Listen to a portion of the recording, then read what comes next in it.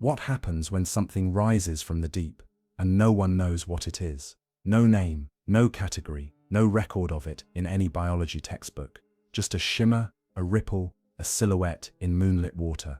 Sometimes it's a glow, just beneath the hull. Sometimes it's a shadow, standing too tall on the open sea. Other times it's something breaking the surface with limbs, or wings, or sounds that no creature should make. And then as quickly as it appeared, it slips back beneath, leaving no trace. Only stories, only questions. For centuries, sailors have whispered of beasts the ocean never meant us to see. But what happens when they rise anyway? Tonight we drift through sightings, through sonar echoes, through fog-thick memories of things the sea gave back, just for a moment, and then hid again in the black. Before we begin, where are you watching from right now? Drop your city and the time on your screen in the comments below, and hit that subscribe button. Let's see how far these creatures still swim. Now, close your eyes, listen to the waves, and follow the first ripple.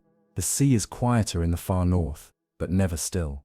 It breathes in long, cold sighs, pulling in storm clouds, exhaling sheets of salt mist, and in the depths just off Iceland's northern edge, where the water darkens into near night, the fishing boats know not to drift too long after midnight.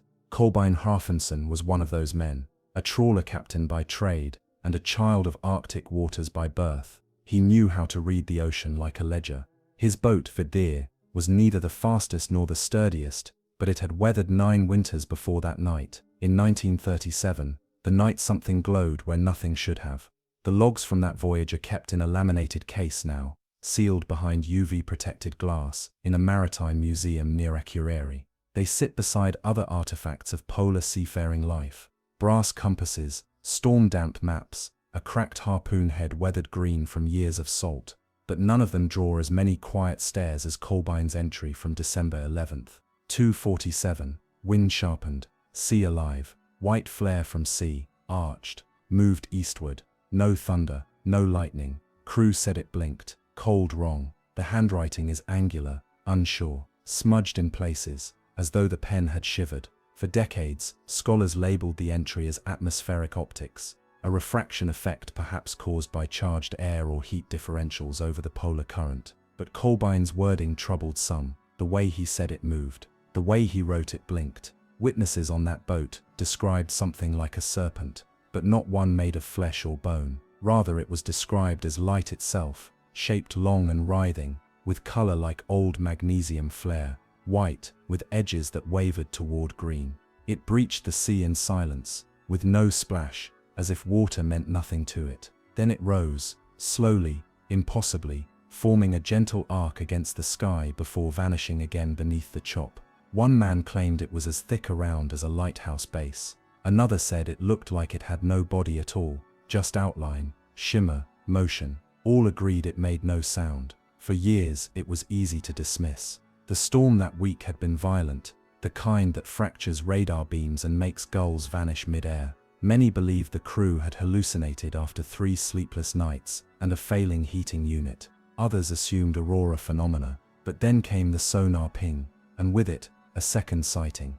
In 1982, a Japanese deep-sea trawler named Shinyon Maru was fishing further north than usual, following an odd temperature break in the ocean's surface. The crew, using early sonar equipment to track fish movements in mid-water, noticed something strange just after 3 a.m. A long, undulating shape appeared on their display, about 30 meters beneath the vessel. At first, they assumed it was a school of fish scattering in unison, but the shape didn't scatter. It curled, it coiled, and then as suddenly as it appeared, it rose, not with the darting speed of predator or prey, but with a strange, languid grace, almost like it was observing them back. The radio operator noted something unusual. When the shape began to rise, every electronic device on board crackled once in unison. No outage, no damage, just a single static pulse, like a sigh. When the shape reached within 10 meters of the hull, the water below the ship lit up, not with bioluminescence but with what one crewman described as a line of daylight, snaking upward. Several men on deck reported a glare so bright they had to shield their eyes. The ship's power flickered, and just like that, the light receded, trailing back into the abyss like a silk ribbon dragged by the tide. No mass was recovered, no creature caught, just the record, and the nervous silence of men who had seen something they couldn't name. Years later, marine biologists would revisit that data. One theory suggested that what both Kolbeinn and the Shinyamaru witnessed could have been a form of giant siphonophore, a colonial organism like the Praia dubia, known to extend over 40 meters in length, glowing faintly in deep water. But the speed, curvature, and presence near the surface didn't match known behaviors. Others pointed to piezoelectric discharges from tectonic stress near the mid-Atlantic ridge, energy building up undersea, released as bursts of light in columns of water. But that didn't explain the shape, or the rising motion, or the strange sense, mentioned in every account, of being watched. It wasn't just what they saw, it was how it made them feel, as if something ancient, something aware, had surfaced for a moment, and then returned to its place beneath. Kolbeinn never sailed again after that night. He lived another 20 years inland, tending to sheep and avoiding questions about the sea. His family says he never feared storms, only stillness. And sometimes, in the middle of dinner, he'd look past them toward the window and murmur, "It blinked at me, with its whole self."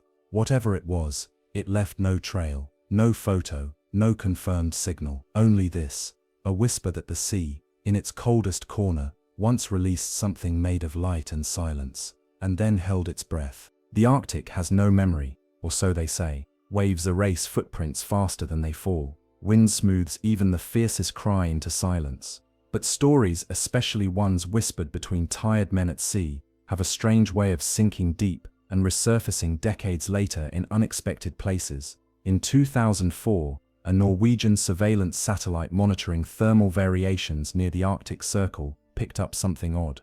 Not a heat signature, but an absence of it. A void in the water column stretching vertically for over 30 meters, colder than the ice shelf itself. For 12 seconds it ascended, then it disappeared. This report never made headlines, but it quietly reached a marine cryptography lab in Bergen, where patterns in sonar, thermal, and magnetic readings are fed into software designed to model undersea anomalies. Their systems were built to detect icebergs, tectonic shifts, and whale migrations. But this didn't fit. The model returned a strange output, shape persistence not explained by density displacement, possible membranous vector, not biological, not geological. In plain terms, whatever rose from the water that day left no wake, no debris, no heat, just a column of structured absence. A space where something had been, but not quite real enough to touch. The lab archived it, unsolved, unverified, but tagged with a peculiar name in the metadata, traced back to one of the researchers, Flare Serpent. That same year, another fishing trawler, Einar's Wake, reported a similar event, this time off the coast of Grimsey, just along the Arctic convergence line. It was mid-January. Winds were still, water uncommonly glassy. At precisely 2:41 a.m., the onboard radar blinked, once, then again, and went black for 7 seconds. All other systems remained functional. When it returned, the crew spotted it. A long arc of light just beyond the bow, so bright it reflected off their own deck like distant lightning. But the sky was empty, and the light wasn't above them. It was rising from within the sea. One deckhand, Holdor, described it later as a living stroke of moonlight, rippling like it was deciding whether to rise further. He watched, frozen, as the shape hovered just above the waves for less than a second, then dissolved. Not dove, not sank, dissolved. There was no turbulence, no displaced water, no splash, just a moment where the light folded in on itself and vanished. When investigators later reviewed the trawler's external cameras, they found a stretch of footage that had glitched. From 240 to 242, the frames were smeared, not digitally, but as though the light had bent through the lens itself, distorting time by mere fractions of a second, enough to leave artifacts, enough to raise questions, and always the pattern repeated. A quiet stretch of sieve and a natural light, white with green margins, to serpentine motion, rising, no noise, and then nothing. But in 2017, a theory surfaced that sparked renewed debate. A group of Icelandic geophysicists published a paper on ultra-low frequency sound anomalies near the Arctic mid-ocean ridge. These hums far below the threshold of human hearing seemed to pulse in rhythmic waves, often around the same times of year that flare serpent sightings had occurred. Could something down there, something vast and sensitive, be reacting to shifts in tectonic pressure or magnetic fields? A deep-sea creature perhaps, with light-emitting membranes used for communication or defense. One that doesn't swim in bursts but glides vertically like a ribbon in slow ascent.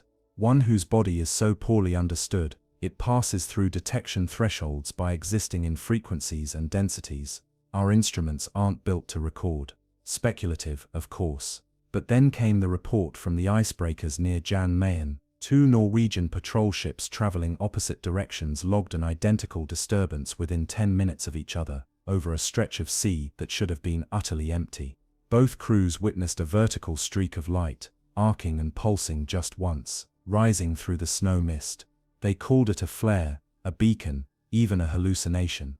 But then one sailor, a quiet man named Mads, opened an old email thread on his personal laptop that night, searching for a phrase his grandfather used to mutter while gutting fish near the docks.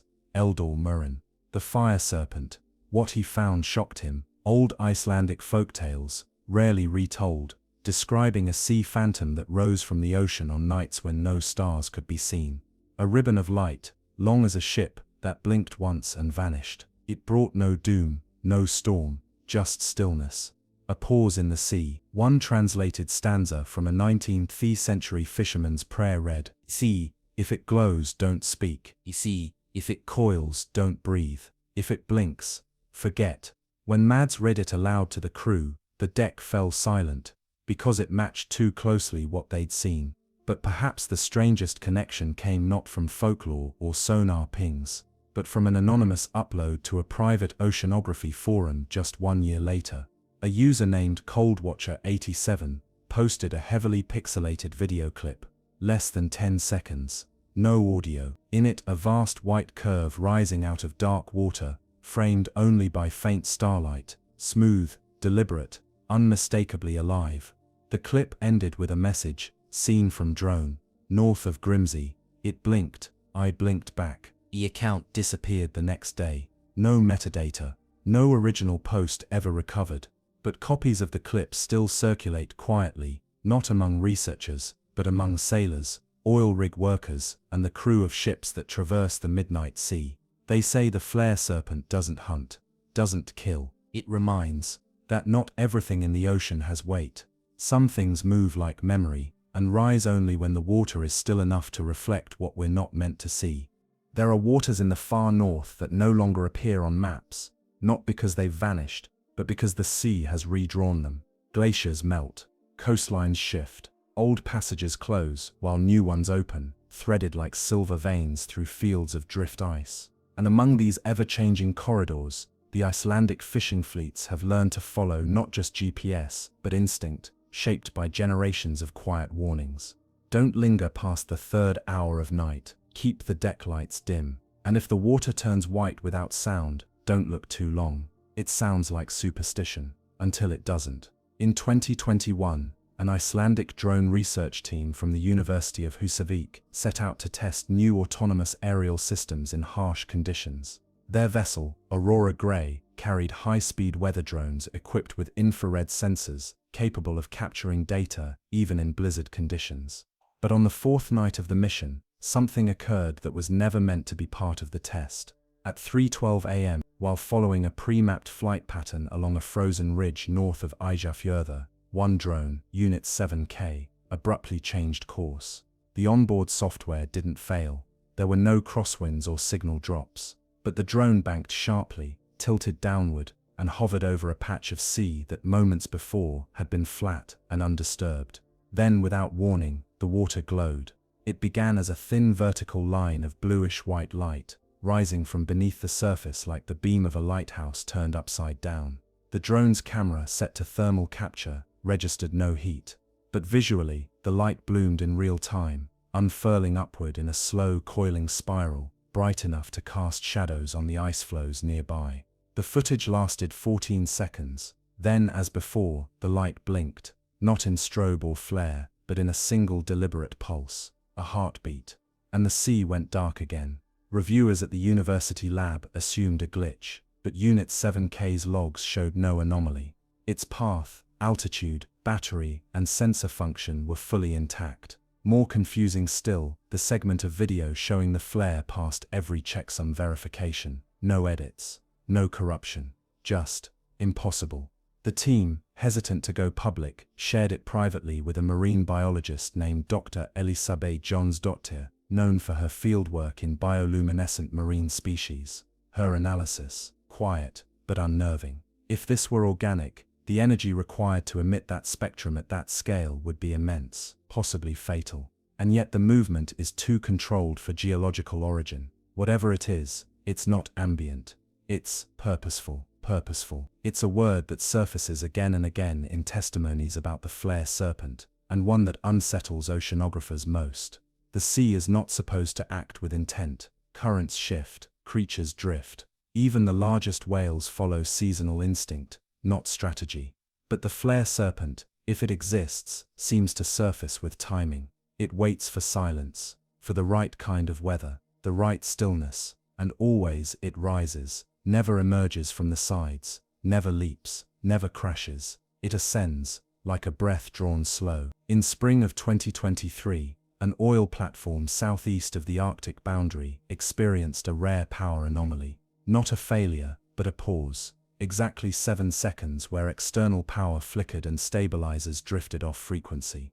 During this window, a technician named Daniel Forsen was performing routine sensor calibration on the platform's windward side. He didn't hear anything. He only saw a light. Thin, curved, white-blue. It rose from the sea about 60 meters from the platform, shimmered, and then blinked once, gently. Not rapidly, not violently, just a slow, deliberate fade. Daniel didn't report it that night. He only mentioned it 3 days later to a fellow engineer over breakfast. By then the event was considered non-critical, and no systems had logged unusual activity, apart from the 7-second pulse. But the phrasing Daniel used stuck in the engineer's mind. He said, "It wasn't looking at me. It was the looking, like the act of seeing came from it, not toward it." That quote found its way to an oceanology symposium in Bergen 6 months later, during a closed-panel discussion on unclassified phenomena. And that's when a linguist, attending by chance, offered a curious observation. She had studied Norse and Greenlandic coastal languages for decades, documenting forgotten dialects among islanders. In one Greenlandic myth, there is mention of a sea light that watches, an entity known not by name, but by its silence. One fragment,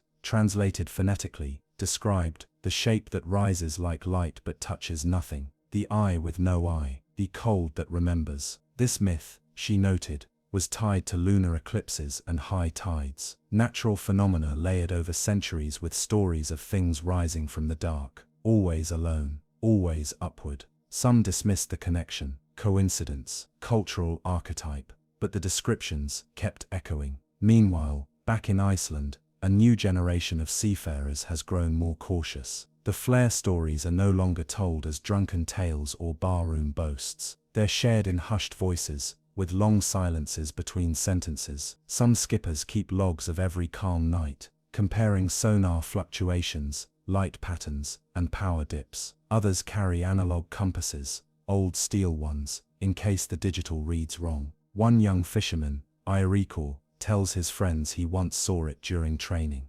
Just a streak, a long bright ripple slicing up through black water far off the port side, vanishing before the others turned. He never wrote it down, never told the captain, but at night, when the stars are gone and the clouds hang heavy and low, he feels it in the air. It's like the sea gets expectant, like something's breathing beneath it, and if you're very still, you can feel it pause, waiting. The flare serpent doesn't scream, it doesn't chase, it waits, to be seen maybe, or maybe, to see us. There's a stretch of ocean just northeast of Husavik, where the seafloor falls away too quickly, a silent drop-off, sheer and smooth, like the edge of something ancient carved into the planet before maps had meaning. The fishermen who trawl near that edge don't use nets at night. They wait until morning, when the sky has color again, not because of regulation, because of a feeling, because of something they don't say. In February of 2024, a privately funded expedition sent an autonomous submersible into that trench, equipped with low-frequency sonar, heat-mapping cameras, and pressure-adaptive lights. The mission was simple: chart deep-water jellyfish migration and record bioluminescent behavior for scientific archives. It was the kind of quiet project that rarely makes headlines, until the final dive. At 3:19 a.m., during the submersible's descent into the trench's shadowed slope, the data feed to the surface recorded a drop in ambient sound, an unnatural silence that flattened the usually vibrant clicks and creaks of marine life. The temperature, oddly, rose by 0.6 degrees Celsius without any geothermal markers, and then, slowly, the dark changed shape.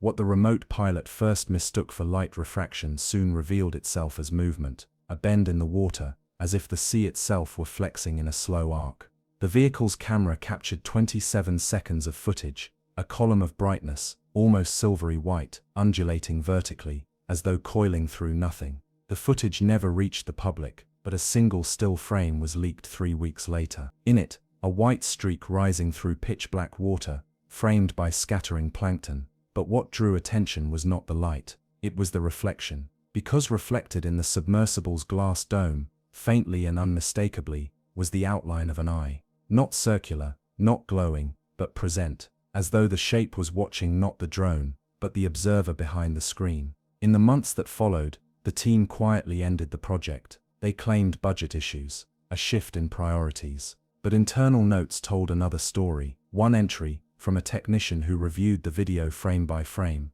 simply read, "The ocean blinked." The image became a quiet obsession in certain circles. Cryptid enthusiasts named it the cold coil. Marine theorists debated whether it could be a rare undiscovered siphonophore, perhaps even a translucent megaplankton form, reacting to electromagnetic pulses. One fringe paper argued that tectonic stress near the mid-Atlantic ridge might be pushing supercooled water through ancient volcanic vents, creating upward jets of light, caused by mineral reaction, a natural plasma serpent, so to speak. But none of that explained the motion. None of it explained the pause before it vanished. The best sea stories never conclude. They fold inward, and so too does the legend of the Icelandic flare serpent. The more one tries to capture it, through sonar, heat, or video, the more it seems to retreat, not hiding, but resisting definition, like something that only wants to exist on the edge of memory, never fact. There's a tale, passed among Arctic navigators, of a ship called the Muspelsbranda.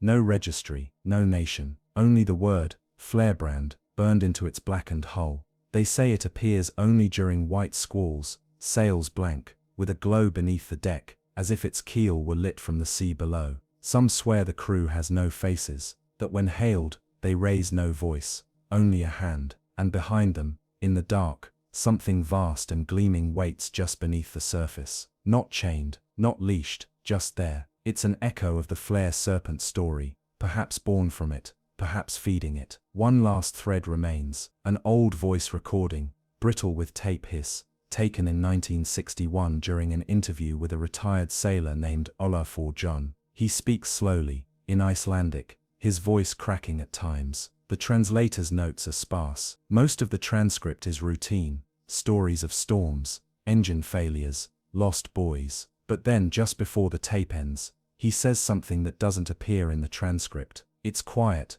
nearly lost beneath the static. In Icelandic, he whispers, "I saw the sea blink. It blinked like it knew me, like it remembered something I'd forgotten." And then silence, a long one, followed by the tape's final click. What makes the flare serpent legend so strange isn't what it leaves behind, because it leaves nothing. No bones, no damage, not even a proper shadow. What makes it linger is the feeling, a pause, a single beat where the sea changes rhythm, and something stirs just beneath the boundary of the known. Something long, something light, something waiting. It doesn't roar, it doesn't breach, it ascends, slowly, impossibly, like the ocean remembering how to breathe. Maybe it's not a creature at all. Maybe it's the sea itself, testing its own skin. A flare of memory, a blink of something old and luminous, still dreaming in the depths. And when the waters are still, truly still, and no wind moves, and the stars disappear behind frost and fog, maybe then, it rises again, not to be seen, but to see. In the northern reaches of the Pacific, where Alaska begins to loosen into scattered islands and the sea thickens with drifting ice, there lies a passage few ships travel twice, the mirror-flat waters between St. Matthew Island and Nunivak. where the wind falls silent and everything reflects. Fishermen call this part of the Bering Sea the shimmer belt.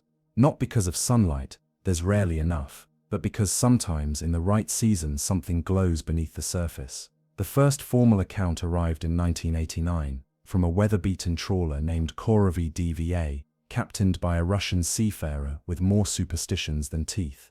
He'd logged over 30 years in the Bering and claimed to know every quirk of its currents. But on an unusually warm March night, when sea ice cracked apart like broken glass and fog sat thick as soup, he saw something he could never quite explain.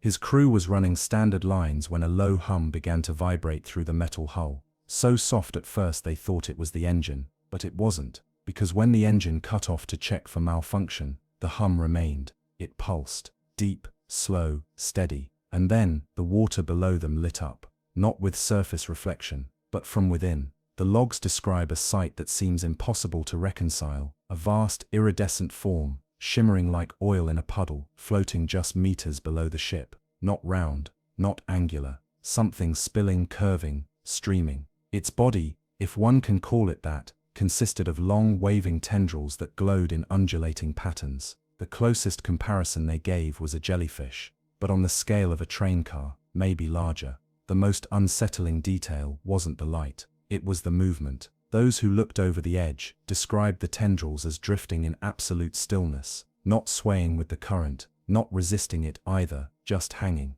as if the water weren't water at all, as if it obeyed some other rule. One crewman, overcome by nausea, claimed he could feel the shimmer pulling on thought, as though it were humming at a frequency just beneath memory. The glow intensified for nearly 5 minutes. Then, without warning, it coiled inward, spiraling once like smoke, and disappeared. No trace, no ripple. The hum stopped with it. In the days that followed, the Crave DVA developed electrical faults. The radios gave off feedback. The onboard compass would spin gently when pointed east. They returned to port early, citing mechanical failure. But in an unsent letter found years later among the captain's belongings he wrote, "It looked like color dreaming in place. No form, but it knew we were there, and it chose not to rise." Over time more stories surfaced, quiet reports from isolated fishing crews, polar research vessels, and even satellite scans showing unexpected light blooms in ice-trapped water. In 2006,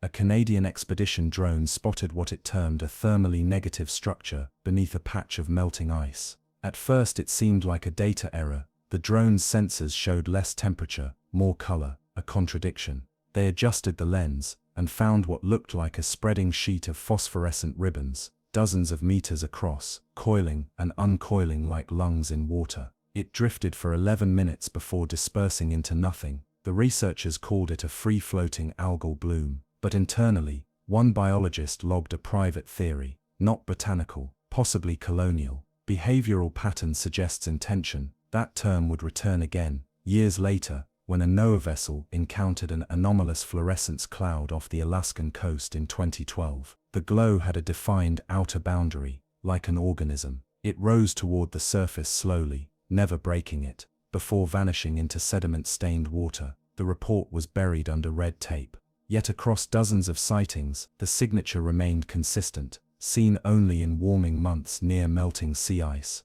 accompanied by a low-frequency hum or resonance, always iridescent, but not in patterns known to bioluminescent species, tendril-like extensions that don't behave like fins, flukes, or lemurs, movement described as slow, measured, gravitationless, never breaches, never breaks the surface. Folk names began to circulate in port towns and among indigenous coastal communities. The Inupiat called it Kilakpak, loosely meaning the one who shines beneath but does not surface. Russian fishermen took to calling it Svetly Tumen, the light mist. Modern sailors, lacking tradition, simply call it the shimmer. There are theories, of course, some grounded in science, some less so. One proposes the shimmer is a colossal siphonophore, not unlike the ones recently discovered in deep trenches, organisms hundreds of feet long, gelatinous and fragile, nearly invisible without light. Under this theory, the glow could be a defensive flare or mating behavior, triggered by sound or temperature.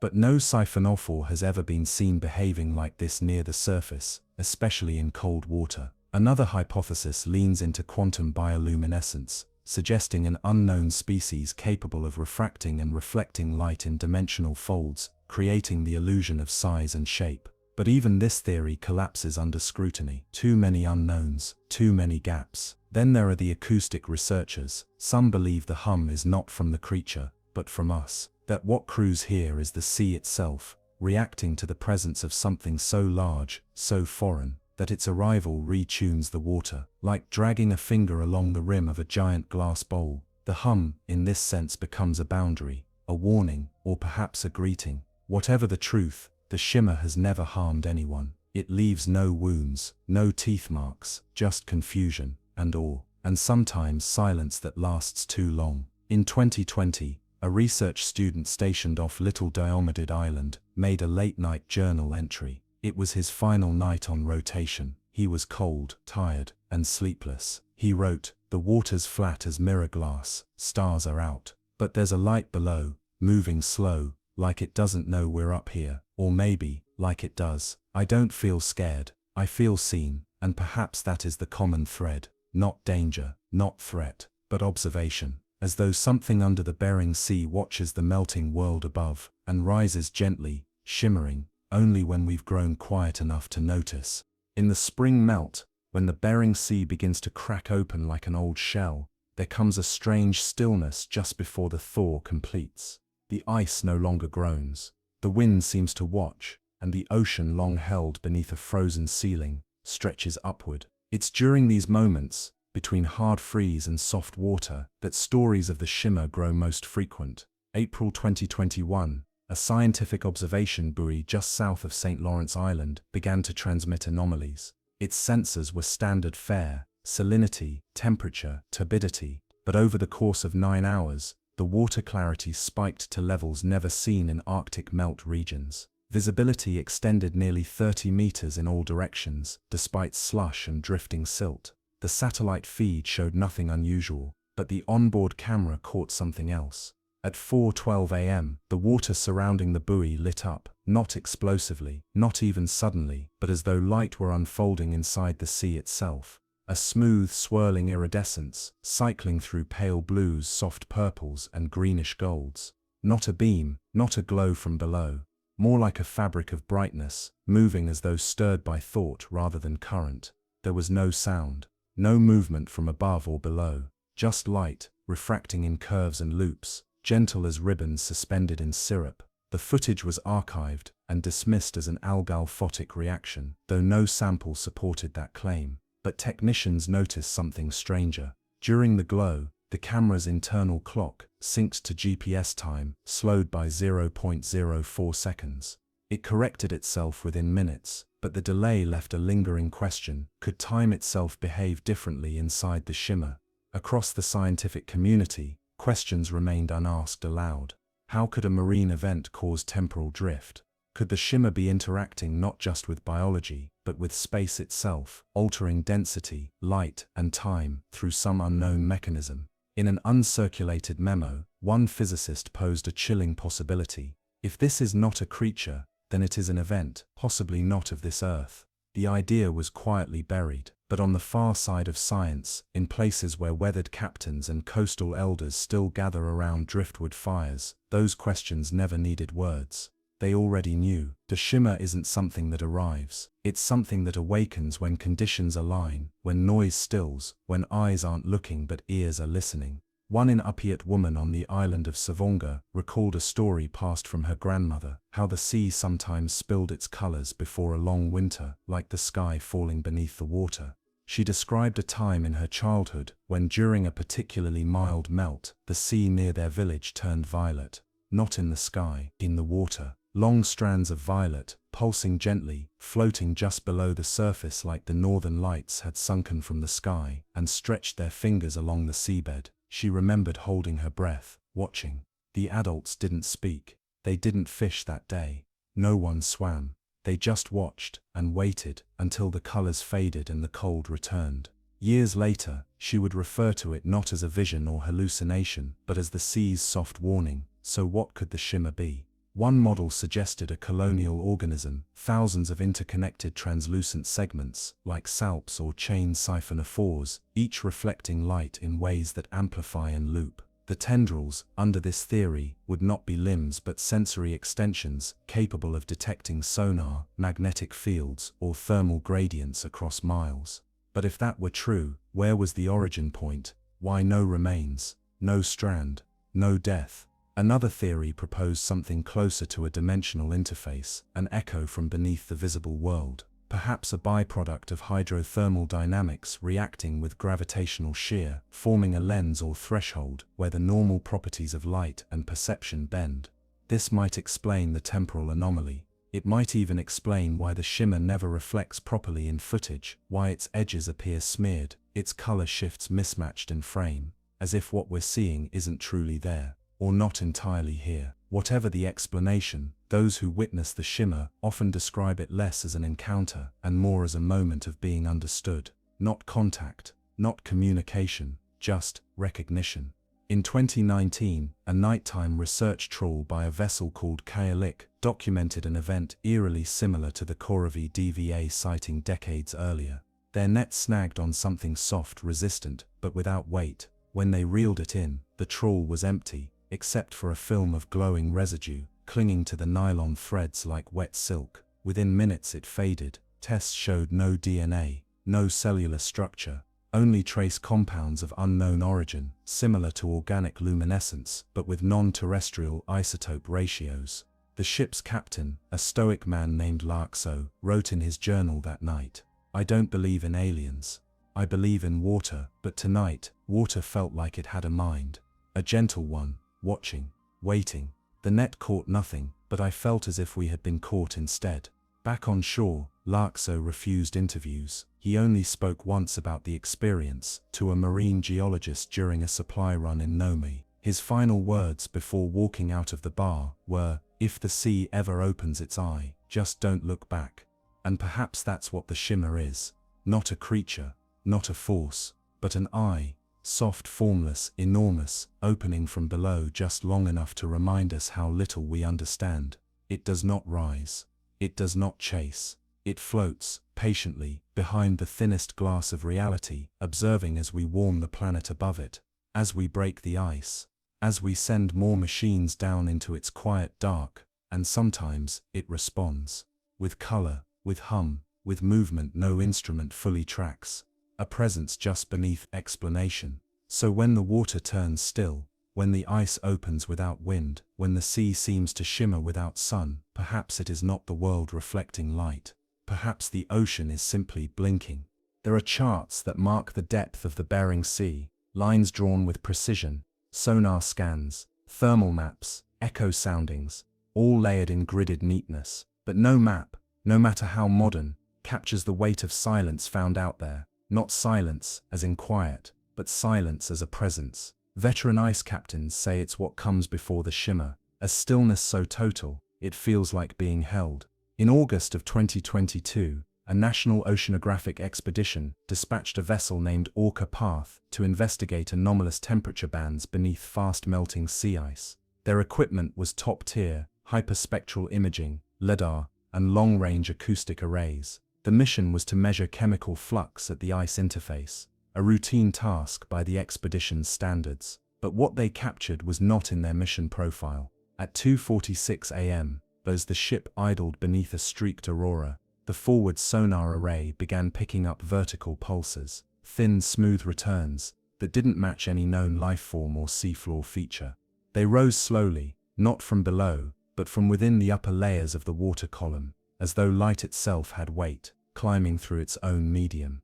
At first, the crew thought it was a malfunction, but the pulses had structure, intervals too precise to be chance. And then the glow began, radiating out from the starboard side, barely 2 meters below the surface. A sheet of color began to unfurl. It didn't flash, it blossomed, expanding outward in translucent waves, like an unseen bloom inhaling in deep water. The crew crowded the railing in silence. Some described it as watching a planet being born. Others swore they heard nothing. Not the waves, not the wind, not even the hum of the ship. Only light. Dr. Mireille Takada, a specialist in marine optics, later wrote in her private notes, "I've seen coral spawning, bioluminescent tides, algal sheens, but this was not that. This shimmer responded, as if it could feel our eyes. As the bloom stabilized, the tendrils appeared, thin glowing strands that curled and uncurled in measured spirals. Not randomly, not chaotically, they moved in repeating arcs, each one slightly delayed from the last, creating a visual echo. One crew member described it as a breathing language of color. Another said it reminded him of whale song, not in sound, but in the sense that it meant something, even if they couldn't read it. For 34 minutes, the shimmer remained beneath the ship, casting luminous reflections along the hull. It moved only slightly, drifting with the slow current, but never rising or sinking. And then, as silently as it had come, it contracted, spiraling inward in a swirl of soft purples and icy golds, like paint disappearing into water. The light dimmed, the patterns ceased, and the sea resumed its ordinary noise. Post-analysis revealed no anomalies in radiation, salinity, or temperature outside the visual phenomenon. But deep in the sonar logs, engineers found something strange, a repeating interval. Every 8.1 seconds, a low-frequency pulse had echoed through the water, consistent, measured, faint, not mechanical, not geological, and not matching any known animal behavior. Takada proposed that it could be the shimmer's heartbeat, or more chillingly, its breath. A resonance, cycling through water too deep for us to reach, and too delicate for us to disturb. But not everyone agreed. In an anonymous forum used by submersible pilots and deep-sea engineers, one user claimed the frequency matched something else, an old Soviet submarine transmission protocol, long defunct, known for its precision and inability to be replicated by random noise. Could it be mimicry? Could the shimmer, if it was a life form, have learned that rhythm from decades of underwater traffic? Could it be echoing us, as a kind of signal? The idea was dismissed by official circles, too speculative, too fringe. But among those who've seen it, really seen it, the theory lingers like mist. A man named Galen, a retired sonar technician who worked aboard NATO vessels during the Cold War, gave an interview before his death. He described tracking something in the Bering in 1972, not a ship, not a whale, something that moved without moving, pulsing once every few seconds, never approaching, never retreating, just being there. He said, "It's the hum that gets you, not in your ears, in your spine. You don't hear it. You remember it, like it's been playing a long time, and you've only just tuned in." There's a subtle fear in all these stories, not of danger, but of being understood by something too vast to define. The shimmer doesn't threaten, it doesn't chase, it doesn't even touch. It appears, it watches, it listens, and then it leaves. What we're left with is a strange kind of grief, not for loss, but for the limits of our knowing. To look into the shimmer is to be reminded of how young we are, how small, how noisy in a world that has long preferred silence. And yet, it keeps appearing, not to everyone, not everywhere, but enough times, and in just enough patterns, to suggest it isn't random. Maybe it's not a single creature, maybe it's a migration, a kind of oceanic bloom, like fireflies of the trench, following light cycles we've never mapped. Or perhaps it's a veil, the skin of something greater, rising just close enough to brush the edge of our senses, before falling back below the threshold of belief. Whatever it is, the Bering shimmer doesn't ask questions. It is the question, not a monster, not a myth, just a moving glowing pause in the rhythm of the sea. And the only certainty is this: when it comes, the ocean forgets how to speak, and the light beneath the surface remembers what we've always been afraid to ask. They say you don't find the shimmer, it finds you. When the ice melts without sound, when the moonlight is too weak to reflect, when the ship has drifted just long enough for no one to be looking down. These aren't legends told with fear, but with reverence, because what people feel after witnessing it is not terror, but a quiet unraveling. In the winter of 2023, a coastal observation post on St. George Island captured something rare, a dual witness event. Two different research teams, one aboard a stationary sea ice tracker, the other on shore with wide-angle ocean surveillance, recorded a synchronized phenomenon over a 4-minute span just before dawn. At precisely 3:11 a.m., both sources captured a vertical glow, rising in slow spirals beneath a field of fragmented sea ice. From shore, it looked like pale fire moving under glass, slow, curling light rippling upward without touching the surface. On board the tracker, the crew reported an eerie calm, no engine noise, no wind, and a drop in equipment feedback. The glow pulsed every few seconds, in smooth waves of color: violet, indigo, faint copper, pale mint. But what truly unsettled them was the lack of interaction. It rose, it shimmered, it watched, and then it receded. No motion toward them, no change in the ice, just a presence drifting past, as if it were observing a moment that didn't involve them at all. One scientist, shaken but composed, described it in her log: "It's not looking for us. It's not hiding. It's just passing through. Like we're insects in a room it happens to enter. Indifferent, but real." Later, analysts tried to triangulate the exact depth and origin of the light. Their findings were inconclusive. The glow had no clear source, no heat, no displacement of the surrounding water column. But beneath both recordings, buried in the audio spectrum below human hearing, was a subharmonic beat, a pulse every 8.1 seconds, matching previous encounters. The same rhythm, again and again. It had surfaced across 5 events over 15 years.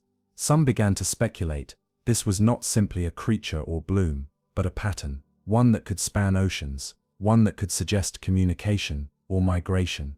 What if the shimmer wasn't a single being? What if it was a cycle? One scientist from Tokyo Oceanographic University quietly suggested a new framework. What if we were witnessing not biology, but conscious behavior, an entity that expresses presence through light, interprets information through vibration, and traverses water in a non-linear way, perhaps using chemistry or pressure fields instead of direction? His theory, dismissed as poetic nonsense by many, concluded with one unsettling idea: if the shimmer recognizes us, it may also remember us. That memory could stretch back further than we imagine. Among the Aleut people, long before modern instrumentation, there was a ceremonial story told only to elders. It described a being called Siliquiac, the watcher beneath still water. It rose not to take or give, but to remind. The myth says Siliquiac appears when the boundary between worlds grows thin, when the deep remembers the surface. In one preserved chant, a phrase is repeated 3 times: "Do not fish, do not speak, let the shimmer pass." The translation isn't perfect, but the message is clear: presence demands stillness. Modern interpreters speculate these tales may have originated from real events, sightings passed through oral history, refined into ritual, not out of fear, but out of respect. Could it be that the Bering shimmer has always existed, and we are only now relearning how to see it? In the wake of increased sightings, some vessels have begun to alter routes, not out of official warning, but through hushed recommendations. Ship captains who've heard from friends, from cousins, from someone on a rig, that a glow had been spotted 3 nights east of the broken waterline. There's no protocol, no radio code, only a new superstition: if you see the glow, do not turn on the deck lights. Because the shimmer reacts to light, not violently, but responsively. In one incident, a vessel activated high-beam floodlights during a faint sighting. The shimmer didn't vanish, but its light changed, shifted into harder blues, faster pulses, and for 1 full minute, the ocean beneath the hull turned mirror flat. No wind, no current, just reflection. The crew turned off the lights, and the glow softened. It resumed its slow drift, and then disappeared. To this day, that ship, the Northern Tollin, has refused interviews. Its logs remain sealed, but the second officer, who resigned shortly after the event, left a single sentence in her exit file: "It was like waking a god who was still dreaming." That's what the shimmer does. It doesn't explain itself. It doesn't offer a message, or a sign, or a map. It simply is. And the more we look, the more we realize how little we're equipped to understand it. The shimmer may be nothing more than a deep water phenomenon, a play of currents and chemistry under shifting ice. Or it may be the fringe edge of something alive, vast and slow, existing on scales of time we can't yet measure.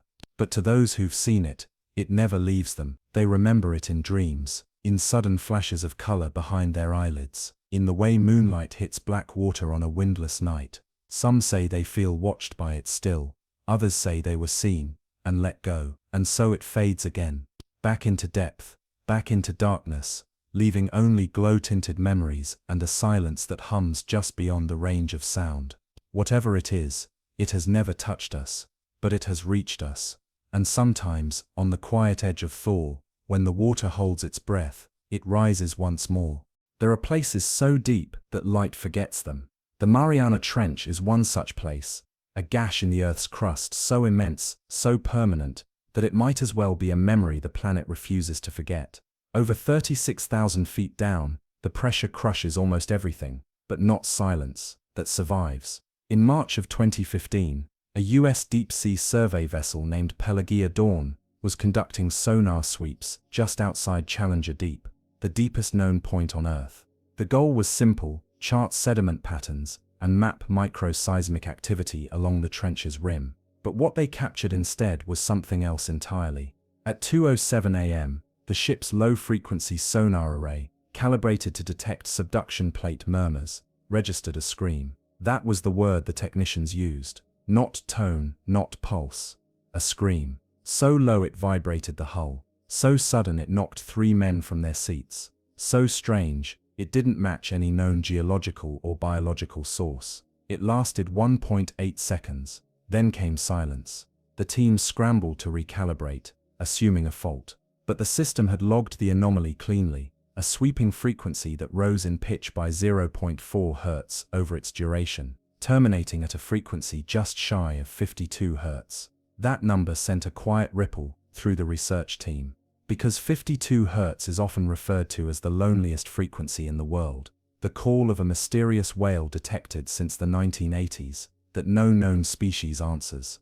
But this wasn't a whale call. It was too loud, too deep, and it rose from the trench wall. Within 10 minutes they sent down a tethered autonomous recorder, its live feed broadcast to the ship's command room in silence. Soft plankton drift, cold shadows, endless dark. Then at 2:41 a.m., something moved. Not horizontally, vertically. A pale shape, rising from below the view window. No flippers, no fins, only a smooth, enormous surface, the curvature of something impossibly large, moving up like a breath drawn through stone. The crew watched in stunned quiet as the light from the submersible caught the outline of what looked like vertebrae, pale and matte, spiraling upward like the structure of a fossil still dreaming in the dark. It passed upward and out of view. No turbulence, no current shift, no return signal. The ship floated above a trench that had swallowed the world's pressure and now whispered back with movement. When the recorder returned to the surface, the ship's team discovered something else, a smear on the lens, faint but visible under UV light. It was organic, but not microbial. Strands of protein, similar to what's found in the cartilage of deep-sea cephalopods, but longer, stronger, and laced with trace metals rarely found outside hydrothermal vent regions. Biologists scrambled to analyze it, but the sample degraded within hours, becoming brittle and inert. The working theory: exposure to surface air collapsed its structure. Unofficially, the crew began calling the event the Screamer. News never made it beyond classified research files. Too little to show, too much to question. And yet, that same week, an amateur radio operator on Guam reported hearing a mechanical wail over a long-wave maritime band, rising and falling like a signal, but never repeating. It happened at 2:08 a.m., 1 minute after the Pelagia Dawn heard the scream. No connection was made. No one wanted to make it, but something else did. By the time the Pelagia Dawn returned to port, its crew had grown quiet, not anxious, not paranoid, just subdued. They didn't talk about what they'd seen on the feed. They didn't mention the smear, or the scream, or the strange way the water beneath the ship had gone unnaturally still for hours afterward. They just handed over the logs and left. But for weeks afterward, scattered signals emerged from the trench, strange, clipped pings caught by other deep-sea monitors across the Pacific. Each signal was faint, seemingly random, but when layered and analyzed, they formed a pattern. Not a message, not language, but motion. The signals rose, not outward, but upward. One by one, they ascended the water column before vanishing. No creature matched the trace. No current explained the vertical climb. They weren't pings from our world. They were echoes of something passing through it. In May 2015, a Japanese research pod, Kibon 3, stationed on the trench's eastern shoulder, picked up a sudden drop in ambient vibration. Ocean floors always hum, seismic tremors, shifting rock, distant magma. But for 6 minutes, everything fell flat, like a theater gone silent. And then came the sound. Not a scream this time. Not human, not animal. A sound like the shearing of glass, drawn through miles of dark water, soft at first, then rising. Not loud, but present. The pod's cameras turned toward the source automatically. At 11,000 meters, the light showed nothing, but the sonar showed something immense, rising, not in speed, but in certainty. A slow, deliberate climb, through density, no creature should endure. The team on the surface hesitated to move.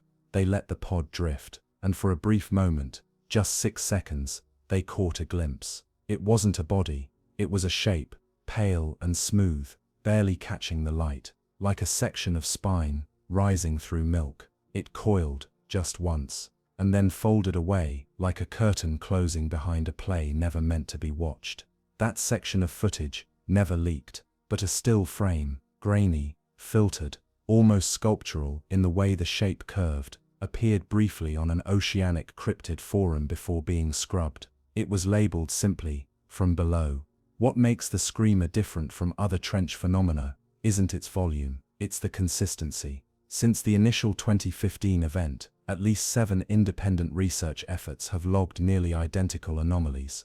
A vertical rise, a harmonic sweep rising in pitch, no lateral motion, a single curving shape, pale and unsegmented, no propulsion, and a signature pressure displacement, sudden, wide, then gone.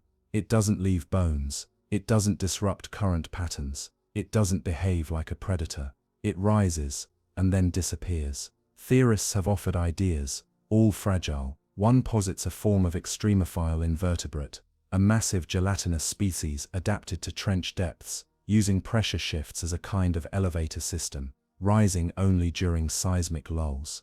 Another suggests it's a non-organic phenomenon, a self-folding pressure membrane, the result of submarine gas pockets collapsing inward in a spiral. But both theories fail to explain the structure. The vertebrae, the sense, always described the same way, that it sees without eyes. One deep diver who reviewed the footage anonymously wrote, "It felt like we were watching something that had always been there. Not new, not alien, just old, and finally moving. There are whispers, nothing official, that the screamer has been heard before." In 1969, a Soviet deep-sea monitoring post logged what it described as a vertical acoustic anomaly in the same region. It rose over 4 minutes, curved in pitch, and ended at 52 Hz. The file was classified, but a translated excerpt surfaced in a Cold War declassification dump decades later. The final entry read, "Not seismic, not whale, motion impossible, origin, below plate line." That term, below plate line, caught the attention of geologists, because it implies motion not within the crust, but beneath it, a chamber, a hollow, or something deeper. In a 2017 paper that was later retracted, a group of fringe researchers suggested that parts of the trench might be connected to an unmapped vertical tunnel system, ancient tectonic scars that lead not just down, but through. They theorized the screamer wasn't rising to investigate, it was leaving something below, or returning to it. Of course the idea was dismissed, but the recordings remain, too consistent to ignore, too eerie to explain. And there's another mystery. The scream itself, that signature rising call, has now been detected in other oceans, not often, not clearly, but faint traces have appeared. In the Peru-Chile Trench, in the Kermadec, and once near the Puerto Rico Trench, always deep, always rising, always alone, which means it moves, not in packs, not in migrations, but cyclically perhaps, or eternally. So what is it? A living fossil, a leviathan, a memory of something Earth has buried and is trying to forget. Or maybe it's a kind of deep system alarm, not a creature at all, but an expression of something vast shifting in the dark, like bones settling inside the crust of the world. The screamer leaves nothing behind, just a trembling in the hull, a smear on a lens, a harmonic that stays in your chest long after your ears go silent, and the feeling universal, chilling, that whatever it was, noticed you. There is a point, somewhere in the dark beneath the Western Pacific, where the weight of the world becomes more than metaphor, at depths beyond comprehension, where pressure folds steel and sound travels sideways, the trench sleeps, and something inside it breathes, not with lungs, not with need, but with rhythm, a rhythm that sometimes climbs. In 2020, a group of marine geophysicists deployed a new class of autonomous gliders into the trench. These long-range vehicles were designed to listen rather than see, mapping the trench not through imagery, but through pressure fluctuations and acoustic reflection. The gliders were set to travel in tight spirals, drifting deeper in loops while relaying data to an overhead relay drone. For the first 2 days, all was routine. Microquakes logged, vent signatures confirmed. But on the third night, as the gliders reached just past 10,000 meters, the signal changed. The relay drone, which hovered in low orbit to avoid the shifting surface storms, received a tone, a continuous rising frequency that didn't fit any known tectonic signature. It began at 35 Hz, then 36, then 37, ticking upward like a slow countdown, until it halted, once again, at 52 Hz. The transmission then cut off. When the surface crew retrieved the datapod weeks later,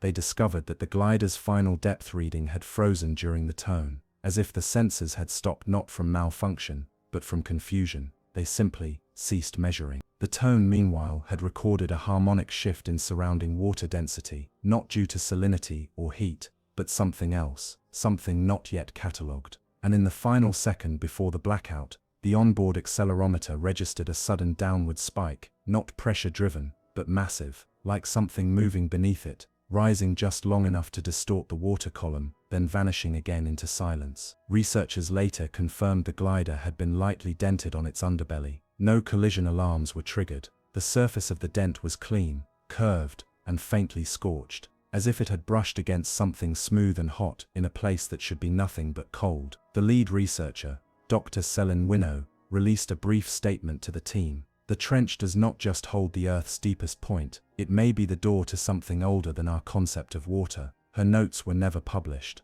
That same year, on the other side of the globe, a seismic listening station in the Atlantic recorded a match, a rising harmonic spike, faint and nearly buried in tectonic noise, ending again at 52 Hz. The station dismissed it as a misfiled reading, but someone in the network noticed. A graduate student studying signal parity cross-referenced the tone with archived trench anomalies. The result was unsettling. The signature matched every known screamer event, not in shape, but in acceleration. It was as though the tone, each time, were rising towards something, not a frequency, but a surface. That's the pattern, always vertical, never lateral, never circling, just up. Why? That remains the question. If it was seeking prey, there would be signs. If it were exploring, it might linger. If it were migrating, the path would leave evidence. But it doesn't. It rises, then it's gone. Some researchers now believe the screamer may not be a biological entity at all. They've begun to describe it with different language: geometric resonance, density event, subsurface interface. One chilling proposal comes from Dr. Nahid Al-Hari, who published a suppressed thesis on pre-tectonic intelligence. Her theory, that beneath the crust of the Earth, where molten layers interact with fluidized rock, there may exist slow-living conscious geometries, not minds, not creatures, but structures that flex and shift and occasionally surface in the only place pressure allows: the trenches. These aren't alive, she says, in any way we understand, but they might remember, not thought, but motion, a kind of inherited momentum, stored over millions of years and released as a climb. In that framework, the screamer isn't a being, it's a thought surfacing, a shape remembered by the Earth itself. It would explain the scream, not as pain or fear, but as the sound of dimensional movement, a side effect of emergence, the noise of something moving through a medium it was never meant to pass. Of course, most dismiss her ideas. They're too abstract,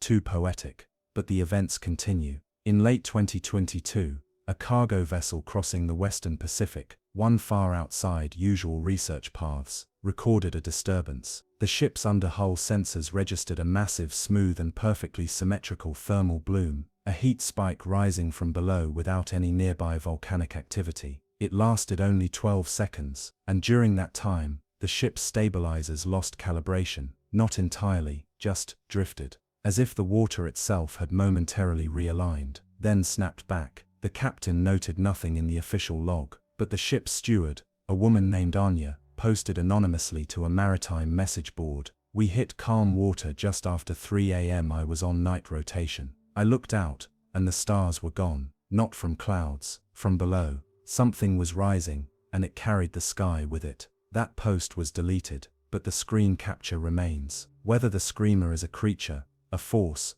or a symptom of some larger mystery, it has become something else entirely now, a presence, one that doesn't chase, doesn't echo, just ascends, and with each appearance, each harmonic, each unbroken climb from the trench's mouth, we are reminded that the ocean is not just deep, it is older than us, more patient, and full of movements that do not care if we name them. The Mariana screamer leaves no bones, only the suggestion that something vast and pale is rising slowly from below, and that we were never meant to see it.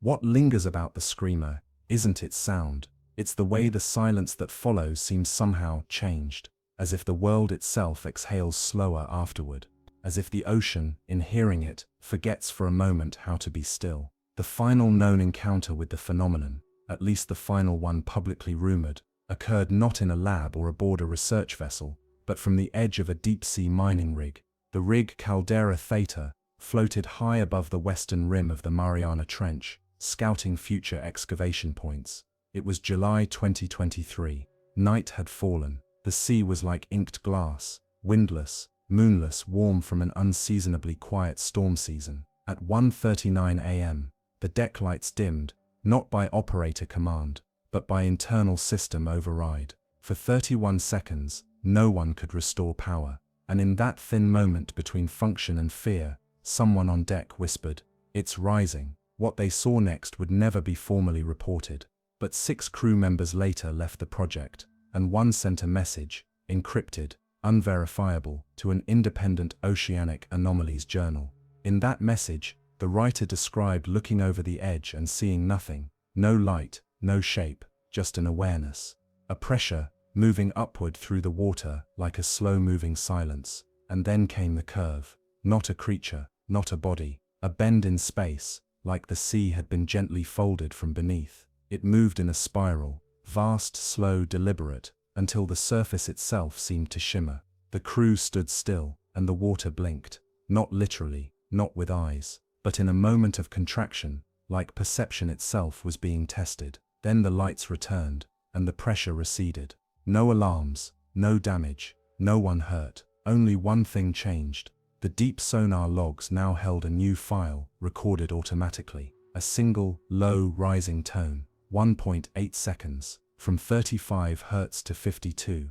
Again, the file was scrubbed clean within days, but fragments remain, passed from hard drive to hard drive, unspoken, like folklore in binary. What all these events reveal, across decades, vessels, technologies, is not just a presence, but a consistency. The screamer behaves by rules unknown to us, but it follows them. It rises, it always rises, and it always ends, with silence. There are no fossil remains, no carcasses dragged up in nets, no physical trace to measure or dissect. And that may be the most haunting detail of all, because it suggests a life form, or a force, that does not end. One that does not die, but only waits, not in dormancy, not in hiding, but in rhythm. A rhythm as ancient as plate movement, as patient as water.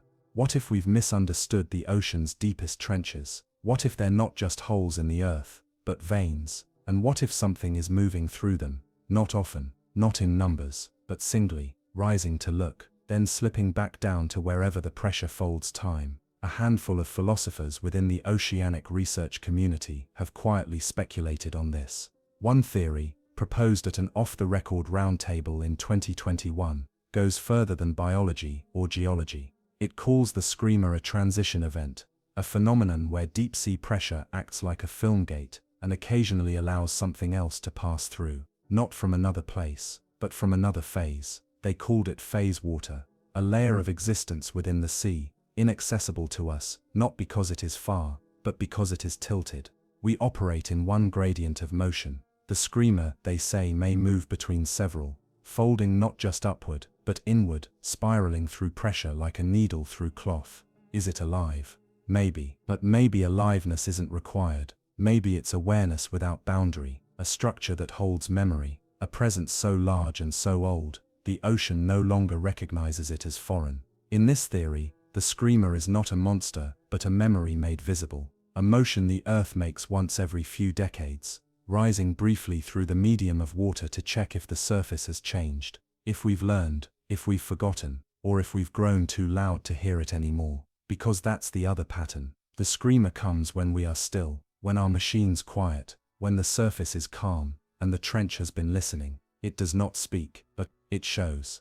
And in the showing we are changed. Not radically, not forever, but in that quiet, shivering place behind the eyes, where we realize how deeply we don't belong here. Not in the sense of trespassing, but in the sense of being overheard. Whatever it is, creature, echo, or shape of a thought we weren't meant to touch, it rises, again and again, without war, without violence, only the sound of something vast, ascending through darkness, and then, gone. The Mariana screamer doesn't teach, it doesn't warn, it simply moves.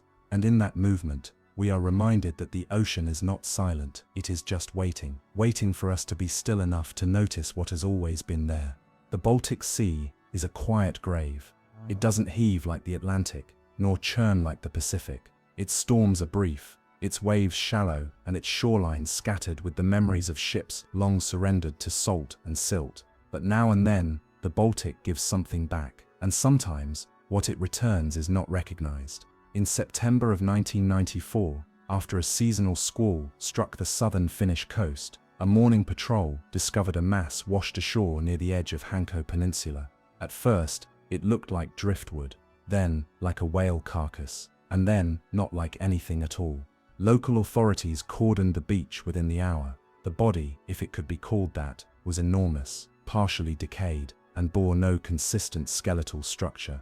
It lay twisted across the wet rocks, like a map folded in on itself. From a distance it resembled a whale. Up close, it was something else entirely. The flesh was pale, rubbery, and thin in places where bone should have breached. Yet the exposed frameworks were not bone, not ivory, not cartilage. They were dark, porous, almost metallic in some places, a lattice of unknown material, as if engineered, not evolved. Divers from the Finnish border guard swept the surrounding waters for remains, but no trail was found, no matching injuries on local vessels, no signs of net entanglement. Only one clue was recovered from the shoreline, a torn, wet section of what looked like gill tissue, studded with smooth black ridges that pulsed slightly when touched. Even hours after landfall, it was preserved. But within 24 hours, it dissolved entirely inside its container, leaving behind a fine shimmering dust. Samples were sent to marine biology labs in Sweden and Germany. Results were inconclusive. Some elements matched known deep-sea organisms, bristleworms, amphipods, pelagic tunicates, but others did not. The full lab report, released under limited circulation, included one sentence that was later redacted in all subsequent versions. Tissue memory, inconsistent with any known degeneration pathway, suggests engineered collapse, not decay. It was this line that gave rise to the name whispered by those who saw it, the driftback, because the thing that washed ashore wasn't killed, it wasn't hunted or stranded, it had returned. But from where and as what, no one could say. By the second day, it began to change. Witnesses described a subtle shrinking, as if the mass were deflating from within, not decomposing, just folding inward. By the third day, the body had collapsed into a tangle of fibrous matter, slick and grey, and by the morning of the fourth, it was gone. Waves had pulled it away, or so the reports claimed. But one volunteer patrol officer, who had camped nearby to monitor the perimeter, told a different story in his later years. He said it didn't wash away. He said it stood up, not like a creature rising to walk, but like something being unfolded by invisible hands, lifted and straightened until it hung upright in the dawn fog, trembling once, and then collapsing into the surf without a trace. He never told the press. Only his granddaughter, years later, who recorded his story as part of a family oral history project. The recording survives, and in it, the man's voice breaks slightly when he says, "It was bones that didn't match. It was breathing, but not like us." None of this appeared in the official files. The incident was categorized as an unknown marine anomaly, and references to the structure were replaced with euphemisms, organic tangle, suspected cetacean remains, marine detritus. But rumors persisted, especially among the divers. Over the next few years, 3 different diving teams in the Baltic Sea reported something strange at mid-depth, cold zones, where the water dropped several degrees unexpectedly, forming vertical columns of stillness. Inside these pockets, visibility dropped to 0, lights failed, and sound, even the bubbles of a diver's own breath, seemed muted. 2 divers, on separate occasions, emerged reporting the same thing, a shape, seen only in brief silhouette, long, arched, ribbed like a centipede, but wider, slower, trailing what looked like collapsed fins or folded limbs. One described it as an exhale given form, another refused to dive again. When pressed for detail, both offered the same metaphor. It was coming apart, but still moving.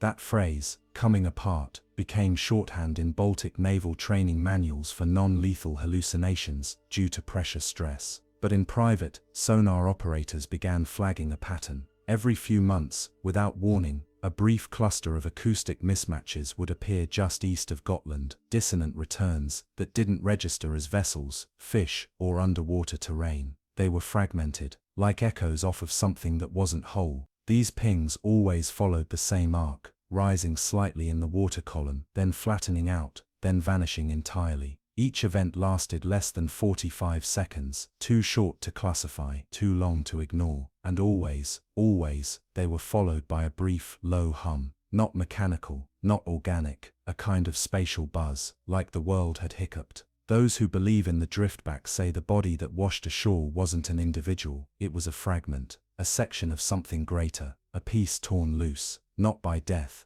but by misalignment. They believe that beneath the Baltic lies more than sediment and wreckage. They believe the sea has layers, and that sometimes, in rare places where pressure, salt, and silence intersect just right, things surface from in between. The driftback, they say, was never meant to arrive. It was a mistake, a slippage, a memory that floated upward, and what we saw was only what held together long enough to collapse gracefully. What if the ocean's lost creatures don't always sink? What if once in a long while, they rise, not to return, but to fail differently, to drift back? There's something uncanny about the Baltic Sea's shallowness, a deceptive calm that masks its history of lost ships, sunken cities, and strange remains washing ashore with no name. And while most eyes focus on the wrecks, on the rusting hulls of Cold War submarines, or the sunken outlines of medieval trade vessels, others have begun watching something far less tangible, the slow appearance of unmatched anatomy. In 2002, a private archaeology team was diving near the Gulf of Bothnia, investigating submerged structures believed to be Bronze Age remnants. They expected old timber, perhaps carved stones, but what they found, scattered along the silty floor, were rib-like shapes jutting from the sand. Not wood, not whale. Material analysis came back inconclusive. The struts were porous, slightly magnetic, and bore thin lattice-like openings, far too delicate to support pressure at depth, yet intact. Some were 3 meters long, others branched into fans, curving like a creature's collapsed chest. But there was no central skeleton, no skull, just ribs, and between them, slivers of tissue that had somehow mummified in the cold brine, resisting rot. One researcher, a Swedish biologist named Henrik Tallström, wrote a single-page memo to the Funding Institute. This is not decomposition, it's architecture. Something grew in this shape on purpose. The bones were never displayed publicly. They were turned over to a Baltic defense contractor for environmental risk assessment, and were never seen again. But behind closed doors, photos circulated, and among certain forums, places where sonar techs, retired naval officers, and deep-sea anomaly hunters share stories, the term driftback took on new weight. It wasn't just a one-time event, it was a pattern. Wreck divers began reporting changes in sonar returns around certain known sites, not missing ships, but soft returns, like ghost hulls drifting at depth, as if a body without mass was moving past, too slow for wake, too brief for shadow. In 2007, a Polish salvage crew off the Hel Peninsula retrieved an unmarked crate from an overturned freighter. Inside were fragments of something dark and coiled, wet, still pliable, yet giving off no odor of decay. The material bore what looked like stitched seams, too regular to be random, too asymmetrical to be man-made.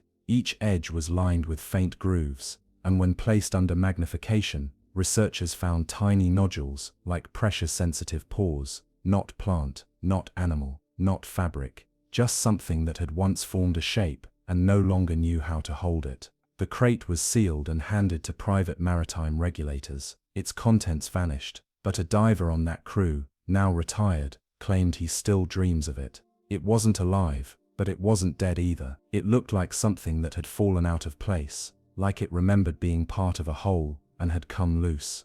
In the years following that discovery, the Baltic experienced an uptick in shoreline anomalies. Small fragments began appearing after storms, rubbery scales, ribbon-like cartilage, folded semi-transparent sheets, no longer than a man's arm. They were dismissed as jellyfish blooms or industrial waste. But one sample taken by a marine toxicology unit showed chemical traces not used in any Baltic manufacturing. No known ship part, no artificial polymer. It degraded in sunlight and fluoresced faintly under moonlight. The material was preserved for a week before dissolving into a fine, salt-colored powder. To date, no one has explained the chemical structure, only that it doesn't repeat naturally, and that it never appears in the same place twice. The driftback, then, is more than a corpse. It's a glitch, a folding of form that briefly survives surface contact before falling apart. One theory holds that the Baltic Sea, due to its enclosed shape, salinity anomalies,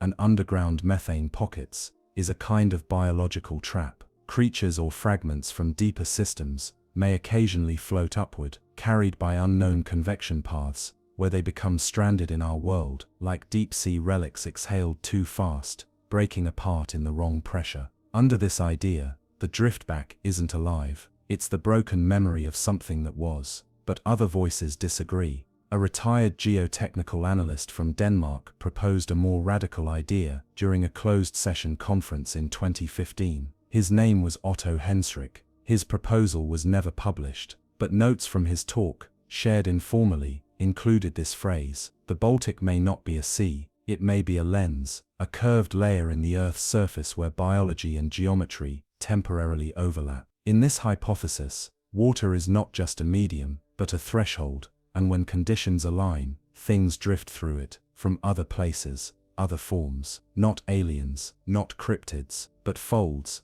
collapsed versions of something we were never meant to unfold. The driftback may be a piece of a creature that never evolved in our biology, or the remnant of a living structure passing too close to a world with rules it cannot survive. Henschrick referred to them as failed crossings. He suggested the body in 1994 didn't just wash up, it materialized, exhaled from the Baltic's shallows like a partial thought, folding back into dissolution the moment it encountered our pressure, gravity, and definition. He ended his talk with a single image, a sketch of a coiled, arched form, ribbed, finned and folded like a flower, made of vertebrae, and beneath it, a single line, returned. But not from us. It may be that the sea, with all its currents and collisions, sometimes gives birth to more than we can measure. It may be that between the wrecks, something else is drifting, something that was never whole to begin with, and doesn't need to be. Because its purpose is not to swim or feed or mate,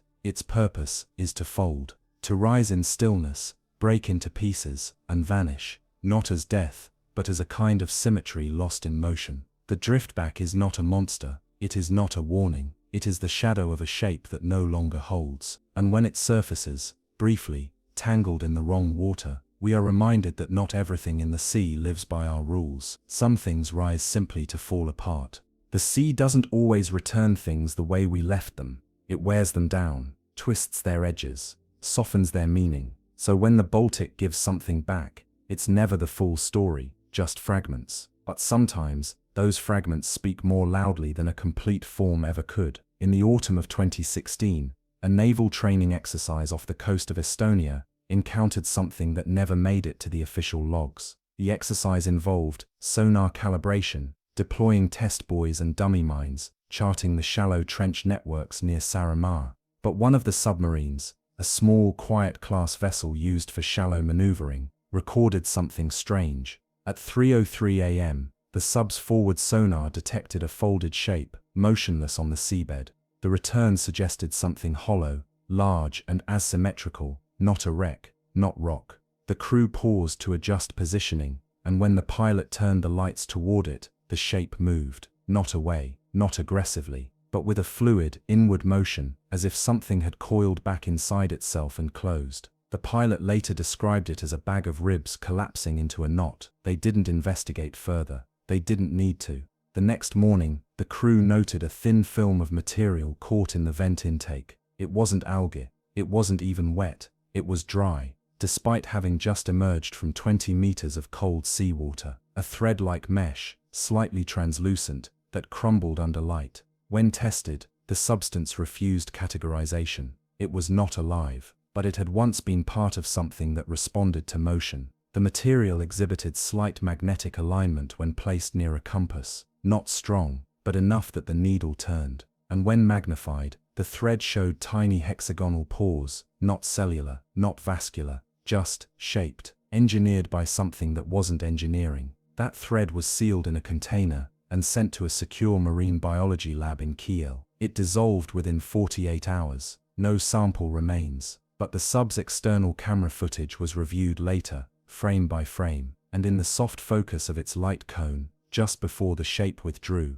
there was a flicker, not from the object, but from the surrounding water, a shimmer, like heat distortion, or pressure trying to flatten something back into place. The term used by the reviewing officer was spatial tension, and that's become the phrase now whispered among oceanographers who followed the driftback reports. The suggestion that whatever we're seeing in these moments is not a creature coming to the surface, but something that should not be here, caught halfway between a pressure state and a geometry it can't maintain. It folds, and then it gives up.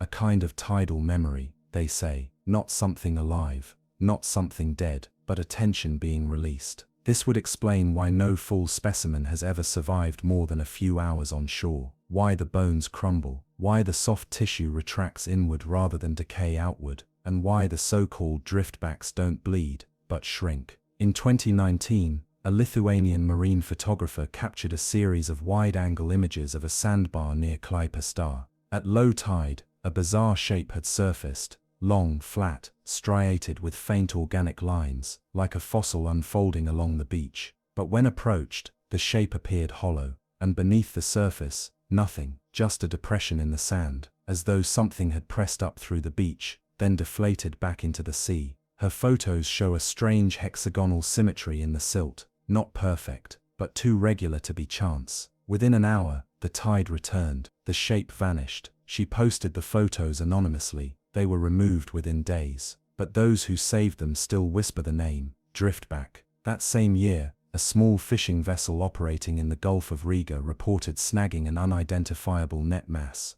It tore loose before reaching the surface. What remained was a translucent membrane, clinging to the trawl lines like a peeled film of skin. It held faint ridges, and along the edge, what looked like a row of fused eyes. Not eyes, as in vision, but optical structures, fixed in place, blackened, and closed. By the time the sample reached the surface, it had turned to jelly. But one crew member took a photo. It shows a flat oval glistening in the sunlight, with 8 symmetrical nodes along its arc, not unlike a spider's eye cluster, but smoother, alien, unblinking, and then, gone. The photo exists in fragments, degraded from countless message board reposts, but the image persists. Like all driftback remnants, it survives only as a question. So what are they? A failed lifeform, a collapse in evolution, or something drifting between layers of the sea, between types of being, touching the surface only when its own shape betrays it? One speculative biologist wrote,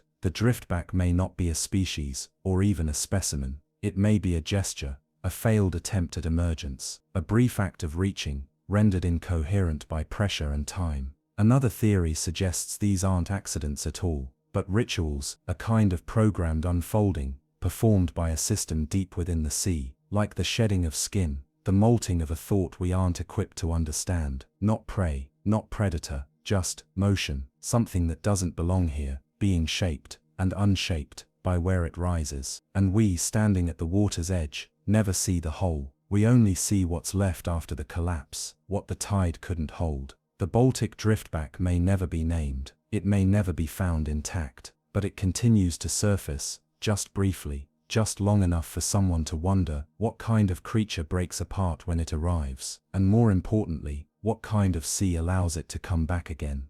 In the end, what haunts us about the driftback is not its form, it's the way it fails. It doesn't die, it doesn't resist, it simply collapses, piece by piece, as though the world it surfaces into is too crude or too real for it to stay, and still, it comes.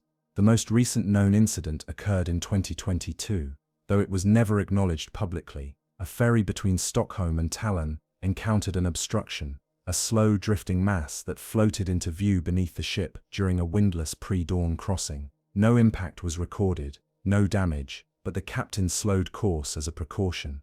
And for 20 minutes, the ship passed over a strange unbroken curve. Passengers on the lower deck with windows reported a strange glow, not from above, but from below. Not bioluminescent, just a faint radiance, like light trying to escape something it couldn't fully illuminate. Several thought it was ice, others assumed plankton bloom, but those who watched closely said the shape didn't drift with the current, it held position. It moved with the ferry, not under it. As though watching the watchers, the footage from onboard cameras was later reported as corrupted, and by dawn there was nothing left in the water but a shimmering trail of particulate, like crushed glass, suspended in sea foam. An environmental team took water samples. The only anomaly detected was the presence of a rare protein, one that had only been seen once before, in the dissolved remains of the 1994 carcass on the Hanko shore. Same structure, same instability, same drift toward vanishing, and still no name. In back rooms and hushed conversations, the theory has begun to shift. Some no longer believe the driftback is an accident. They believe it's a loop, a repeating event, a process without beginning or end, not a thing that tries to arrive and fails, but something that has to fail in order to exist at all. One oceanographer compared it to a musical note struck on an unplayable instrument, something that rings out not as music, but as resonance, haunting the air after the hand is gone. The driftback, he said, is what happens when something tries to rise into being, but carries with it the laws of a different depth, laws that fracture on contact with ours. And each time it rises, each time it unfolds and falls apart, we catch only its echo, never its name. There are stories now, not from ships, not from divers, but from people who walk the coastline at dawn. They speak of strange shapes in the water, of soft ripples with no wind, of low hums that seem to rise not from the air, but from the sand itself, as though the beach were remembering. In 2023, an artist from Riga began sculpting pale, twisted figures from driftwood and kelp. She claimed to have dreamed of them, not once, but repeatedly, always rising, always collapsing, always reaching for the surface with limbs that broke apart at the joints. One of her sculptures was displayed briefly before it dissolved in rain. Another was stolen, but the sketchbook she left behind included a single caption, written beneath the image of a curling, ribbed form wrapped in sea thread and fog. This is what tries to reach us, and fails with grace. That phrase, fails with grace, has stuck with many who followed the driftback story, because no part of it is hostile. Nothing about its motion suggests fear or defense. It doesn't strike, it doesn't run, it lets go, and that letting go may be the point. Could it be that the driftback is not a creature, but a gesture, a fragment of some greater presence that exists too far below for us to perceive? Testing, in brief, dissolving loops, what it means to surface. Or maybe the sea itself is testing. Maybe this is the ocean trying to create form, shaping itself into echoes of the living, folding water and memory into something that might one day learn how to hold together, but hasn't yet. One marine theologian, a rare voice in this conversation, once asked if the ocean dreams, what language does it dream in? And what if the driftback is that dream waking, for just a moment? It's a question without an answer, and perhaps that's why the driftback remains so compelling, not because it proves something, but because it withholds everything, leaving us only with the shape of something unfinished, and the sense that whatever it was trying to become, will try again. Someday, maybe when the tide is low enough, when the sky is quiet, when no one is looking directly, when the water is still, and the world forgets how to define what does not arrive cleanly. The Baltic has given us warships and cities, bones and bronze, but the driftback is different.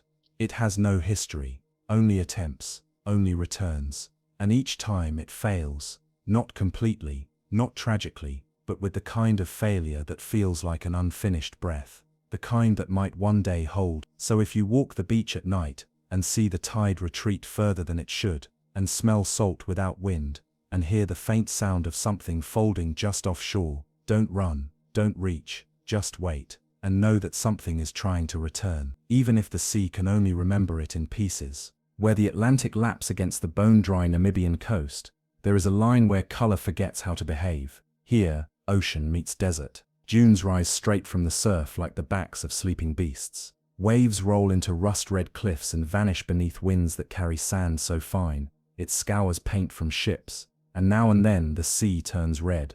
A bloom, vast, drifting and alive with plankton, paints the water in hues of blood and rust. These red tides are known, studied, charted, but not all of them behave. In April 2018, one such bloom crept toward the shore with abnormal speed. It pooled near Walvis Bay, staining the tide pools and leaving dead fish in its wake. That much was not new. What was new, what remains unexplained, was what rose from within it. Satellite imaging first showed the anomaly at 2:13 a.m., captured by an infrared weather sweep. A heat void, larger than any known whale, appeared suddenly at the bloom's northern edge. It wasn't cold, it was absent. Light bent strangely around it. The shape had no signature, but it was moving. Marine biologists dispatched a drone from a nearby research vessel to investigate. Its live feed showed an empty bloom thick with pigment and decay. The water rolled like oil, slow, viscous. Then something broke the surface. It wasn't a splash, there was no breach, only the slow emergence of a curve, glassy, translucent and broad as a sail. At first they thought it was a whale rolling sideways, then a jellyfish. Then they stopped guessing, because the shape kept rising. Out of the red water came a sheet of translucent matter, smooth and veined with pale gold threads, like the inside of a petal stretched over glass. It wasn't rigid, it rippled, it glowed. The glow didn't pulse. It sank, starting bright, then dimming as the sheet fully uncurled above the surface. It hovered there, barely touching the waterline, and within seconds the red bloom beneath it began to swirl, not from wind, not from current, from underneath. Something vast hidden below was turning. The sheet, like a dorsal fin or a sail, shifted slightly to catch some unknown current. Then it folded downward and disappeared beneath the surface. The bloom dimmed with it. By sunrise the water had cleared. Of the hundreds of dead fish that had floated earlier, none remained. Not one. Marine authorities issued no statement, but the footage leaked anonymously 2 weeks later, spread in silence across niche research channels. In the clip, a single frame stands out, the moment the sheet reaches its highest point. For one breathless second, the light passing through it forms a pattern, not random, not natural, something like a spiral of eyes, dozens, not shaped like ours, but arranged with chilling intent, arced downward, staring directly into the bloom. Reviewers tried to call it pareidolia, the human tendency to find meaning in chaos, but others weren't so quick to dismiss, because in the same frame something deeper could be glimpsed. Below the bloom, in the red mist,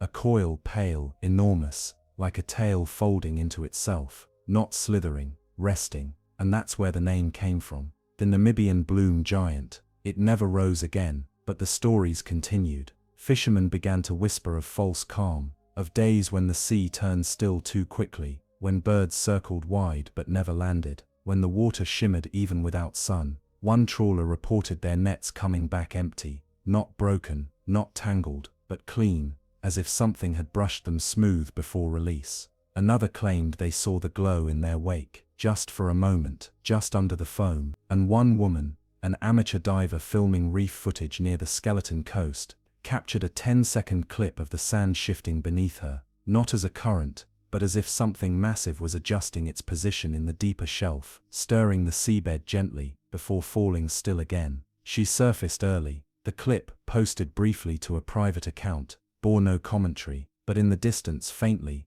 a hum can be heard, not mechanical, not animal, a slow vibrating presence, like pressure deciding which direction to push. Marine geochemists meanwhile puzzled over the 2018 bloom itself. It contained high levels of iron, yes, as expected from local upwelling, But it also showed traces of rare earth elements, usually found in volcanic sediment or in deep trench discharge. And therein lies the impossible detail, because the Namibian coast has no trench. So where did it come from? Where did the heat void begin? Where did the sheet rise from? No one could answer, and perhaps no one should, because the bloom giant is not a puzzle to be solved. It is a pause in the expected rhythm of biology, a moment where the sea tries on something too big to name, then lets it slip away again, quiet and slow. Some think it was a feeding shape, a surface organ for something that lives too deep to rise whole. Others call it a signal, a flag or wing sent upward to test the warmth above. And a few, the quiet ones, suggest it was a mistake, a limb or structure not meant to breach, broken loose by some unknown shift in the deeper dark. But all agree, it was not passive. It saw, and the bloom it hovered over did not survive its gaze.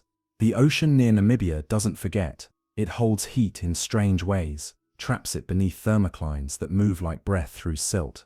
And when the surface reddens with bloom, something stirs, not just biologically, but architecturally. After the 2018 sighting, researchers began examining old weather data and satellite readings from similar blooms going back decades. Patterns emerged. In 1997, 2004, 2011, all years when unusually large red tides struck the coast, thermal imaging captured short-lived, low-temperature shadows spreading outward across the bloom's edge, always oval, always moving just below the surface, never staying longer than a few hours. The shapes were ignored at the time, labeled anomalies, image artifacts, data drift. But overlaid together they formed something chilling, a recurring motion path, almost orbital, like the same form, or family of forms, had risen multiple times to skim beneath the blood-colored tides, before falling back down. They weren't breaching, they weren't feeding, they were passing through. That's when a new hypothesis was floated,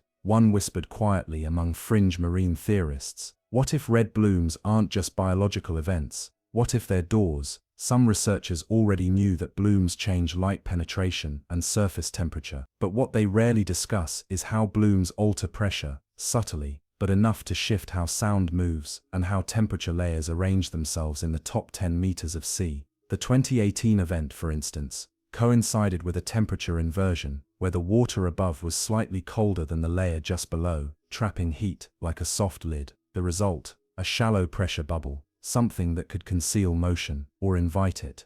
Into this bubble rose the bloom giant, slowly, gently, without breach or violence. One ocean acoustics engineer described it best. Whatever it is, it waits for bloom, not just to hide in, but to survive in. The bloom acts like camouflage, yes, but also like a sheath, a membrane where something that can't exist in clean water might drift, even briefly. But what kind of organism rises only during algal bloom? What kind of creature glows in its own shadow? What being is shaped not like an animal, but like weather? A geobiologist from Norway, Dr. Ellen Haldorsen, proposed something radical. She called it migratory surface anatomy. Her theory held that the bloom giant may not be a full creature, but a part, an exposed lobe, sail, or skin of something larger, moving beneath the seabed itself. The sheet-like form, with its threads and translucency, was more like a sensory canopy, sent upward not to hunt, but to read. Its job wasn't to breach, it was to taste the surface, light, current, bloom density, and return the data downward, not through technology, through form. That would explain the structure, broad, fragile, semi-permeable, and it would explain why it never remained above water more than seconds. It couldn't.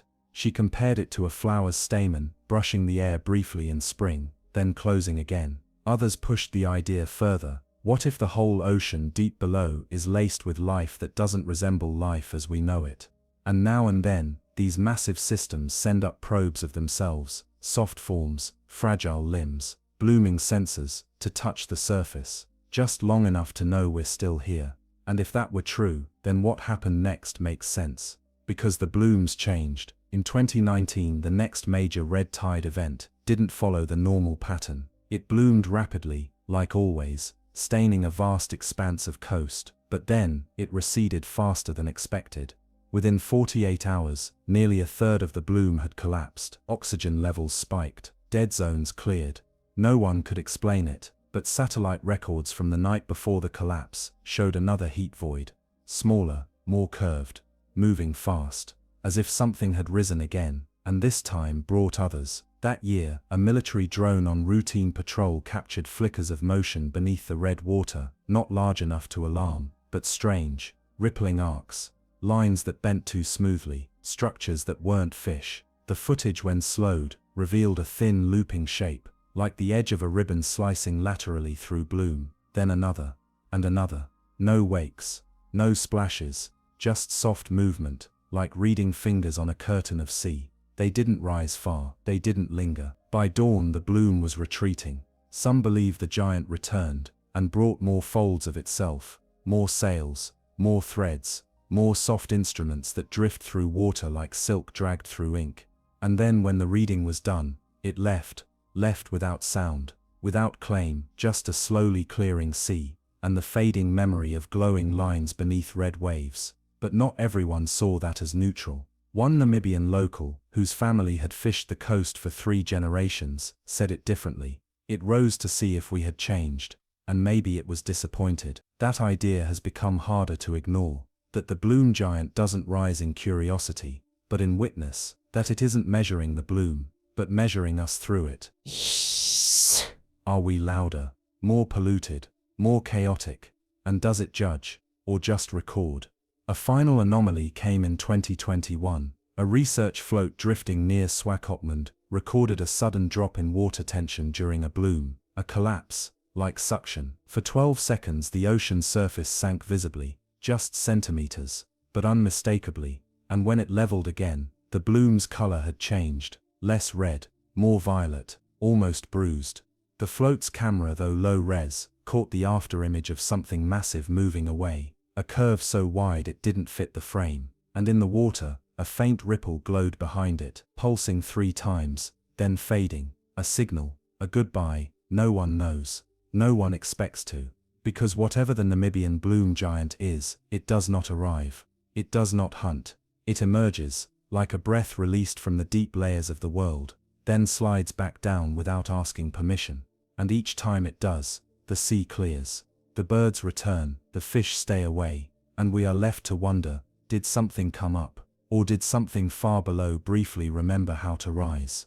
The 2021 violet bloom left more than a ripple, it left a silence. For weeks after, marine activity along the Namibian coast dropped to near nothing, the seabirds grew scarce, the fishing yields plummeted, and strange interference disrupted sonar. For nearly 3 nautical miles around the bloom zone, boats reported static, mapping vessels received fragmented echoes, sharp lines with no return pulse, as if something absorbed the sound itself, not scattered, taken, and always the same shape beneath the surface, long, wide, soft-edged, unfathomably still. Scientists aboard a South African environmental ship, the Esho Maru, recorded an underwater acoustic signature they initially mistook for seabed subsidence, a broad, low-frequency thrum, almost a sigh, that resonated not just through water but through the ship's hull. It made lights flicker, it rattled loose a dozen wall-mounted instruments, and it faded as quickly as it came, leaving no seismic traces. But what followed was stranger. Over the next 4 nights, the crew witnessed 3 identical blooms rise and vanish within hours. Same size, same pigment, same curling edges at the periphery, a shape like fabric stirred from beneath. Each one emerged where the sound had last been heard. Each one faded without trace, as though something had risen to test the surface again and again, not with one sail, but with multiple, each one less stable than the last. Marine photographer Julia Hendrickson, stationed aboard, described what she saw on the second night. It was like the sea tried to remember the first one, but it didn't quite get the shape right this time. She photographed a thin arc on the water, barely visible, like the edge of a bubble too large to see whole. In the center, a soft pulse of light. No source, just a gleam, like breath caught on glass. The image, when enhanced, showed a subtle pattern, tiny thread-like lines running in parallel, as though stitched into the water itself. Engineers who examined the photo said the lines resembled biological microfibers, but none matched any known jellyfish, cephalopod, or gelatinous plankton. There was structure, there was design. More unsettling still, the lines appeared to curve toward a central axis, like a massive invisible spiral. That spiral was never seen directly, but in the following weeks, Red tides across the southern Atlantic showed similar degradation patterns: sudden collapse, fish dispersal, trace elements left behind, vanadium, bismuth, trace cesium, all in ratios suggesting interaction with extreme pressure environments. It was as if something from the deep had risen briefly, touched the upper layers, and brought with it the memory of pressure too heavy for the upper world. One researcher phrased it poetically: the deep exhaled, and the bloom caught fire. There are now whispers in the marine research community about layered intelligences, not in the usual biological sense, but in form and function, organisms that do not think as we do, but rather unfold knowledge through structure. To them, a sail might be a sense organ, a ripple, a word, a bloom, a moment of alignment, where sea and shape and pressure all synchronize long enough to allow expression. What if the Namibian bloom giant is not a single creature, but a phenomenon, a language spoken only when conditions are right? And what if those conditions are becoming more frequent? Satellite images from 2022 recorded multiple bloom formations off West Africa. At first glance, they appeared typical, but closer inspection showed repeating geometry in the pigment, faint concentric rings that radiated outward in harmonic intervals. Nature rarely paints in symmetry at that scale. Something was guiding it. Then came the sound. The NOAA hydrophone array, stationed thousands of miles away in the mid-Atlantic, picked up a low-frequency tone at 1:22 a.m. on a windless night. The tone lasted 11 seconds.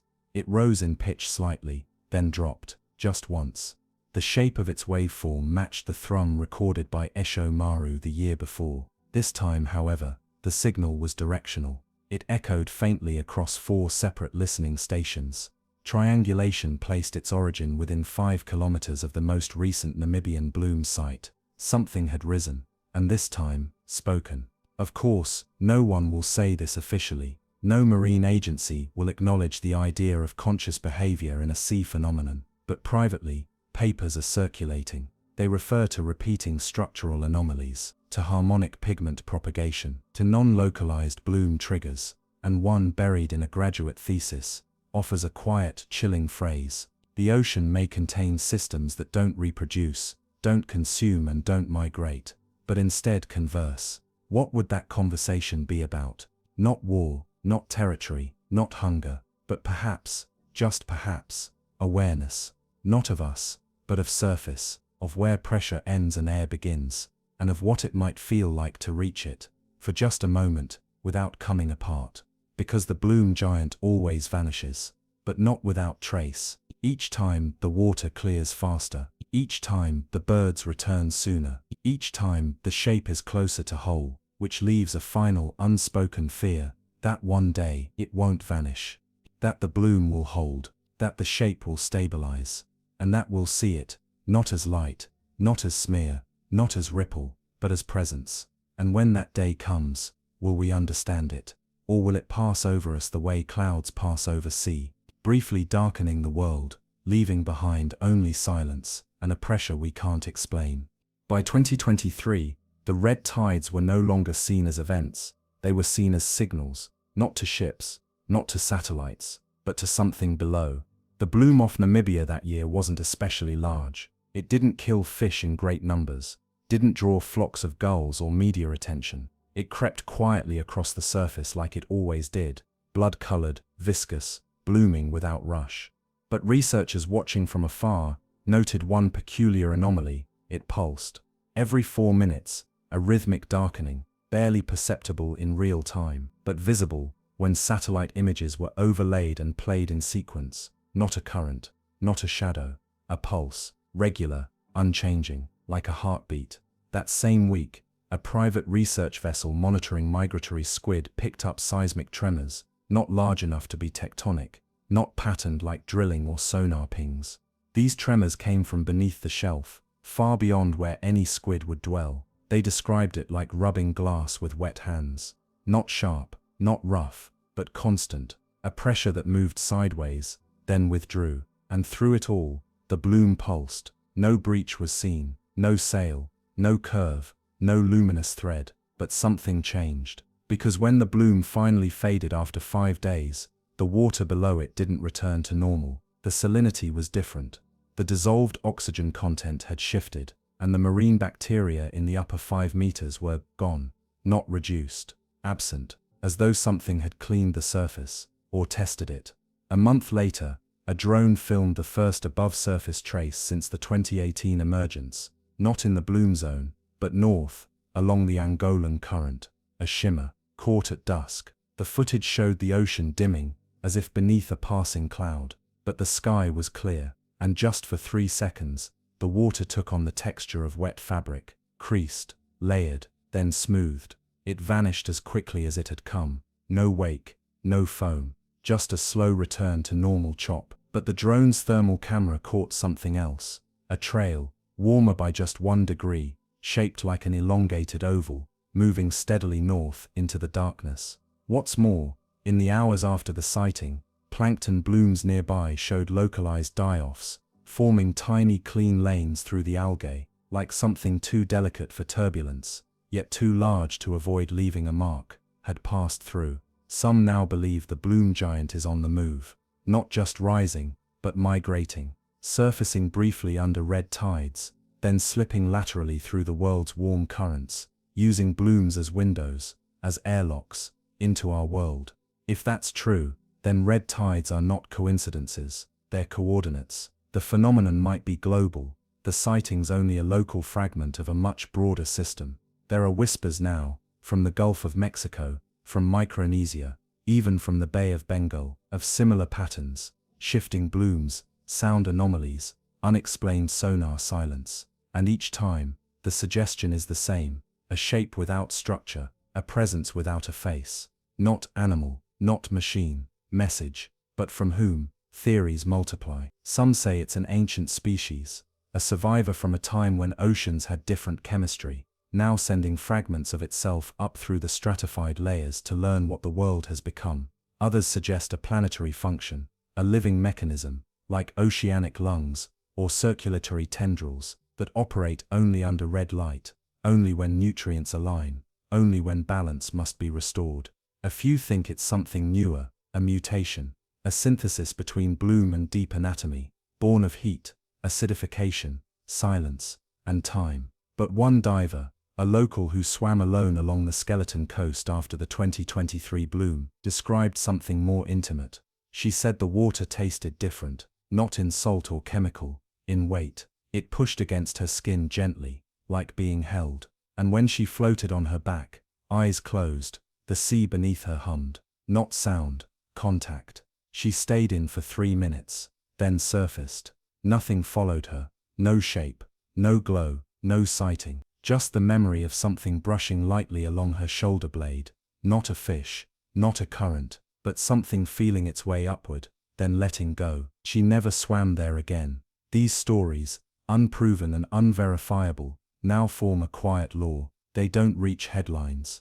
They live in hushed conversations between oceanographers, in fragments of corrupted sonar logs, in odd gaps between tide charts, and when the red tides rise again, which they always do, ships adjust their routes, not because they fear death, but because they might be watched, from below, by something not angry, not territorial, but curious, something that drifts up only when the world above becomes too noisy, too crowded, too warm, and looks for a place where silence still holds. Maybe that's what the bloom is, a mirror, a message, a soft surface stretched across the skin of the sea, waiting to be touched by something that lives in the black beyond tectonics, beyond current.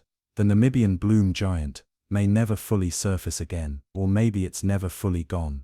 It may be part of the ocean's memory, or part of its future, or simply e-ocean, learning how to speak again. And if it rises once more, not in pieces, not in threads, but as a whole, will we recognize the shape? Or will we stand on shorelines, watching red tides flicker, feeling our pressure drop, our ears hum, and our oldest instincts return, the ones that say do not swim today? Something is listening. There is a place the sea forgets to calm, a narrow crescent of sand adrift in the Atlantic, where fog clings like memory, and the wind seems to whistle stories from ships that never returned. Sable Island, off the coast of Nova Scotia, a sliver of shifting dunes, seal colonies, and half-buried wreckage. They call it the graveyard of the Atlantic. Over 350 ships have been lost here, But among mariners, there's another story, rarely told aloud, not about a wreck, but about a watcher. They call it the Blue Eye. The earliest known account comes from 1891, in a logbook belonging to a Scottish schooner named Mercy Fen. The ship was becalmed in shallow waters near Sable's southern reach. Dense fog, no current, no wind. At 4:15 a.m., the watchman saw something in the water, not movement, light, a soft glow, pale azure, roughly the size of a wagon wheel, just beneath the surface, unmoving. He called it an eye made of stars. When the crew looked closer, the water directly below the glow was clear, strangely clear, as if the silt and plankton had been gently pushed aside in a perfect circle. They didn't lower a skiff, they didn't dive, they drifted silently until the wind returned. But the entry ends with a final note: felt watched, all day, no birds in sky. That was the first, but not the last. Over the decades, similar reports emerged from fishing trawlers, Coast Guard vessels, even amateur sailors, always near Sable, always in fog, always the same description: a massive blue circle, unmoving, just under the surface, visible for minutes before fading without a ripple, not glowing, like bioluminescence, not moving like a creature, but steady, like an iris. In 2003, a Canadian research ship, Artemis Delta, was taking sediment samples off the eastern lip of the island's sandbar when their sonar array cut out. No error message, no hardware fault, just silence. Their technician described it as dropping a stone into cotton. Sonar pings fired. None came back, so they dropped a camera. The feed flickered as it descended, then cleared. And for 4 seconds they saw a smooth curved surface, impossibly large, pale blue with flecks of darker pigment, moving slowly in the water, not drifting, not propelling, just there. The curvature implied a size at least 20 meters across. No ridges, no organs, only what looked like concentric patterns, shallow, irregular lines that seemed to pulse, gently like the iris of an eye adjusting to light. Then the screen went black. The camera returned intact, but its lens was warped, subtly concave, as if heat or pressure had flexed it from one direction only. The footage was archived. The incident filed as anomalous, but among the crew the name stuck: the Blue Eye of Sable. Then in 2016, something changed. A drone photographer capturing footage for a coastal erosion study accidentally filmed an emergence. He was flying over the south curve of the island at low tide, when his drone's camera caught a strange shape beneath the surf, not long like a whale, nor knotted like kelp, but round, almost flat.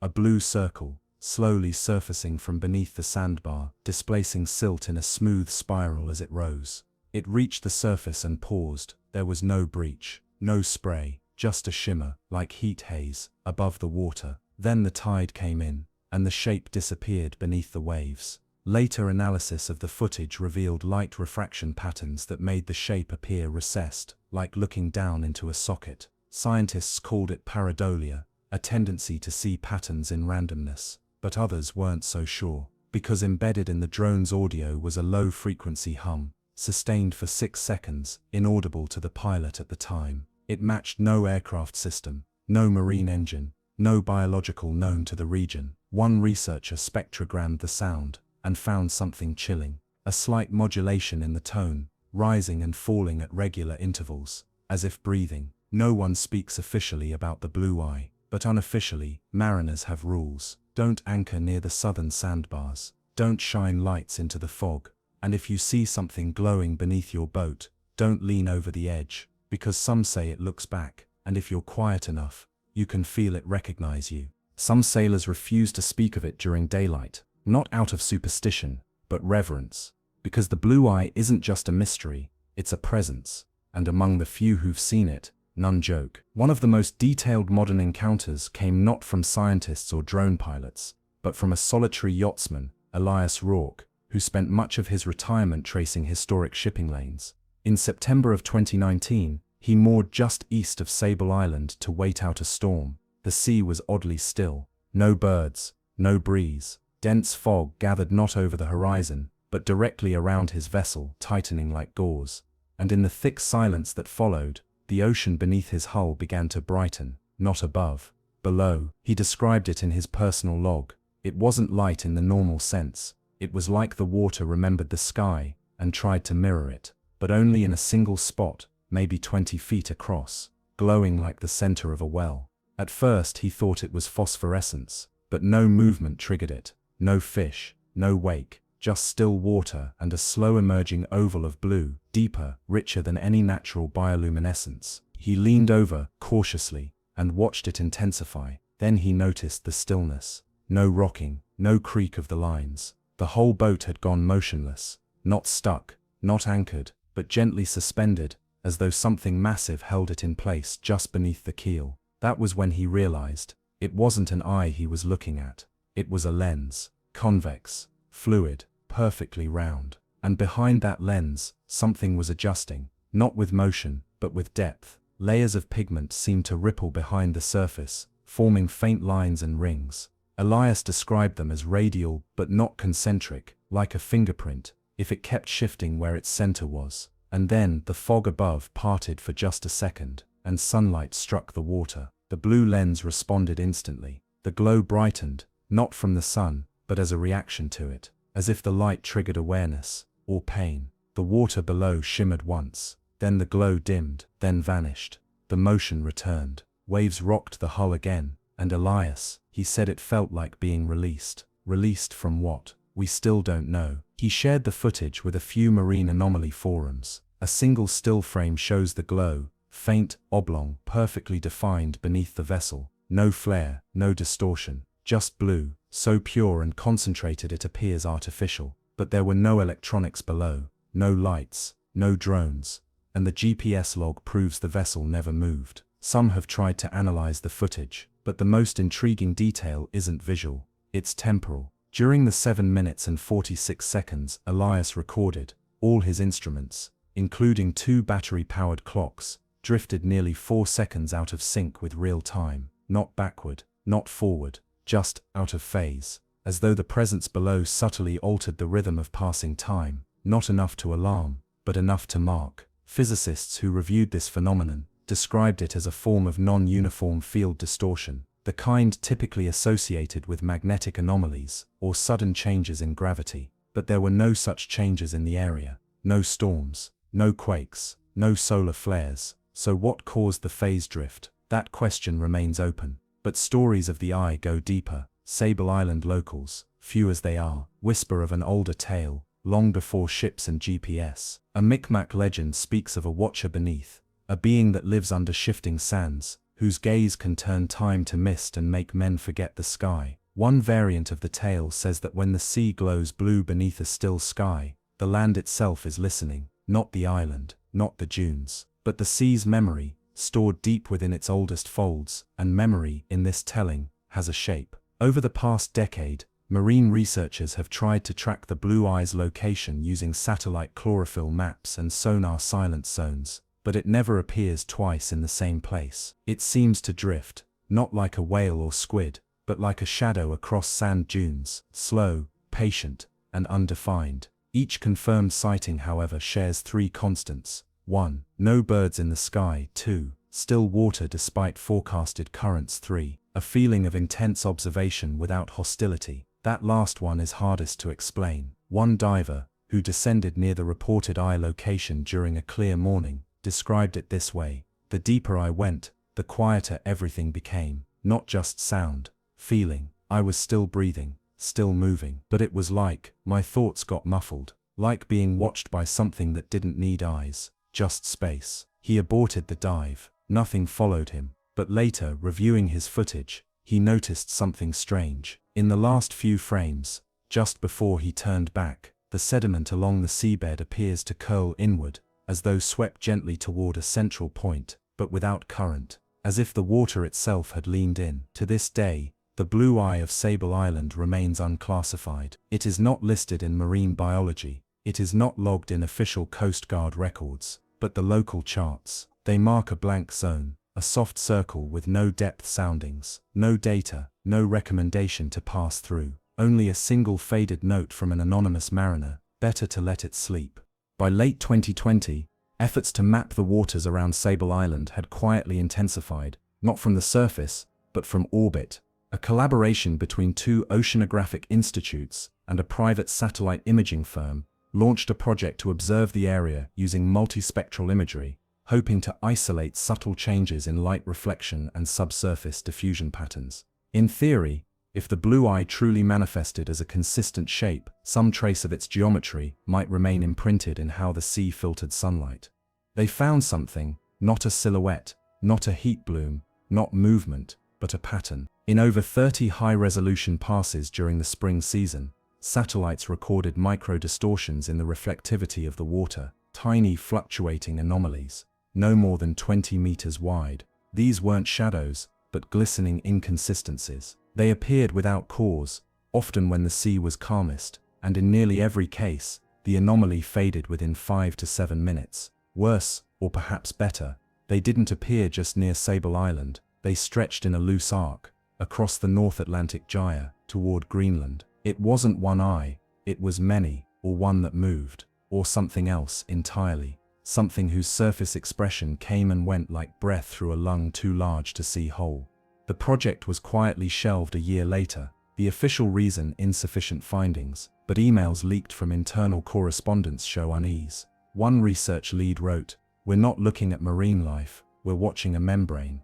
Another wrote, "The shape isn't drifting, we are," which brings us to a story that didn't make the news. In July of 2021, a private luxury yacht named Tristesse lost all onboard communication for 9 minutes while passing south of Sable Island. GPS location froze, satellite phone dropped, internal logs went blank. When systems returned, the crew reported nothing unusual, but in those 9 minutes, a single photograph was taken, by accident. One of the guests had been taking candid pictures of the sea. The shutter clicked just as the engines failed. The image, when examined later, showed something that no one could explain, an impossibly smooth patch of water, circular, glowing faint blue, surrounded by subtle ridges, like liquid folding in on itself. It resembled the lens of an enormous eye, not in design, but in feeling. No creature, no breach, just presence.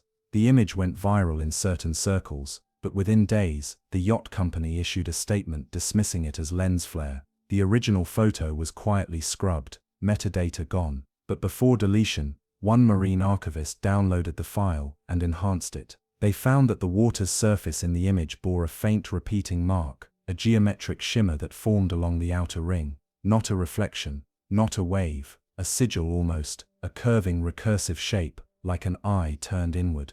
Where the curvature met, the water darkened, where it curved away, it glowed. The archivist added no caption, just a single sentence beneath the photo: "It saw itself," and that's the deepest fear, not that the eye watches us, but that it's watching for itself, searching, scanning, not for prey or territory, but for something familiar in a world that may have forgotten. Theories have reached into the fantastic. Some believe the eye is not biological, but a remnant, the residual interface of an ancient life form too vast or too slow to be perceived, something that once linked entire ecosystems, now fragmented, its only remaining function to search. Others believe it's a mirror, a side effect of deep-sea pressure interacting with fields of unknown origin, creating temporary awareness loops that reflect the shape of those who observe them. In this version, the eye isn't looking at us, we're looking at ourselves, through the sea's memory. And then there are those who stay quiet, divers who've surfaced with no physical injury, no trauma, but a certainty that something passed beneath them, as large as a city block, yet so gentle in movement that it displaced no water, just weight, as though the sea held its breath. One such diver, Lucia Melendez, described the sensation in an interview never aired. "It was like a cathedral, not a place, a presence. I felt it under me, like an inverted dome. And when I looked down, the water was darker, but only in a perfect circle. I didn't feel fear, I felt found." She never dove again. Instead she moved to inland Spain and became a painter. Her work, obscure, oil-heavy pieces, features recurring images, concentric spirals, deep blues, faint silhouettes pressed behind translucent skin. She never titles her work, but the gallery labels them all the same: Ojo, eye. And maybe that's what the blue eye is, not flesh, not beast, but a memory the sea keeps trying to recall, a watcher the tides forgot, who only stirs when silence lasts long enough to be noticed. Each time it rises, the world gets a glimpse, not of the thing itself, but of what it still remembers being. And if that memory is reaching upward, if the surface is no longer enough to hold it back, what happens when it opens fully, not to gaze, but to recognize?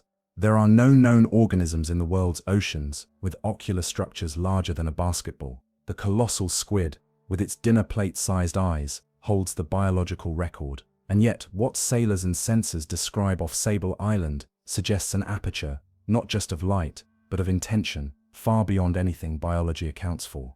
And that raises a question. What if it isn't an eye at all? What if what we call the blue eye is not a gaze, but a threshold? In the winter of 2022, a small research team set out under the guise of atmospheric studies. But their true aim was precise: to locate the thermal dip and sonar voids around Sable's southern perimeter during high-tide moon cycles, the window during which most appearances of the eye had historically occurred.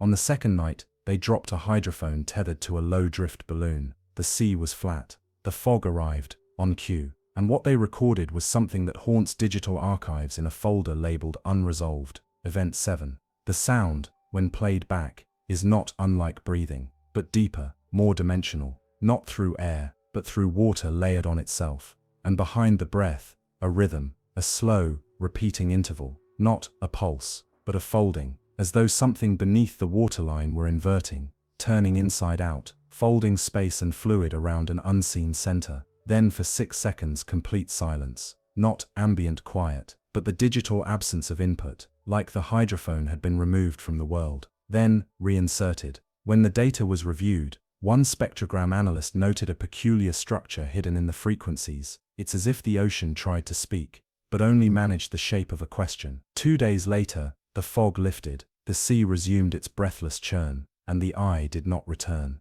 But when the team left, they noticed their compass logs had recorded a dozen microturns during the moment of silence, slight nudges, never more than 2 degrees, occurring in perfect symmetry across every vessel in their flotilla. It was as if the boats had circled something, but that something wasn't there, not in the traditional sense. The idea now circulating among those who've spent years quietly watching the region is that the eye is not an organ, not a body part, but a function, a manifestation of awareness that requires no creature to host it, like a portal, or an interface. One theory, a quiet one, shared only in encrypted emails and conference whispers, posits that beneath the eye lies not a creature, but a signal well, an inversion in space where time, motion, and mass briefly unhook, where pressure stops acting like pressure, and water begins to fold in patterns we haven't yet defined. In this model, the eye is merely the visible signature of something we can't yet measure, a shallow holograph of intelligence,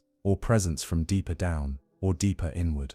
When asked what could cause such a structure to rise and appear in the form of an iris, a physicist in Reykjavik offered a strange analogy. Imagine a black box trying to communicate, using only its shadow. If it can't change its shape, it changes how light bends through it. What you're seeing isn't a watcher, it's what being watched looks like, from the other side.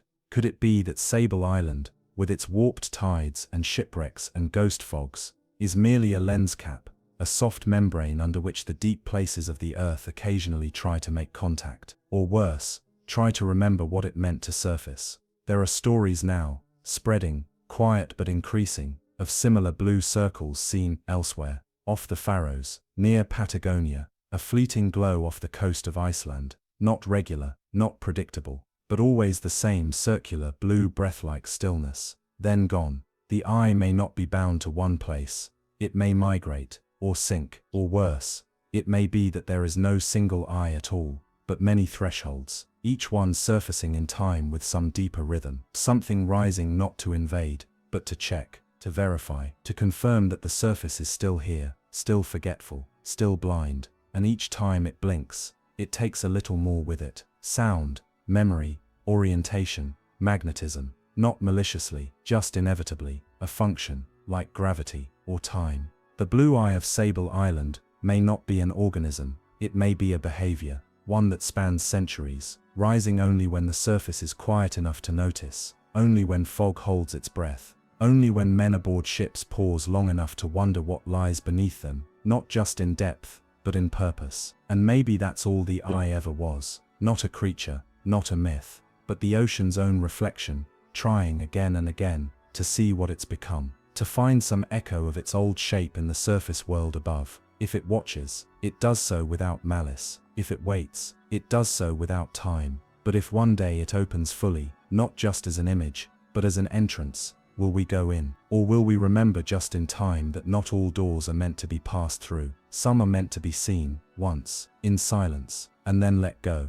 The fog curls again above the waterline, and the eye, wherever it went, blinks one last time, beneath the dunes of a forgotten island, before the ocean returns to its deeper dreams. It begins with a hum, not a sound exactly, but a pressure in the chest, a low vibration felt through dive suits and ship hulls, like the deep thrum of a whale call that never ends.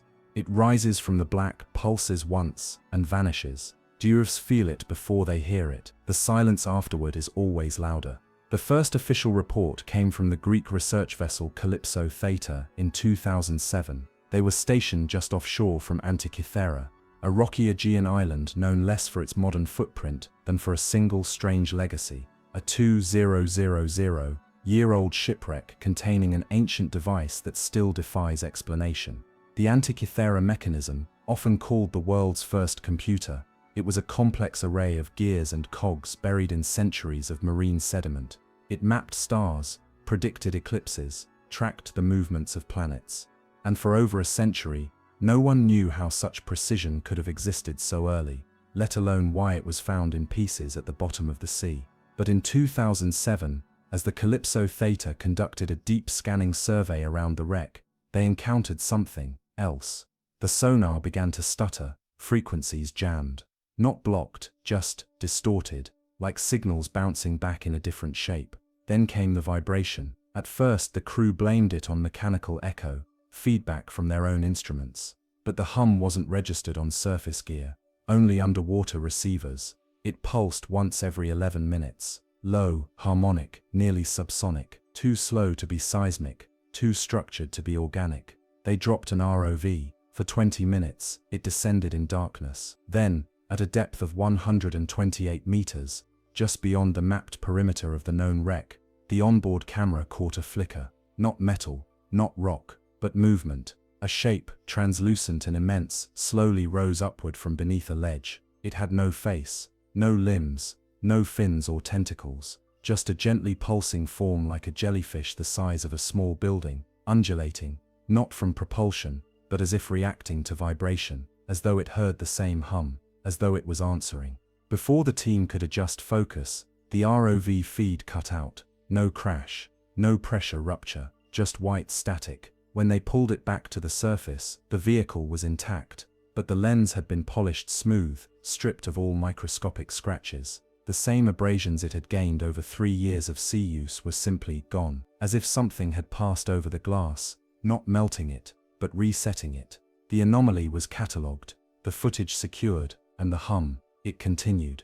Intermittently, for 6 days, each pulse more precise than the last. A rhythmic pattern emerged, 3 short tones, 1 long, 2 rising, then silence, then repeat. The intervals were nearly perfect, the resemblance to code, uncanny, but the frequency did not match any human transmission, nor did it repeat on the same cycle more than twice. The Hellenic Navy reviewed the logs. No signal origin, no known interference, no natural explanation. Then it stopped. For 2 years, nothing. Then in 2009, it returned, not near Antikythera but farther south, near Crete. The same pulse, the same subsonic weight. Only this time, it was detected before the ROVs launched. When they descended, the water around them changed, not in temperature, not in salinity, but in resistance. Divers described the water as thicker, not with current, but with something unmeasurable, as if the ocean, at that depth, held its breath.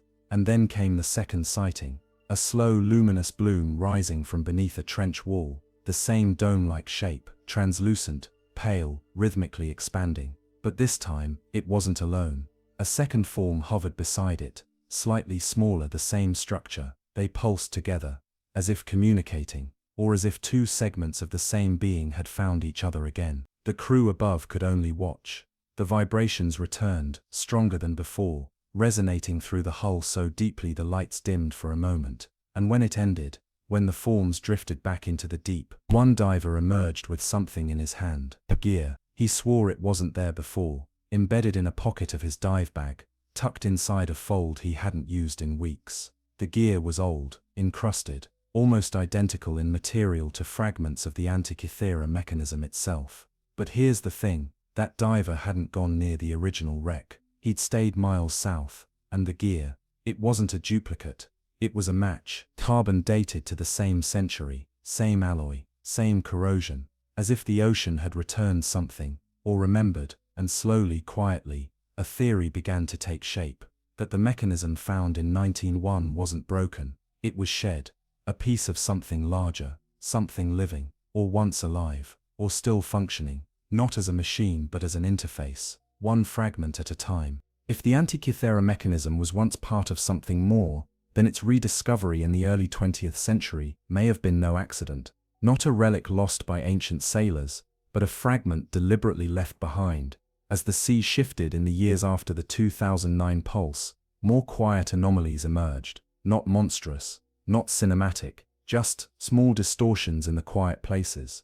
A French archaeological vessel scanning the depths off Carpathos recorded faint radial patterns etched in sediment, perfect spirals nearly 30 meters across, not fossilized, not recent, but still visible, as if preserved by some pressure unknown. Weeks later, in one of the underwater drone's light cones, a jellyfish swam through the shot, but the footage, when slowed down, showed something impossible. Its bell pulsed in rhythm, with the pulses recorded off Antikythera. Same intervals, same spacing, 3 short, 1 long, 2 rising. No known jellyfish species has ever demonstrated this pattern. No conditioning, no artificial stimulus was applied. It just swam past, as if echoing. The footage was dismissed. Coincidence, said the experts. But lovely, said one. Meanwhile, a more troubling report came from a submarine telecommunications cable team operating off the Peloponnese coast. Their monitoring relay, embedded thousands of meters beneath the surface, captured a disruption so clean and deliberate, it looked like encryption. They didn't release the waveform, but one leak suggested the disturbance lasted precisely 88 seconds. When engineers examined it, they found the same subsonic intervals hidden inside. The hum again, folded this time into a digital echo, almost as if the ocean had learned to speak our language, or we had taught it, unknowingly, over decades of radio, sonar, and signal bleeding into the deep. The most daring theory didn't come from marine scientists, it came from a cryptographer, Dr. Naren Halvorsen, who had worked on audio reconstruction for Cold War submarine espionage. In a private symposium in Oslo, he proposed the hum wasn't output, but response, that the ocean was listening, interpreting, waiting for a message that matched its own internal cadence.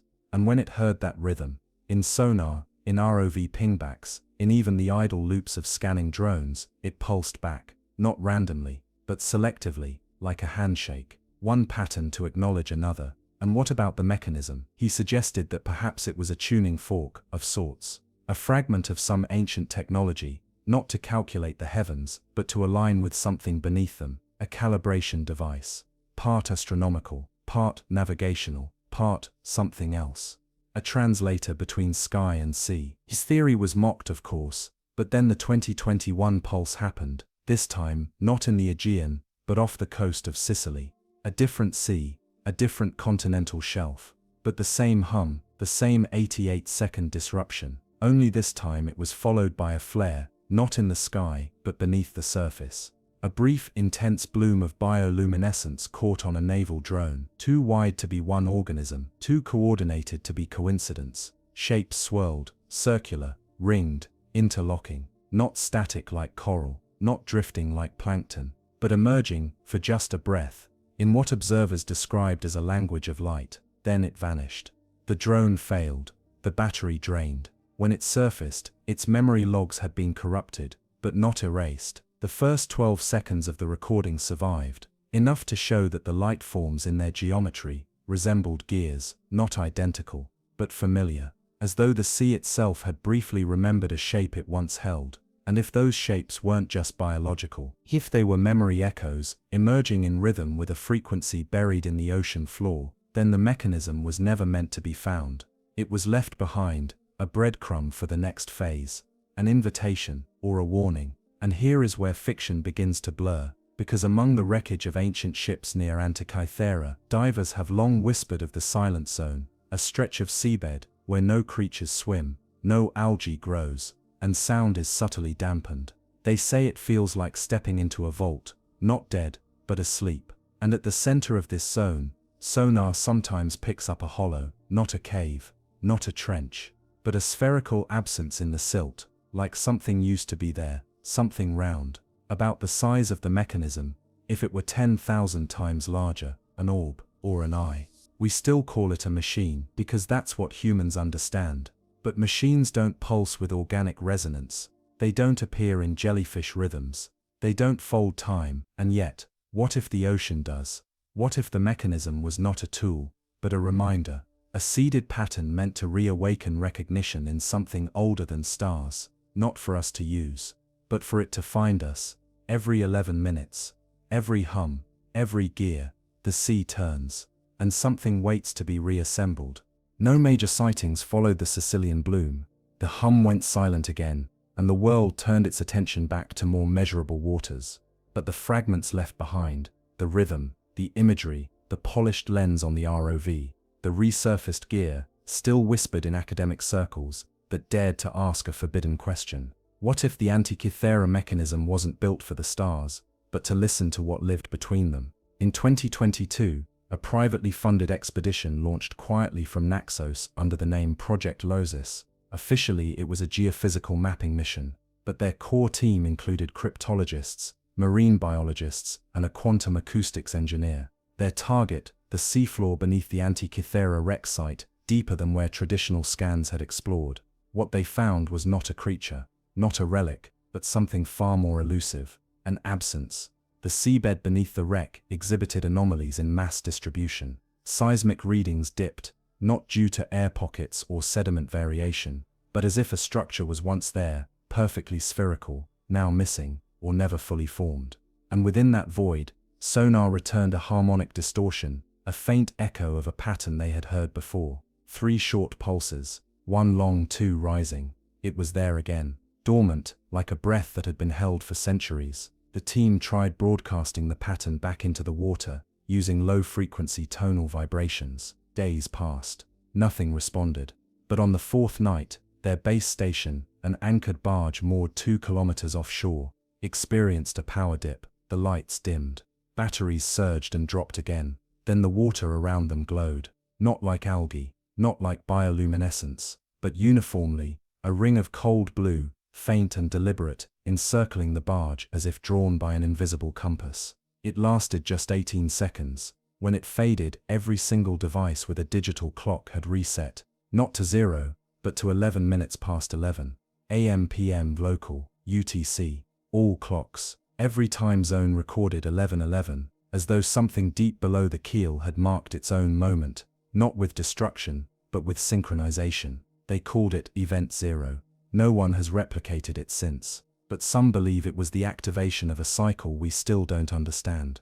The next step wasn't sonar, it was dream. A biologist on the team, Dr. Alessandra Moro, recorded a vivid sleep sequence the night after the glow, something she described not as a dream, but as being shown. She stood on a shoreline of crushed black shells. The sky above her was wrong, layered, like folded silk, lit from within. In the ocean, gears turned slowly in the waves, massive and clear as glass. Each one bore etched symbols, familiar, but unreadable. They weren't spinning, they were aligning. Then a presence, not seen but felt, a question not in words but in pressure, as if asking, "Do you remember the song?" When she woke, she had blood behind her eyes. Not trauma, just pressure, as though her body had listened to something her ears weren't made for. She left the project, moved inland, became a beekeeper. She never explained why, only said that it hummed too. What are we dealing with then? A creature, a network, a consciousness diffused across water, or is this all something simpler? The mechanism was found encased in coral, buried beneath centuries of sea growth, as if time itself had tried to seal it away. But perhaps that's not where it began. Perhaps it was left there, not lost, but delivered. What if someone, or something thousands of years ago, built a tool to mark a pattern in the sea, a way to sync memory, time, or structure across eras. Not to keep time, but to return to it. The gears didn't just turn, they counted, they aligned, and the hum. That deep infrasonic pulse, heard only in rare intervals, maybe that's not sound, maybe it's memory. The ocean remembering how to speak in rhythm, how to pull together again what was once dispersed. Think of whales. Their songs pass through generations. They remember roots, reefs, birthing bays, danger zones, all passed in voice, not writing. Now imagine something deeper, older, slower, trying to remember its own shape. A creature, maybe, a language, more likely, a function trying to rebuild itself across time and tide. And maybe it needs us. Maybe that's why it responds when our machines align, why our sonar sometimes harmonizes, why the old gear was returned to a diver's suit. We're not the audience, we're the echo, and like all echoes, our voices bounce into the dark, and sometimes the dark sings back. By the end of 2022, the whispers surrounding the Antikythera pulse had reached even the most skeptical corners of oceanographic study. Not as fact, but as a question that refused to die. The evidence remained elusive. No photos, no confirmed samples, no long-term readings held in public record. But the pattern, it returned. In early 2023, aboard the Oceanus Lumen, a joint Mediterranean research expedition deployed new deep-frequency recorders capable of capturing infrasonic pulses below 5 Hz, sound too low for the human ear, but ideal for tracking tectonic activity and submarine topography. Instead, they captured something else. A song. It was soft, layered, with a rolling quality unlike anything produced by tectonic shifts or animal calls. There were notes, not musical exactly, but tonal, rising and falling with the unmistakable deliberation of design. A new rhythm, not 3 short, 1 long, 2 rising, but 1 continuous phrase, repeating once every 88 seconds, the same time code as the Event 0 recorded off Antikythera. They played the recording on a loop during their surface shifts. It became, strangely, calming, like a lullaby from the deep. But there was something embedded in it, a rising static that aligned with sonar sweeps. When visualized on a spectrogram, the data formed an unmistakable shape, a gear, not stylized, not imagined, but an exact rendering of one of the mechanism's preserved fragments. Not mirrored, not shifted, an exact acoustic blueprint. Not only was the ocean remembering, it was broadcasting, but to whom, or for what? That night, without warning, the Oceanus Lumen lost power for exactly 11 minutes. No storm, no contact with the seabed, just stillness. When the lights returned, the crew checked the drone feeds and saw something moving in the distance, a soft glow, like a jellyfish the size of a blimp, drifting upward from the black. It pulsed, then dimmed, and disappeared. What followed was stranger still. Every digital timepiece aboard, wristwatches, tablets, dive computers, displayed a single word, sync. No software had been altered, no updates had been pushed, no logs recorded the event, but the word remained for 6 minutes, then cleared itself. Later, an engineer found a single newly created text file in the ship's encrypted system. It was empty, but its metadata listed the creation time as 11 hours 11 minutes and 11 seconds. Nothing else. That was the last major anomaly of the mission. But in the weeks that followed, strange reports began to surface from around the world. In Japan, a diver reported a brief vision of interlocking glass discs rising from a trench wall, vanishing before his camera could record. In Chile, a fishing vessel described a sound beneath their hull, a deep resonant hum that made the crew's teeth ache and the compass needles sway. In the Maldives, a freediver surfaced shaking, saying only, "The sea is counting." By now, some began to believe the pulses were not a signal, but a form of clock. Not one that counts time, but one that tracks position or alignment. And if that's true, then something is trying to fit itself back together, one fragment at a time. Each pulse, each bloom, each brief sighting of those great translucent forms in the water may not be separate creatures, but pieces of what? A mind, a memory, a machine, something older than biology, something built not of flesh or metal, but pattern. And the mechanism, perhaps it was never broken, perhaps it was simply the first piece that breached the surface, or was sent on purpose. a castaway message from the depths, lost to time, now found again, like a key to a lock we forgot we made. Those who dream of the pulse often speak of water that bends the wrong way, of time that loops, of blue rings that open like eyelids beneath the sea. Some believe that when all the pieces come together, the hum, the light, the gears, the memory of alignment, the sea itself will unfold, not catastrophically, but deliberately, as if revealing the shape of something that has always been there, waiting. And when it comes, if it comes, it may not be with noise or violence, but with a return, a soft bloom, a pulse, a breath, not something emerging, but something reassembling. The Antikythera pulse isn't just a signal from the past. It may be a heartbeat of something slow, something patient, and something that has waited longer than we've existed to wake again. There is one final theory, shared only between a few who still study these impossible rhythms, that the ocean itself is not a host. It is the medium, and whatever it carries, whatever ancient cadence rises through the water every few years, is not just trying to be heard, it is trying to return. In rhythm, in fragments, in silence, and the final pulse, whenever it comes, may not mark an end, but the moment the sea finally remembers its own voice, and sings not to warn us, but to welcome itself home.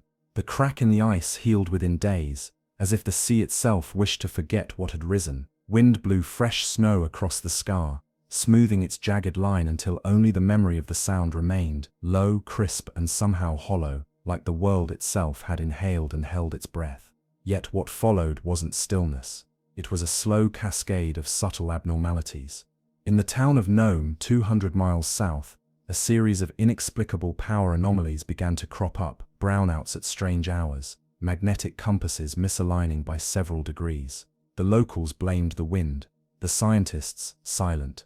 One morning, the ice monitoring station recorded its own heartbeat, a rhythm, faint but persistent. It pulsed not with heat, not with movement, but with temperature fluctuations, shifts in surface ice, measured in slow waves, every 12 minutes, as if the ice was breathing. The data created a waveform that looked eerily organic, curved, cyclical, living. Some dismissed it as sublimation, others saw it differently. A graduate student, curious and unsupervised, took the temperature graph and ran it through audio conversion software, just to hear what it would sound like if treated as sound. What played back was a low groaning murmur, not quite music, not quite noise. It rose slowly, like a bow drawn across a cello, made of bone and salt. But then something else. In the second minute, a pattern began to emerge, soft pulses, rising and descending, spaced almost perfectly. The graduate student, unnerved, shut the file. 3 nights later she dreamt of the figure, not menacing, not chasing, but watching, always from a distance. Not frozen, not moving, waiting. In her dream, the ice beneath her cracked, but the sea was warm, and something in that warmth felt ancient, not cruel, just old. Older than the land, older than the snow. She awoke with her face wet, though she had not cried.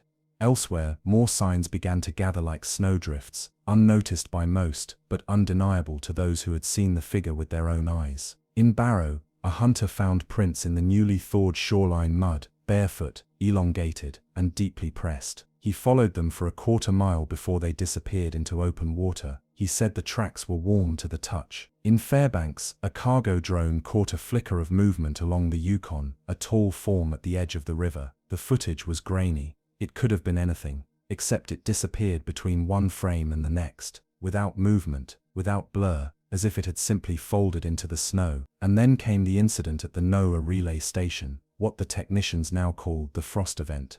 At precisely 2:11 local time, the internal temperature of the sealed electronics bay dropped by 18 degrees in under 5 seconds. Every metal surface developed a layer of patterned frost, not random swirls, not chaotic fractals, but something precise. Geometric arcs, interlocking ovals, glyphs, almost. It faded within minutes, leaving no ice behind, just photographs and questions. Researchers noticed that the symbols resembled a form of non-Euclidean symmetry, curves repeating in ways that defied simple trigonometry, as if written by something that understood balance, but not from our perspective. Some compared the forms to ancient petroglyphs found in Siberian caves. Others whispered older names, older myths. But the common thread remained. Whatever emerged from that ice crevasse had not come to reveal itself. It had come to test the air, like a creature scenting a changed world before retreating again into memory. Perhaps it was the last of its kind, or the first in line, or something in between, a scout from another rhythm of time. But what if it wasn't alone? What if there were more beneath the permafrost, figures sleeping in ice, scattered like forgotten statues beneath a sea of white? Not monsters, not machines, just beings waiting for the air to shift, for the light to fall a certain way, for warmth to seep in deep enough that form can return to motion. And what we saw that day, what emerged and dissolved before our eyes, was simply the first breath of something we were never meant to witness awake. It did not run, it did not fight, it simply moved, and watched, and vanished. And perhaps that is the most unsettling thing of all, because it behaved not like a predator, but like a mirror, showing us not what we fear, but what we may someday become when the cold no longer holds us still. If the Antikythera mechanism was once part of something more, then its rediscovery in the early 20th century may have been no accident, not a relic lost by ancient sailors, but a fragment deliberately left behind. As the sea shifted in the years after the 2009 pulse, more quiet anomalies emerged, not monstrous, not cinematic, just small distortions in the quiet places. A French archaeological vessel scanning the depths off Carpathos recorded faint radial patterns etched in sediment, perfect spirals nearly 30 meters across, not fossilized, not recent, but still visible, as if preserved by some pressure unknown. Weeks later, in one of the underwater drone's light cones, a jellyfish swam through the shot, but the footage, when slowed down, showed something impossible. Its bell pulsed in rhythm, with the pulses recorded off Antikythera. Same intervals, same spacing, 3 short, 1 long, 2 rising. No known jellyfish species has ever demonstrated this pattern. No conditioning, no artificial stimulus was applied. It just swam past, as if echoing. The footage was dismissed. Coincidence, said the experts. But lovely, said one. Meanwhile, a more troubling report came from a submarine telecommunications cable team operating off the Peloponnese coast. Their monitoring relay, embedded thousands of meters beneath the surface, captured a disruption so clean and deliberate, it looked like encryption. They didn't release the waveform, but one leak suggested the disturbance lasted precisely 88 seconds. When engineers examined it, they found the same subsonic intervals hidden inside. The hum again, folded this time into a digital echo, almost as if the ocean had learned to speak our language, or we had taught it, unknowingly, over decades of radio, sonar, and signal bleeding into the deep. The most daring theory didn't come from marine scientists, it came from a cryptographer, Dr. Naren Halvorsen, who had worked on audio reconstruction for Cold War submarine espionage. In a private symposium in Oslo, he proposed the hum wasn't output, but response, that the ocean was listening, interpreting, waiting for a message that matched its own internal cadence. And when it heard that rhythm, in sonar, in ROV pingbacks, in even the idle loops of scanning drones, it pulsed back, not randomly, but selectively, like a handshake, one pattern to acknowledge another. And what about the mechanism? He suggested that perhaps it was a tuning fork, of sorts, a fragment of some ancient technology, not to calculate the heavens, but to align with something beneath them, a calibration device, part astronomical, part navigational, part something else. A translator between sky and sea. His theory was mocked, of course, but then the 2021 pulse happened, this time not in the Aegean, but off the coast of Sicily. A different sea, a different continental shelf, but the same hum, the same 88-second disruption, only this time it was followed by a flare, not in the sky, but beneath the surface. A brief, intense bloom of bioluminescence caught on a naval drone, too wide to be one organism, too coordinated to be coincidence. Shapes swirled, circular, ringed, interlocking, not static like coral, not drifting like plankton, but emerging, for just a breath, in what observers described as a language of light. Then it vanished. The drone failed, the battery drained. When it surfaced, its memory logs had been corrupted, but not erased. The first 12 seconds of the recording survived, enough to show that the light forms in their geometry resembled gears, not identical, but familiar, as though the sea itself had briefly remembered a shape it once held. And if those shapes weren't just biological, if they were memory echoes, emerging in rhythm with a frequency buried in the ocean floor, then the mechanism was never meant to be found. It was left behind, a breadcrumb for the next phase, an invitation, or a warning. And here is where fiction begins to blur, because among the wreckage of ancient ships near Antikythera, divers have long whispered of the silent zone, a stretch of seabed where no creatures swim, no algae grows, and sound is subtly dampened. They say it feels like stepping into a vault, not dead, but asleep. And at the center of this zone, sonar sometimes picks up a hollow, not a cave, not a trench, but a spherical absence in the silt, like something used to be there, something round, about the size of the mechanism, if it were 10,000 times larger, an orb, or an eye. We still call it a machine because that's what humans understand. But machines don't pulse with organic resonance, they don't appear in jellyfish rhythms, they don't fold time, and yet, what if the ocean does? What if the mechanism was not a tool, but a reminder, a seeded pattern meant to reawaken recognition in something older than stars, not for us to use, but for it to find us?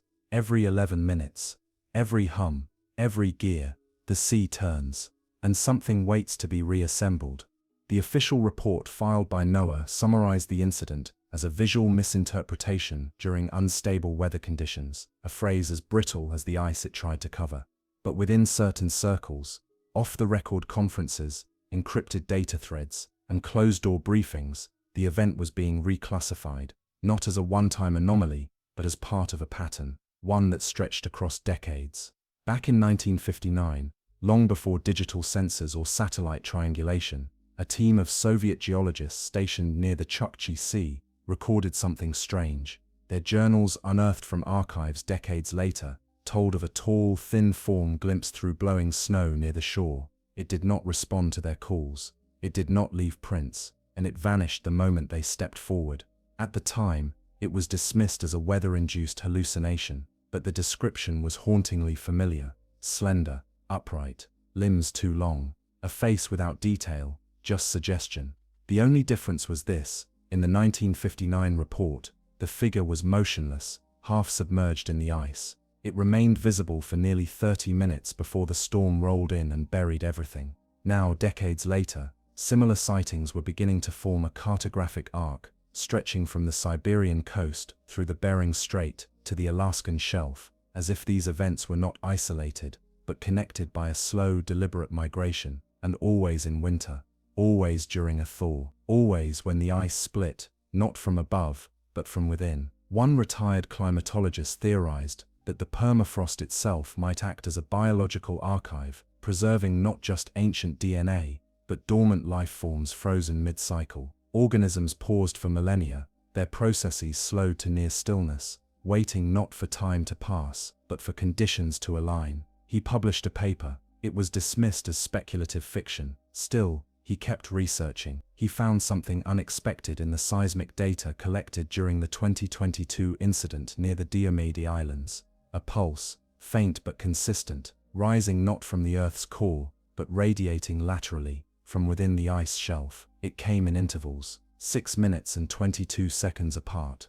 The same timing observed during the frost event at the relay station. The same pacing noted in the temperature shift recorded by Dr. Nakamura's team. He called it a cellular signal, not in the technological sense, but in the biological, a rhythm of function, like a heartbeat slowed to a glacial tempo. In one interview, he said, "Maybe it isn't ice, maybe it's skin."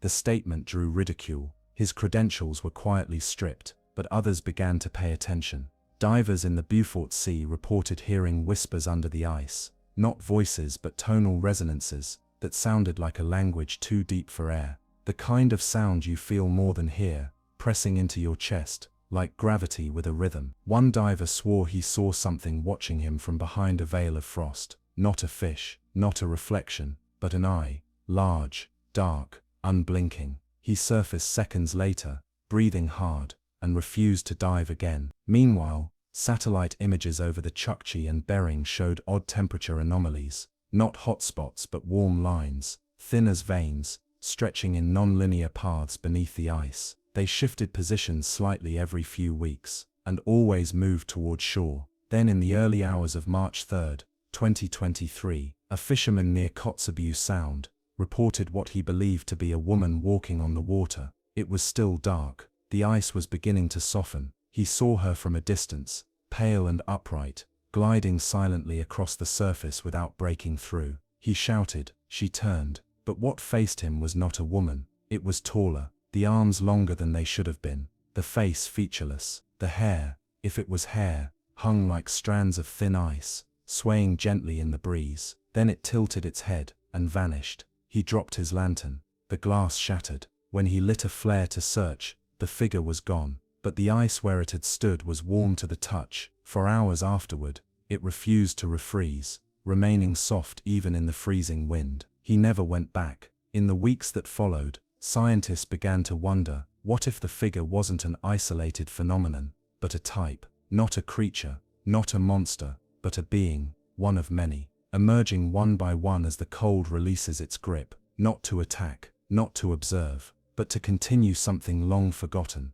And if that's the case, what was the last thing they remember? A world sealed in ice, a sky without satellites, a silence unbroken by radio waves or nuclear signatures. Maybe the thaw isn't a warning, maybe it's an invitation, a call for something to return, not from the sea, but from the pause in time the sea preserved. And what emerges now, with each crack of ice and every warm breath of wind, is not an invasion, but a resumption of a rhythm older than ours, older than speech, older than history. The question now is not what are they, it's what happens when they all stand up at once.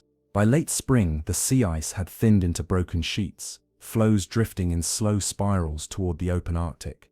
The world above resumed its rhythms, fishing boats resumed routes, wildlife stirred along the coasts, and the science teams packed up their frost-bitten instruments and flew home with files of corrupted data and quiet memories they wouldn't quite discuss. But the ice remained watchful. Somewhere between myth and mistake, the figure lived on, not in headlines, not in documentation, but in hushed retellings, the kind exchanged over coffee in coastal towns, or whispered aboard research vessels under midnight sun. They no longer asked what it was, they asked when it might return, because something had changed. In the northernmost corners of Alaska, where the tundra breathes fog into frozen rivers, a second event occurred, unannounced, unfilmed, but witnessed by two men on a resupply run to a remote weather outpost. They had stopped to rest. No storm, no urgency, just silence, as the wind fell still, and then the ice cracked. Not a boom, not a rumble, but a clean tearing, like fabric stretched too thin, and from the center, they saw something rise. Not tall, this one was small, childlike in shape, but carrying the same spectral pallor. It did not walk. It floated inches above the fissure, limbs drawn in as if conserving warmth that never existed. Its face, half-formed, turned toward them, not menacing, not blank, just present, and then as before, it vanished, not into the air, but into the wind itself, as though the breeze had carried it away in particles of frost and light. The two men never spoke of it again, not officially, but one of them left behind a note, tucked inside his logbook, folded and unsigned. They are waking in size, some tall, some small. None of them speak, but they hear everything. When that note surfaced weeks later, tucked in a sealed equipment crate returned to Anchorage, investigators dismissed it as a prank, but those who had seen the first one did not laugh. Others began drawing parallels to the Tunguska event, 1908, where witnesses described not just a blast, but a man made of light rising into the sky, moments before the impact.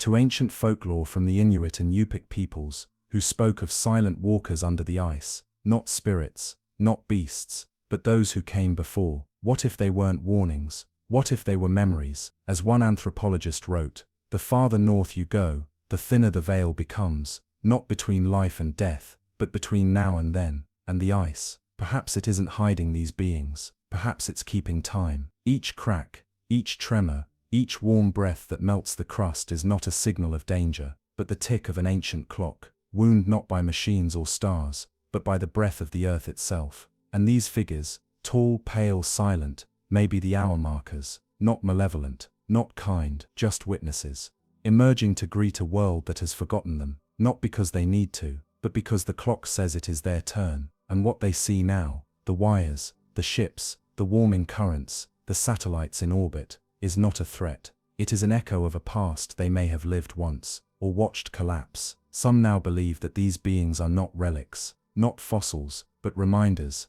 carried through ice, kept in stasis, waiting not to take the world, but to hold a place in it, to rejoin a rhythm we forgot we shared. The final theory, the quietest one, comes from a linguist studying tonal language structures among circumpolar tribes.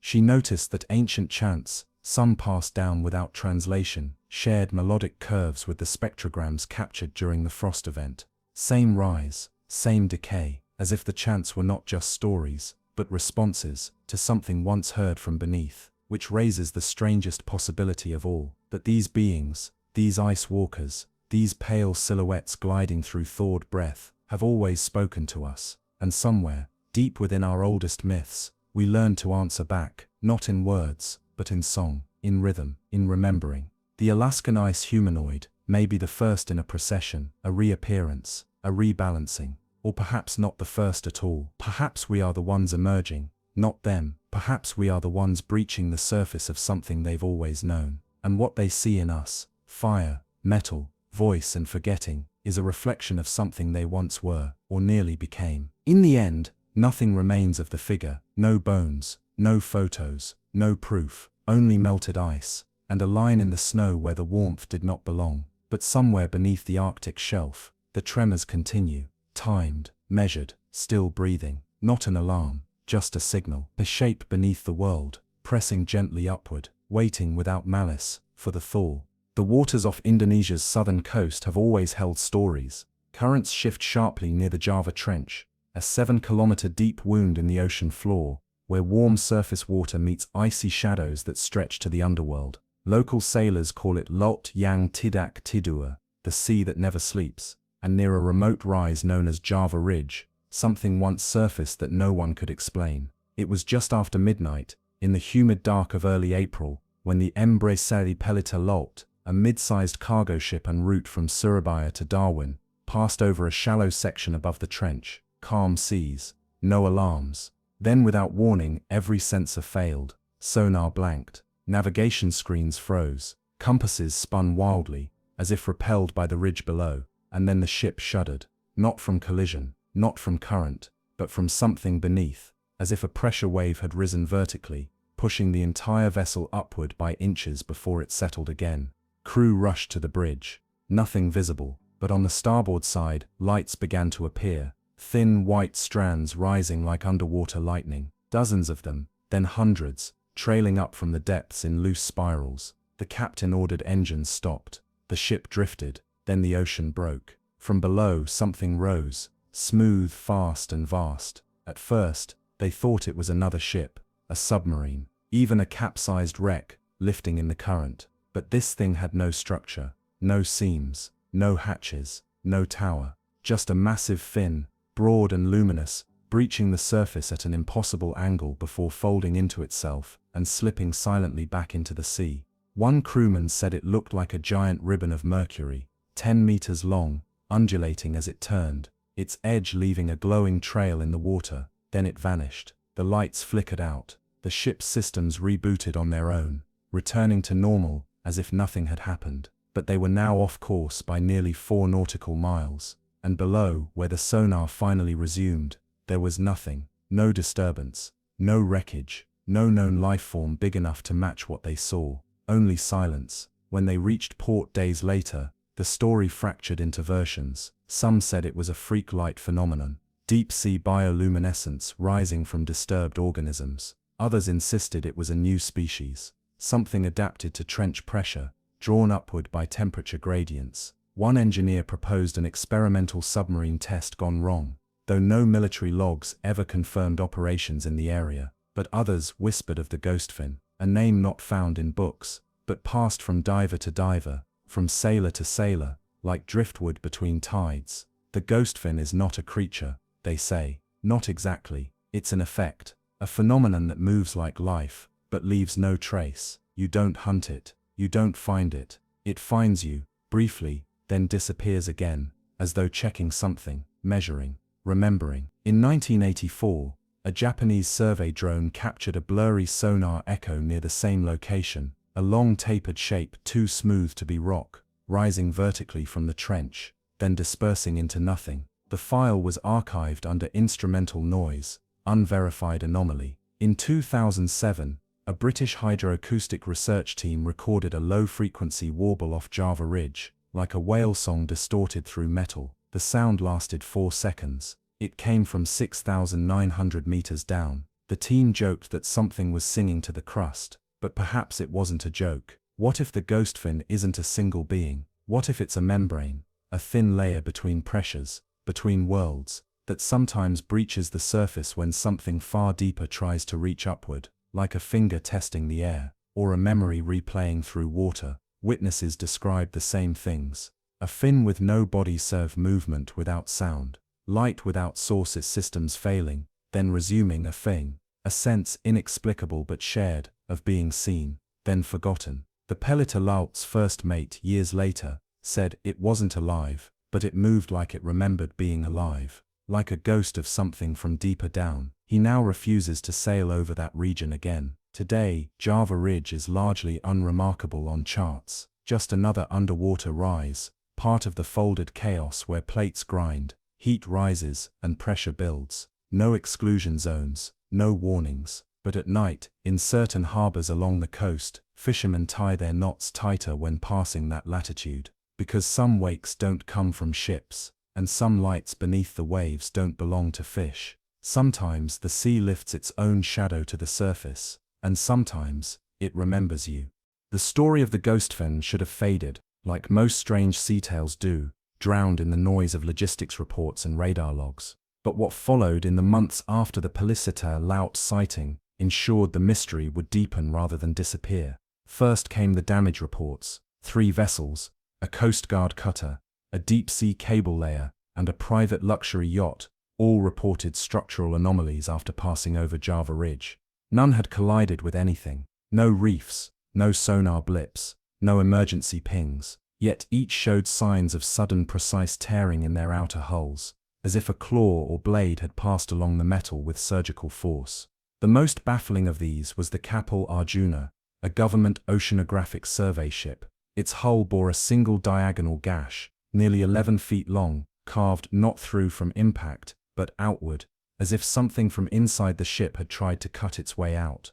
But there were no internal explosions, no fires, no breaches in the internal logs. The onboard ROV's remotely operated vehicles were intact, unused, and the ship's black box recorded no distress, just the usual engine hum and a single moment of total silence. Exactly 14 seconds of dead audio, not static, not error, just missing. The ship's chief technician, a soft-spoken man with 2 decades of sea experience, offered a quiet suggestion when questioned. He said the ocean sometimes folds. Pressed, he explained further, there are pockets down there, like folds in wet cloth. Something comes through those folds, not whole, not always physical, just shape, light, pressure. And when it passes through us, it leaves behind pieces of itself, or takes something with it. They didn't include his testimony in the final report, but quietly, the Indonesian Navy began to remap Java Ridge. What they found disturbed even the skeptics. Beneath the seafloor, sonar imaging showed tubes, not rock formations, but perfectly smooth conduits twisting beneath the ridge like roots or arteries. Some were hundreds of meters long, others, dead ends. But a few led nowhere. They simply stopped in blackness. A marine geologist described them as wormholes of basalt, though no known tectonic activity could have carved them. No lava flow matched their structure, and their smoothness defied the chaotic folding of subduction zones. Somewhere below Java Ridge, something had dug, once, something not blind, something that understood curvature. Drones sent into the area suffered multiple failures. One lost buoyancy and never returned. Another surfaced with its camera lens melted, though it had recorded no rise in ambient temperature. Still, a third drone, launched hastily from a nearby research platform, captured a frame, just one. It showed what appeared to be a massive translucent fin-shaped form, suspended mid-water, hovering beside a cluster of cable bundles recently laid by telecom contractors. The object had no visible propulsion, no gills, no eyes, but along its surface ran thin, illuminated lines, symmetrical, pulsing faintly. The image was suppressed, but it leaked. Marine biology forums buzzed for weeks before the topic was scrubbed from public databases. Theories flooded in: a deep-sea manta variant, a rogue wave captured mid-collapse, an artificial camouflage test by a classified submersible. But no theory explained the precision of the form. It was too even, too balanced, like something engineered. And then came the vanishing metal. Divers inspecting a downed satellite beacon 2 miles east of Java Ridge reported the strangest detail of all. The beacon's anchoring clamps had been sliced clean, not broken, and the steel had dissolved at the molecular edge. Not corrosion, not rust. Something erased it, as if the steel had been remembered wrong. By the time salvage crews arrived, the beacon had drifted 10 kilometers away. Its memory card was blank, the audio logs blank. Only one file remained, a digital timestamp, dated the moment before the anchor detached, and in that file, an error code no one had seen before. SPLN, fin, 09.brt. Technicians dismissed it as a corrupted file name, but one linguist, examining the hex values, pointed out a pattern. Fin might not refer to a fish's appendage. It could mean final, or something else entirely. SPLN, fin, B-ers, spine, fin, ear, perth, or split, fin, blear. The code was never decrypted. It too disappeared. But for those who had seen the ghost fin, or something like it, the message was already clear. This thing, whatever it was, could rise and fall without leaving evidence, could cut without touching, could watch and possibly learn. And worse, it might not be done. Because what if Java Ridge is not a breeding ground, not a home, but a breach point, a place where pressures thin, where memory rises, where forgotten shapes take form again, not by biology, but by intention, not alive, but not dead either, an echo given shape by tectonic rhythm, a ghost returning to the sea it once belonged to. And every ship that passes overhead, every drone that dips too deep, might not be discovering something new. They might be interrupting something very old. By the winter of 2025, research into the Java Ridge anomaly had quietly stalled. The area was still open for maritime travel. Cargo ships still crossed it. Survey vessels still gathered data. But beneath the surface of bureaucratic calm, something else had taken hold. Avoidance. Researchers no longer volunteered for expeditions near the trench. Insurance firms quietly updated their coverage maps to classify the area as unstable. Even the Indonesian fisheries that once cast nets along its fertile slope began shifting operations elsewhere, despite no visible danger. But then something rose again. On a cold grey morning, the Halcyon Law, a small private research vessel funded by an independent deep-sea acoustic institute, captured something alive on a thermal camera. The footage was taken just before dawn, when the sky had yet to color and the sea was still draped in steel blue calm. At first the surface rippled, nothing unusual, but then came a flare of heat, not from above, but from below.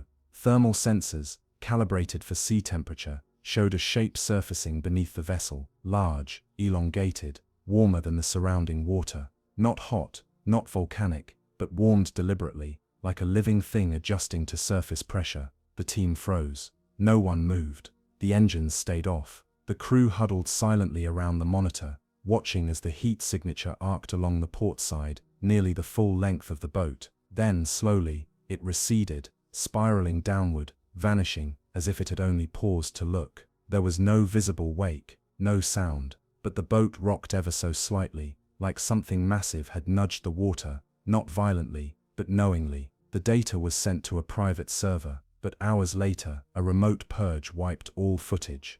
Only a few still images survived, stored on a disconnected backup drive. In them, the thermal outline was unmistakable, a massive fin-like structure trailing luminous threads, not unlike nerves, extending like feeling limbs across the ocean skin. No animal matches the heat pattern. No known creature carries that much thermal variance across such a scale. And more disturbing still, the structure didn't just pulse with warmth, it modulated. Frame by frame, its thermal signature shifted in sequence, like a code, rhythmic, looped and recursive. An acoustic linguist analyzed the sequence and made a chilling suggestion. the pattern resembled the waveform of a spoken question. What if the ghost fin was not rising in aggression, but in inquiry? What if it was asking, and what, if anything, was answering back? Later that year, the sea floor near Java Ridge shifted, not by quake or storm. The seismograph stayed silent, but an entire ridge spine disappeared from bathymetric charts,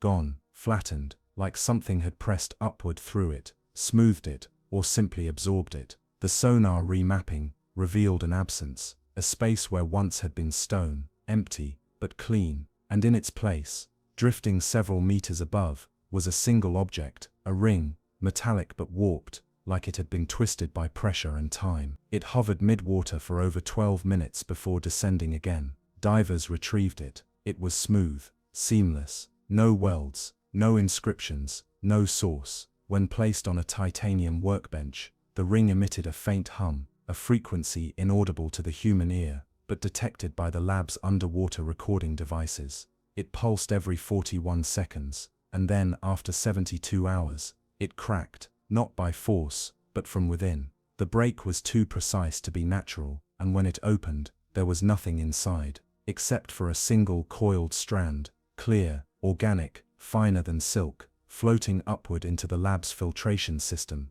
and lost. One technician claimed to hear something during the crack, a voice, not words, but the tone of recognition. He never worked again. He described it later as hearing a memory that wasn't his, something ancient, curious, lonely. The team was disbanded, the report buried, the ring lost. But elsewhere, across scattered ships and remote platforms, more data began to emerge, signals mimicking old sonar archives, but with added distortions, like someone replaying forgotten moments through a degraded medium. Whole recordings showing reflections of shapes that weren't present above or below, as though something invisible had mirrored the vessel from a parallel space. And the oddest of all, voice logs where captains reported speaking into the comms, only to later discover that their words had been altered, subtly, calmly, like a different version of themselves had replied. All in the vicinity of Java Ridge. It leads to one final theory, whispered, unpublished,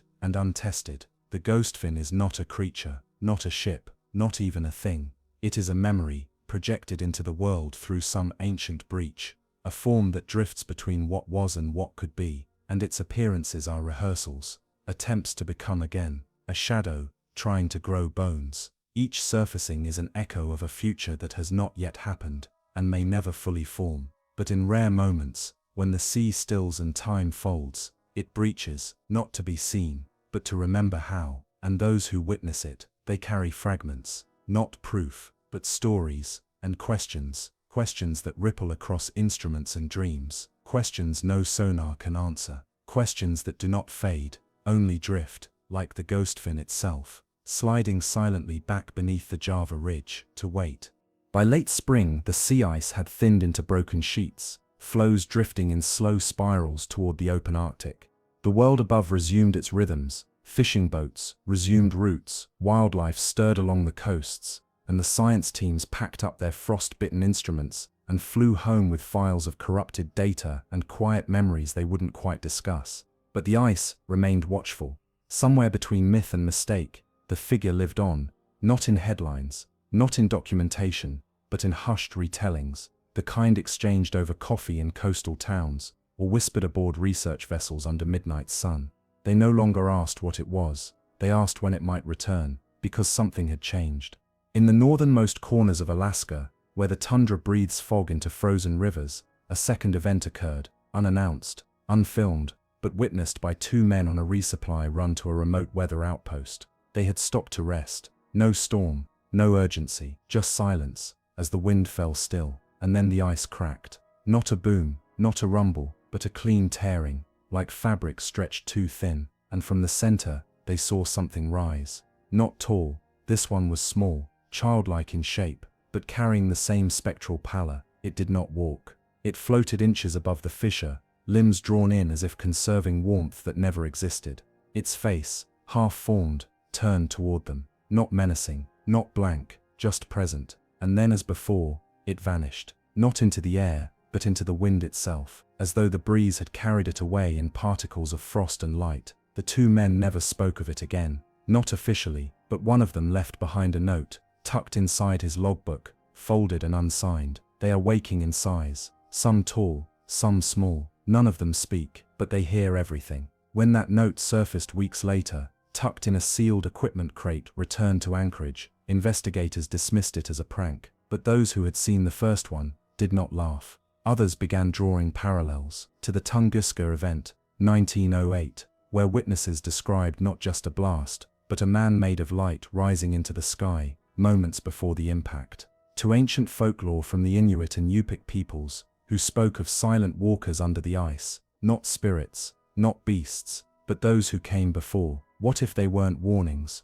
What if they were memories? As one anthropologist wrote, "The farther north you go, the thinner the veil becomes, not between life and death, but between now and then, and the ice." Perhaps it isn't hiding these beings, perhaps it's keeping time. Each crack, each tremor, each warm breath that melts the crust is not a signal of danger, but the tick of an ancient clock, wound not by machines or stars, but by the breath of the earth itself. And these figures, tall, pale, silent, may be the hour markers, not malevolent, not kind, just witnesses, emerging to greet a world that has forgotten them, not because they need to, but because the clock says it is their turn. And what they see now, the wires, the ships, the warming currents, the satellites in orbit, is not a threat. It is an echo of a past they may have lived once, or watched collapse. Some now believe that these beings are not relics, not fossils, but reminders, carried through ice, kept in stasis, waiting not to take the world,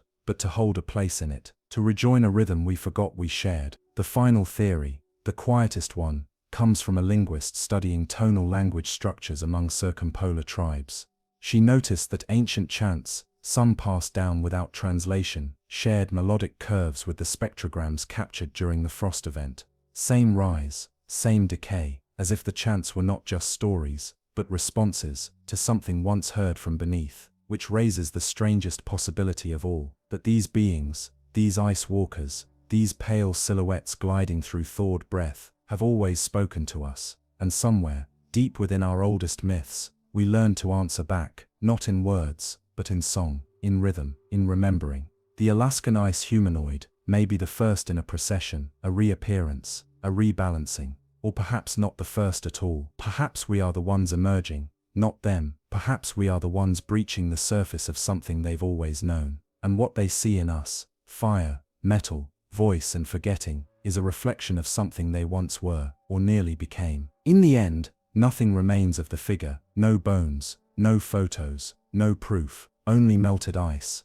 and a line in the snow where the warmth did not belong. But somewhere beneath the Arctic shelf, the tremors continue, timed, measured, still breathing, not an alarm, just a signal, a shape beneath the world, pressing gently upward, waiting without malice, for the thaw. There are places in the ocean where maps warp and logic bends, places shaped not by land but by movement, where tectonics breathe and the seafloor rises and falls like a sleeping giant's chest. One such place is the coral-strewn labyrinth just west of the Vanuatu archipelago, where volcanic heat meets deep marine trenches, and the reef shelves break like cracked porcelain over miles of submerged chasms. In May of 2019, a seismic event rattled the southern banks of Espiritu Santo, a deep tremor, magnitude 5.2, with no epicenter on land, no tsunami, no visible aftermath. For most, it passed without concern, but below the surface, that subtle quake did something strange. It opened something. A dive team from a local university, conducting reef health surveys, had moored near a drop-off known by locals as Tangas Roy, the place that turns, a canyon of coral and obsidian. It spiraled downward in graceful arcs, too deep for standard scuba and rarely visited. The team had deployed a tethered camera drone the day before the quake, and when they returned to review the footage, they expected the usual colorful fish, sediment shifts, perhaps some coral fracturing. But what they saw instead was a vortex. Near the edge of the trench, where the reef gave way to sheer black, something had begun to rotate. Not water, not current, but a shape, massive, organic, spiraled like a conch shell, but moving. The footage showed it unfurling slowly, layer by layer, from a depression in the rock. At first, it appeared to be a tangle of dark tendrils, then sheets of translucent membrane, rippling outward with a gentle undulation, and in its center, a single eye-like void, not glowing, not blinking, just open. When the drone approached within 10 meters, every feed cut, not to black, but to white, blinding, uniform whiteness. The drone resurfaced minutes later, drifting. Its casing was intact, but its data drive was empty, overwritten by something that registered no code, no file system, just static pulses. The university filed a notice with the regional marine monitoring group. The case was labeled electromagnetic disruption, unknown source, but to the divers it was something else. They began to dream. Each member of the team, 7 in total, reported vivid underwater visions in the weeks that followed, dreams of spiraling corridors, made of bone and coral, of soft clicking sounds beneath their skulls, and of being watched by something they could not see, something coiled. One diver, a biologist named Mara, described it in her journal as being inside a seashell that never ends, and hearing my own thoughts echo back wrong. The locals weren't surprised. Fishermen from the nearby island of Malo had long refused to fish beyond a certain point near the trench, not because of sharks, not because of depth, but because of something they called the Taragoro, the spiral one, a thing that comes not from below, but from within the sea itself. They said it lives sideways to the world, that it turns not in circles but in layers, like pages turning in water, one fold at a time, and when it surfaces, it's not to feed, but to reset, to unspool. 3 weeks after the quake, a cargo ship, the Sister Star, en route from Fiji to Noumea, passed over the same trench. At precisely 3:12 a.m., all instruments recorded a sudden shift in barometric pressure, though weather reports logged clear skies. The ship's hull dipped, not dramatically, less than a meter, but suddenly, like it had sagged into something soft. Crew on night watch reported seeing a ring of glowing shapes in the water, rotating slowly clockwise, not jellyfish, not phosphorescent fish, but long twisting filaments, each dozens of meters in length, moving in perfect unison. At the center of the ring, something breached, just for a moment. A tower of spiraled matter, black at the base and glassy at the top, spun into the air with no sound, like water refracted through crystal. Then it folded, collapsing inward in a way that defied physics, shrinking without retreating. No splash, no wake, just absence. The ship logged a magnetic anomaly. One crewman fainted, another, a mechanic named Reyes, refused to speak for days. When he finally did, all he said was, "It saw inside me. It spun me around and put me back, but not the same." The Sister Star changed course, and never returned to that route again. Later, sonar scans of the area revealed something new.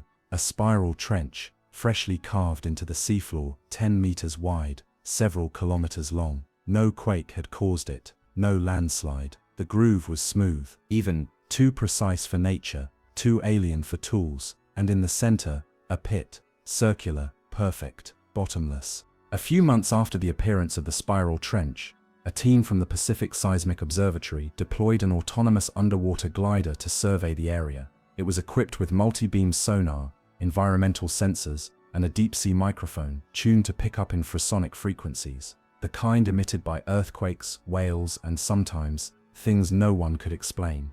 The glider descended silently, slipping past curtains of fish and ridges of coral dusted in volcanic silt. As it crossed over the trench's spiral groove, something unusual occurred. The ambient pressure, temperature, and salinity all held steady, no anomaly. But the depth reading began to oscillate. One moment it reported 3,280 meters, then 3,204, then back again. Then, without the glider moving, 3,306. It was as if the water itself had become uneven, not in currents or waves, but in shape, as though the sea had been creased, and the glider had unknowingly passed over one of the folds. It was then that the audio recording began. The glider's microphone picked up a sound not previously heard in that region. It began low, a dull, cyclical throb, like a heart wrapped in distance. But as it continued, other layers emerged, clicking rhythms, harmonic pulses, and a long spiraling tone that wound upward like a slow alarm heard through miles of water. One marine acousticist who later analyzed the recording said, "It's not a creature, it's a structure that's singing." A researcher from Kyoto University overlaid the waveform with the golden spiral, the logarithmic curve found in everything from galaxies to hurricanes to nautilus shells. The tones followed the curve exactly. Each sound point landed on a calculated ratio. It wasn't random, it was deliberate. And that's when they began to wonder, what if this wasn't just a creature moving through the ocean? What if it was a signal, emerging into 3 dimensions, not from the sea, but through it? What if the spiral beast wasn't alive in the way we understand life, but alive in the way a song is? A form of memory, coiled and repeated, passing from pressure to shape to echo. Then came the shipwreck. A fishing trawler named Adele Hope, with a crew of 12, vanished less than 15 miles from the spiral trench. The weather was calm, their last transmission was routine. Nets cast, sonar clean, heading south. When the vessel failed to return, search teams combed the region for 5 days. On the 6th day, a cargo freighter spotted debris. The Adele Hope's lifeboats were floating, still tethered to the main hull, which itself was upright, half submerged, as though it had been gently lowered into the sea rather than capsized. The strangest part, there was no damage, no holes, no fire, no broken windows. The ship looked untouched, abandoned in mid-task. Fishing nets trailed behind it, lines still taut. Inside, coffee mugs sat full, radios were silent, jackets hung neatly, but no crew, except for one. A man presumed to be the ship's engineer, was found in the engine room, still breathing, eyes wide open, heart steady, but unresponsive. His body showed no trauma, no injuries, no exposure, but his brain activity was anomalous, spiking and dipping in slow rhythmic waves. Medical analysis would later show that his neural oscillations mirrored the infrasonic recordings taken by the underwater glider. It was as if his mind had been tuned, like a radio dial set to something between stations, and stuck there. For weeks he remained unchanged. Then one evening, during a routine hospital check, he spoke a single sentence, "I turned too far," and then he wept. Quietly, without explanation, he would say nothing else. That same month, off the coast of Vanuatu, locals reported glowing rings in the sea, not lights, not boats, but wide faint spirals of luminescent water, visible only from high cliffs or drone footage. They appeared at night, rotated counterclockwise for several minutes, then vanished beneath the surface, like ink being pulled down a drain. The rings left behind no residue, no temperature change. But one drone that captured footage also recorded a low-frequency pulse that rose to an audible tone before cutting out. When slowed down 400%, that tone resembled the same winding frequency as the glider's earlier recording, only this time, it ended with a new sound, a thud, then silence, then a distant soft chime. Theories began to emerge. Some believed it was a form of sentience, testing dimensional edges, a spiral-shaped intelligence that manifests briefly through tectonic stress points. Others proposed it was an echo of time, a creature or pattern from the planet's past, coiled in geology and reawakened by deep-sea movements. One theory, the most unsettling, suggested the spiral beast wasn't from another place or time, but from within Earth itself, a part of the biosphere, too deep, too foreign, and too slow to register until now. Something that only stirs when the sea becomes still. A frequency-based life form, not flesh, not bone, but architecture made of pressure and memory. A thought that takes centuries to unfold. The spiral isn't a body, it's a mind, and each surfacing is a single idea being expressed, briefly, softly, before submerging again beneath layers of coral, current, and time. As the dive team stood down and the current swept clean again, the trench quieted. But no one believed it was over, because in every sonar sweep since then, across thousands of kilometers of sea floor, a pattern has begun to emerge. Spiral-shaped trenches, spiral-shaped vibrations, spiral-shaped dreams, scattered, growing, converging, and each one deeper than the last. A year after the initial tremor awakened the spiral trench, an oceanographic research vessel, Asterion Deep, returned to Vanuatu with a specialized mission. Funded quietly by a coalition of universities and private deep-sea investors, the team had one purpose: to find the spiral and to listen, but not with sonar, or cameras, or nets. They came with resonant instruments, new prototypes, designed to translate tectonic micro-vibrations into audible frequencies. Essentially, a set of underwater ears calibrated, not for whales or quakes, But for things that move like slow breath through stone and silt, the vessel anchored near the trench's outer rim, in the still blue calm of a late afternoon. A gentle wind pulled at the antenna. Coral shadows danced below the hull. No storms on the radar, no movement on the water. At 3:47 p.m., the resonance array lit up, not visually, but audibly. It began as a low roll, almost imperceptible, like the deep sound of a large animal turning in its sleep. Then came a cascading sequence of tones, winding upward and downward, repeating but never identical, like notes spiraling through time, rather than space. And in the middle of it all, a pause, not silence exactly, more like the presence of something listening. One acoustician on board said the frequencies reminded her of a question being asked, followed by a silence not for lack of answer, but for waiting. They played back the recording in real time, looped it again, and realized something stranger still. The pattern wasn't merely musical, it was geometric. When translated into visual waveforms, the sound formed an unbroken logarithmic spiral, the golden ratio. Just like the earlier diver dreams, just like the groove left on the ocean floor, this wasn't a cry, it was a blueprint. And then came the break. At 4:12 p.m., the sea directly beneath the ship began to pulse, not with current or wind, but with depth. Echo sounders recorded the seafloor dropping, not physically, but as if it were folding away from itself. Depth readings increased by meters per second. One moment, the trench floor sat at 3,400 meters. The next, it was 3,700, then 3,900, then beyond readable range. But the ship had not moved. One technician whispered, "It's not getting deeper, we're just seeing more of it." Then without warning, the entire resonance array stopped. No noise, no vibrations, just stillness. And the moment it did, the water surface fractured, not violently, but cleanly, like a circle had been peeled back. In that window of disruption, something surfaced. It did not breach like a whale, or leap like a squid. It rose smoothly, without effort, spiraling upward through the parted water like smoke in reverse. Observers on deck reported a translucent body, wide at the base, tapering as it climbed, made not of flesh, but of folded light. Its form shifted constantly, unable to hold a single shape for more than a second. One moment it resembled a twisting nautilus, the next, a helix of concentric disks. Then for an instant, something almost humanoid, a column of moving rings with a face made of water and pressure. Then it vanished. The water collapsed, the sea fell silent, but the ship's depth readings remained off.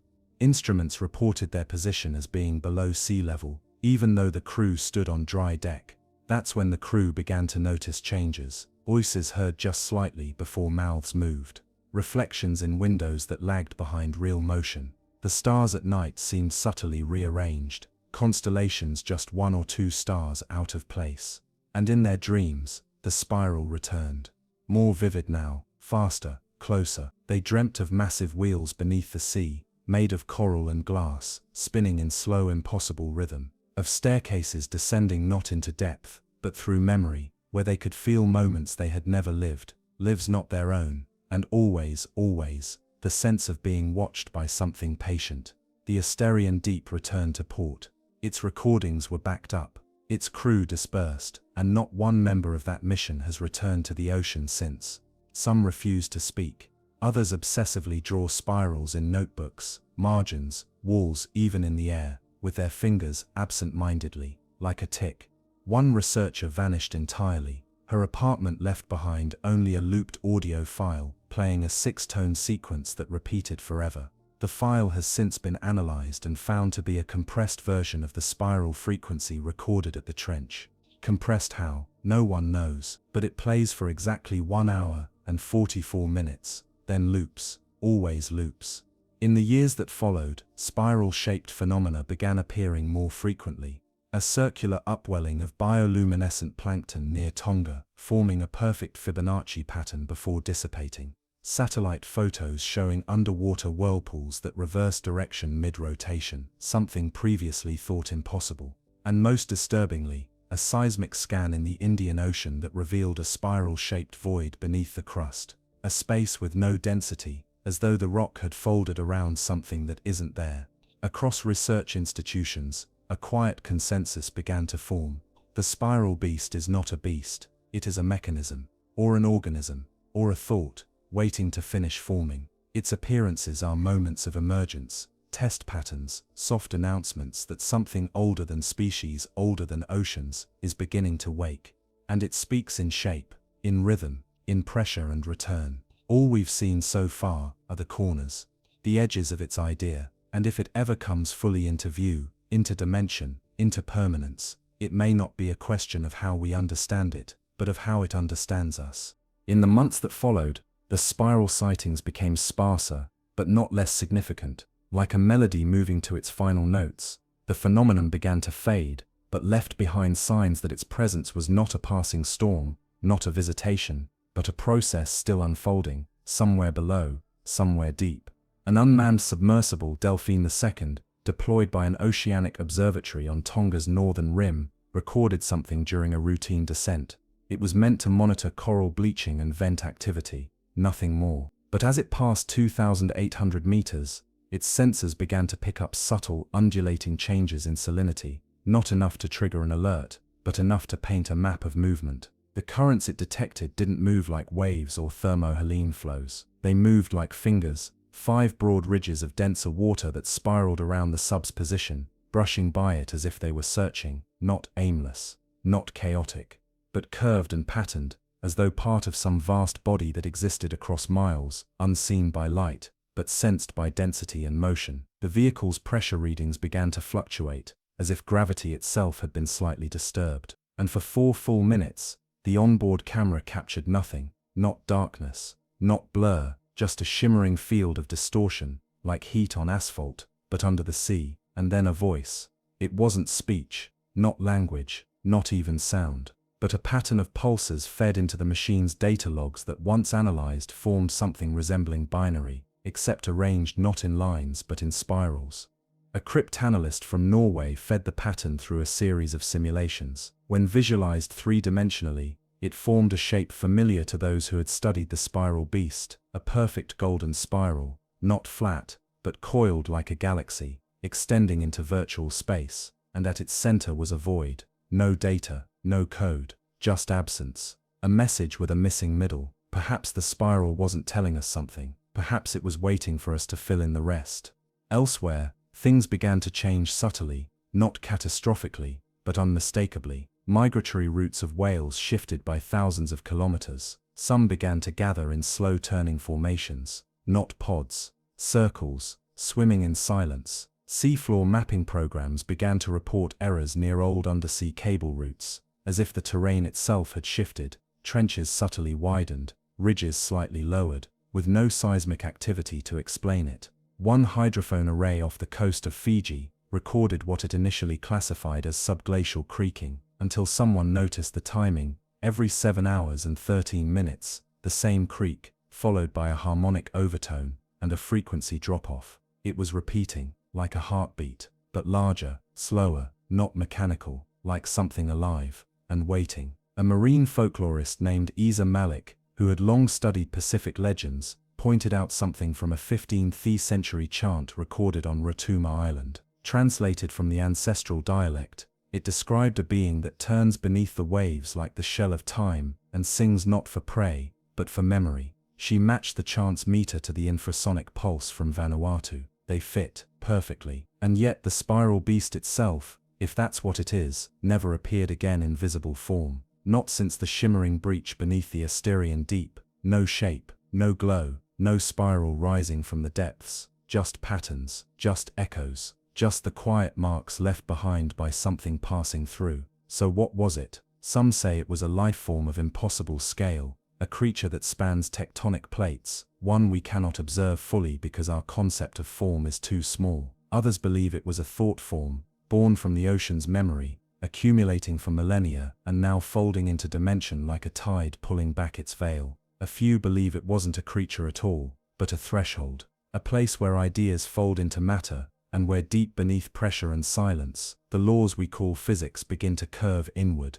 But there's one detail most overlook. The spiral didn't attack, it didn't consume, it didn't even stay. It simply rose, expressed itself through water, light, and dream, then receded. Not out of weakness, not out of fear, but because that was never the point. Its surfacing was a gesture, a breath, a pause, a signal, not meant for us, but passing through us, like a ripple that doesn't stop at the surface, but keeps going, upward and outward, into the part of the world we cannot see. Some wonder if it will return, some say it already has, just not in ways we're trained to recognize, in the hum of sonar, in the turning of currents, in the dreams that echo spirals. And if the spiral beast was real, if it was not a hallucination, not a trick of water and mind, then it may be the first true intelligence the ocean has ever sent to the surface, not to ask anything, not to take, but to remember, to mark the water with its form, so that long after we are gone,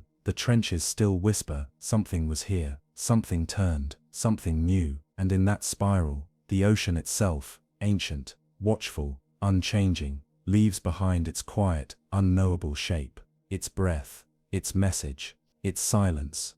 Before dawn, the shoreline was quiet. Tasmania's southern coast has long been a place of solitude, jagged cliffs softened by wind, kelp forests whispering below the surf. But in the spring of 1986, that solitude was broken, and though the event remains largely untold, buried in whispers and brief local reports, those who remember it speak in careful tones. It began with tracks, not footprints exactly, indentations, deep, narrow impressions in the sand, perfectly spaced, stretching for nearly half a mile along an untouched stretch of beach. Locals found them just after sunrise, thinking perhaps a crane or heavy bird had wandered ashore, but the tide hadn't yet come in, and no creature known to that coast left such evenly spaced, vertical stabs into the sand, nearly 2 feet deep and without drag marks. A marine biologist named Ella Sharp was called in from Hobart to examine them. What struck her first was the spacing 3.7 meters apart, not inconsistent,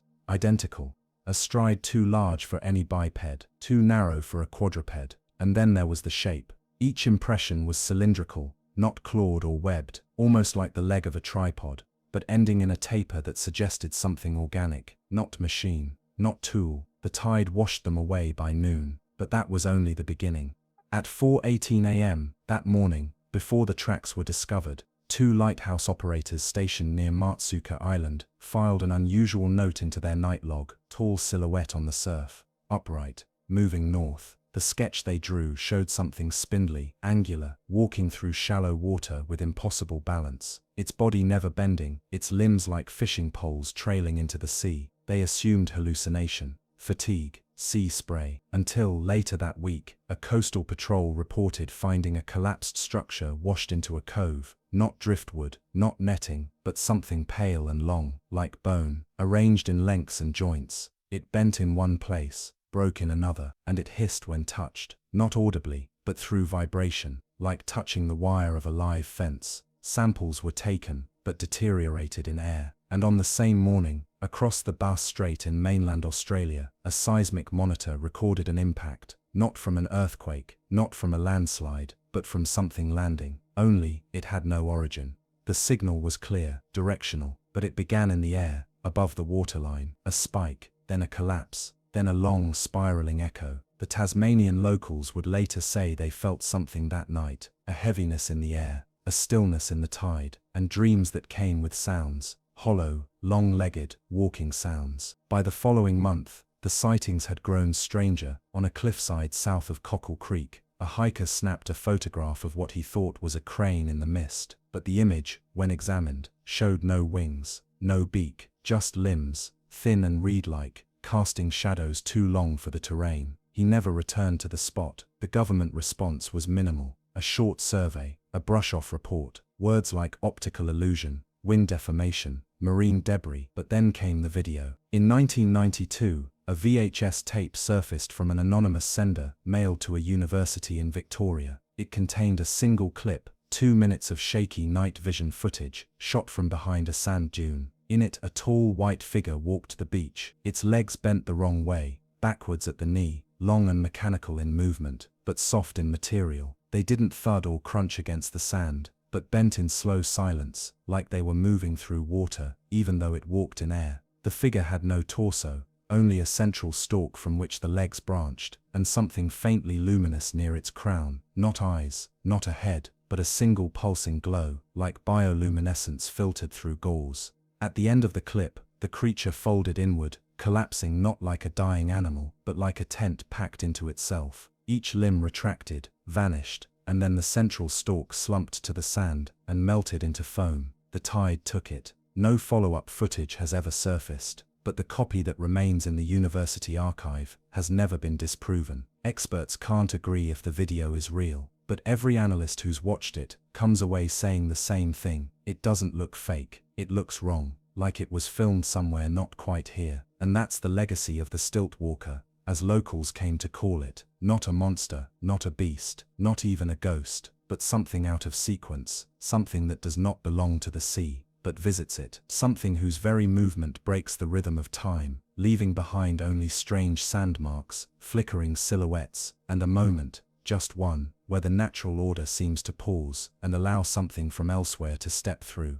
The tides returned, the coastlines healed, but the stories never stopped. And each year, near the equinox, when the waters grow still and the stars seem to hang a little longer in the sky, some say you can still see a shadow walking across the surf, a tall figure, silent, balanced, impossible. In the wake of the VHS footage, the Tasmanian coast settled into uneasy quiet. There were no more sightings, no new reports, but among a very small circle of marine researchers and folklorists, the legend of the stilt walker began to spread. Not through academic papers, but through late-night emails, private forums, quiet conference conversations whispered between talks on kelp cycles and coral dieback. One such whisper came from an old surveyor named Jonah Carr, who'd worked off and on for nearly 4 decades with the Australian Hydrographic Office. He remembered the coastlines from before the satellite age, when all depth had to be measured manually, with weighted lines and sonar blips printed on damp graph paper. He recalled one charting mission in particular, from 1979. They were mapping offshore sandbars that had shifted after a minor quake, 3 nautical miles south of Research Bay. Their depth reader began to behave oddly. Every 10 seconds, it would register a vertical column in the water, like a tower that hadn't been there before, rising suddenly from the seafloor, then vanishing as quickly as it came. It wasn't static. It moved, slowly, walking. He marked the anomaly in pencil on his charts, but was told to discard the readings. Faulty signal, they said. But the spot haunted him, because for 10 straight minutes, the sonar painted the same image, 2 vertical lines, evenly spaced, appearing and disappearing, like the legs of something tall and precise, pacing beneath the hull. He called it the Echo Walker. He didn't think to connect it to the stilt walker until years later, when a student showed him the VHS footage. He paled. Said he'd seen that shape before, not with eyes, but with instruments. That shape had walked under his ship. Others came forward too.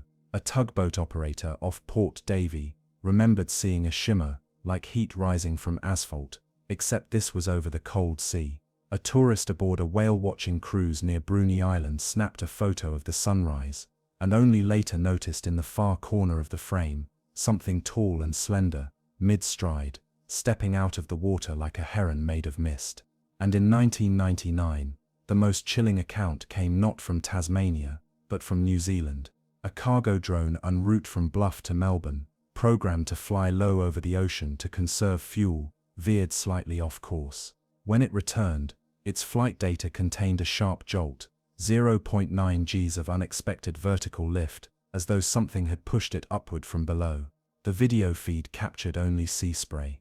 But the thermal logs told another story. For just under 0.7 seconds, a heat signature, tall, upright, 40 degrees Celsius hotter than ambient water, rose from the ocean beneath the drone, passed through its flight path, and then was gone. There was no engine, no jet, no drone, or bird or balloon, just a column of heat in the shape of limbs, and then silence. Some began to speculate. What if the stilt walker wasn't entirely here? What if it wasn't a creature at all, but a projection, or even a leak from something larger, something whose full form couldn't manifest in our world, only parts of it, as conditions allowed, a leg, a glow, a stride, like a shadow cast through fog. It walks between realities, and for brief moments, the boundary weakens. One theory suggested that the stilt walker appears only when the sea itself is in flux, when tides meet seismic stress, and the space between matter and motion loosens. Not a ghost, but a response, a side effect of the ocean's tectonic memory. Others believe it's older than our species, older than fish, older than time, as we count it. Perhaps it's a biological remnant of a previous Earth, one that flickers back into being only under very specific atmospheric alignments. Or perhaps it's not biological at all. Some compared it to the behavior of certain mushrooms, fruiting bodies that emerge only when underground conditions align. The stilt walker might be the visible tip of something rooted deep beneath the seafloor, not a body, but a sensor, a periscope, a scout. And perhaps it's not walking. Perhaps from its perspective we're the ones moving, and it's simply standing still, while the world turns under its feet. What's most unsettling isn't the footage, or the sonar echoes, or the sand marks. It's the consistency. Over more than 40 years, in dozens of sightings the creature is always the same, tall, impossibly narrow, limbed, luminous at the top, walking upright, never crawling, never swimming, always walking, as if the sea is not liquid to it, but something else entirely. A surface, a veil, a stage. The sightings always end the same too. The creature collapses, folds, melts, as though it was never fully here to begin with, as though its time among us was borrowed, and running out. One poet wrote, after hearing of the legend, always walking, always walking, There's no proof, no conclusive evidence, but the stories remain. The footage still exists. That the stories remain. The footage still exists. And somewhere, on cold mornings when fog drapes the tide like a curtain, someone always stops, stares, waits, because something tall still walks the shore, and though we may never catch it fully in light or lens, we feel it. In the stillness of the sea. In the pause between waves. In the faint echo of footsteps, too long to be ours. It wasn't only scientists and sailors who whispered of the walker. Further inland, old Tasmanian families had their own stories, tales passed down in murmurs, mostly ignored, mostly dismissed. But if you asked gently, without cameras or notebooks, and if you waited long enough for the silence to feel safe, some would speak of the long-legged stranger who comes from the sea. They'd say it's not a monster, they'd say it's a visitor. One grandmother in Huonville swore her father had seen it once, during World War II, when patrolling the coastline for foreign submarines. He never reported it, she said, but he stopped sleeping well after that. He said he'd watched something cross the beach with perfect balance, its movements slow, elegant, completely unnatural, like watching a tree walk. A white tree, impossibly tall, vanishing into fog just before it reached the tree line. He said it turned once, just once, and though it had no face, he felt it look at him. Another account came from a painter who lived on Bruny Island in the 1960s. He specialized in coastal landscapes, mostly for tourists, sunlight on rocks, gulls above waves. But one canvas in his back room was never sold, never shown. He kept it covered under a cloth, hidden like a wound. The rare visitor who glimpsed it spoke of an enormous pale figure in the surf, with arms like reeds and legs like stilts, walking away from the shore. Its head was nothing more than a white orb, trailing mist behind it. He called it the one who crosses. When asked why he never painted it again, he said, because it knew I did. Folklorists have tried to gather these accounts into some coherent thread, but it always slips. Some stories end with the creature turning into smoke. Others say it sinks into the sea like it's going home. Still others say it doesn't disappear at all, but stops, mid-step, and stands there for hours, unmoving, as if time ceases to apply. Then it's just gone. No collapse, no splash, just absence.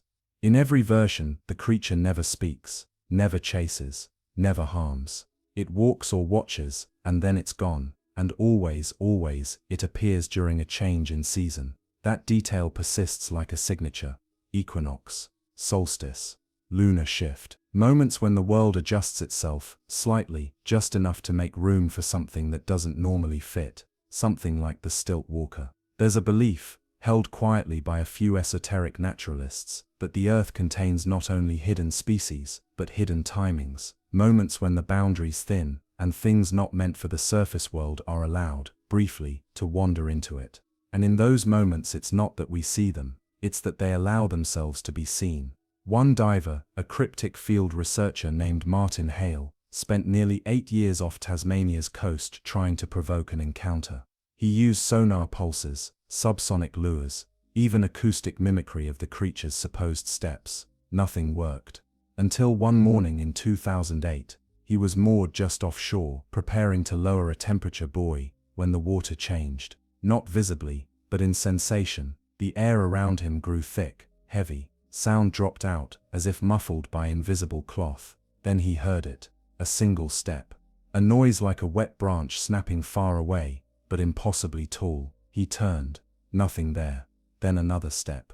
And another. He scanned the water, the rocks, the fog, and then silence again. But when he replayed his hydrophone recording, the sounds were there. Heavy, watery thuds, spaced with near-perfect rhythm, just under 4 seconds apart.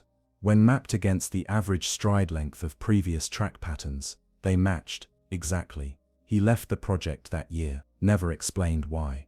In 2010, a drone survey picked up something peculiar while scanning cliff erosion near Loon River. Among frames of fallen stone and crashing waves, a single blurred frame stood out. A tall, pale silhouette, partially obscured by sea spray just at the waterline, motionless, upright. The frame after it was empty. Experts dismissed it as an imaging error, but those who'd heard the stories recognized the posture, the legs too thin for their length, the head too bright, the curve of the back, like a reed in wind. Still no conclusions, no proof, only fragments. But that's the way it's always been with the stilt walker. Like driftwood floating just out of reach. You can see its shape, feel its echo, sense its rhythm in the lull between waves. But you cannot hold it. Some say it's a guardian, some say it's a warning, some say it's a memory of walking trapped in the ocean's old bones. But none can say for certain, only that when you hear steps where no creature should be, when you feel watched, not with eyes, but with presence, and when the fog clings too tight to the tide, look to the shore, look to the surf. Something tall may be walking there, but it won't wait for you, it never does. By the 2020s, the stilt walker had become more than a story. It was an echo embedded in the coastlines, not just in Tasmania, but along isolated inlets of New Zealand, and even in whispered sightings from the southern coast of Chile, where seafarers mentioned tall white shadows stepping through mist near fjords carved by glaciers long gone. No official records confirm its existence, no scientific paper bears its name, but still it walks, across rumor, across culture, across quiet fields of mind where silence and sea are one. One final account, perhaps the strangest, arrived in 2022 through an unlisted livestream hosted by a small channel dedicated to ocean anomalies. The footage came from a group of amateur drone pilots who'd launched a thermal drone at dusk near a forgotten cove on the Tasman Peninsula. They were chasing bioluminescent algae blooms, filming long glows curling across tide pools, but the camera caught something else. Not a bloom, not light, a figure. At first, it was dismissed, just a glare or sensor artifact. But when the drone hovered and zoomed, the figure clarified. In thermal vision, it appeared as a cold absence in a warm sea, a silhouette over 6 meters tall, barely distinguishable from the surrounding air, but there with long straight limbs evenly spaced, and a single pulsing orb of warmth near what could only be the head. The shape stood still for 43 seconds. Then, moved. It took one long step inland, not splashing, not shifting sand, as if the very molecules beneath it made room. Then another step, and then it faded, not by motion, not by distance, but by dissolving from relevance, like a ghost memory a mind chooses to release. The stream cut out, not a technical error, just gone. The footage later appeared corrupted, not with digital glitches, but with visual inconsistencies that mimicked natural forgetfulness. A phenomenon not well understood, but studied in cases of trauma, when the brain itself rearranges memory to protect the self. And that became the new theory, that the stilt walker doesn't evade documentation by stealth, or speed, or even environment, but by consensual forgetfulness, that to remember it too clearly invites a kind of inner displacement, like your mind has to bend slightly to fit the memory. and when it snaps back, the memory doesn't. It's not erased. It's released. And so the walker walks on. Its legacy isn't fossil or photograph, but a lingering sensation that something impossibly tall once crossed your field of vision, that a sound not meant for land echoed across shallow tide, that an absence, felt rather than seen, passed close enough to touch, but didn't. And now, in coastal art markets and isolated zines, depictions of the creature take on new life. Not monstrous, not menacing, but elegant, alien, alone, always alone. Some show it walking across waves like glass, others standing mid-step, just before vanishing. A few render it at strange angles, as though the painter saw it not from a single point of view, but from all directions at once. Each painting is unsigned. No artist ever claims credit, and maybe that's fitting, because if the stilt walker is real, if it does pass through our reality in these rare slanting moments, then perhaps all we are allowed is the briefest sense of its being, like watching the wake of something too large to see, not a monster, not a visitor, but a reminder that beneath the sea and beside it, and sometimes even above it, there are things that walk when no one is watching, not to hurt, not to hide, but to move, to mark time, to stretch their long quiet limbs beneath the sky, and take a single step closer to what we still do not understand. So next time the fog hangs low, and the tide feels thicker than it should, and the sand seems untouched but not quite right, pause, listen. There might be something out there, just beyond what we can hold, taking one long step, leaving no trace, and folding into the wind. The Tasman stilt walker is never far, just forgotten, until it walks again. So now we drift once more, towards silence. The tide pulls back, slow and obedient, drawing with it the remnants of all we've seen tonight, the shimmering trails, the breathing depths, the long-legged shadows walking where no foot should fall. For hours we've followed the stories of creatures that rise not from nightmares, but from somewhere quieter, stranger, and far less understood.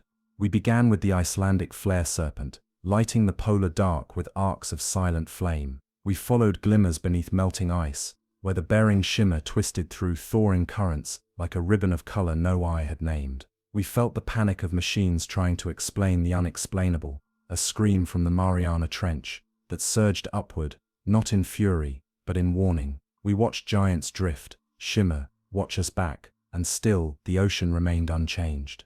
Because that's the trick of the sea, isn't it?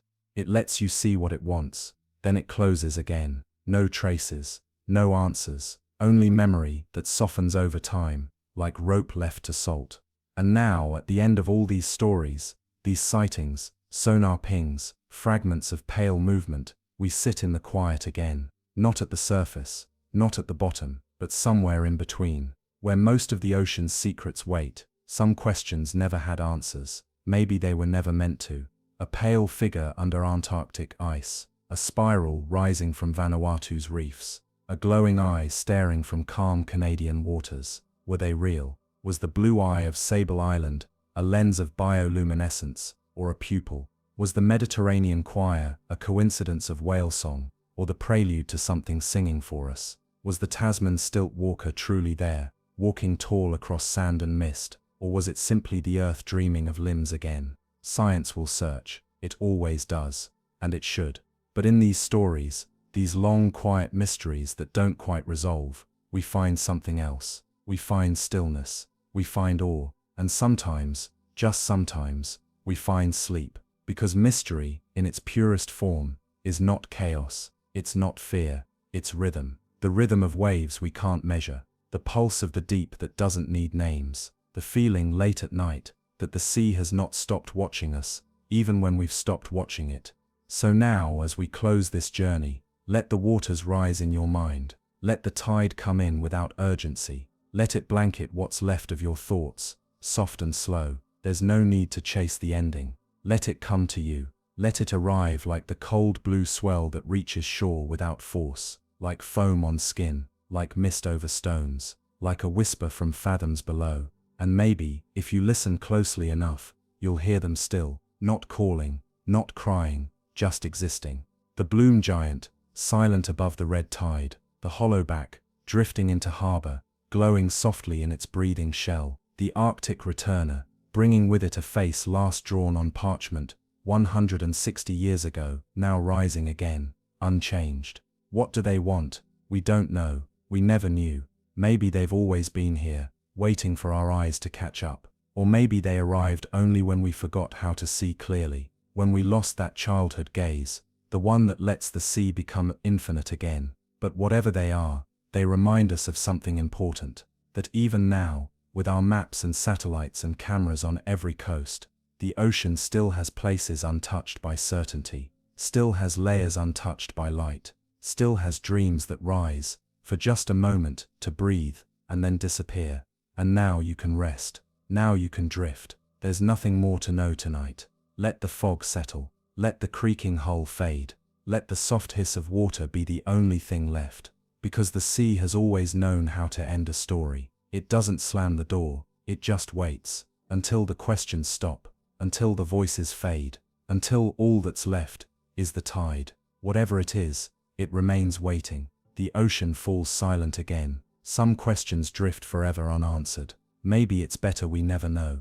And if this story stayed with you, let me know in the comments, which mystery haunted you the most tonight. Until next time, sleep well beneath the waves. There are places beneath the ocean where time no longer breathes, places where stone lies still, older than memory, in columns and stairways carved long before names were given, fragments of cities, of prayers, of lives, now silent beneath the tides. The sea does not forget. It sways above those broken temples, like a curtain, blue and endless. It hides them not in malice, but in quiet custody, as if holding them for the day someone dreams deep enough to find them again.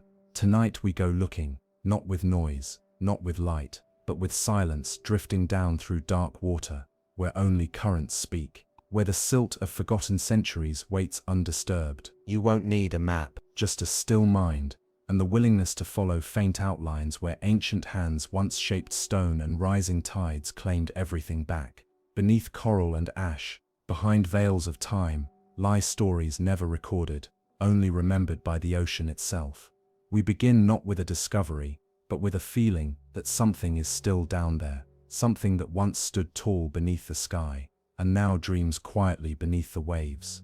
So let your breath slow, let your thoughts drift. The sea is opening her deepest chapters tonight, and we begin just beneath the shorelines of India. Off the western coast of India, just beyond the crumbling temples and sun-bleached steps of the present-day city of Dwarka, the water grows suddenly deep.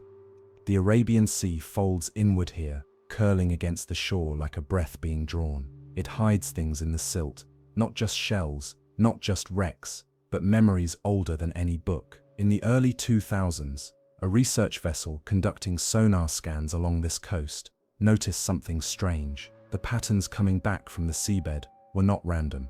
They were geometric, parallel lines, right angles, symmetrical clusters. They were not like the rest of the ocean floor, where rocks jutted and scattered like the teeth of a broken jaw. These were ordered.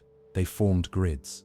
At first it seemed impossible, but the more they scanned, the more clearly it came into view, what looked to be the layout of a city, avenues, courtyards, foundations, structures that stretched over 5 miles of seabed. Some called it an illusion, an artifact of sonar. Others said it was real, a city that had once stood proud on dry land, then slowly drowned as the ocean rose. Divers were sent down. Visibility was poor. The waters off Dwarka are dense with sediment, and the current never quite rests. But they found something, a shard of wood embedded in the sand, preserved by layers of silt. It was dated using radiocarbon analysis. The result shocked everyone, more than 9,000 years old. That would place the site well before the rise of Mesopotamia, before the pyramids, before any known urban development in the region, before writing, before wheels, before civilization as we define it. If this was truly a city, it wasn't just lost, it was forgotten by time itself. Ancient Hindu texts speak of Dwarka, a golden city ruled by Lord Krishna, built with walls of precious stone and bridges of light. It was said to be a marvel of architecture, its gates watched by sentries in crystal towers, its streets wider than rivers. But when Krishna's time on earth ended, the ocean claimed the city. The texts say the sea rose and swallowed Dwarka whole, as if the gods were taking it back. For centuries, this was seen as mythology, a poetic story, no more real than Atlantis. but myths often begin as memories, distorted, refracted, retold. And what if, just once, one of those stories was true? The divers exploring the site described strange feelings. The pressure of the water was not unusual, but the silence was heavier than expected. The deeper they moved into the grid of submerged stones, the quieter it felt, as if the sea itself were holding its breath. There were flat slabs that lay in long rows, some with edges sharp enough to suggest tools. There were circular depressions that could have been wells or altars,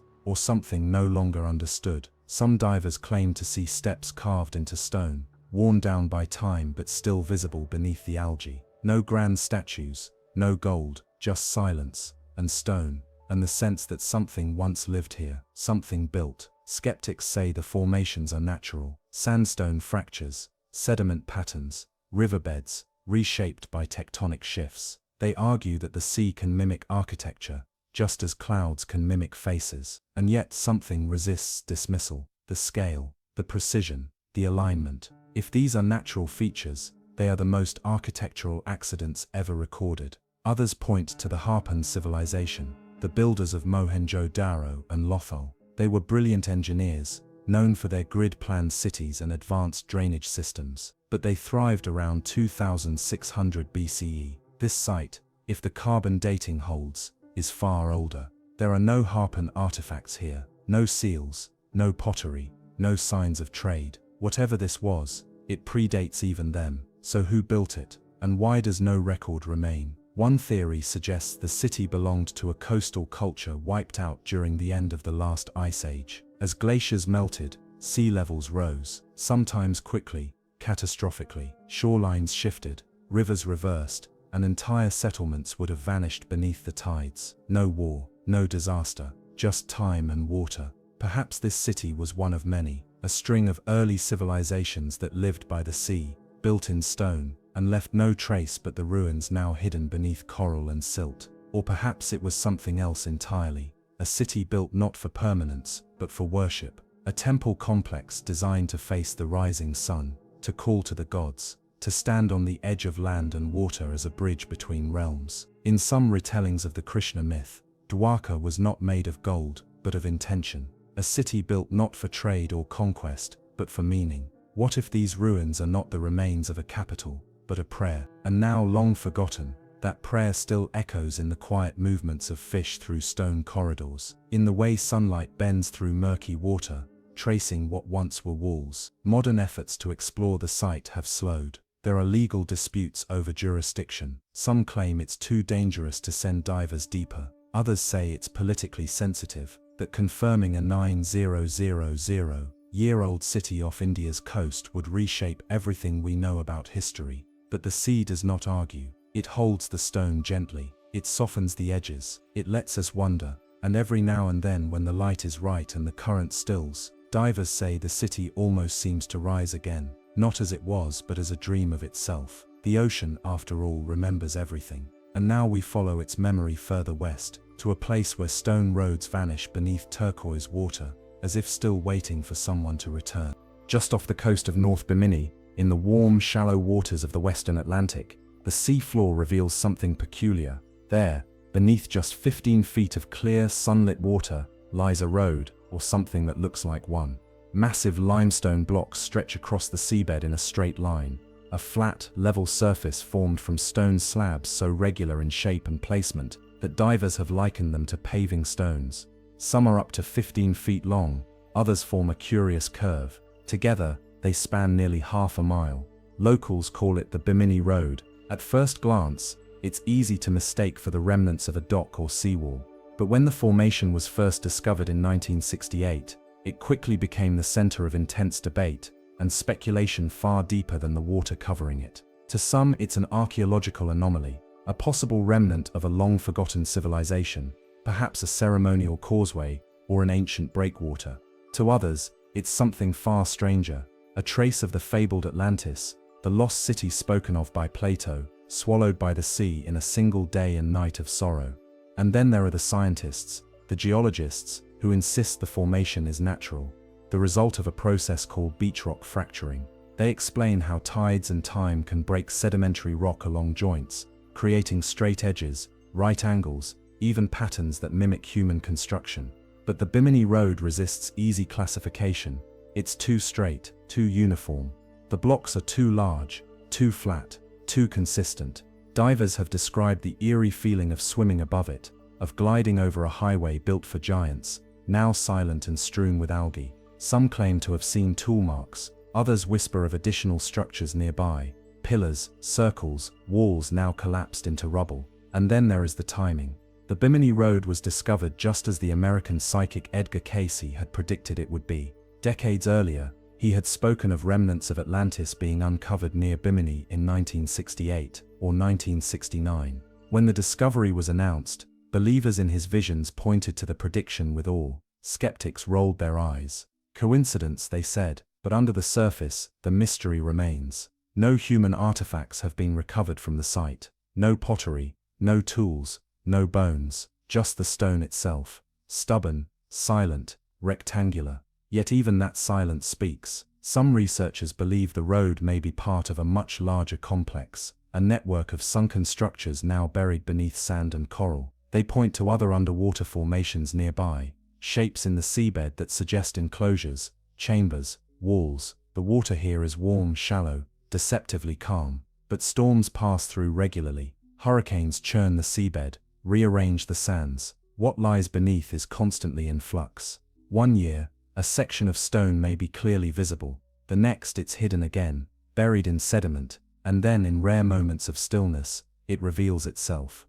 The mystery deepens when considering the broader geography. The Bahamas sit atop the Bahama Banks, vast underwater plateaus that may once have been dry land, thousands of years ago, during the last ice age. As sea levels rose, what may have been islands, hills, or even settlements were gradually overtaken by the ocean. Could the Bimini Road be a remnant of one such ancient place? A trade route, a ceremonial causeway, a wall against the sea, or is it truly natural? A trick of stone and time, shaped into patterns we long to find. The mind often reaches for meaning, especially in the depths, especially when silence surrounds us, and the ocean does not object. It lets the questions remain unanswered, the road untraveled, the stones unmoved. There is something hypnotic about the way the blocks stretch into the blue, as if they are still leading somewhere, to a destination now erased. Divers say that following the path underwater can feel like walking in a dream. The light flickers on the limestone, the sea hums above, and every step, imagined or not, leads deeper into memory. A road is meant to go somewhere, but this one simply fades, stone by stone, into nothing, just water, just depth, just silence. And not far from Bimini, the ocean floor drops off into the deep. There at the edge of the continental shelf, the abyss begins, a sheer fall into blue-black darkness. Perhaps the road once led to something at the brink, or perhaps the brink is all that's left. Now we follow the current eastward, toward Japan, toward a stone staircase that should not exist, rising out of the ocean floor like the remains of a sunken monument, or something older still. The deeper one looks into the Bimini Road, the more the debate begins to blur not just scientific lines, but emotional ones. The ocean does this. It doesn't merely hide the past, it distorts it, not maliciously, but softly, like a dream you can't fully wake from. For those who have walked above the structure, or swum, rather, the questions aren't always logical. They're sensory. They ask how a place can feel so familiar, when it has no name. Why a trail of stones can seem not just ancient, but sacred. A few divers have described sensations they can't fully explain. A stillness that falls as soon as they reach the site. Pressure, not from depth, but from something quieter. One man described it as the sound of thought in stone. Another, less poetic, said simply, "It didn't feel natural." There's no real evidence of tools, no carvings, no glyphs, no proof, and yet it feels like proof of something. Some researchers, fringe though they may be, have proposed that the road is not a road at all, but a base, the foundation of something long since gone. A building that once stood on these stones, its wooden or metallic form now dissolved by centuries of salt and current. Others look beyond Earth entirely. They see the formation's perfect angles, its mathematical spacing, and they leap. Aliens, ancient astronauts, beings who left behind roads not just across continents, but across oceans. These theories aren't taken seriously by most scholars, but the truth is, even serious scholarship stumbles here. There's simply too little to hold on to, just stone and suspicion. And the deeper problem, the ocean is alive, it moves, it reclaims.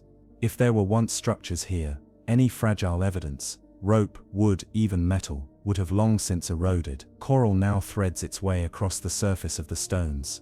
Algae coats their edges, crabs nest in the cracks. It is a ruin with no context.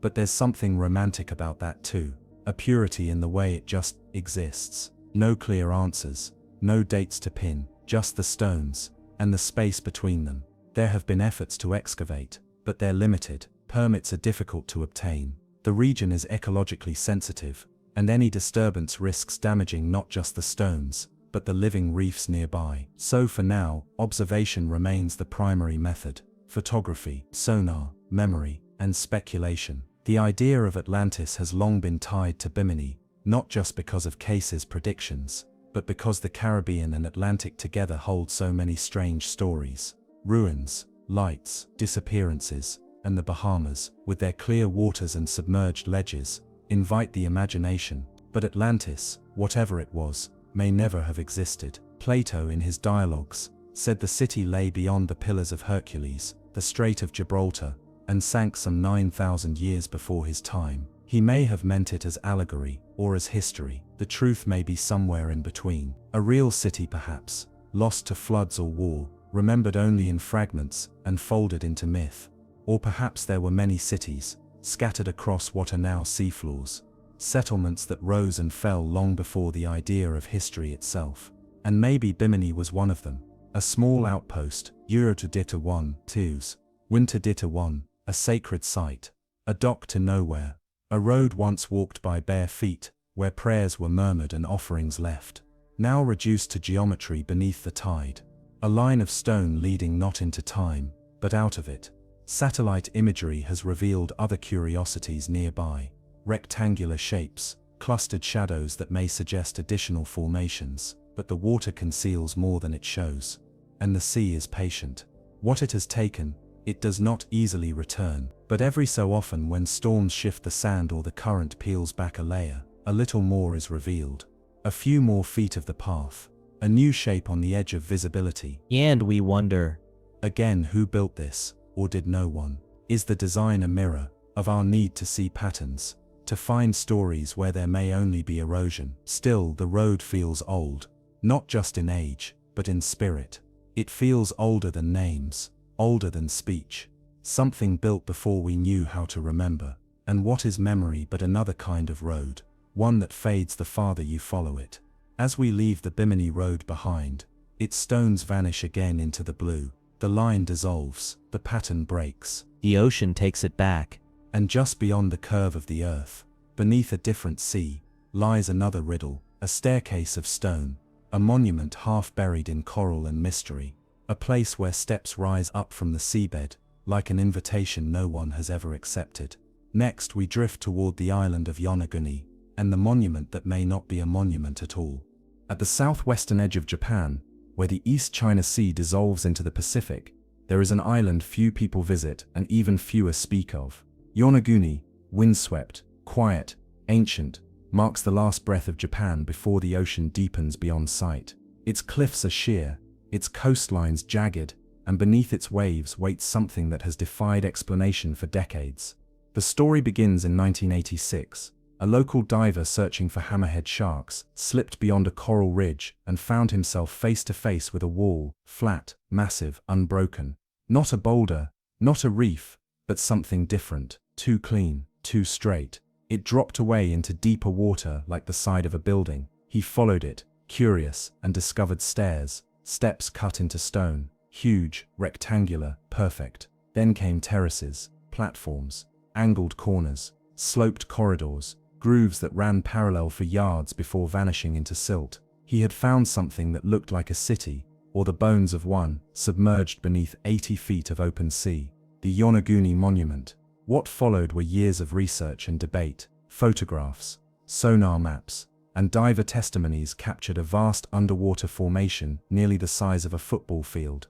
Some surfaces were flat as polished marble, Others featured trench-like cuts that ran straight as an arrow, a giant L-shaped wall, a staircase descending into the dark. Even what some claimed looked like a stage or altar. No two scientists could agree on what it was. Geologists argued for a natural explanation. Sandstone, they said, tends to fracture along horizontal and vertical planes. Earthquakes, common in this tectonically active region, could have sheared and dropped blocks along fault lines, creating the illusion of architecture. Over time, marine erosion smoothed the edges, sharpening their strangeness. But skeptics couldn't explain it all away. There were carvings, some said, patterns etched into the surfaces, a starburst, a grid. There was a tunnel, narrow and precise, that led from one platform to another. Most notably, there were pillar-like stones that appeared deliberately placed, standing alone in open water, away from the main structure. One researcher claimed to have found a megalithic face, half eroded but eerily symmetrical, like a broken statue staring out through the blue. Masaki Kimura, a marine geologist from the University of the Ryukyus, became one of the site's strongest advocates. He insisted that at least parts of the structure had been carved by human hands. He pointed to what he believed were post holes, places where wooden beams may once have been set. He claimed the site could date back over 10,000 years, placing it well before Japan's known civilizations. If true, that would change everything. But the scientific community remained divided. Some dismissed the monument entirely, calling it pareidolia, the brain's tendency to find patterns where none exist. Others acknowledged that while the formations were unusual, nature could still explain them. But divers kept returning, and each time, the mystery grew. The monument's surface tells a strange story, not one of chaos but of intent. The way the platforms rise in layers, like ziggurats, the precision of certain angles, the corridors that feel too narrow, too directional, to be chance. Swimming through the site can feel like moving through memory, not your own, but the Earth's. A memory of hands that may have shaped stone before forgetting how, of rituals performed in light that no longer touches these depths, of walls that once echoed with voices that language can no longer recall. And still, the sea moves around it, silent, slow, unconcerned. Some believe the monument may have once stood above water, a sacred site later submerged by rising seas after the last ice age. Others imagine it was never meant for the surface, but was part of a culture that embraced the sea, building into it, beside it, with an understanding we no longer possess. And then there are the whispers, the speculative voices that link Yonaguni to other ruins across the Pacific, to Bimini, to Easter Island, to sunken temples off India. They speak of a lost network, a forgotten epoch, a civilization scattered by flood and time. There's no proof, only patterns, and the deep quiet in which those patterns still wait. No tools have been found, no bones, no writing, just the stone, just the shape, just the sense that someone once stood here, looking out at the sea, and decided to build something permanent, or tried. Today, the monument remains open to exploration. Tourists and professional divers visit during calm months, skimming across the surface before descending into the blue. Visibility varies, currents can be dangerous, but when the sea is calm, and the light filters down just right, the monument reveals itself, layer by layer, like a submerged dream. And perhaps that is what it is, a dream, a moment the Earth had once long ago, and forgot. Or perhaps it is proof, not of Atlantis, not of aliens, not of myth, but of how little we truly know of what came before. We think of history as a line, a progression, but maybe it's a coastline, always changing, always vanishing beneath the waves. And if Yonaguni is a monument, then it was built not just for those who lived then, but for those who someday would remember. We drift now to Egypt's ancient mouth, where the Nile once met the sea, and where a city long thought myth now sleeps beneath the silt, a sunken port of temples and gods. Before Alexandria rose in marble and gold, before Cleopatra's barge sailed beneath moonlit columns, there was another city, older, salt-washed, and forgotten. Heracleion. The ancients called it Thonis Heracleion, a city that once stood proud at the mouth of the Nile, where river met sea in a churning delta of trade and tide. For centuries it existed in memory alone, whispered in scrolls, recorded on crumbling maps, its name spoken in the same breath as myth. And then the sea gave it back. In the year 2000, A team of underwater archaeologists led by Frank Goddio was scanning the murky waters of Abukir Bay, just north of modern-day Alexandria. They were searching for Napoleonic-era wrecks. What they found instead was the broken face of a statue, a god's face, carved in red granite, staring upward from the sand, and then columns, doorways, temple foundations, blocks inscribed with hieroglyphs that had not seen air in over 1,000 years. They had found Heracleion, not just a city, but a submerged memory of a time when the world's center of gravity tilted toward the Nile. The city had vanished sometime around the 2nd century BCE. The how was unclear. Earthquakes, perhaps, or the slow sinking of silt-laden land. Some blamed the gods. Others said the sea simply grew tired of being held back. But Heracleion did not disappear quietly. It sank in layers, like a kingdom putting itself to bed.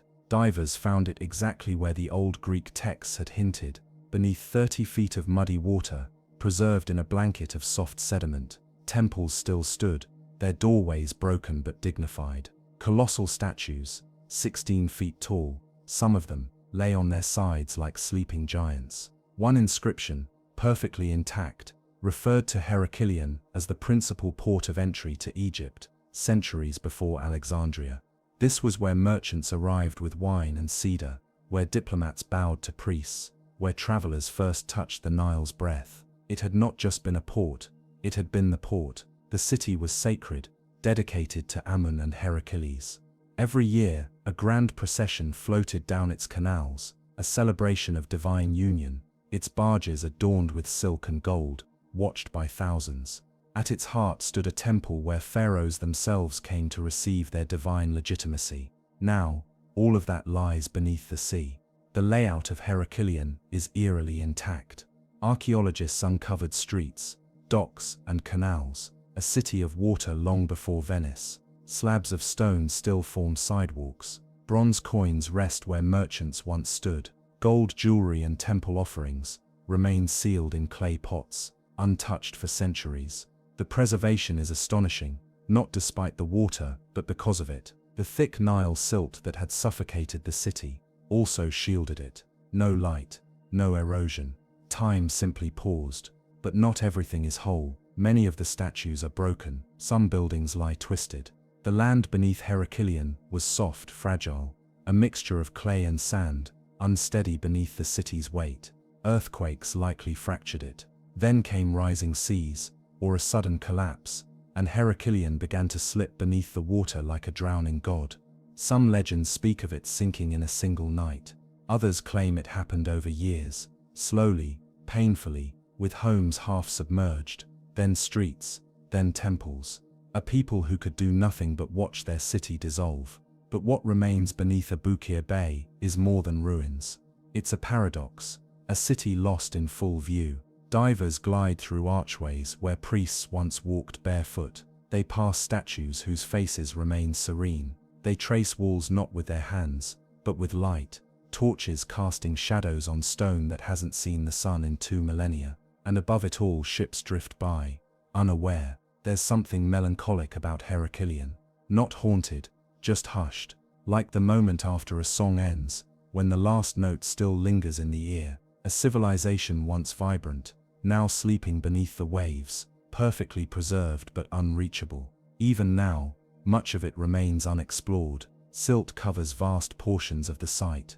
The team led by God, has uncovered only a fraction, each dive revealing new statues, new inscriptions, new pieces of a city that should not have survived. What else lies hidden? Temples with secrets still sealed inside, scrolls too fragile to touch, or perhaps nothing, perhaps silence. Because sometimes what the ocean returns is not information, but atmosphere, a weight, a presence, a stillness that says, yes, we were here. And so the divers keep descending, not just to excavate, but to listen. And in the soft sway of eelgrass and the slow roll of sediment, the city seems to breathe, not gone, just beneath. And just beyond the Nile's reach, farther out into the Atlantic, another mystery waits, a pyramid that shouldn't exist, sitting quietly at the bottom of the ocean, as if still remembering who placed it there. Far from the Egyptian coastline, Beyond where the Nile empties into the Mediterranean and history thins into legend, another riddle sleeps beneath the Atlantic Ocean. Near the Azores, a chain of volcanic islands adrift in the mid-Atlantic, something geometric was found beneath the waves. Something vast, something shaped. In 2013, a private sailor named Diocleciano Silva was mapping the seafloor between the islands of São Miguel and Terceira using sonar equipment. He wasn't expecting anything unusual. The Atlantic floor is rugged, scarred by tectonics, and shadowed by ancient volcanic ridges. But then, the screen lit up with something strange, a symmetrical formation rising from the seabed like a great underwater mountain, its sides sloping evenly, its summit sharp, a pyramid, or something like it. The structure was estimated to be over 200 feet tall, with a base nearly 8,000 square meters. Its angles were almost perfect. 4 sides, rising to a point. The classic shape, clean, defined, unnatural. The discovery caused a stir. Local media reported it, maps were checked, naval records consulted. Nothing had ever been documented in this region, and yet there it was, rising out of the deep, silent and still, as if it had always been there. Scientists were cautious. Some suggested it was a seamount, a natural underwater hill formed by volcanic activity. Others said it was a mirage, a misreading of sonar data shaped by the ocean's turbulence. But the questions wouldn't go away. Why that shape? Why that precision? The Azores sit on the triple junction of the North American, Eurasian, and African tectonic plates, a place where the Earth itself folds and groans. It's also a region long whispered about in Atlantis lore. Plato had written that Atlantis lay beyond the Pillars of Hercules, the ancient term for the Strait of Gibraltar, and here, just beyond those pillars, in the quiet of the mid-Atlantic, this formation seemed to rise like a memory. Of course, there is no confirmation. No expeditions have been mounted at scale. The exact location of the pyramid, never formally recorded, remains a point of contention. Some believe it's exaggerated. Others say it's been quietly erased from maps, and still the mystery lingers. Some theorists point to ancient maps that depict sunken lands near the Azores, fragments of continents, islands that no longer exist. They suggest that during the last ice age, sea levels were significantly lower, and parts of what are now seafloor may once have been dry land, habitable, buildable. If the pyramid is real, and if it is artificial, then it would predate any known civilization by thousands of years. What culture could have built it? What purpose did it serve? A temple, perhaps? A signal? A marker of the heavens? Pyramids are not just structures, they are alignments. Many ancient pyramids point to celestial events, solstices, equinoxes, stars long since fallen out of view. Perhaps this one did too, before the ocean rose to cover its summit, and if it was meant to last, then it succeeded. It remains hidden, untouched, immovable. Some divers have searched for it. None have found it conclusively. The waters are deep, the currents harsh, and the Atlantic is vast. A blue cathedral with no walls and endless shadows. But the sea keeps secrets well. Perhaps the pyramid is there, perhaps it was never there. But in the silence of the Atlantic, both answers feel possible. There is a stillness to this part of the ocean. A hush, ships pass above, unaware. Fish drift through water that remembers a different time. And below, beneath the layers of current and pressure, something waits, solid, cold, sharp-edged, unnamed. No lights shine on it, no inscriptions mark it, but its shape alone is enough to haunt the mind. Why build in stone what can be swallowed by water, unless you believe the sea would never rise, or that the structure would last even if it did? Or perhaps, and this thought lingers like mist, the pyramid was not made by those who feared the ocean, but by those who knew it, who understood its rhythms, its hungers, who built not in defiance of water, but in harmony with it. The Azores are remote, few travel there, fewer still look beneath the waves. But those who have described something unusual, not just in sonar scans but in feeling, a weight, a pull, as if something down there is watching, or remembering. The pyramid remains unverified, but the questions it raises are real, not just about architecture or origin, but about what lies beneath so much of our planet. The 70% we rarely see, the world beneath the blue. Perhaps we were not the first to build, perhaps we are not the only ones who remember, and perhaps, just perhaps, the greatest monuments of our past do not lie in deserts or jungles, but in silence, hundreds of feet below. And so we continue, toward the coast of Greece, where another sunken city lies beneath the shallows. Not a myth, not a dream, but real stone streets, still winding, still waiting, beneath the gentle sway of the Mediterranean. In the southern reaches of Greece, where the Peloponnesian Peninsula curves like a sleeping lion into the Mediterranean, there is a patch of water so shallow, so clear, that sunlight reaches the bottom without resistance. Just off the coast of Laconia, near the modern village of Elefonisos, the sea is calm, still, almost ordinary. But beneath those waters, a city sleeps, streets and courtyards, foundations and tombs, rooms still outlined in stone. Pavlopetri. Unlike the great myths of Atlantis or Heracleion, Pavlopetri was not lost in rumor or buried by imagination. It was never entirely forgotten, merely hidden in plain sight. For generations, locals had spoken of old stones beneath the sea. Some fishermen claimed to glimpse walls below the surface when the tide was low and the sun directly overhead. Children played in the shallows, their feet grazing ruins without knowing. It wasn't until 1967, when Nicholas Fleming of the Institute of Oceanography surveyed the area, that the truth began to emerge.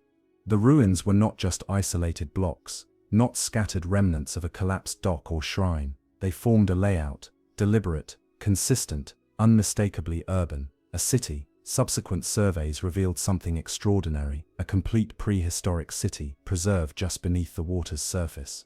Roads, two-story houses, grave circles, and even a complex drainage system. Pavlopetri is not just the oldest known submerged city, it is the most intact, dated to at least 2800 BCE, and likely inhabited even earlier. The site predates the rise of Mycenaean Greece.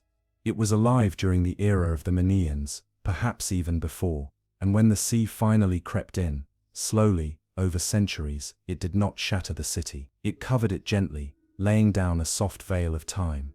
The preservation is haunting. Divers can still trace narrow alleyways between homes, the worn stones where thousands of feet once passed. In some dwellings, the outlines of hearths remain. In others, the bases of walls mark where families gathered, where voices rose and fell, where lives once moved like tides themselves. What's most remarkable about Pavlopetri is not what was lost, but what was preserved. Unlike other ruins buried in silt or fractured by earthquakes, Pavlopetri lies barely 10 feet below the surface. The sea here is gentle. It hasn't torn the city apart. It has suspended it, like a breath held indefinitely. Imagine walking those streets now, if you could drain the water away. The homes are modest, the town compact, but it feels alive in the way only something real, something lived in, can feel. Artifacts recovered from the site tell stories in fragments. Pottery shards decorated with spiral motifs, stone tools, beads of unknown origin, trade routes, perhaps, or local artisans whose names have long since washed away. One of the most fascinating aspects is how organized it all is.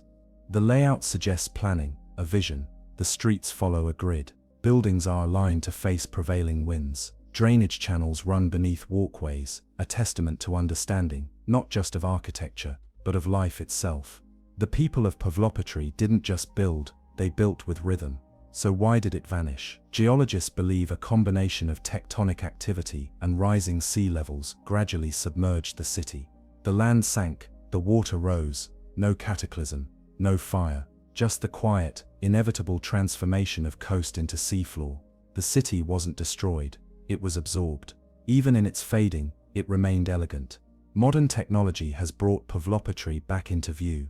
In recent years, teams from the University of Nottingham and the Hellenic Ministry of Culture used high-resolution sonar and 3D mapping to digitally resurrect the city. Virtual reconstructions now show what once stood there: stone walls, open courtyards, rooftops open to the stars, and yet, even rendered in pixels, the city still feels unreachable. Because what lingers isn't just the stone, it's the atmosphere, the feeling of a place that once hummed with life, now whispering softly from beneath the waves. Divers who visit the site speak of a strange calm. The light is golden here, filtered through seawater so warm it barely chills. Fish move through doorways. The seagrass nods gently in courtyards that once echoed with footsteps. Time slows. Some say they can almost hear it. The rhythm of sandals on stone, the distant rise and fall of voices carried by wind. No walls remain high enough to cast shadows. No roof stands above, and yet the city feels enclosed, as if memory itself has formed invisible walls around it, preserving its outline not in brick, but in breath. Few sights in the world allow us to see so clearly into the past. Even fewer remain so unspoiled. But Pavlopatry asks something quieter of us. Not awe, not discovery. Stillness. It invites us not to solve its mystery, but to sit with it, to drift above its streets like the waves do, to remember that not all ruins are tragic.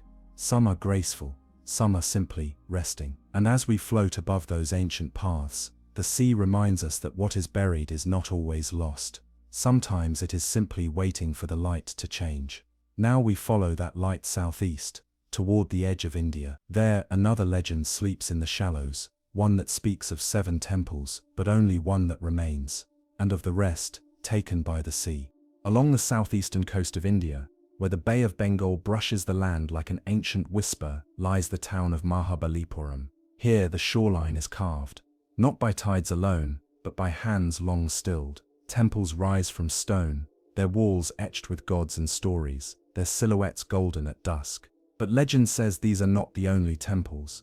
According to local lore, there were once 7 pagodas, 7 magnificent structures so dazzling they drew the attention and envy of the heavens. As punishment or fate, the sea rose one night and took 6 of them, leaving only one above the waves. For centuries, it was just a story, the kind told beside fires, passed between generations, lingering like salt in the air. Then in December 2004, the sea pulled back. Moments before the catastrophic Indian Ocean tsunami struck, the waters off Mahabalipuram receded drastically, exposing parts of the seabed no one had seen in living memory. Onlookers stood in stunned silence. What they saw for just a few minutes seemed to confirm the legend. Stone structures, walls, steps, columns. Then the wave came and the water returned. But the questions had already surged forward. In the weeks and months following the disaster, archaeologists and divers from the Archaeological Survey of India and the Indian Navy began exploring the area more closely. What they found was astonishing. A series of submerged structures, buried just beneath the seabed. Giant blocks of stone, platforms, architectural fragments, sculptures that seemed far too deliberate to be chance.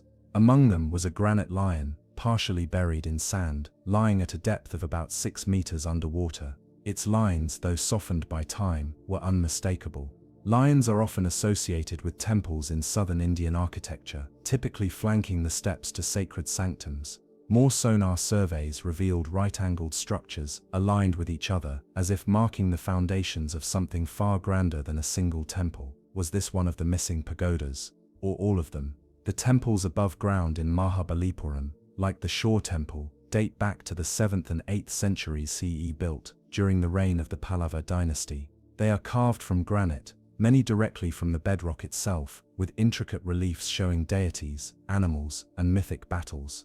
If the submerged structures date to the same period, or even earlier, it would suggest that much of the ancient city once extended beyond the current coastline. The sea, always hungry, has advanced over time. Shorelines shift, storms rewrite maps, whole settlements can vanish across centuries without drama, just a slow, steady surrender. But in Mahabalipuram, the surrender feels sacred. The shore temple stands alone today, exposed to the wind and spray, its base often lapped by tides. Yet it remains defiant, as if remembering its lost siblings. Some believe the submerged temples were part of a vast complex, one that served both religious and astronomical purposes. Ancient builders often aligned temples to solstices and stars. What if these two once marked the sky, reflected in the sea? The architecture above and below water shares hallmarks: symmetry, axis, elevation. The more researchers study the submerged remains, the clearer the connection becomes. But excavation is delicate. The seabed here is alive with shifting sands and unpredictable currents. Each dive reveals fragments, never the whole. And perhaps that's as it should be, because the story of Mahabalipuram is not just about what was built or what was lost, but about what lingers. The line between land and sea is thin here. Walk the beach at low tide, and you can feel it, the pull of something beneath your feet, just out of sight. Locals still speak of strange lights seen offshore, flickering where the temples are said to sleep. To some say they hear chanting on windless nights. Others say the sea sings to the stones. There is no proof, but the story endures. In 2005, UNESCO acknowledged the archaeological importance of the submerged site, but much remains unexplored: political tensions, funding limitations, environmental concerns, all slow the process, so the sea holds the rest. Some divers who visit the site describe it not just as a ruin but as a presence, the sensation of descending not into wreckage, but into reverence. Fish weave through broken sanctuaries. Seaweed curls around carvings. The light moves like memory over sunken stone, and always that feeling that this place is not forgotten, just hidden. A pause, not an ending. Perhaps the temples still speak, not to us, but to the tide, and the tide remembers. Now we lift our gaze from the Indian Ocean and turn inland, not to a sea, but to a lake perched high in the mountains of South America. There, beneath the blue of Lake Titicaca, lies another mystery. Ruins carved in silence, resting where no river should have carried them, older than empire, deeper than myth.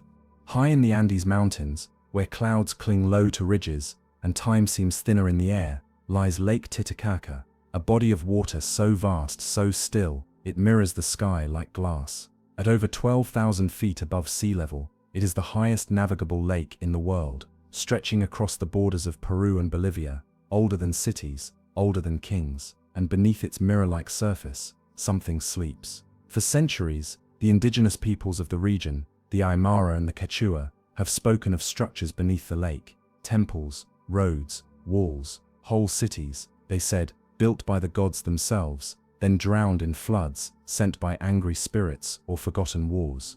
These were stories, oral histories whispered through generations, legends, myths, until they weren't. In the year 2000, an international team of archaeologists and divers, led by the Bolivian government, confirmed what had long been suspected. Using sonar and underwater video, they documented the presence of a vast structure beneath the lake's waters, a complex of stone walls, roads, and terraces, arranged too deliberately to be natural. The ruins stretch across more than half a square mile. Among the formations, divers found a large temple-like structure, estimated to be over 660 feet long, twice the length of a football field. They recovered carved artifacts, fragments of pottery, tools, and even a sculpted stone head, eerily serene. Carbon dating and analysis of the style suggest the site could be 1,500 to 3,000 years old, possibly older even than the Inca Empire, which rose to power centuries later. Some researchers believe the ruins may have belonged to the Tiwanaku civilization, a mysterious pre-Columbian society whose capital once stood 15 miles south of the lake's shores, now a sprawling ruin of monoliths and gateways. But these underwater structures lie too deep, too remote, and too perfectly preserved to fit easily into known timelines. They shouldn't be there. Lake Titicaca is not a quiet lake. It is cold, deep, shifting. The average diver, even in high-tech suits, struggles with the altitude. The thin air above meets thick water below, and the body feels both weightless and heavy. But when divers descend toward the ruins, they describe a strange silence, a silence that isn't just absence of sound, but presence of stillness, as though something is listening, as though the stones themselves remember. Some believe the area was once dry land, that millennia ago, the lake's level was lower, and what now lies submerged was once a thriving ceremonial site. That's what science suggests: geological uplift, climate change, glacial melt, all slowly altering the region's hydrology. But the locals tell a different story. They speak of Viracocha, the great creator god, who rose from Lake Titicaca to breathe life into the world. In the myths, he built a great city upon the shores, a sacred place of stone and light.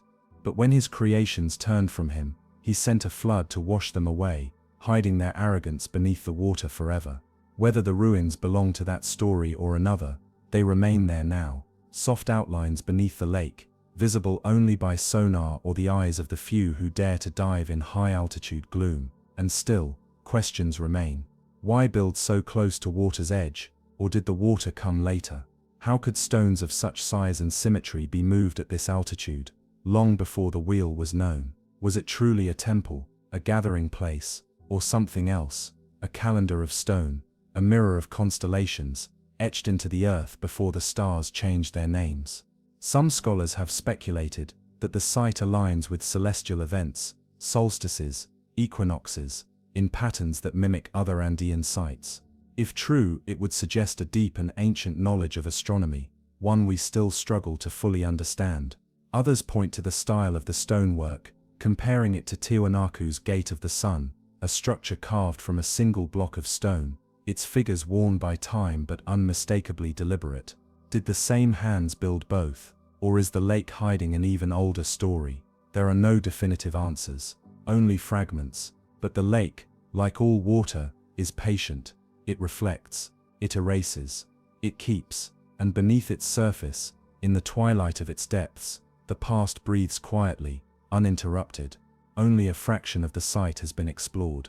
Further excavation is limited by cost, technology, and the extreme environment. But even the smallest discovery here feels monumental, because to find ruins at this altitude, beneath this water, is to challenge everything we know about what was possible, and when. The people who live by the lake still offer tributes to the water. They drop coca leaves and flowers into its depths, whispering prayers. They do not forget what the lake holds, or who it once held. And when the sun sets on Lake Titicaca, it doesn't just dim, it fades, like a memory receding just out of reach. We leave now the chill of mountain waters, and follow the hum of sonar deeper still, far below the icy waves of the north, where a perfect circle lies hidden in the murk of the Baltic Sea, and no one knows who placed it there, or why. In the northern reaches of Europe, where the Baltic Sea folds like a cold, grey sheet between Sweden and Finland, the water moves slowly. It is not deep like the Atlantic, nor warm like the Mediterranean. It is a basin of silt and silence, the kind of sea that keeps secrets simply by being still, and somewhere in that stillness, resting 300 feet below the surface, lies something that no one can explain. The year was 2011. A Swedish diving team known as Ocean X was scanning the seabed in search of shipwrecks, remnants of trade vessels, wartime casualties, the usual ghosts of northern waters. What their sonar picked up instead was different. A shape, a perfect circle, nearly 200 feet across, smooth edges, right angles, a flat dome rising out of the ocean floor, connected by a strange trail that looked like a runway or skid mark. The anomaly didn't just stand out, it glared. The team returned, again and again. Each scan confirmed what they saw, a massive object, too symmetrical to be natural, too unusual to be ignored, and yet no one could say exactly what it was.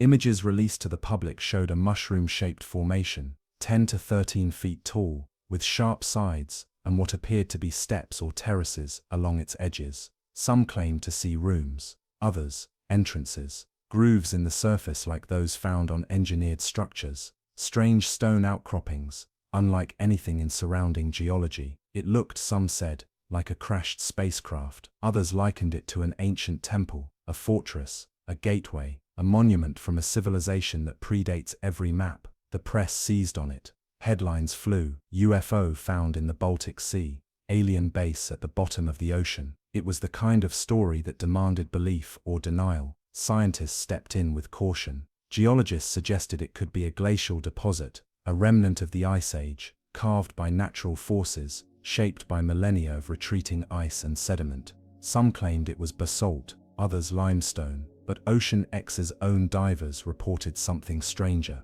When they approached the anomaly, their electronic equipment malfunctioned, cameras stopped recording, lights flickered, satellite phones went dead. As soon as they left the area, everything returned to normal. They said the structure emitted a weak electrical signal, one that interfered with their gear. Skeptics scoffed. Malfunctions happen, but the team insisted this was not normal. And the anomaly itself, the sheer unnatural quality of its shape, its isolation, the fact that nothing else like it exists in the region, remained. The divers collected samples. The rocks, according to analysis, were not unusual, but their placement was. Fractures that resembled walls, slopes that looked engineered, a texture not common to the rest of the seabed. Then came the most puzzling observation: a staircase structure leading to the top of the dome. Steps, regular, angular, worn, not geological cracks, not erosion. Steps. Who would build stairs beneath the sea? And when? The Baltic Sea was covered by ice for much of its ancient history.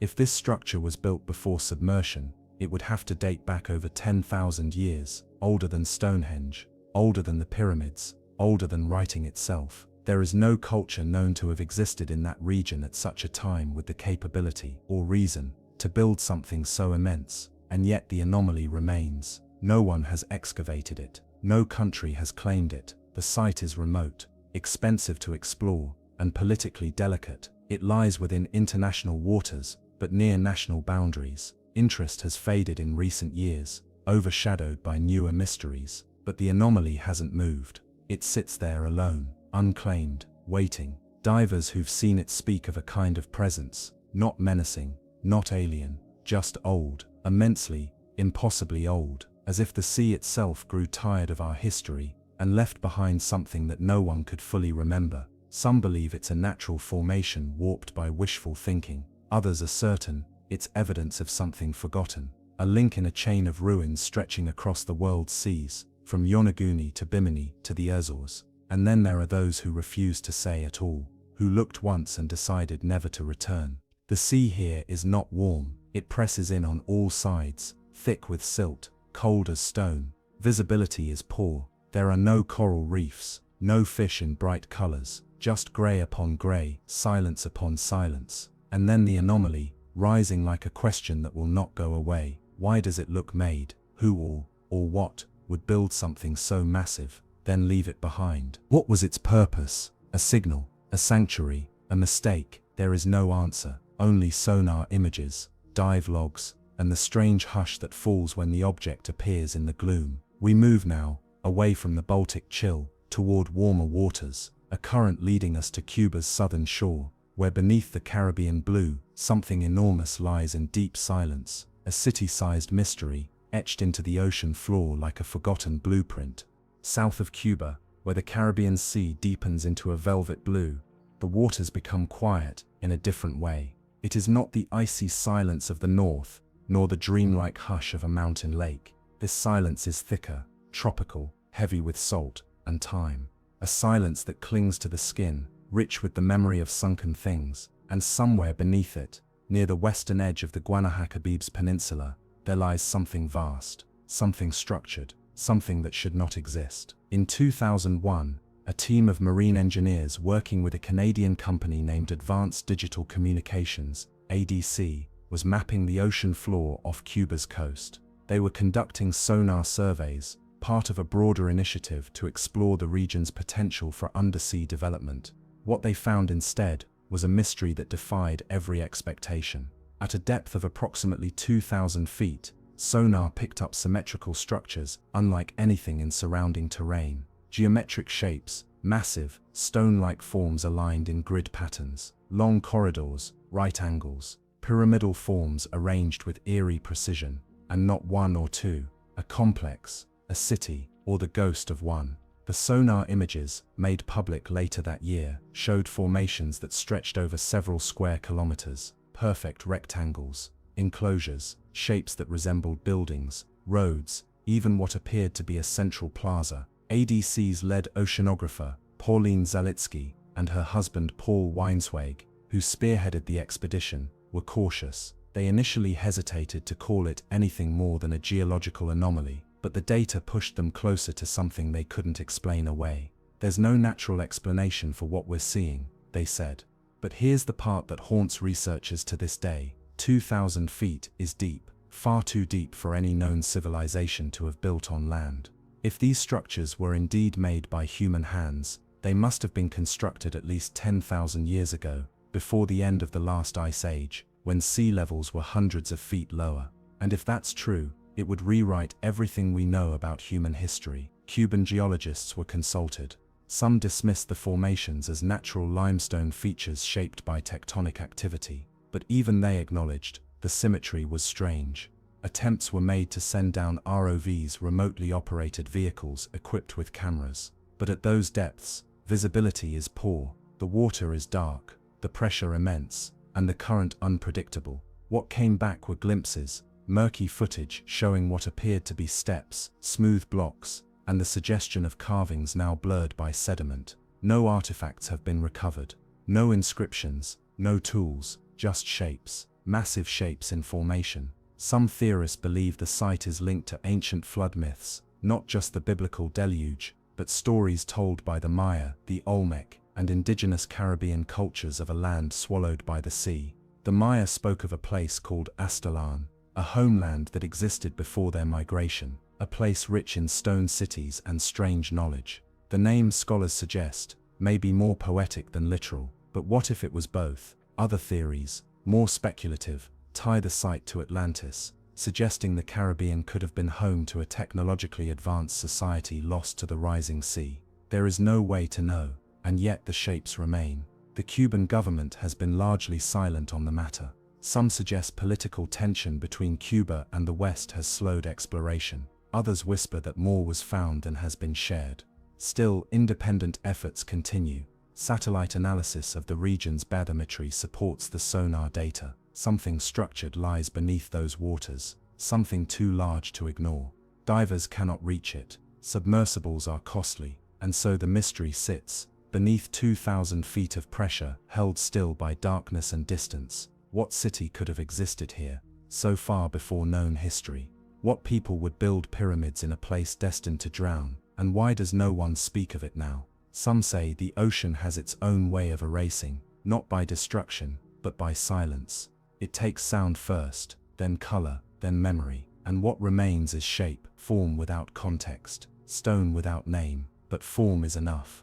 It invites wonder. At night when ships pass through these waters, nothing breaks the surface. The sea looks smooth, indifferent, but beneath them, if the sonar were to ping just right, it might echo back a map long forgotten, not on land, not in books, but written in angles, arranged in patterns only water remembers. And even if the city was never real, even if it is only coincidence in rock and pressure, it feels like a place the sea is choosing to keep. Because some ruins are not meant to be rediscovered, some are meant only to be imagined, and in imagining them, we remember how much we've forgotten. We drift now westward, away from human structure, and into the language of sound. Deep in the Pacific, a strange noise echoes through the trench, low, rhythmic, unclaimed by science.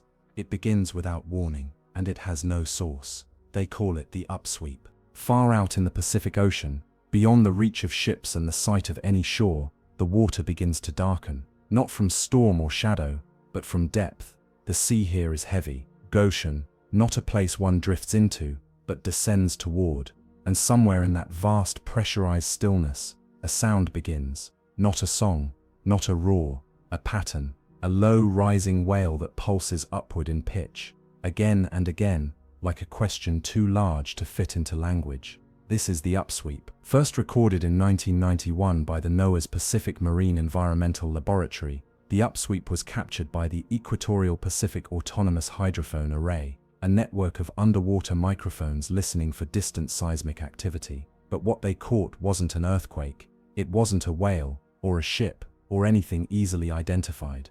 It was a signature, a long duration, frequency-modulated sound, rising in frequency over the course of several seconds, repeating, unchanging, and it's still happening. For over 3 decades now, the upsweep has returned, most often in spring and fall, when the Pacific shifts with subtle thermal changes. Each year the sound pulses again, echoing through thousands of miles of deep water, its tone eerily consistent. No source has ever been found. The sound is strongest near 50° S 100° EE, a region in the South Pacific far from any landmass. Deep ocean, no islands, no volcanoes, no activity, just a stretch of water as empty and vast as the surface of another planet. Scientists have proposed theories. Some believe it could be related to volcanic activity, perhaps hydrothermal vents or undersea eruptions resonating through trench systems. But upsweep lacks the chaotic texture of natural eruptions. It's clean,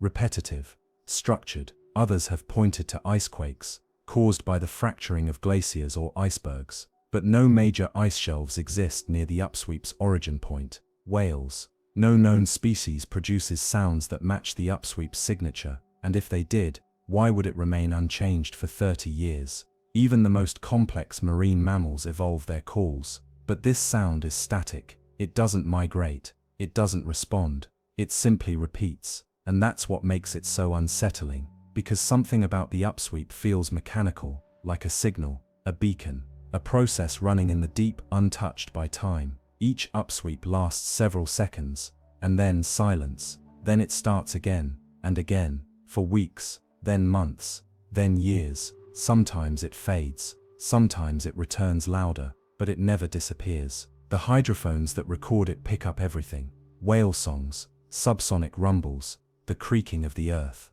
But the upsweep always stands out, regular, emotionless, unwavering, a mystery, not of sudden drama, but of endless presence. It is not frightening in the way of screams or crashes. It is not violent, but it unnerves, because it shouldn't be there, and yet it always is. What is down there? What keeps making this sound? And why has no one ever seen it?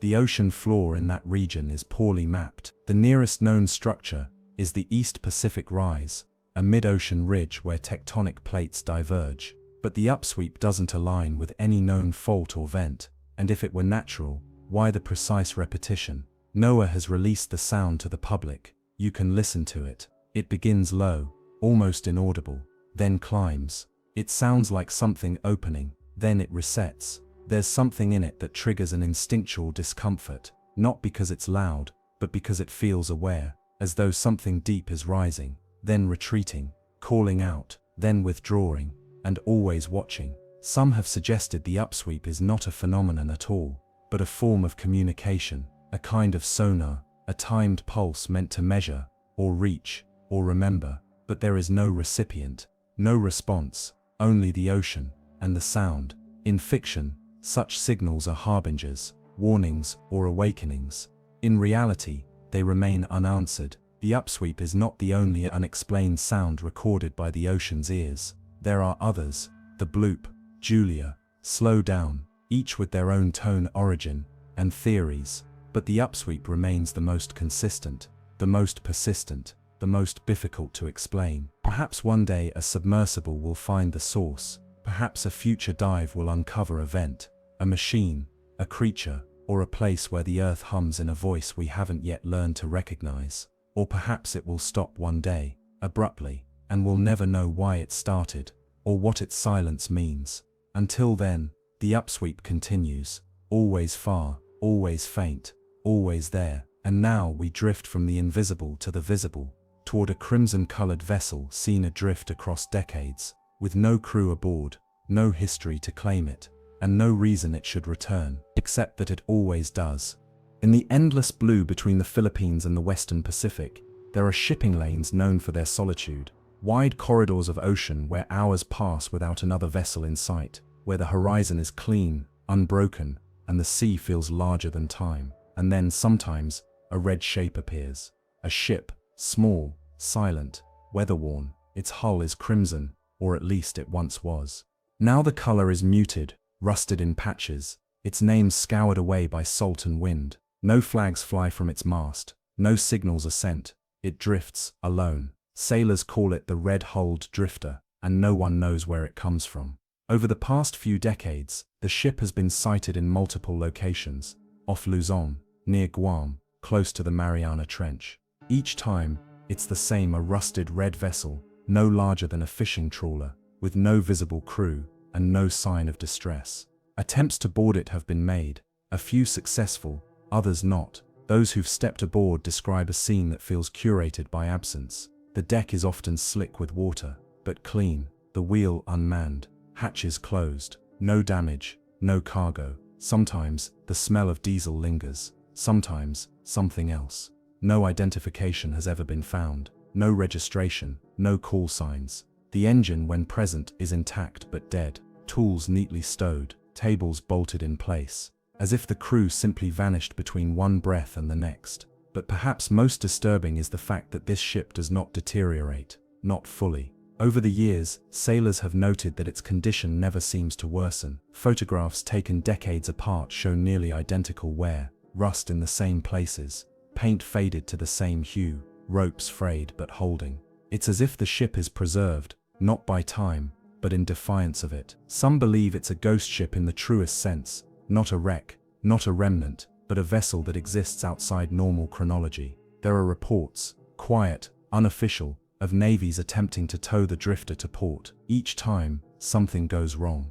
Engines stall, tow lines snap. The ship vanishes in fog. When found again, it's always drifting, never anchored, never moored, as if it refuses to be kept. Weather doesn't move it. It simply appears, sometimes thousands of miles from its last recorded sighting. Theories abound. Some say it's a World War II ghost, a forgotten vessel cursed by the sea. Others suggest it's a ship that never existed, a recurring hallucination shared between crews, a maritime echo, appearing only when the ocean is perfectly still and the mind begins to drift. But those who've boarded it speak of tangible things. One report, logged unofficially by a US naval crew in 1997, describes entering the cabin to find a table set for three, plates clean, napkins folded. The room was dry, unnaturally so, with no mildew or mold. The clocks had stopped, but all at the same time.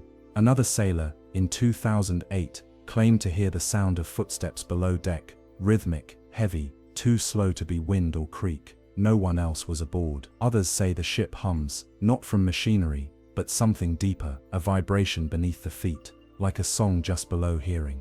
These accounts are anecdotal, unconfirmed, but the ship remains, and each time it appears, it's met with the same unease, a reluctance to engage, a fear not rooted in danger, but in dissonance. It shouldn't be there, and yet it is. Weathered, but whole, empty but watchful, and always drifting. There are those who believe the ship is connected to the trench nearby, that it rises from somewhere deeper than the ocean floor. The Mariana Trench, the deepest place on Earth, is not far. Sonar records near past sightings have shown unusual readings in the region, shapes in the deep that don't match known geography. Perhaps the ship is an artifact of something else, a surface expression of a deeper anomaly, or perhaps it's a warning, but the ocean doesn't give answers. It offers only presence, and the drifter's presence lingers. Some say if you pass it without looking, it stays quiet. But if you stop, if you try to understand it, something aboard begins to notice, something that remembers.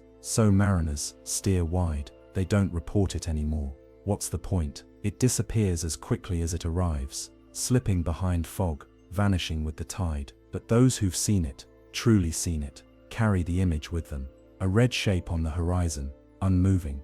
A ship with no story, a question carved in steel. Now we turn from metal to stone, from modern mystery to ancient carving. Far beneath the waves of Japan lies a monument no one agrees on, a ziggurat in the deep, a staircase that leads nowhere, and it is there we go next. Southwest of Japan's mainland, where the Ryukyu Islands stretch like scattered stones toward Taiwan, lies a lonely dot of land called Yonaguni. It is the last of Japan's inhabited islands, remote and wind-battered, with sheer cliffs and ancient coral coasts. The waves here crash with force, the currents are fierce, and the waters are deep, and beneath them lies a staircase carved in stone. It was 1986 when a diver named Kihachiro Aratake, searching for hammerhead sharks along Yonaguni's southern coast, noticed something strange below him. Not coral, not rock, but walls, impossibly straight, angular, platforms, steps. A monument, it seemed, sunken and silent, at a depth of about 80 to 100 feet beneath the sea. It has since been called many names: the Yonaguni Pyramid, the Yonaguni Monument, the Atlantis of Japan. But no one can agree on what it truly is.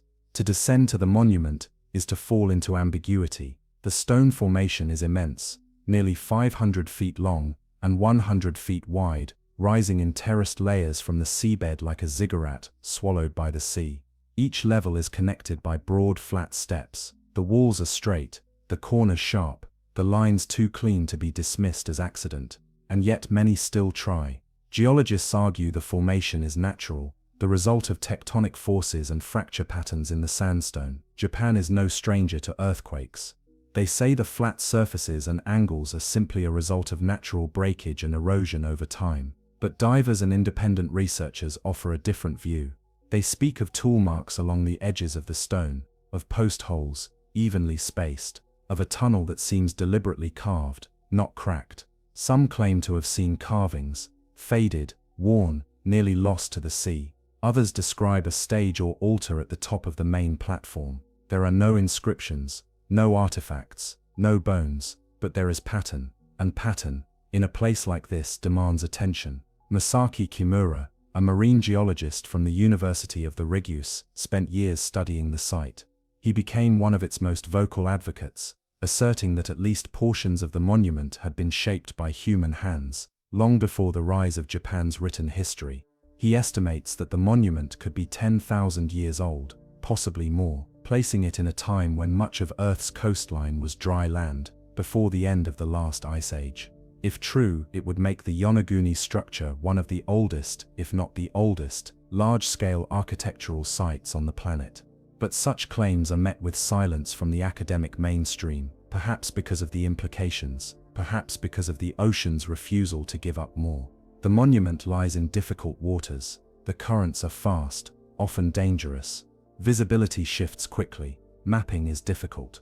Excavation, nearly impossible. But those who have stood upon the stone, who have drifted over its terraces and followed the long silent corridors, return with a feeling, not of certainty, but of presence. The place feels lived in, not recently, not by us, but by someone. It feels too measured, too intentional, to be coincidence. As if it had been built for something, a ceremony, a gathering, a message only visible from above or below. Some have compared it to South American platforms, pointing to similarities with Inca stonework or Mayan pyramids. Others link it to lost cultures of Southeast Asia, or even further back, to a civilization that left no name. The Okinawan people have legends of a city beneath the sea, stories of a kingdom swallowed whole, its people lost, its temples consumed by rising tides. These tales were passed down not as fiction, but as memory, stories meant to explain the inexplicable. Could Yonaguni be the echo of that memory, a remnant of something older than cities, older than myth, or is it simply stone, broken in ways that resemble meaning? The ocean does not explain, it erodes everything eventually, history, evidence, context, but not shape, not always. Some shapes resist. The monument has resisted time, weather, denial. It remains layer upon layer, unburied but unseen, rising from the seabed like the foundation of a thought not yet remembered.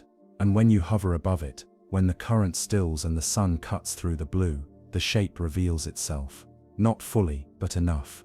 Enough to feel ancient, enough to feel watched. We move now toward Antarctica's frozen border, where under miles of ice and sea, satellite scans have revealed shapes too precise to be chance. A city beneath the ice, or a trick of shadow and ice. We follow now that trail into cold. At the bottom of the world, beneath swirling clouds and a desert of white, lies a continent wrapped in ice and silence. Antarctica, untouched, uninhabited, and unknowable, is a place we were never meant to walk. It is a vault of snow and stone, buried under layers of time, sealed in cold so deep, even memory cannot thaw it. And yet, something down there has begun to shift. Over the last 2 decades, satellite imagery, high-resolution scans from orbit, have detected patterns along Antarctica's coast that suggest the ice may not be hiding only mountains and crevasses. In certain areas, particularly in Wilkes Land, scientists and anomaly hunters alike have found strange shadows beneath the surface. Not shadows shaped like hills or cliffs, but grids, lines, angles. One formation, more than 150 miles across, appears beneath the ice as a circular depression, with a distinct central ridge and radial lines extending outward, as if it were not formed, but designed. Others speak of rectilinear shapes, tucked beneath miles of ice, structures too symmetrical, too precise to be explained by geology alone. Some show 90-degree corners, patterns that echo the layout of streets, or buried fortifications. The question rises quickly, could there be a city beneath Antarctica? The idea is not new. In 1513, the Piri Ras map, drawn by an Ottoman admiral, depicted a surprisingly accurate coastline of Antarctica, centuries before it was officially discovered. More startling still, it showed the landmass without ice. Modern cartographers have debated the accuracy of the map for decades, but the legend remains. Could someone have known this place before it froze? Today, under miles of ice, we're finding more than legends. Ice-penetrating radar from scientific expeditions, including those run by NASA, the British Antarctic Survey, and various climate research groups, has revealed anomalies beneath the East Antarctic ice sheet. Perfectly straight walls, step-like formations, hollow pockets of unknown material. Some of these readings have been dismissed as natural geological formations. Others, quietly, have not. Satellite photos near the Shackleton Range show 4 tall triangular structures, each spaced evenly apart. Though partially buried, they appear to rise at near identical heights. Too similar, some argue, to be mountains. Then came the 2006 expedition that reportedly uncovered a metallic anomaly beneath the ice, a blip in the magnetic field beneath Wilkes Land, nearly 150 miles wide. Scientists believe it could be the remnants of a massive asteroid impact. But others have asked, what if it's not an impact crater? What if it's something else? A chamber, a dome, or something older than both? Speculative theories abound, some grounded in science, others in fiction. Stories of lost civilizations that migrated south in ancient times, building vast complexes to escape climate shifts, or more fringe tales of pre-human entities, sealed beneath the ice since time's beginning.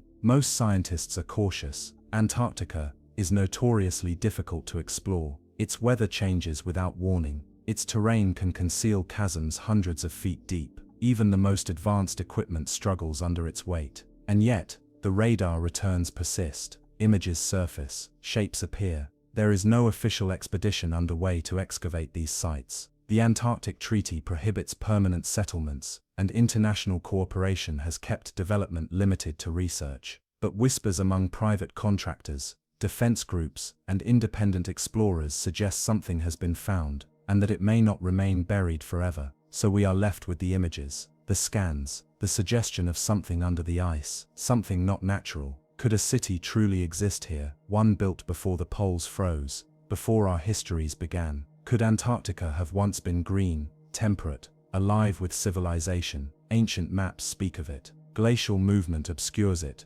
but the lines beneath the ice, they remain. Some researchers believe that a massive crustal shift, a tilting of the Earth's outer shell, may have repositioned Antarctica from a temperate zone to its current polar location. If true, any civilization that once thrived there would have been instantly entombed in snow and ice, preserved, forgotten, sealed, and yet, not erased, because now, the ice is melting. Each year, glaciers retreat, shelves collapse, new land emerges, and with it, the possibility that something built long ago may again see the light. Divers can't reach it. Runners struggle, satellites catch only glimpses, but the continent breathes slowly. And what is buried does not stay buried forever. We leave now the silence of the south, and drift toward warmth, toward a vanished world once ruled by empires, now forgotten beneath the Red Sea. A city swallowed, not by snow, but by salt and myth. It is called Atlit Yam, and its stones are older than the pyramids. Off the coast of northern Israel, where the Mediterranean laps gently at the shore, the town of Atlit sits beneath golden light and whispering palms. Tourists stroll its beaches. Fishermen cast their lines. The air smells of salt and citrus. But just beneath the waves, less than a kilometer offshore, lies a secret much older than the sand. Atlit Yam, a sunken village over 9,000 years old, resting under 10 meters of clear, quiet water. Unlike other mysteries hidden in ocean trenches or shrouded in legends, Atlit Yam is tangible, measurable, real.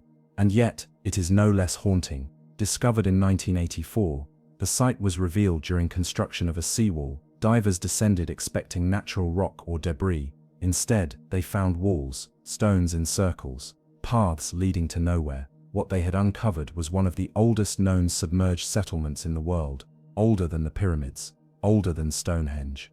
A place frozen in time.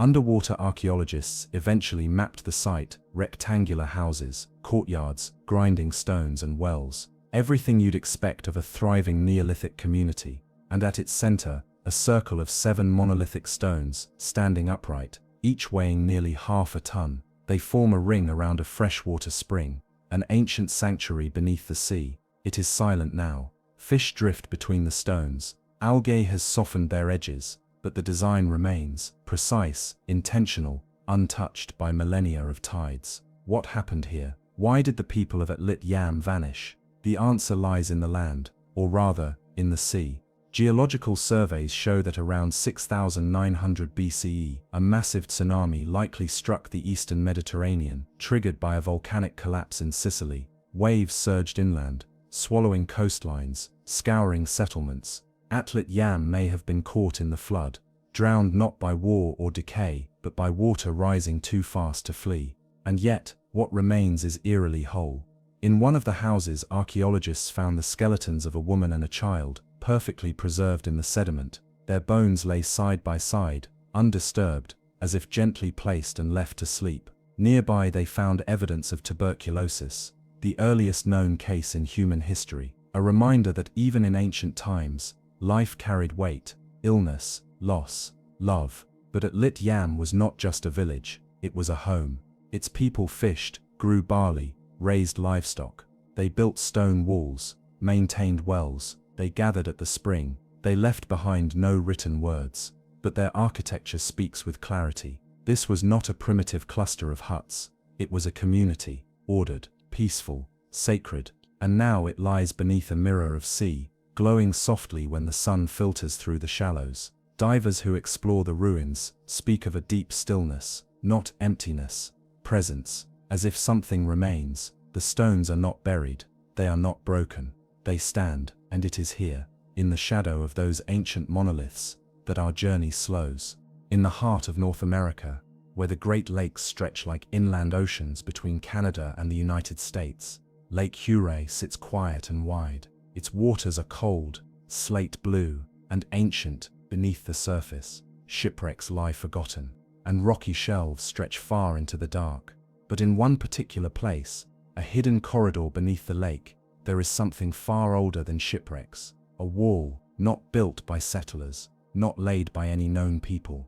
A stone wall, straight and clean, resting 120 feet beneath the lake's surface, arranged with intention, stretching across the lakebed like the foundation of a forgotten boundary. Discovered in 2009 by a team of underwater archaeologists led by John O'Shea from the University of Michigan, the formation stunned researchers, not only because of its structure, but because of its age. The stones, set in a low ridge, are estimated to be at least 9,000 years old, long before cities, long before history, when Lake Huron wasn't a lake at all, but part of an open plain. Back then, in the wake of the last ice age, vast stretches of land connected regions that are now separated by water. The Great Lakes had not yet filled. Instead, the area was crisscrossed with trails, migration routes followed by early humans as they tracked caribou across tundra-like terrain. And that is what makes this wall so unusual, because it wasn't a fence or a foundation, it was a drive lane, a human-built caribou hunting structure, designed to funnel large animals toward natural choke points, ambush sites where small bands of hunters could take down prey far larger than themselves. Other structures have since been found nearby, rock alignments, stacked stone piles, and V-shaped configurations, all strategically placed. They follow the paths animals once walked. They mark an understanding of land and of behavior. In short, they represent knowledge. These were not aimless stone piles. They were part of a system, a landscape engineered for survival, and now, it lies beneath the lake. The archaeologists call it the Drop 45 drive lane, named after the geological terrace where it rests. Using sonar, sub-bottom profiling, and remotely operated vehicles, the team has slowly pieced together the shape of this prehistoric strategy, a glimpse into how people lived before agriculture, before writing, before the modern world. What's most remarkable is the precision. The wall is straight, each rock selected and placed. Some stones are too large to have moved naturally. The alignment matches animal migration routes modeled through modern ecological software. The ambush points are exactly where they should be. This was intentional design, not accident. And that changes everything. It means that 9,000 years ago, humans living in what is now the Midwest were not just wandering hunter-gatherers. They were engineers, coordinators, builders of a natural trap, invisible to the untrained eye. And when the ice melted, when the plains filled with water, when the world changed, it was all buried. No ruins remained, no bones, no fire pits, only the stones and the cold water that preserves them. Diving the site today is difficult. Visibility is low, temperatures drop quickly. The lake here is dark and still, its depths wrapped in sediment. But the sonar maps don't lie. The walls are there, so are the lanes. And as more is revealed, it becomes clear that this isn't a single feature. It's part of a larger system, stretching perhaps for miles beneath the lake. A city? No, but a place. A plan, a way of life, paused beneath freshwater silence, and like all forgotten things, it speaks not in volume, but in placement. You do not build walls like this by accident. You do not align stones without knowing what you're chasing. Some researchers believe this kind of infrastructure may be common, simply undiscovered. That across the world, beneath lakes and seas, similar ancient hunting systems wait in darkness, misidentified or missed entirely. After all, when we search for ruins, we often look for grandeur, temples, tombs, pyramids. But sometimes, meaning is found in subtlety, in a straight line of stone laid by hands that understood the earth. At the time of its construction, the Lake Hure wall would have overlooked wind-blown plains. Herds of caribou would have passed below, hooves muffled by moss. A handful of hunters, coordinated, patient, would have waited in silence. Now, the wall sees only water, cold, endless, undisturbed, and yet it endures, because stone remembers. We follow the memory now, across oceans, to a distant ring of basalt hidden beneath tropical waves. In the South Pacific, near the islands of Tonga, divers speak of perfect circles, built where no settlement should have been. Scattered across the turquoise sweep of the South Pacific, the islands of Tonga rise like green jewels from the sea, remote, volcanic, and deeply rooted in oral tradition. These islands have long held secrets older than history. Here the wind carries stories. The reef hums with memory, and beneath these calm, shallow waters, near an uninhabited atoll whose name few maps record, divers discovered something unexpected, a perfect circle, not coral, not natural reef, but a ring of black basalt stones, each nearly the same size, arranged in a deliberate, measured formation. From above, it resembles a megalithic compass, lying flat against the seafloor, concealed beneath centuries of sand and marine growth. The stones form an unbroken loop, about 20 meters across, each one placed as if by hand, and no one can explain it. The discovery was first made in the early 2000s by local free divers who returned to shore with wide eyes and strange words. Eventually, marine archaeologists from Fiji and New Zealand took interest, conducting low-level surveys. What they found puzzled everyone. The basalt used in the ring does not match the geology of the surrounding island. The nearest quarry site is over 200 miles away, across open ocean. No boats from the region, not even the famed Tongan voyaging canoes, were known to carry stones of this weight and uniformity. Yet the stones are there, positioned with such precision that even after centuries underwater, the spacing remains consistent. No collapses, no scatter, just a circle. The site, now known simply as the South Pacific Stone Ring, has yet to be formally excavated. Tonga's government, working in consultation with local elders and international scientists, has kept the location confidential. Some believe the stones are sacred, a burial site, a celestial marker, a temple swallowed by the sea, but others believe something stranger. Because this isn't the only ring, at least 3 other similar structures, partial rings, arcs, or concentric circles, have been spotted via sonar within a 50-mile radius. Each one near an uninhabited reef, each one aligned slightly differently, as though pointing to something only visible from the stars. Some believe they are calendars, measuring the solstice by the rising sun. Others suggest tide markers, used by a lost culture to predict floods, tsunamis, or seasonal shifts in the reef. But there's a problem.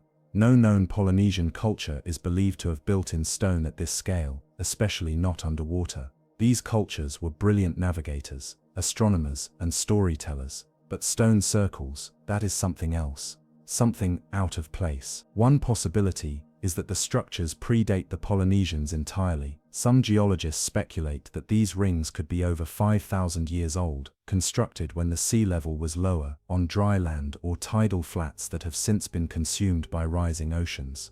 That would place their origin far beyond the known settlement of these islands, into the realm of prehistory, where few artifacts survive and even fewer explanations hold. But again, the question returns: who would bring basalt stones over 200 miles by sea, and for what purpose? Ritual, burial, navigation, or something more esoteric, a message only visible from above? A symbol etched in stone, meant to outlast the tide, Some divers have described strange feelings while circling the ring. One, an experienced marine archaeologist, claimed to feel a low vibration emanating from the stones. Not sound, not movement, just a pressure, a pulse. Another diver surfaced in tears, unable to explain why. It felt like standing inside a memory, she said. Not mine, but someone's. The stones are now protected. Buoys mark the outer perimeter. No boats may anchor nearby, and as time passes the mystery deepens. No inscriptions have been found, no bones, no tools, only the ring, and rings by their nature have no beginning, no end. Some believe the circle was never meant to be entered, only observed. Others think it was a place of gathering, where voices rose in song to something that has since sunk into silence. What remains is shape, deliberate, immovable, unanswered, and perhaps the sea wants it that way. We leave now this ring in the reef, and follow the flow of the Mekong River south, toward murkier waters, where temples are said to lie beneath mud and rain. Fishermen speak of walls just below their nets, and sometimes when the current pulls just right, a spire breaks the surface before vanishing again. In Southeast Asia, where the Mekong River carves a winding path through 6 nations, the water is not blue, it is bronze, heavy with silt, warm from sun, forever shifting. This is not a river in a hurry. It moves with intention, reshaping banks, swallowing fields, revealing and hiding in equal measure, and somewhere along its lower stretches, where Vietnam's Mekong Delta fans into 1,000 tangled fingers, there are stories of a kingdom beneath the floodplain. Fishermen have told the tale for generations. They speak of stone spires that pierce the surface only during the driest seasons, of steps carved into mudbanks, leading nowhere, of walls beneath the water, caught in their nets, aligned too perfectly to be chance. Some laugh these off, just old myths, stirred by river ghosts and memory, but others believe. In 2016, a monsoon season ended abruptly, and the Mekong's levels dropped lower than expected. In one remote bend near An province, farmers walking the exposed flats stumbled across a formation, a row of stones, smooth-shaped, buried in the soft clay, not scattered, not natural. A few days later, divers investigating nearby reported what they believed to be the top of a gate, carved with symbols too eroded to recognize, but symmetrically placed. Archaeologists were alerted. The Vietnamese Ministry of Culture dispatched a small team. What they found confirmed what locals had long suspected. There were structures beneath the Mekong, foundations of buildings long swallowed by flood and time. Initial scans revealed a network of rectangular formations, stone slabs and pillar bases spread over several acres, all submerged. No inscriptions were found, but the architectural style suggested an origin somewhere between the 1st and 6th centuries CE, around the time of the ancient Funan civilization. Funan, once a thriving maritime kingdom, is largely known through Chinese records and sparse ruins. It stretched across parts of modern Cambodia and Vietnam, a hub of trade and culture centuries before Angkor. But its cities, its temples, most are missing, until now. The site beneath the Mekong may be one of them, a lost provincial center, or perhaps even a ceremonial city, built close to the river for access, for commerce, for worship, and perhaps doomed because of it. The Mekong floods seasonally, rising with snowmelt and rain. Over centuries, its path has shifted, erasing roads, swallowing fields, submerging anything that couldn't move with it. A city built too close would not be destroyed in a single wave, it would be slowly consumed, brick by brick, until only water remained. The discovery sparked excitement and caution. The river is fickle, excavation is nearly impossible. Visibility is low, currents strong, sediment thick. Ground-penetrating radar fails in such conditions, and any attempt to dig risks destabilizing the soft floodplain. So the city stays hidden, but the whispers have grown. Locals now speak of bells beneath the mud, tolling at night, of stone animals, half seen, buried in the delta. Some claim to have heard chanting from beneath the water on still evenings, voices that rise and vanish without echo. It's said that one monk, paddling across the river before dawn, stopped midstream as the top of a stupa rose briefly from the water, then slid back down, swallowed once more. No one knows the exact scale of the city beneath. It could be a single temple, or a complex, or an entire province now forgotten by history, and still the Mekong flows over it, unbothered, slow, eternal. It covers everything in motion: memory, stone, the bones of kings. The river does not destroy, it absorbs, and in doing so, it keeps secrets better than any tomb. Now we drift north, away from tropical floodplains, and into the inland sea where salt water meets myth. The Caspian, vast, brackish, closed, and somewhere beneath its depths, explorers scanning for oil found something unexpected: not fuel, but geometry. The Caspian Sea is a contradiction, a sea that is not a sea, a lake that behaves like an ocean. It is the largest enclosed body of water on Earth, so vast that standing on its shores, you can't see the opposite edge. No tides, no outlet, no fresh inflow large enough to matter. It is a basin of salt and silence, and somewhere near its southeastern floor, hidden beneath murky depths and shielded by layers of sediment, lies a formation few people have ever heard of. A place researchers have quietly referred to as the Cradle. The discovery was made not by archaeologists, but by energy companies. In the early 2000s, as part of oil exploration in the region, seismic reflection scans were conducted in the southern Caspian Basin.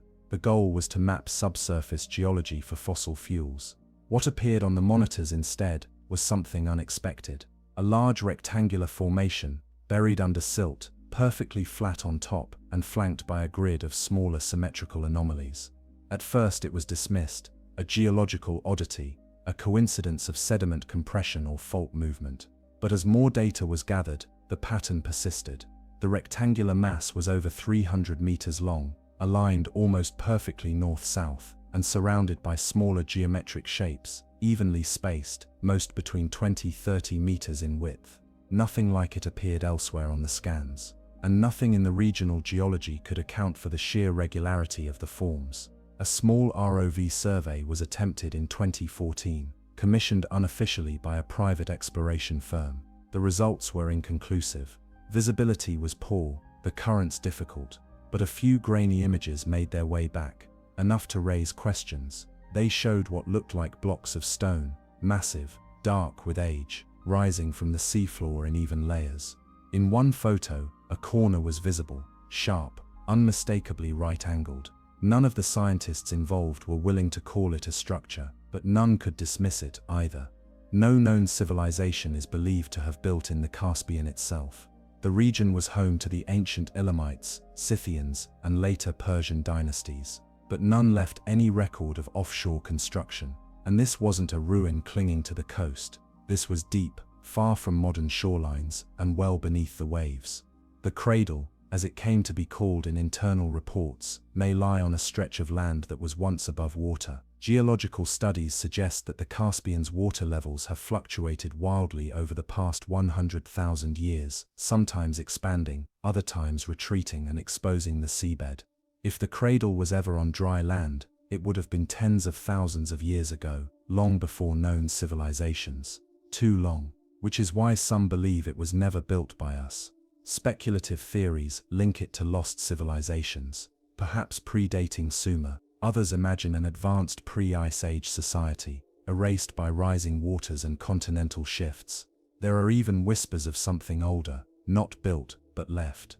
A remnant, a message, a marker. Of course, mainstream archaeologists are cautious. With no artifacts recovered, no inscriptions, no surrounding tools or relics, it's impossible to date the structure or even confirm its artificial nature. But the sonar is difficult to ignore, and the silence surrounding the discovery speaks volumes. The Caspian region is geopolitically sensitive. Oil rights, shipping lanes, and territorial boundaries make international collaboration rare. And so the Cradle remains undisturbed, not by law, but by inertia. It waits in the dark. Divers do not go there. Visibility is near zero. The seabed is soft, prone to collapse. Equipment vanishes into silt. The only glimpses we have come from above, from scans, shadows, guesses. But something is down there, something arranged. Some believe the Cradle is a base, a foundation for a long-vanished city. Others see it as a tomb, its contents swallowed by sediment long ago. A few imagine it as a temple, a stone floor raised toward the stars, now buried in a sea that has no stars. Whatever it is, it should not be there. And yet, there it is. And so we end our descent not in mythology, but in silence. Not in legend, but in form. Because even if the cradle is nothing more than a geological mystery, it has succeeded in one thing. It has made us look deeper, and deeper still we go, into our final mystery. To the Bering Sea, where strange lights have been seen beneath frozen waves, where sonar fails, where fishermen speak of voices in the fog, and where something waits beneath the ice, something that should not be awake. In the far north, where the winds carve the ice and darkness lingers for weeks, the Bering Sea sits cold and ancient. Between Russia and Alaska, its waves shift like steel, and beneath them lies a world as silent as stone. This is a place of shifting shelves, forgotten wrecks, and trenches deeper than mountains are tall. And lately, it's become a place of light. Fishermen from both sides of the sea have reported it, soft pulses in the water, just below the ice. Not the flicker of auroras overhead, but something beneath, deep and deliberate. The light is not bright, it doesn't shimmer, it pulses, rhythmic, slow, like a heartbeat, pale green, sometimes white, never blue. The first known account came from a Russian trawler in 1999. The crew, anchored just north of the Komandorsky Islands, noticed their nets illuminated from below. Thinking it was bioluminescent plankton, they ignored it, until the lights moved, against the current. The glow approached, paused beneath their hull, then vanished, as if observing. The sonar, they said, spiked with noise, unreadable, jagged, and then, silence. They returned to port early. Their instruments had glitched. Their GPS had stuttered. One man refused to sail north again. His final log entry, when translated, simply read, "The sea looked back." At first, such stories were dismissed. Fishing legends, exhaustion, optical illusions caused by ice and stress. But the reports grew. An Alaskan longliner in 2003, a South Korean research vessel in 2007, a US Navy submarine patrol in 2011. All spoke, unofficially, of unexplained lights beneath the Bering, accompanied by brief bursts of sonar interference, pressure anomalies, and an overwhelming sense of presence. One diver, during a rare under-ice operation, claimed to see a circular pattern glowing faintly in the seafloor. Not etched, emitted. "It looked like a lens," he said, "like the ocean was watching me." What could cause this? Some believe it's geothermal, volcanic vents beneath the sediment, glowing through minerals in rare underwater combinations. The Bering is geologically active. That explanation is plausible, except no heat signatures have been recorded near the sightings, and the lights seem to move. Slowly, intentionally. Bioluminescence, possible, but known organisms do not behave like this. No trails, no feeding frenzies, just light, isolated, calm, and often stationary. Then there's the sonar. Each time the lights are reported, sonar logs show brief, inexplicable distortions, bursts of chaotic reflection, then complete silence, as if something either absorbs sound completely or refuses to reflect it. The Aleut people, whose ancestors have lived along the Bering Strait for centuries, tell stories of what they call the Cold Watchers, spirits beneath the sea, who glow like eyes, and rise only when the sky is darkest. They are not malevolent, they say, but they remember, they observe. They are older than the ice. Satellite imagery offers little help. The Bering is too often cloaked in cloud. The northern waters reflect poorly, and the lights are too dim to penetrate surface clutter. But deep-sea submersibles have returned with anomalies, perfectly circular depressions in the seabed, almost like sockets, smooth and untouched, with no known cause. Are these natural? Perhaps. But no other seabed in the world exhibits the same pattern, nor are they found in geologically similar zones. Only here, only beneath the Bering, and the lights return, always faint, always pulsing, always in the same places. Some believe the lights are communication, a language written in patterns too slow for us to read. Others see them as warning beacons, remnants of something buried beneath the crust, something that once moved freely in the world above, and no longer can. And some, the most cautious, suggest that the lights are neither beacon nor language, but eyes, passive, quiet, unblinking, waiting. There is one account, unverified, passed among Arctic trawl captains, of a man who dove beneath the shelf in winter. He was tethered, equipped with heat gear and sonar pings. 2 minutes into the dive, the crew reported a sudden burst of static, then nothing. The diver was retrieved unconscious, unharmed, but unable to speak for days. When he finally did, his first words were, "They are not asleep." The coordinates of that dive are now restricted. No formal agency has addressed the Bering Lights, but privately, research vessels have rerouted. Deep-sea radar arrays have been relocated. Access has narrowed. And the lights continue. Are they natural, constructed, sentient? We do not know, but in the deepest winter, when the Bering freezes hard and even whales grow silent, ships at anchor sometimes report a dim glow beneath the ice, drifting slowly, tracing a circle, then vanishing below. The cold watchers, perhaps, or something older still. We leave now the coldest reaches of the earth, and descend next toward warmth again, into the Indian Ocean, where ruins shimmer beneath the surf near the coast of Sri Lanka. Some say it's a palace, others, a mirage, but the shapes are real, and the story may be older than language itself. High in the Andean Altiplano of Bolivia, where the air is thin, and the horizon stretches like a frozen breath, lies a lake that flickers in and out of existence. Lake Pupar, once the country's second largest body of water, now fades with each passing year. The sun drinks it faster than the sky can replenish. But when the waters retreat, when the wind scours the cracked mud flat and the lake becomes a memory, something appears. Lines, walls, foundations, not recent, not modern, stonework, low and regular, spanning the lakebed like the ribs of a buried city. They rise from the dry earth like a revelation, then vanish again when the rains return. Locals have known of these formations for generations. The Uru people, descendants of a pre-Incan civilization, have whispered of the lake's secrets, of homes and sanctuaries beneath the water.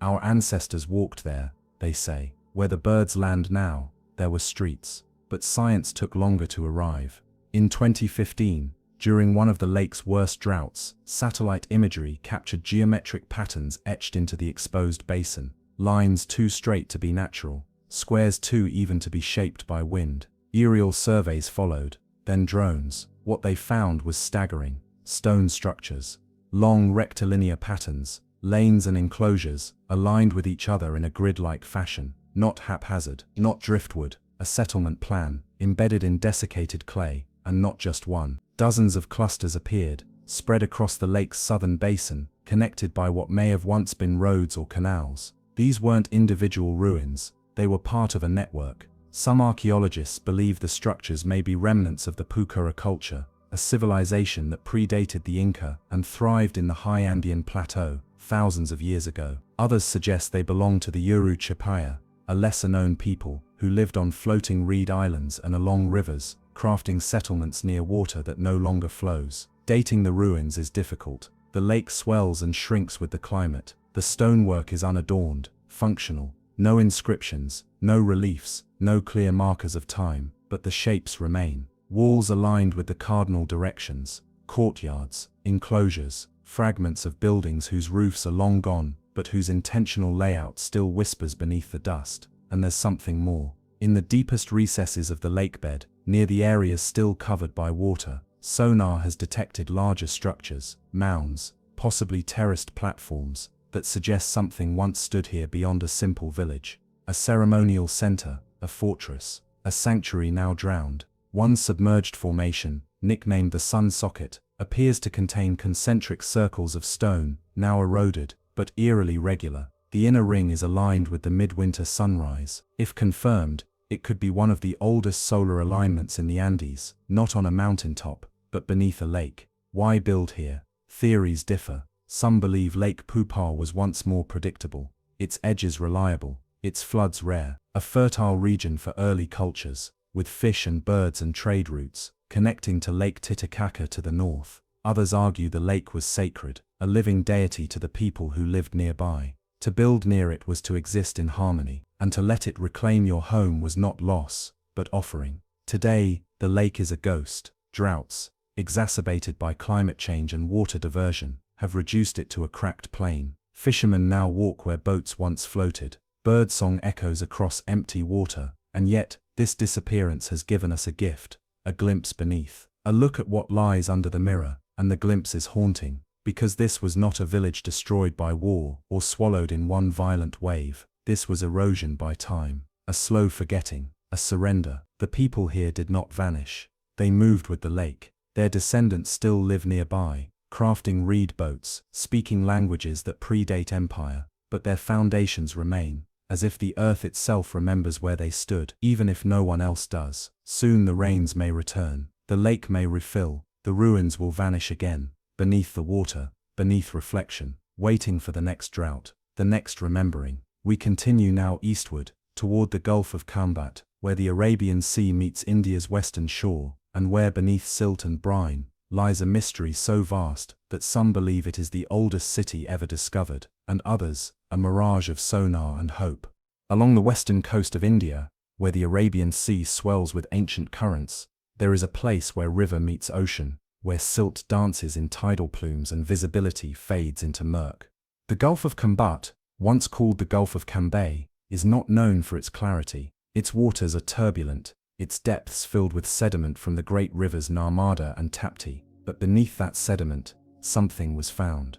Something vast, something older than any known Indian city. In 2001, while conducting routine pollution scans with sonar equipment, a team from India's National Institute of Ocean Technology noticed something unusual off the coast near Dholavira, a region already known for its Indus Valley heritage. At a depth of about 30 to 40 meters, beneath thick layers of sediment, the sonar scans revealed geometric shapes, not just one or two, but a city's worth. Streets, foundations, grid-like blocks, long parallel walls, right angles extending over miles. The layout covered nearly 25 square kilometers, dwarfing even the largest known Haratam cities. At first, the team hesitated. Could it be natural? Undersea ridges shaped by ancient flows, but further passes confirmed the layout was deliberate. The patterns matched urban planning, rectangular housing blocks, wide streets, central courtyards, not something formed by erosion, but by design.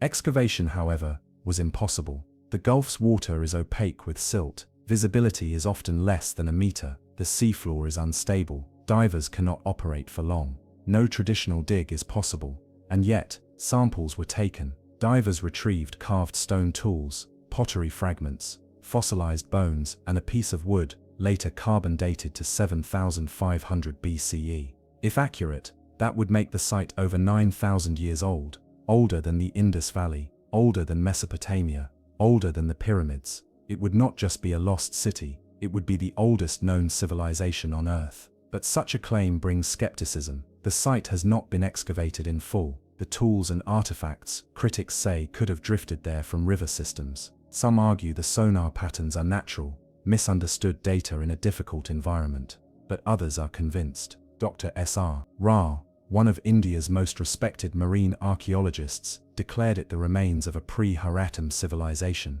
one that may have influenced or even preceded the Indus Valley.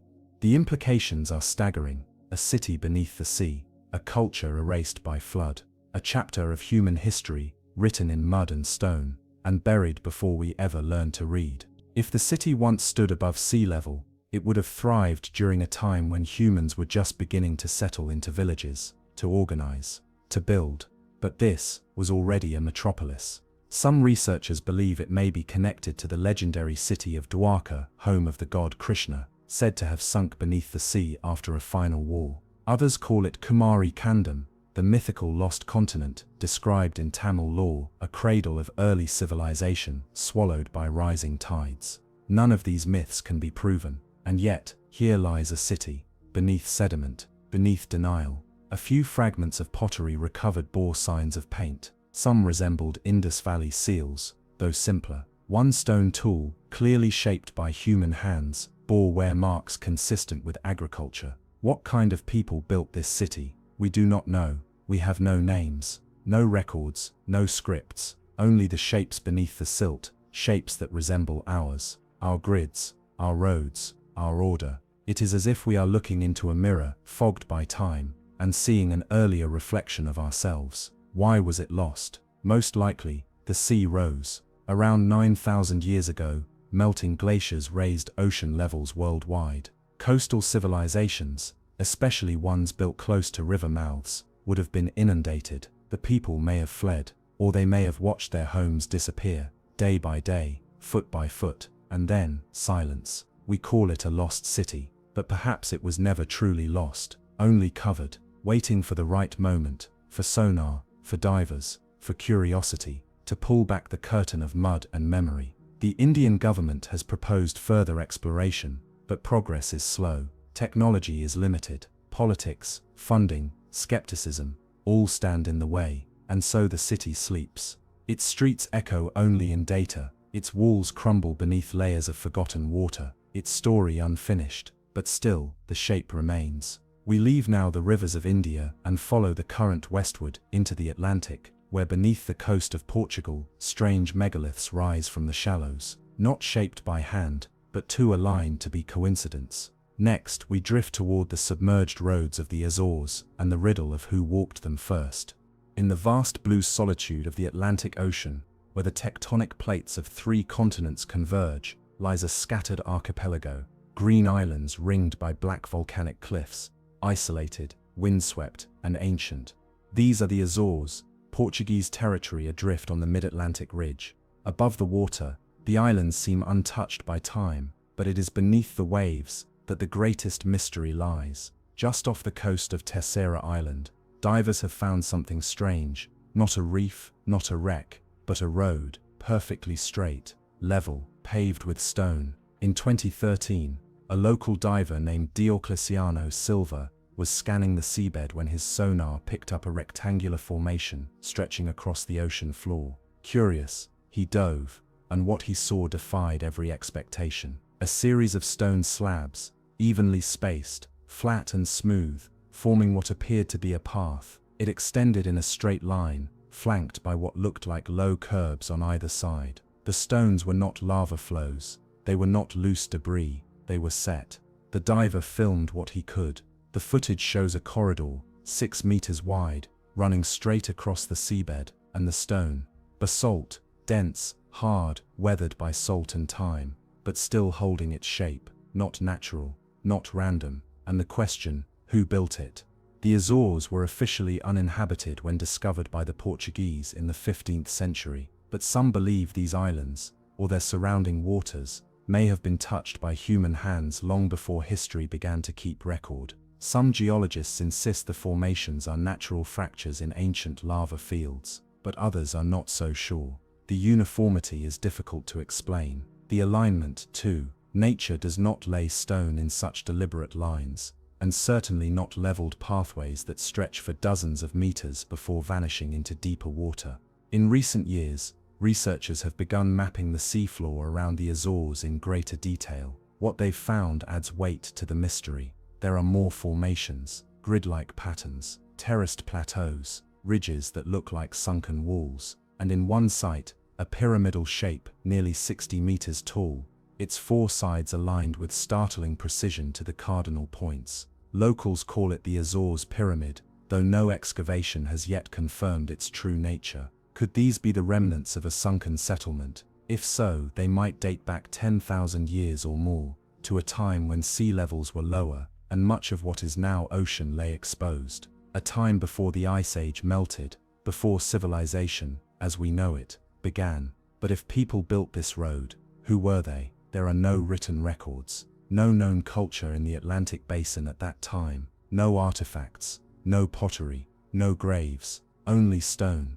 Theorists link the site to the myth of Atlantis, drawing from Plato's description of a powerful island nation beyond the Pillars of Hercules. The Azores sit exactly in the region Plato described, and the road, some believe it could have been part of a larger network, causeways between islands, or the remains of a city now swallowed whole. Mainstream science remains skeptical. Without definitive evidence, the road is called a curiosity, a geological fluke, misunderstood and romanticized. But divers who have seen it firsthand speak differently. One described the feeling as stepping onto a memory, another as walking into a question. There is no coral here, no reef, just silence, and the road perfectly still beneath the shifting tide. Some believe it was not built for walking, but for ritual, a path into the sea, a processional line that vanished into the waves by design. Others think it was once part of a city, the only part left visible after some distant flood reshaped the world.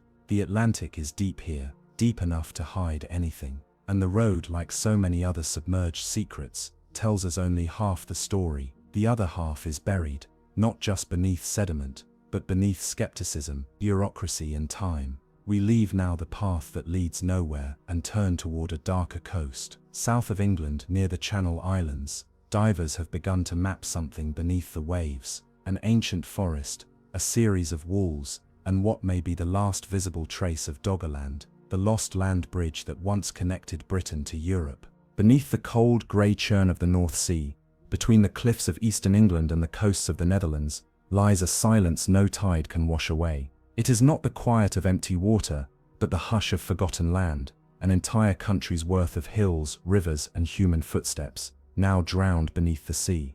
This was Doggerland. Once it was the heart of Europe, a vast, fertile plain that stretched from modern Britain to Denmark. Lush, green, alive with deer and uruks, fire and flint. Around 10,000 BCE, during the final days of the last ice age, Doggerland connected islands and tribes, a living bridge where today only trawlers pass. And then, it vanished. Not in an instant, but in centuries. The sea rose, the glaciers melted, the rivers swelled, villages were swallowed, and then the land was gone, erased from maps, but not from memory. Fishermen were the first to uncover the truth. In the 20th century, as commercial trawlers dragged the seabed for cod and sole, they began pulling up strange things: antlers, spears, bones, tools, all prehistoric, all from a place that by every account should have been underwater since before recorded time. Then, in the 1990s, scientists began to take interest. Using seismic surveys originally intended for oil exploration, researchers mapped the seafloor and found something astonishing: a ghost landscape. Rivers, valleys, hills, floodplains where mammoths once roamed, lakebeds dotted with what appeared to be settlement sites. It was all still there, buried beneath meters of sand and silt, like a memory sealed in mud, and with it, traces of people. In 2019, a diver off the coast of Norfolk recovered a worked flint core shaped by human hands over 8,000 years ago.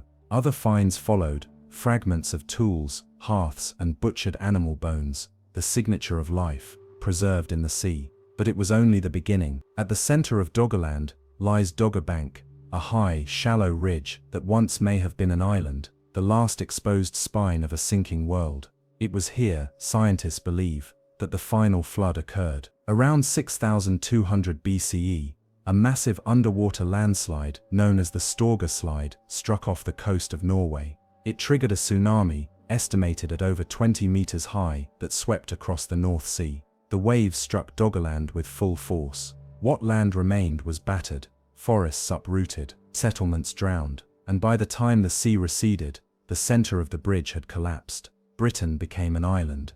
The people, they fled, west to the hills, south to the continent. Their stories lost, their fires extinguished beneath salt and silence. But Doggerland never truly disappeared. Its fossil riverbeds are still visible in sonar. Its woodlands lie preserved in anaerobic layers of silt. In 2015, researchers discovered a submerged forest off the coast of Norfolk, its trees still upright, their roots tangled in ancient soil. Divers swam between trunks that had not seen the sun in 8,000 years. Some believe even structures remain: long barrows, post holes, traces of dwellings beneath the sand. But excavation is difficult. The sea is cold, the current strong, and the window for exploration brief. Yet the picture grows clearer. Doggerland was not a fringe territory. It was a homeland, a place where people lived, hunted, buried their dead. Some scientists now call it Europe's lost Atlantis, not because of myth or grandeur, but because it vanished so completely, and in that vanishing, it rewrote our understanding of what the sea can take. There are those who believe the Doggerland flood shaped more than just the land, that it left imprints on human memory, passed down through generations, morphing into flood myths across Europe and beyond. A deluge, a drowning, a paradise lost, all echoed perhaps from this very place. Today, the North Sea whispers over those hills, brushing softly over villages buried in time, and every so often a fishing net rises with a piece of antler, or a tool shaped like a question. We drift now farther south toward the Mediterranean basin, where a stairway lies beneath the Aegean, steps that lead not upward, but down, into a darkness no mythology has ever fully named. The Aegean Sea, nestled between the mainland of Greece and the rugged coast of Anatolia, is a place soaked in myth. Its islands are the bones of gods, its winds speak the language of legend, and its depths are littered with the echoes of empire. Minoans, Mycenaeans, and Phoenicians once sailed here, merchants, kings, and soldiers whose stories remain carved in stone.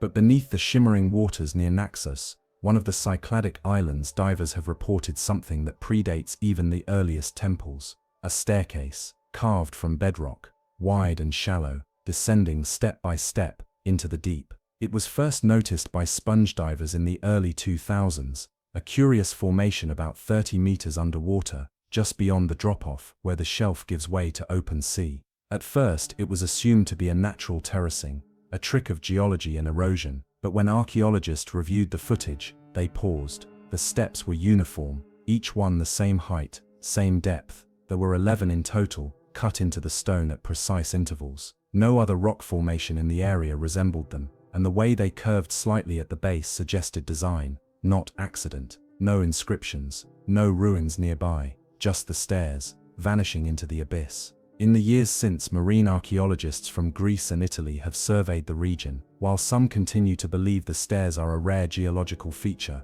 others suspect they are the remnant of a larger structure, perhaps the entrance to a building, now long collapsed and buried beneath sediment. The Aegean's seabed is restless. Volcanic activity, earthquakes, and plate shifts have shaped this sea for millennia. Islands have risen and fallen, coastlines redrawn. Entire towns, like the fabled city of Akrotiri on Santorini, were entombed by ash and later uncovered in near-perfect preservation. Could these stairs belong to a similar lost site? Possibly. A recent sonar scan revealed angular formations nearby, straight ridges, and what may be a rectangular foundation just east of the steps. Not enough to confirm a city, but enough to raise questions. Who would build stairs that lead nowhere? Or were they once a path into something more? A temple, a bathhouse, an altar submerged not by myth, but by geology. Some researchers have floated the idea that this area may have once been above water, perhaps during the Younger Dryas period, when sea levels were significantly lower.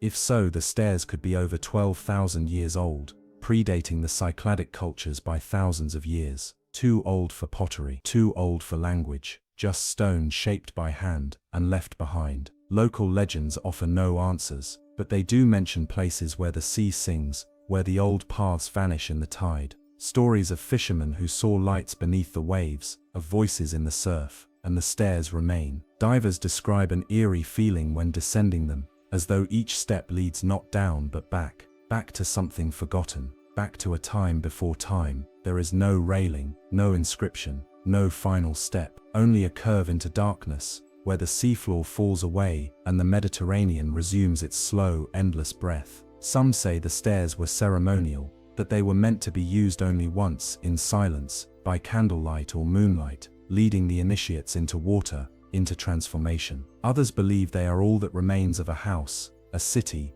or a palace whose name is no longer spoken, and a few, quietly, wonder if the stairs were never meant to be climbed by us at all. Today the site is rarely visited. There are no tours, no signs, just a quiet spot on the seafloor, marked on a few marine charts with no explanation, but the steps are still there, waiting. We move now east, beyond the Sea of Myth, into the Red Sea's southern depths, where near the coast of Sudan, sonar scans have revealed a cluster of circular ruins too regular to be coral, too forgotten to be claimed. In the southern stretches of the Red Sea, where the waters deepen between the coasts of Sudan and Yemen, lies a trench of shifting blues, dark, sultry, heavy with salt and silence. Unlike the clarity of the Mediterranean, or the wild chill of the North Atlantic, the Red Sea here is dense, its floor hidden beneath layers of sediment and geothermal haze. And yet, beneath these waters, sonar has begun to trace shapes, not jagged, not random, but circular.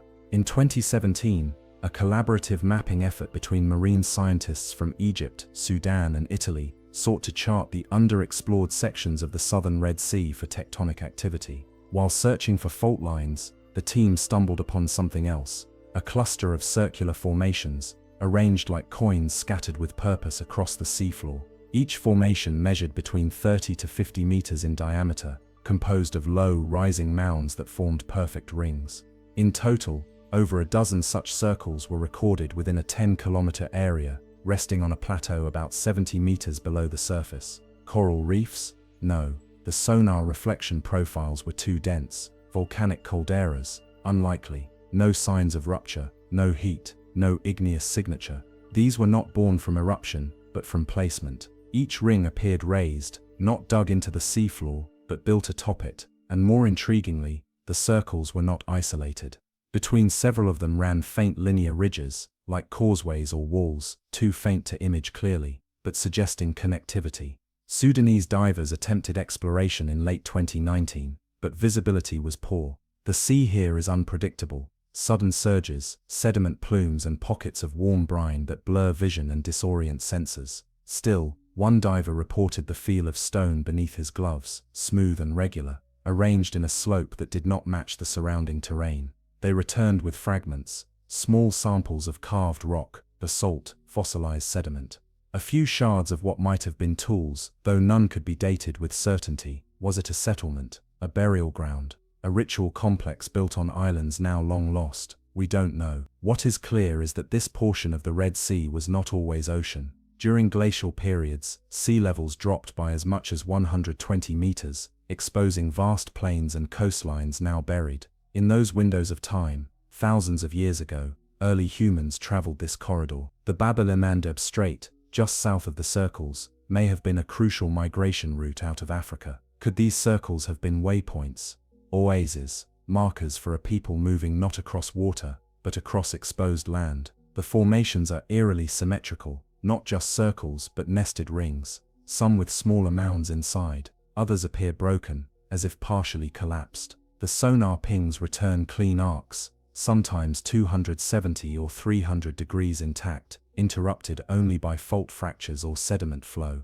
And always, the geometry is deliberate. Even nature, in its most chaotic forms, rarely draws circles this well. Some researchers suggest the site may predate recorded civilization by thousands of years, a proto-settlement, possibly Neolithic or earlier, built by coastal foragers or early seafarers whose presence here was never documented. But others whisper something older. They speak of ancient texts, of Zerzura, the lost city of the sands, rumored to have vanished beneath desert or sea, of djinn-haunted ruins left by pre-human architects, of Atlantis's southern twin, swallowed not by the Atlantic, but by the Red Sea's slow embrace. No evidence confirms such ideas, and yet, the circles remain, untouched, unmapped, unclaimed. International waters and local political tensions have kept further study limited. The site lies far from major ports, in a region where piracy, migration, and territorial disputes complicate research, and so the circles wait. Beneath the current, beneath the centuries, their purpose unread, their builders unknown, their silence complete. Divers who've approached them speak of a strange calm, not dread, but recognition, as if the place wants to be seen, but not understood. And when the current rises, when visibility collapses, and the outlines vanish once more into the blue-green murk, all that remains is the certainty that someone, or something, once stood there, aligned the stones, built the rings, and left without a trace. We rise now from the warmth of the Red Sea, and follow the wind into the Atlantic's cold shoulder, toward the Bay of Biscay, where fishermen speak of a cathedral beneath the waves, one that sings when the tide is right, though no bell has rung there in 1,000 years. The Bay of Biscay stretches like a quiet bruise between the shores of western France and northern Spain, an expanse of grey-blue water that shifts with sudden storms and long silences. Beneath its windswept surface, the seabed is riddled with shipwrecks, trenches and sediment, carved by centuries of war and weather.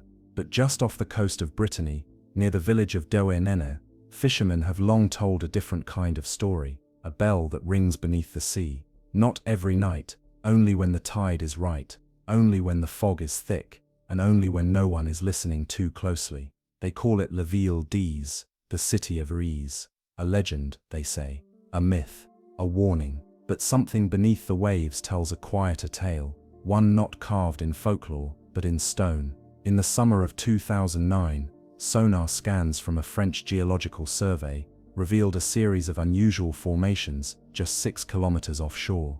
The readings showed rows of vertical shapes, arranged like the collapsed walls of a building, sharp angles, repeating arches, echoes of architecture where none should be. At first, they were dismissed, remnants of a sunken fort, perhaps, or an ancient cliff collapse misread by software. But then the divers went down. The water here is turbulent, especially in winter, but when the currents calm and the sun cuts through the silt, the truth becomes hard to ignore. There are pillars, half buried in kelp, fragments of columned arches, blocks shaped with such precision that some appear to have been fitted together, like the joints of an altar or a gate. The site is now referred to unofficially as the cathedral, not because of religious confirmation, but because of its shape, its symmetry, its silence. The formation stretches over 2 acres, broken into 2 distinct wings, connected by a central structure that slopes downward into deeper water, almost like a nave. The architecture bears no resemblance to Roman, Celtic, or medieval design. There is no mortar, no recognizable style, and no human remains have been recovered. But the scale is undeniable. Some pillars stand over 3 meters tall, with bases sunk deep into the seabed. The spacing between them is regular, measured. The stone, a kind of weathered granite, appears local but has been cut, smoothed in ways that suggest tools. No known records mention any settlement offshore, no maps, no ship's logs, and yet the structure remains, unseen from above, unknown from history. Local oral tradition offers only the legend of Uys, a once great city built by a Breton king, protected by a mighty dam and hidden behind seawalls. It was ruled by his daughter Princess Dahut, who was said to have betrayed the city, opening its gates during a storm, allowing the sea to pour in and reclaim the land. According to the myth, only one survivor escaped, and Uys now lies beneath the bay, its towers visible only on moonless nights, its bells ringing beneath the waves. Of course there is no proof, no timeline, no names etched in stone, but when the divers swim through the cathedral site, they describe a sensation both ancient and uncanny, a feeling of structure, of echo, of a place once meant for gathering. Some believe it was a temple, others, a fortress. A few suggest it may have been an outpost, a point between islands now vanished, a waypoint for a civilization that lived more with the tide than against it. And the bell, well, there is no bell, but sometimes when the tide rolls over the pillars and the wind is just right, the water hums, a tone, low and long, echoes between the arches, a natural resonance born of stone and sea, and those who hear it say it sounds like a note remembered, like something too old to be heard, but too important to forget. Geologists continue to study the site, but no formal excavation has begun. The government is cautious, the sea is unpredictable, and there are those who say that some things are better left undisturbed, because what if it is Uys? What if the myth was not a story, but a warning? The cathedral sits there still, just beyond the surf line, just beneath the reach of stormlight, a ruin without a name, a song without a singer, a city whose foundations are deeper than belief. And so we follow that note now into colder waters, toward Greenland's submerged coast, where recent satellite scans have revealed something even more impossible: long ridges and hexagonal foundations beneath melting ice. Greenland is a land caught in silence, a vast expanse of white and stone, where the ice sheets groan under their own weight, and the wind sculpts shadows that last for centuries. Here, time is slower, light is thinner, and beneath the melting edges of that ancient glacier, something is beginning to appear. It started with satellite anomalies. In 2020, scientists at a European climate monitoring agency were reviewing ice melt progression along Greenland's southwestern coast when they noticed something strange. In a narrow fjord near Kujalleq, where glacial runoff meets the sea, the LiDAR scans showed regular geometric shapes, not in the ice but beneath it. The formations were low relief, barely visible, but they were unmistakably hexagonal, large, uniform, aligned in tight grids. At first, the team assumed it was a glitch, an artifact of scanning errors caused by the dense ice or shadow. But as the glaciers continued to retreat in the following months, the same pattern became clearer. Rows of hexagonal foundations, each measuring roughly 20 meters across, some partially buried, others now fully exposed. There were dozens of them, like tiles, like rooms, like cells in a hive. When the data was passed to glaciologists and archaeologists, the reaction was split. Some insisted the formations were the result of natural permafrost cracking, a known phenomenon in cold environments where freeze-thaw cycles create polygonal ground, but others were not convinced. Because natural cracking is rarely this consistent, it does not align with the cardinal points. It does not create parallel ridges or uniform spacing. And most of all, it doesn't connect. These hexagons did. Sonar scans from a nearby meltwater lake revealed lines between the shapes, ridges that formed not randomly, but in straight paths, suggesting corridors, or walls, or roads. The formation quickly earned a nickname among researchers, the grid.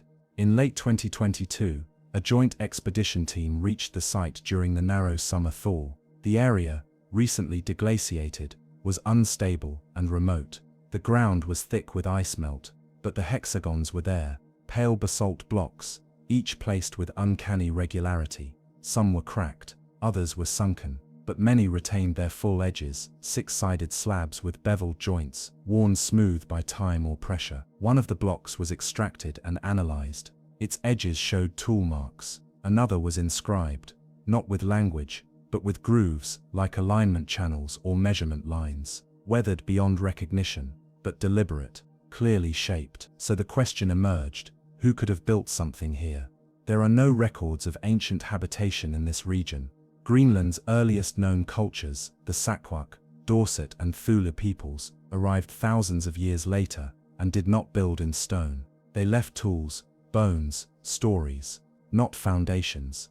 And this site was old. Carbon dating of lichen growth on exposed stone suggested extreme antiquity, possibly predating known Arctic settlement by thousands of years. And geological analysis revealed that these stones had been quarried, not formed in place. From where? Unknown.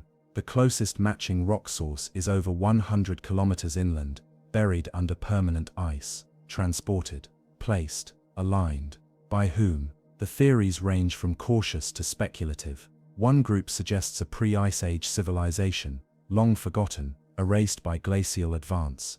Another proposes the grid was never above ground, that it was always a subsurface structure, now uncovered only by accident. And the more fringe voices, they point to the Piri Reis map, again, to ancient sea kings, to a time before the poles froze when Greenland was green, and home to builders who vanished without a trace. But something of them remains.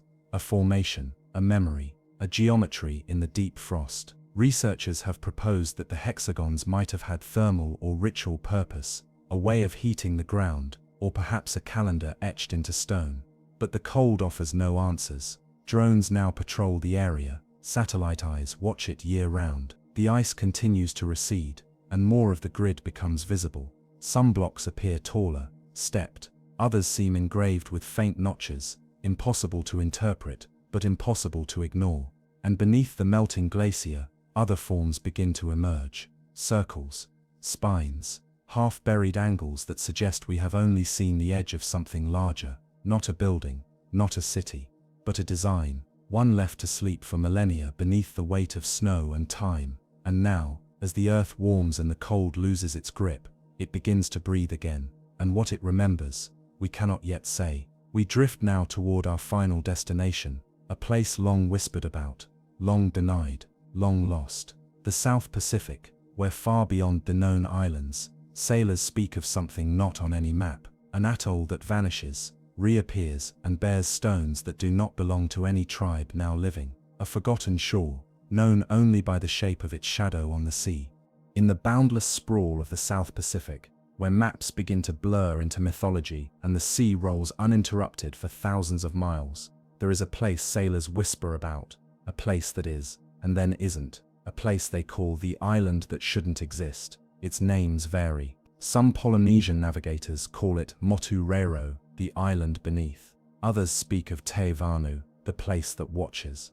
In naval logs, it's a smear of contradictions, sightings noted, then retracted, GPS records corrupted, radar echoes with no landfall. But those who've seen it agree on one thing: it's real. It appears suddenly, often in calm seas. A rise of black stone and tangled vines, no more than a kilometer across. It has no harbor, no reefs, no beach, just cliffs, as if the island had been torn from a larger landmass and flung into isolation. In 2004, a French research vessel attempting to resurvey coordinates west of the Cook Islands reported an unexpected radar return. The ship approached cautiously and confirmed visual contact with an unmapped landmass. Photos were taken, the crew prepared to send a drone, and then the island vanished. There was no storm, no wave, just ocean, empty, flat, as if nothing had ever risen from it at all. At first it was dismissed as error,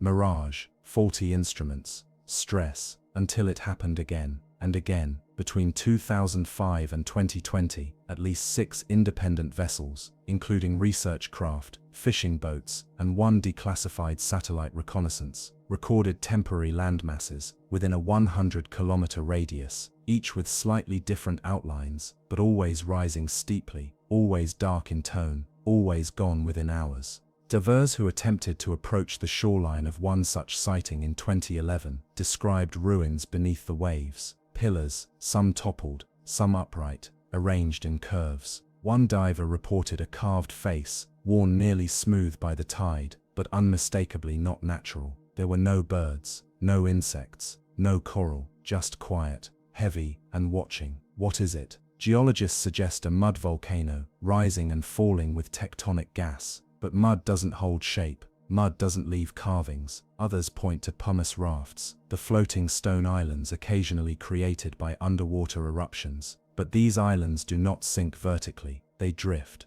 And then there are the sonar returns, snapshots of the seafloor taken by research vessels shortly after the island's disappearances. They show a flat plateau, ringed by a perfect arc of raised ridges, a sunken caldera, perhaps, or something built. Some suggest it is the last visible remnant of a greater lost land, not Atlantis, but Muth, the mythical sunken continent of the Pacific, a place said to have been home to an advanced civilization, long forgotten, long erased, leaving only whispers in the ocean's breath. Others say the island isn't vanishing, it's submerging, deliberately, as if something below has chosen when it can be seen. And still others suggest it's not an island at all, that it's something alive, something breathing. One sailor, in a journal recovered from a storm-wrecked yacht in 2018, wrote, "It rose like a thought I wasn't supposed to have. I didn't land, I didn't speak, I only watched, and it watched back." There are no official studies planned.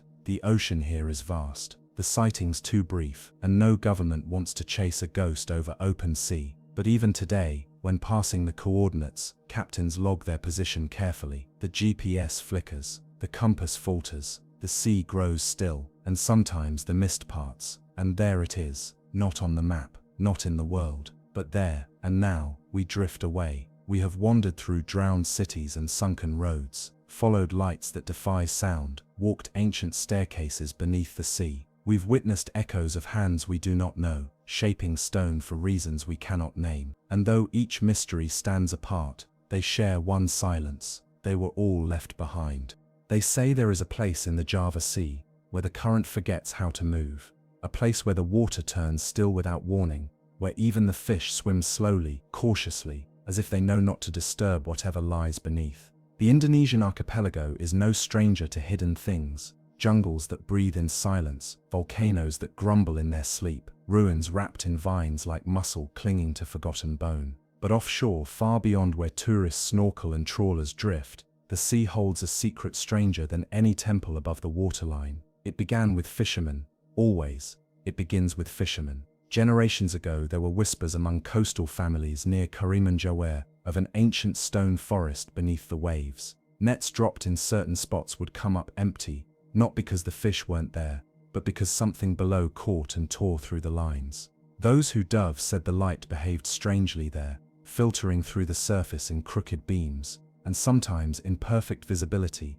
Great shadows appeared far below, tall, narrow, unmoving, only to vanish the moment a diver swam toward them. They called them the pillars that breathe, silent, watchful things rising from the seafloor, like spires from a buried cathedral, too symmetrical to be coral, too massive to be natural. But the modern world paid little attention until 2007, when a group of underwater surveyors from a Jakarta-based energy company began mapping the area for potential pipeline routes. On one sonar pass, the data came back scrambled. A vertical band of spikes had appeared on their scans, perfectly parallel ridges over 30 meters tall, spaced evenly, covering a seafloor grid more than 800 meters wide. It looked too geometric, too artificial. At first they suspected a software glitch, but on the second pass, the structures were still there. They had not moved. The team sent down an autonomous submersible with live video relay. What it recorded silenced the boat.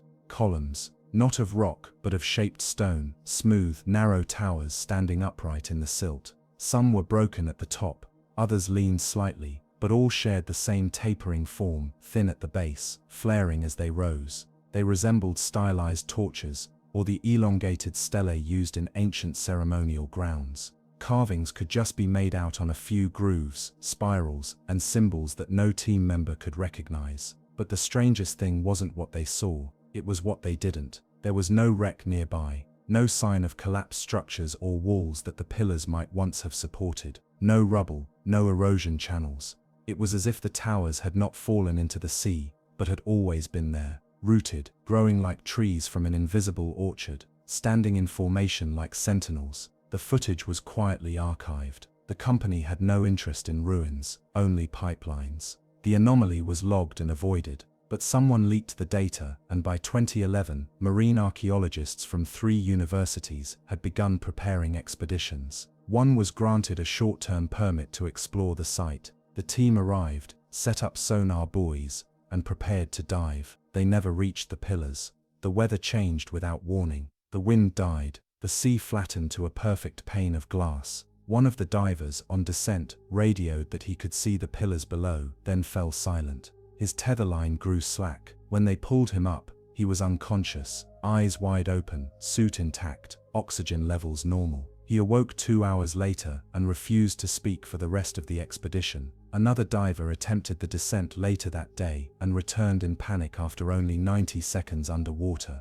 He claimed the light had changed while he swam, that the blue had turned a deep oil-like black, and the pillars had begun to shift, not move, not bend, but shimmer, as if vibrating slightly, just beyond perception. The expedition was aborted. Later analysis revealed unusual readings in the water surrounding the site. Not radiation, not heat, but magnetism. Low-frequency pulses, irregular, as though the sea itself was breathing in bursts. Compasses malfunctioned. Even the satellite imagery, taken from overhead, returned subtle anomalies, pixels distorted in a radial pattern, like ripples in film. The team filed a report and left the site under the radar, but legends began to surface, old ones. Oral traditions among the Javanese coastal elders tell of a place called Kota Bayangan, the Shadow City, a place that existed before Java had a name, a city where people carved prayers into stone and raised towers not to the sky, but to the water. They believed that something older than gods lived in the sea, and these towers were offerings, antennas for memory. They say the city drowned in silence, not by wave or storm, but by forgetting. That its people slowly stopped speaking, stopped walking, until only the towers remained, recording what the world would not. These were myths, easily dismissed, until researchers found similar carvings, spirals, and petal-shaped glyphs on ceramic fragments pulled from highland caves more than 100 kilometers inland. These fragments predated Java's earliest recorded temples. The shapes matched those on the pillars, and yet no known civilization in the region had ever recorded such iconography, nor mentioned building at sea. In 2018, a private diving team claimed to reach the site on a still morning. Their footage, brief, murky, showed 2 rows of pillars descending into a trench. The pillars appeared glassy in some places, almost metallic in others. One diver swam too close and suffered a pressure-related injury, despite being at only moderate depth. When he was brought aboard, he kept asking what year it was. He believed they had been underwater for hours. They had been submerged for 11 minutes. No other footage was released. That same year, Indonesian naval authorities designated the surrounding coordinates as a restricted marine area. Environmental protection, they claimed. But there are no reefs there, no fisheries, just silence. Satellite passes show no ships remain in that zone for long. Fishing boats cut wide arcs around it. Commercial shipping routes were subtly redrawn. The towers remain unseen, but the ocean remembers. In deep-sea recordings from the region, passive acoustic monitoring, a repeating tone was picked up between 2 a.m. and 3 a.m. for 6 nights in a row, a tone too low for most human ears to detect. It rises slowly, plateaus, then stops. Every night, exactly the same. Some have suggested it's tectonic, others believe it is artificial. The pattern matches no known marine life. And on the 7th night, it was silent. Divers who return from the edges of the zone speak less of fear and more of absence. Of moments where they no longer remembered their own names underwater. Of black silhouettes that stayed still at the edge of vision. Of the feeling of being scanned. And once a diver claimed he heard music, not from his radio, not from his boat, but from the towers themselves. A sound like low chimes, distant, rising from the silt. When he surfaced, there was blood coming from his left ear. His hearing never returned.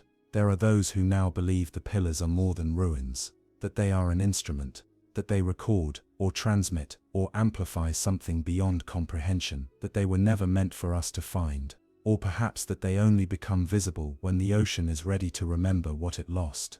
The towers are still there, silent, watching, rooted in a trench too deep for explanation, too symmetrical for chance.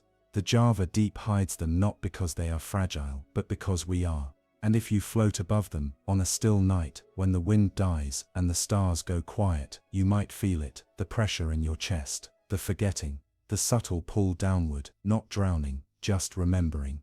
The water off the coast of Bimini is impossibly blue. It shimmers like melted sky, calm and deceptive, draping over the seafloor in long unbroken waves of light. Tourists who drift through it speak of its clarity. Divers praise its warmth. But those who have spent years sailing over it, the fishermen, the old captains, the ones who watch the tides more than the calendar, they speak of something else. A place where the ocean holds its breath, where shadows move without source, and where a road of stone stretches out beneath the waves, then falls away into nothing. They call it the Bimini Road, a name that sounds benign, harmless, like a scenic path in a seaside village. But this is no ordinary road. It lies about 6 meters beneath the surface, near North Bimini Island in the Bahamas, a formation of massive rectangular limestone blocks that seem too precise, too straight, too patterned to be coincidence. Aligned in a gentle curve over 800 feet long, the stones rest side by side like cobbles on a boulevard, some flat, some stacked, some tilted as if by weight long since lifted. No one knows where it leads, or where it once came from. It simply begins, continues, then vanishes into the blue, as if the sea itself erased the final destination.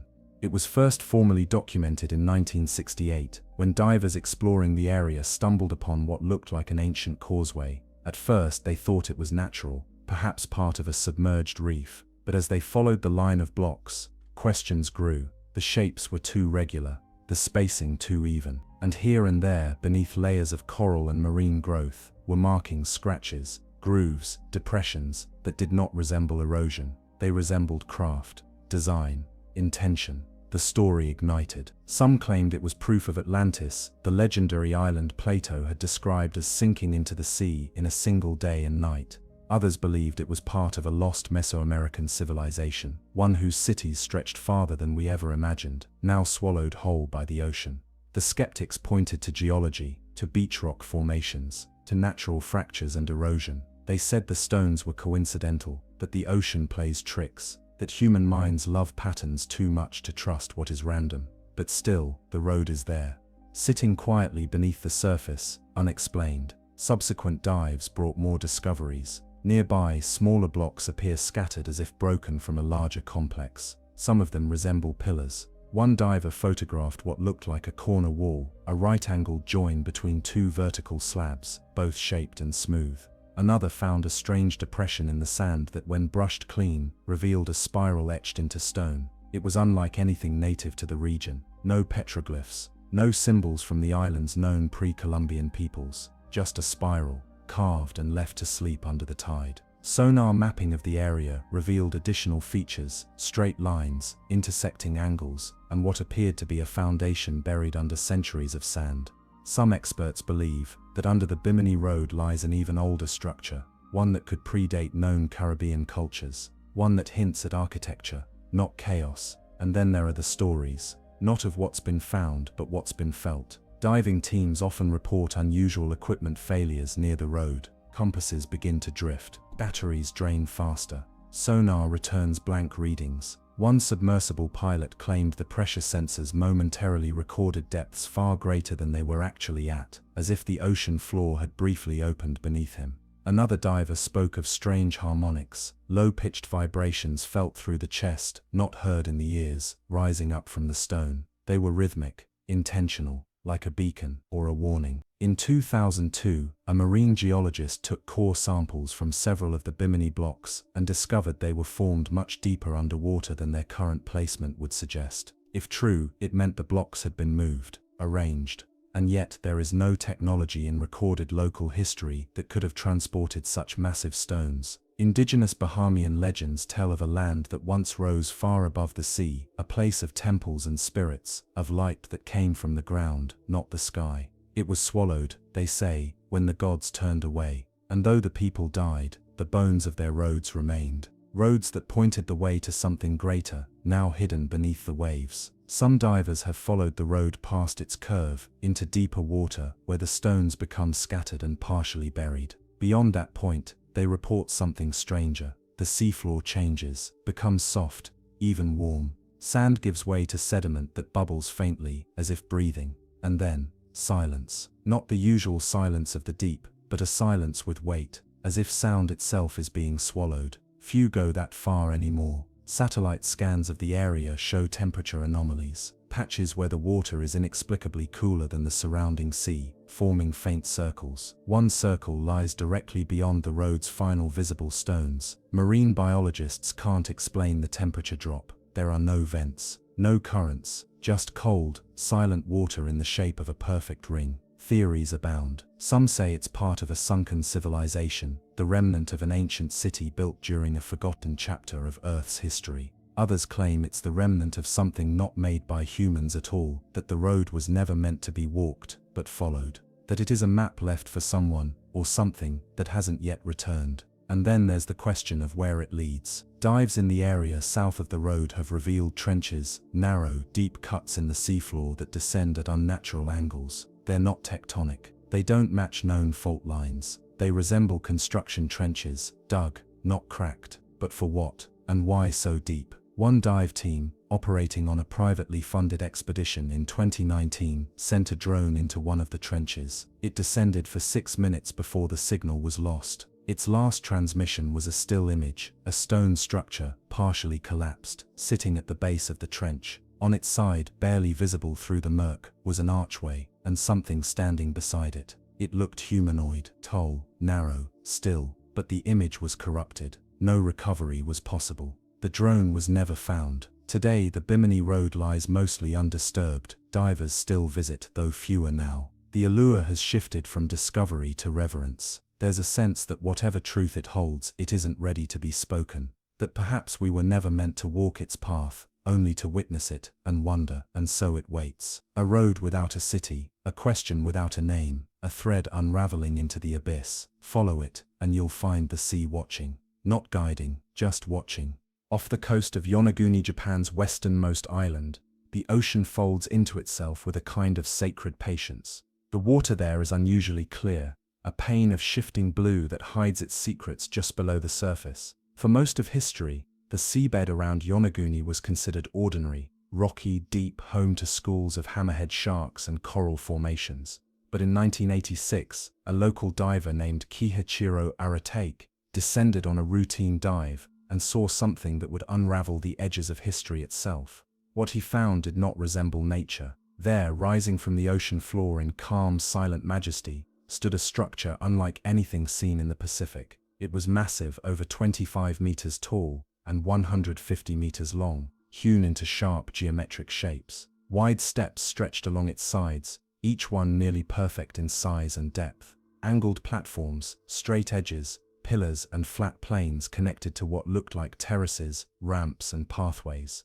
It looked carved, not cracked, designed, not eroded. He surfaced in shock. The images he later captured sparked international debate. Geologists rushed to label the formation natural, a product of tectonic activity and natural fracturing of sandstone over millions of years. But others, divers, historians, skeptics, believers, saw something else entirely. They saw architecture. Today, it is known as the Yonaguni Monument, but no name fits it quite right. It is a city without walls, a temple without writing, a puzzle locked in stone at the ocean's edge. Divers speak of its stillness, not the quiet of absence, but the quiet of observation, as if the place itself is listening. Descend into its corridors, and you feel the weight of design. The surfaces are flat, the corners crisp. There are right angles impossible in nature at this scale. There's even what appears to be a staircase, leading nowhere. A grand platform with a star-shaped basin at its center,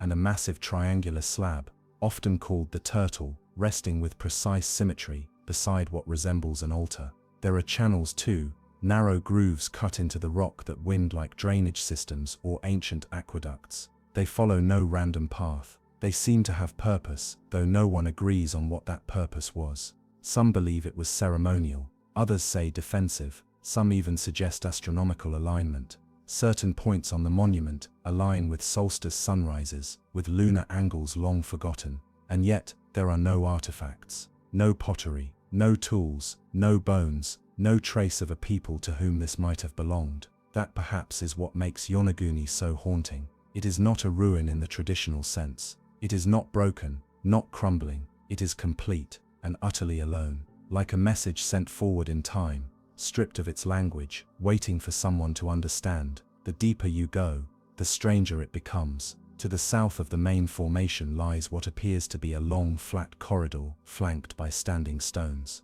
Divers have named it the processional way. Beyond that, another structure lies partially buried in silt, tilted as though it sank with the earth and hasn't quite settled. Its surface bears scratches, some straight, some curved. No one knows whether they are marks of ancient tools or simply the slow handwriting of the sea. Geologists argue it's all coincidence, that water, wind and time can carve wonders far more convincing than we give credit for, that the human brain imposes patterns where none exist, that the monument is a beautiful illusion, but those who have swum beside it say otherwise. They speak of atmosphere, of presence. One diver reported hearing a low vibration through his chest as he passed over the largest terrace. Not a sound exactly, but a pressure, like standing near a deep engine or beneath a distant thunderhead. Another, a seasoned marine archaeologist, claimed to feel a sudden drop in temperature near the base, only for his dive computer to show no change. In 1997,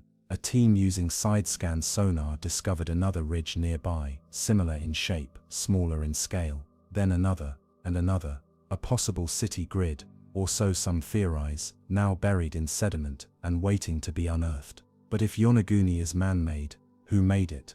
Mainstream history offers no civilization in the region capable of such construction prior to 10,000 years ago. And yet, radiocarbon dating of corals attached to the stone suggests the structure sank at the end of the last ice age, when sea levels rose rapidly. That would place its origin at over 12,000 years ago, twice as old as the pyramids, older even than Göbekli Tepe. If that's true, it would mean that someone built a complex megalithic site before the rise of agriculture, before the domestication of animals, before writing, before the tools we associate with civilization itself. A people forgotten, a blueprint erased, unless it was never meant to be remembered. Some whisper that Yonaguni is not a ruin, but a monument in the truest sense, a mark left behind by a culture that knew it would not survive, an anchor carved in stone, left for the ocean to keep, to test the memory of the world, a message in granite, unreadable yet undeniable. Others go further. They believe Yonaguni was never above water, that it was always meant to be submerged, that its builders lived with the sea, not against it, that it is not a relic of loss, but a design of intention. A temple not to gods of the sky, but to the ocean itself. There are local legends that speak of such people, sea people, shape changers, builders, worshippers of tide and moon. Myths, of course, but the lines between myth and memory blur, when the evidence lies silent beneath 30 feet of clear water. The Japanese government does not officially recognize Yonaguni as a historical site. Excavation is discouraged. Study is minimal. Some suspect this is because confirmation would rewrite too much. Others believe the site is being quietly monitored for reasons no one is willing to explain, and still, it sits, patient, waiting. The monument does not decay, it does not shift. The sea has not worn it away, though it has tried. The shape remains, solid, defiant. Dive there on a windless morning, and you'll see it as it was 12,000 years ago. Nothing has changed. And that's the strangest part of all. Time moves around Yonaguni, not through it. And as you swim down those perfect steps, under the silent weight of salt and stone, you may feel it too, that ancient gravity, that cold, knowing quiet. This is not a place the sea forgot, it is a place the sea remembers, and it remembers everything. Before Alexandria rose in golden splendor, before the Ptolemies ruled under marble columns and towering statues of gods, there was Heracleion, a port city spoken of in myth and hinted at in papyrus scrolls, resting near the mouth of the Nile. Heracleion, also known as Thonis to the ancient Egyptians, was said to be a city of commerce and ceremony, where temples rose from the waters and pharaohs came to speak with gods in quiet stone chambers. It was here, the stories claimed, that Helen of Troy and Paris once sought refuge before the war. Here that the gods themselves were honored with processions across canals lined with torches. But for centuries, Heracleion was thought to be a legend, a name whispered by historians, unproven and forgotten, until the ocean gave it back.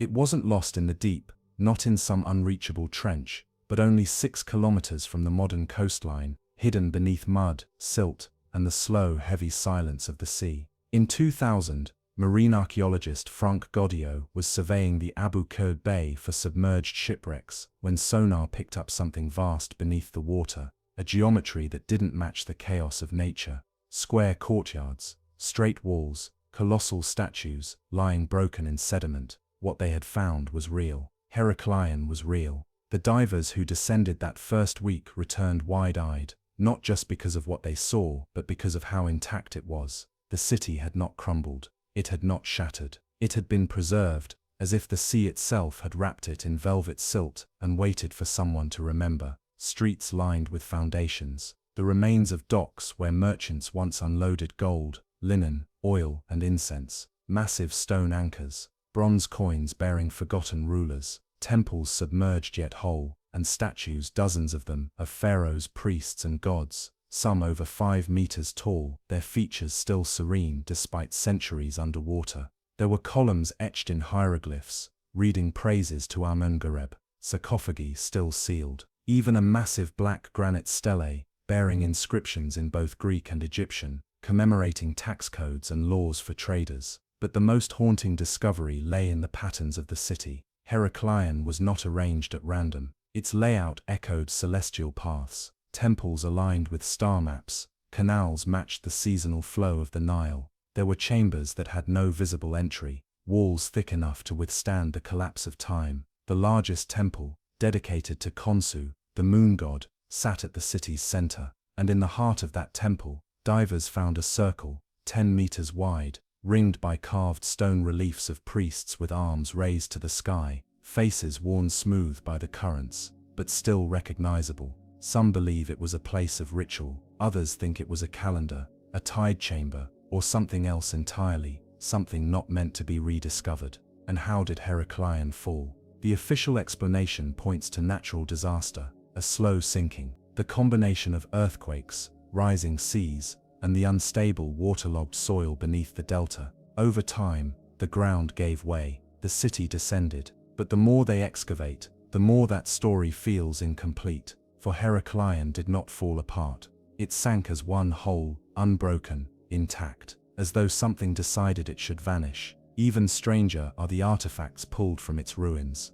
Items that don't seem to belong. Amulets shaped like fish, carved from materials not found in the region. A bronze shard etched with symbols unknown to Egyptian or Greek scholars. A gilded barge, partially buried near the ruins of a canal gate, with a hollow hull that shows no signs of rot or decay, despite being over 2 millennia old. One diver claimed the barge pulsed slightly beneath his hand, as though vibrating. The effect wasn't captured on camera. His dive suit's heart monitor, however, recorded a spike. In interviews, Goddio and his team speak carefully. They confirm what's visible, what's measurable. But in private notes, Divers have spoken of strange pressure changes inside the temples, of sonar interference that creates ghost images on the scans, overlapping layers of structures that vanish when approached. A few nights during the dig, equipment would power on without reason. Lights would blink in coded patterns. One diver sleeping aboard the support ship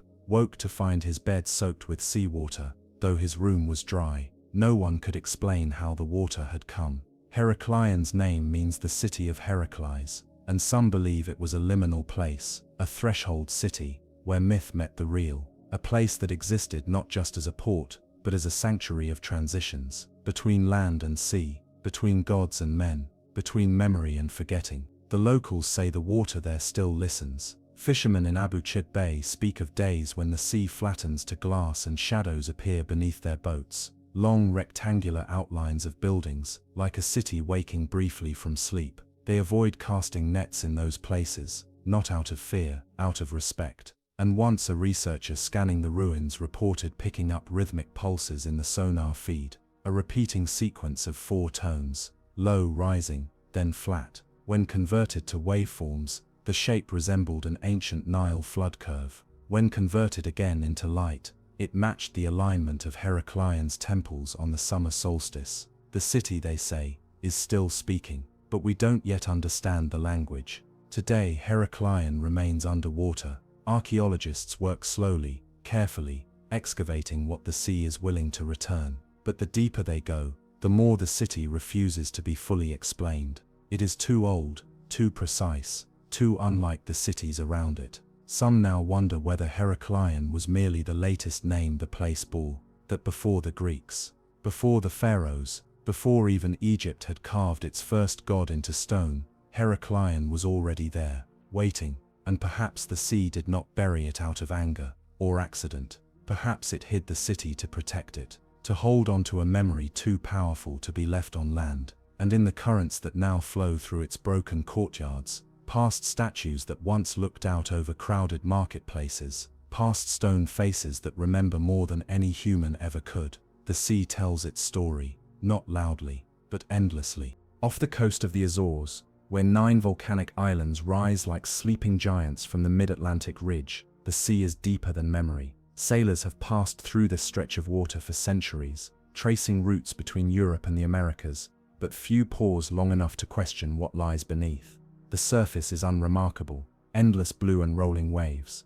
But below, in the darkness where light loses its meaning, something waits. In 2013, a Portuguese sailor scanning the seabed between São Miguel and Terceira Islands noticed a strange geometric shape on his sonar. It was too symmetrical, too clean. A 4-sided figure rising from the ocean floor, massive, angular, and unexpected. The data was later analyzed and revealed a submerged structure, nearly 60 meters tall and perfectly triangular in outline. To many, it looked like a pyramid. The initial scans were dismissed by geologists as a trick of light and slope, a coincidence of rock formations and sonar angles. But those who examined the raw data found it harder to ignore. The structure had a square base, estimated at over 8,000 square meters, and rose with a consistency not seen in natural undersea ridges. There were lines, straight ones, where none should exist, and edges too sharply defined to have been carved by currents alone. Portuguese media briefly lit up with theories. Was this a relic of a lost civilization, a monument to something we no longer remember, an ancient observatory swallowed by tectonic shifts? The Azores have long carried a strange weight in maritime legend. Located where the Eurasian, African, and North American tectonic plates meet, these islands are geological anomalies. The earth breathes here, quakes rumble softly beneath the ocean, and plumes of warm water rise from unseen vents. The weather changes without warning, and local folklore stretches back into prehistory, speaking of visitors from the sea, islands that appeared and vanished, and stone cities that flicker beneath the waves during storms. The supposed pyramid site lies in a region with minimal silt, meaning structures there would not easily be buried. Divers who approached the coordinates in the months following the sonar discovery reported strange phenomena. Compasses spun in slow, deliberate circles, flashlights dimmed without explanation, and once during a particularly calm dive, a team claimed to hear rhythmic thuds, low, distant pulses that seemed to come not from the ocean, but from within the structure itself. They couldn't find the source. They surfaced early. Those who study underwater architecture will say that natural processes can mimic design. Lava can harden into geometric columns. Earthquakes can create fractures that resemble roads, terraces, even walls. But this structure did not sit among other formations. It stood alone, solitary and precise, in a part of the seabed otherwise flat and uneventful. Some believe that's the most unnatural thing of all, that this thing isn't part of the landscape but placed upon it. There are no known historical records of large-scale stone construction in the Azores before the arrival of the Portuguese in the 15th century. No temples, no megaliths, no writing, and yet nearby caves have yielded stone tools and signs of human presence far older than current colonization timelines would suggest. In 2016, a diver found what appeared to be a carved disc, partially embedded in coral near the suspected pyramid. It bore a circular motif, a spiral within a square that did not match any local indigenous iconography. The object was taken for analysis and has since disappeared. Satellite imagery from above the site is inconclusive. Some scans show faint outlines, others nothing at all. It's as if the structure exists in a state of uncertainty, caught between visibility and myth. But one thing remains consistent across observations: it is quiet there, too quiet. Fish avoid the area, no large schools pass through. It's as though the ecosystem itself recognizes something foreign beneath the water. Local sailors speak of the quiet line, an invisible threshold in the sea where birds stop flying overhead and the water loses its familiar rhythm. They say storms form faster near it, that radio equipment behaves strangely. And once, in the early 2000s, a small private yacht reported sailing over perfectly flat water only to strike something beneath the hull. When they checked for damage, none was found. But the depth finder, moments before the impact, had registered over 2,000 meters of open water. In 2019, a documentary team attempted to capture footage of the site using submersible drones equipped with high-resolution cameras. For the first hour, the descent proceeded normally. Then the drone feed began to distort, interference in the signal, followed by sudden drops in depth reading. One drone passed what looked like a sheer stone face, textured like basalt, scored with horizontal lines. Then the feed cut to black. The drone never returned. Analysis of the final footage revealed a brief flicker, just a few frames before the signal ended. A shape, tall, narrow with sharp corners, emerging from the shadows beyond the camera's light radius.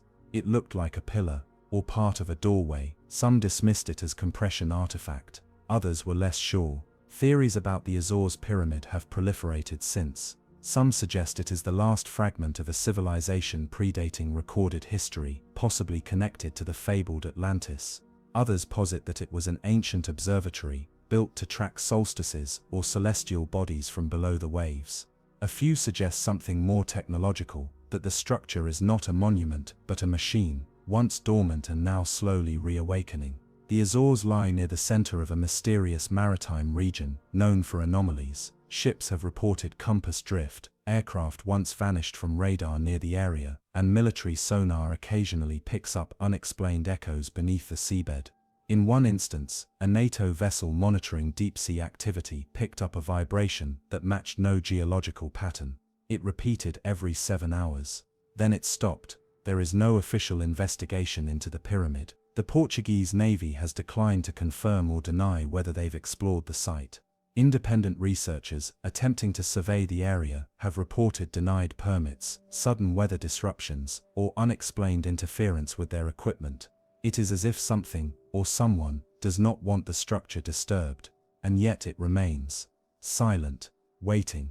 There's something inherently unsettling about a pyramid under the sea. Pyramids are meant to rise from the earth, to point skyward, to mark graves or glory, but this one points up from darkness, from a place no sunlight touches.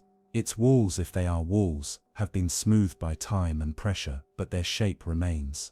There is no erosion where erosion should have taken everything, and no collapse where tectonic forces should have torn it apart.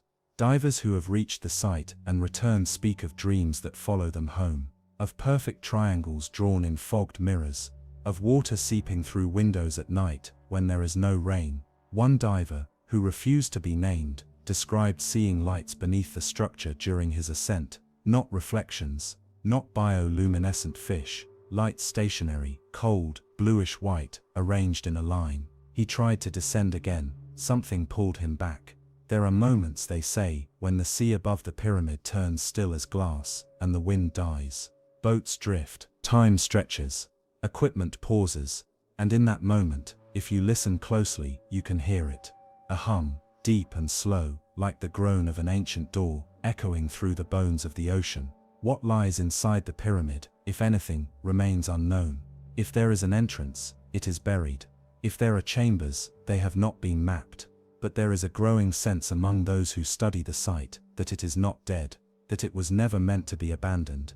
Perhaps it was built before the flood myths, before maps, before history, or perhaps it was not built at all, but grown, shaped by a process we no longer understand. A memory etched into the earth when the crust was still soft and the ocean young. The Azores remain quiet, but the structure is still there, unmoved, untouched, unexplained, waiting. Off the southern coast of Laconia, Greece, where the Aegean laps gently at the shorelines and the breeze carries with it the memory of gods, there is a city beneath the sea. Its name is Pavlopetri, though it never had a name in its lifetime. Not one we can confirm. It sat on the coastline more than 5,000 years ago, thriving quietly beside the rising sun, a settlement of low walls, stone roads, and doorways once warmed by firelight and the smell of crushed olives and burning myrtle. Today it lies submerged under a shallow bay, its stone outlines perfectly preserved in the sand, like a city caught mid-thought. It is the oldest known submerged city on Earth. For centuries, no one knew it was there. Fishermen occasionally snagged nets on the shallows. Children diving in the warm water thought they saw walls beneath the sand, sharp lines, corners, even open rectangles where seaweed grew tall and undisturbed. But it wasn't until 1967, when oceanographer Nicholas Fleming flew a survey plane over the Elaphonesus coast, that the ruins were truly seen. From the air, the water was impossibly clear, and just below the surface, geometric shadows stretched in patterns too precise to ignore. Dives were organized. What they found stunned archaeologists. Streets, houses, courtyards, tombs, even what appeared to be a central plaza. The buildings were small, but the city's layout was deliberate, connected, planned. It wasn't a single structure, it was a neighborhood. Entire quarters lay in quiet rest beneath the sand, untouched by looters or time. The walls, though low, were intact. The doorways still faced east. Ceramic fragments littered the site, jars, bowls, amphorae, some decorated with spirals and waves, some bearing the fingerprints of their last owners, frozen in ancient clay. But what truly set Pavlopetri apart was not just its preservation, but its age. Radiocarbon dating of materials found on site placed the city as far back as 2800 BCE, older than the Minoans, older than most of the great cities of Greece. It had thrived through the Bronze Age, then vanished beneath the sea sometime around 1000 BCE.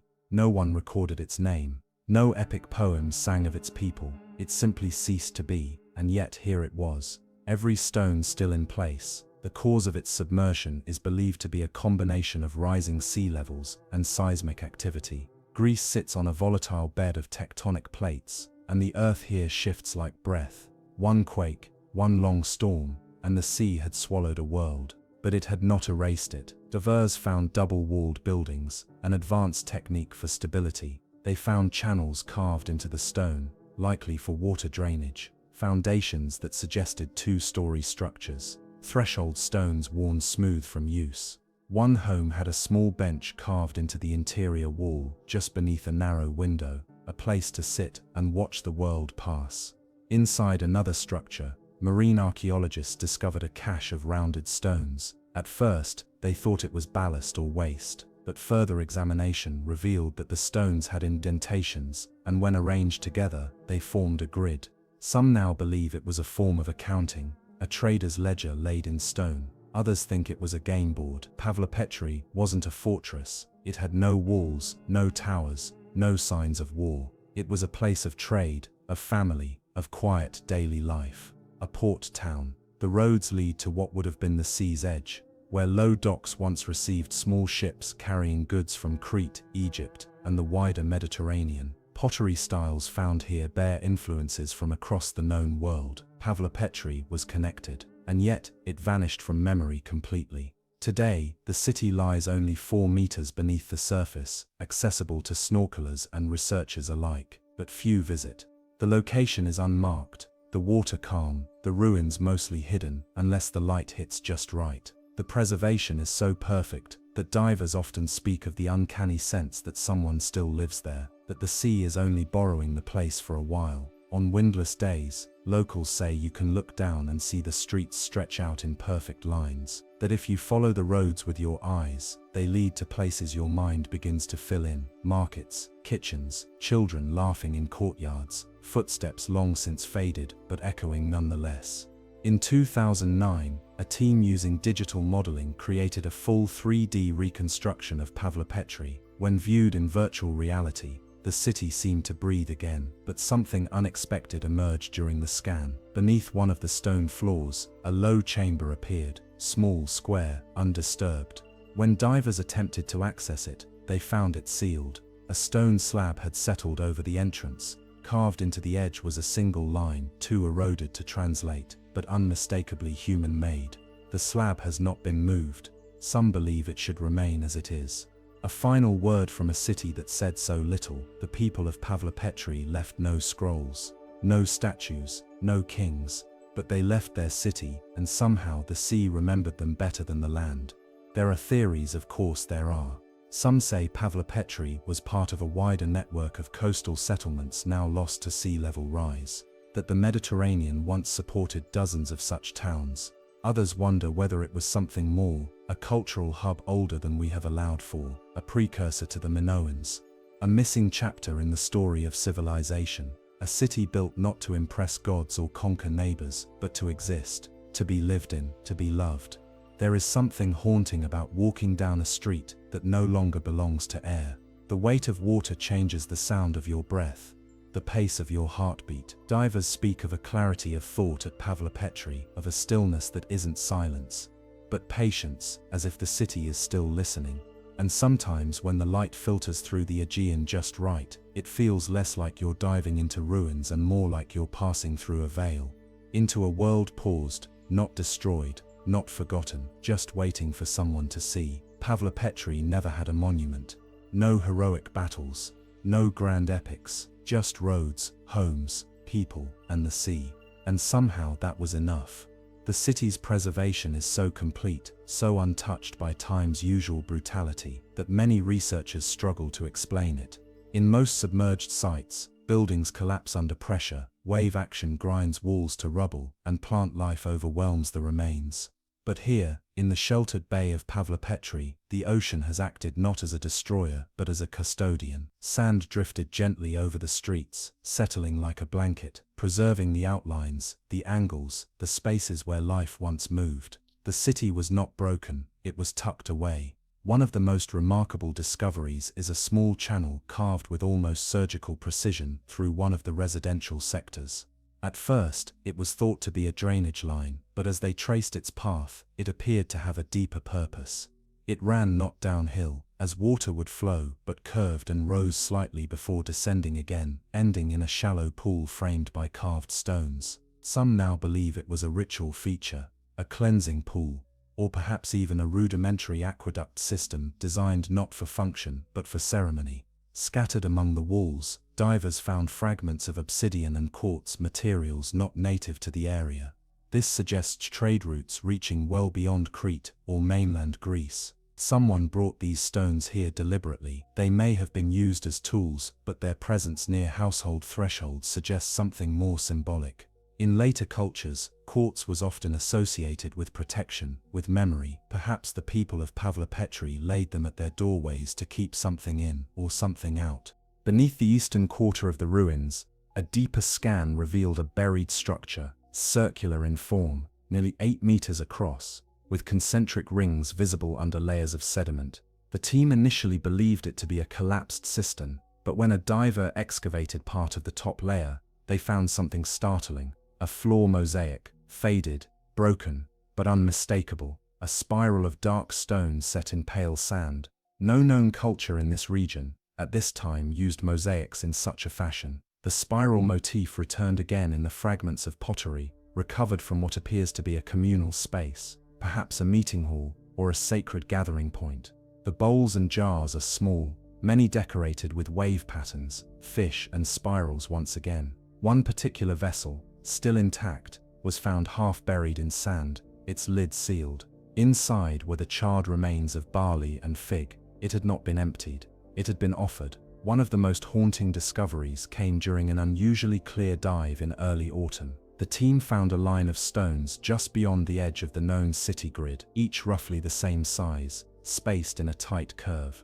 At the center was a larger stone, slightly sunken, with two shallow indentations worn into its surface. It could have been a hearth or an altar, but what unnerved the divers was how deliberate it felt. The stones were too even, the spacing too precise. It resembled a kind of amphitheater, a gathering place, intimate in scale, but ancient in feeling. When the divers returned to the same location 2 days later, a thin layer of sand had covered the site. The curve was gone, the amphitheater erased. Some said it had always been an illusion, but others insisted the sea had covered it back up, as if it had shown too much. Underwater acoustics in the area have revealed another peculiarity. In the northeast quadrant of the city, where several tombs rest half buried and sealed in stone, the soundscape changes. Hydrophones placed in the water near the tombs pick up a distinct drop in frequency, a muffled zone, where external noise seems to fade.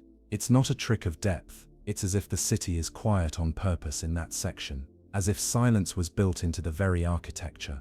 Divers speak of it too. They say the water there feels thicker, time slows, sound becomes hollow.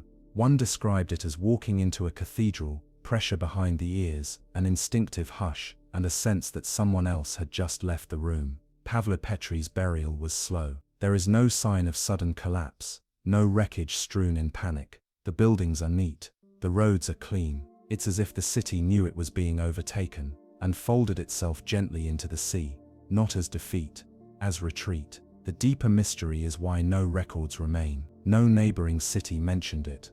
No texts describe it. Even as a trade port, it should have had a footprint in other archives. But it doesn't. It is a city that seems to have existed outside the awareness of the ancient world, content to thrive, then disappear, leaving only its bones. Some archaeologists now believe that Pavle Petri may not have been a singular city, but part of a network of coastal settlements. Many lie undiscovered beneath the Mediterranean, waiting for the sea to shift just enough to show their edges. Others may have already been erased entirely, ground down by the slow tidal machinery of the world. But Pavle Petri, by some miracle of geography and time, remains. In 2021, a drone-mounted LiDAR system was flown over the bay at low tide, and the data it returned revealed new sections of the city, grids previously obscured by sandbars and seagrass. One path leads further out to sea, beyond the current excavation area. It disappears beneath a deeper slope. Some researchers believe it could lead to another district, a harbor, or even an entirely separate complex. No one has yet followed it to the end. To stand at the edge of Pavle Petri's plaza, even underwater, is to feel the weight of a world that once breathed exactly as we do, woke to sunlight, carried children, lit fires, feared storms and grew old. And somehow, this world still breathes beneath the sea, unchanged, undemanding, watching. When the wind is quiet over Laconia, and the water is still, those walking the modern shore sometimes claim they hear sounds from offshore. Not music, not voices, but a rhythm faint, tidal, human, like footsteps in sand. And they say, if you look just right into the water, the stones will rise to meet your gaze. They will form walls and doorways again. The sea will lift the veil, and for a moment the city returns, but only if it wants to. In recent years, Pavle Petri has become the focus of increasingly advanced non-invasive archaeological methods. High-resolution sonar, photogrammetry, and sediment mapping have given researchers a deeper, more intimate view of the city without disturbing its fragile bones. The new data, when processed, reveals a site even more complex than initially believed. Rooms not previously seen emerge from the composite scans, small chambers tucked behind others, short corridors sealed on both ends, too narrow for storage, too deliberate to be incidental. One such room was uncovered in the northeast corner of what is thought to have been a residential building. It measured only 2 meters by 1, with walls slightly higher than those surrounding it. The floor was different, paved not in stone, but in packed clay, now hardened by time and salt. At the far end of the chamber, built into the wall, was a raised shelf, smooth and rounded at the edges, worn into a shallow depression. It was unlike any domestic feature seen elsewhere in the site.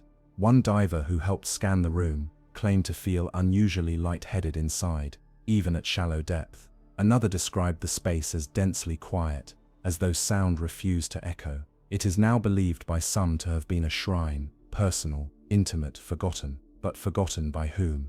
The absence of writing remains the city's most confounding trait. Even cultures far older left carved records, signs, identifiers. Pavlo-Petri has none. No runes, no plaques, no names. The stone speaks only in shape and line, not word. Some researchers argue this could suggest a pre-literate society, yet one capable of designing structured cities, trading, crafting, and worship. Others wonder if the writing was never meant to survive, painted, not carved, or perhaps intentionally withheld. In oral traditions among some Greek island communities, passed down like sea-worn rope through generations, there are mentions of an underwater gate, a place beneath the tides, where the spirits of the past whisper, but never rise. Though the names shift, one recurring term stands out: Petrovithia, the deep stone, a place never pinpointed, but always described as still, low, warm, and waiting. Some historians now wonder if Pavlo-Petri was that place, or one of many like it. There's a story from a local fisherman, passed to a researcher in the early 2000s. He was diving for octopus in the bay, near the ruins, when he spotted something glinting from the sea floor, a narrow object lying half buried in sand.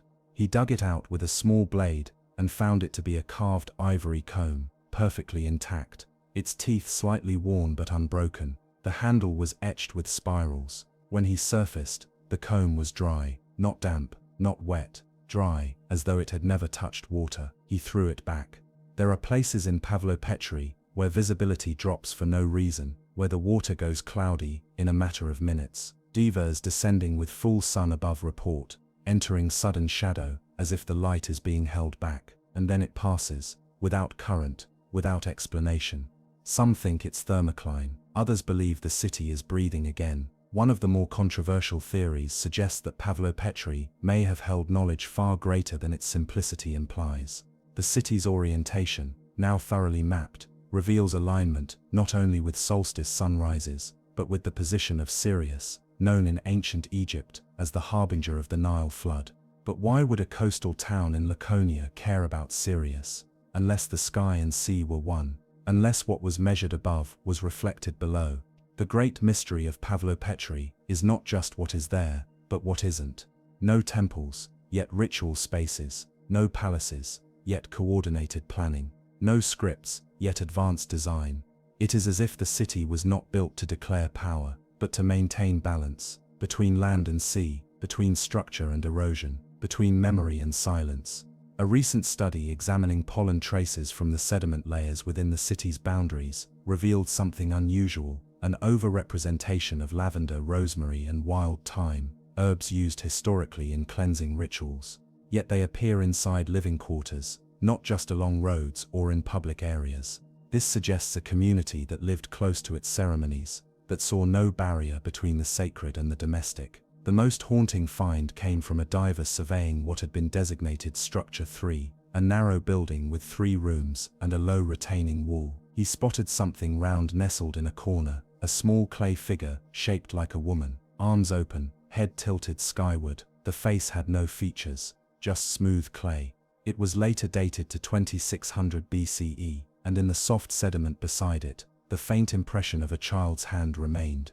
No one can say how long it lay there undisturbed. To swim over Pavlo-Petri today is to pass through a living memory. The walls curve beneath the sand like the contours of a sleeping animal. The streets stretch just far enough to suggest continuation, before fading into sea grass. It is a place half present, half vanished, as though caught between becoming and erasing. There is no violence in its fall, no battle, no fire, just water. rising, inch by inch, until breath could no longer pass through doorways, until the city fell quiet. But that quiet was not death, it was preservation. On calm nights, the bay reflects the stars so clearly that locals claim to see the outlines of streets on the water's surface, as if the city above and the city below are mirroring each other, as if they were never separate. And perhaps that is the truth Pavlo Petri offers, that the past is not behind us, but beneath us, not gone, but submerged, not forgotten, but waiting for the right eyes, the right light, the right silence. Only then, beneath the tide, does it speak again. Off the southeastern coast of India, where the Bay of Bengal laps against the sands of Tamil Nadu, there is a place where stone meets surf in a quiet conversation that has lasted for centuries. Mahabalipuram, also known as Mumalapuram, is famed for its rock-cut temples, ancient shore shrines, and towering bas-reliefs, monuments carved into the living earth by hands now lost to time. But these wonders are only part of the story. The rest lies beneath the waves. According to local legend, there were once 7 temples that stood along the shore, their spires shining in the sun like fire. 6 of them were swallowed by the sea in a single night, leaving only one, the shore temple, still standing, battered but upright, staring out at the endless horizon. For centuries, this was dismissed as poetic myth, the kind of tale born from monsoon rains and fishermen's memory. But then in 2004, the sea pulled back. When the Indian Ocean tsunami struck on December 26th of that year, it revealed something no one expected. As the waves retreated before the surge, the seafloor near Mahabalipuram briefly lay bare. Locals and tourists alike reported seeing rows of perfectly cut stones, steps leading to nowhere, and what appeared to be walls etched with figures, buried in sand and time. Some claim they saw lions, stone lions, glaring up from the exposed seabed. Then the water returned. In the months that followed, marine archaeologists began exploring the site. The Archaeological Survey of India, joined by divers from the National Institute of Oceanography and later UNESCO, confirmed that there were indeed ruins beneath the bay, stone walls, temple-like structures, and carved blocks lying in patterns no natural force could have created. The sea had kept a secret. The legend had teeth.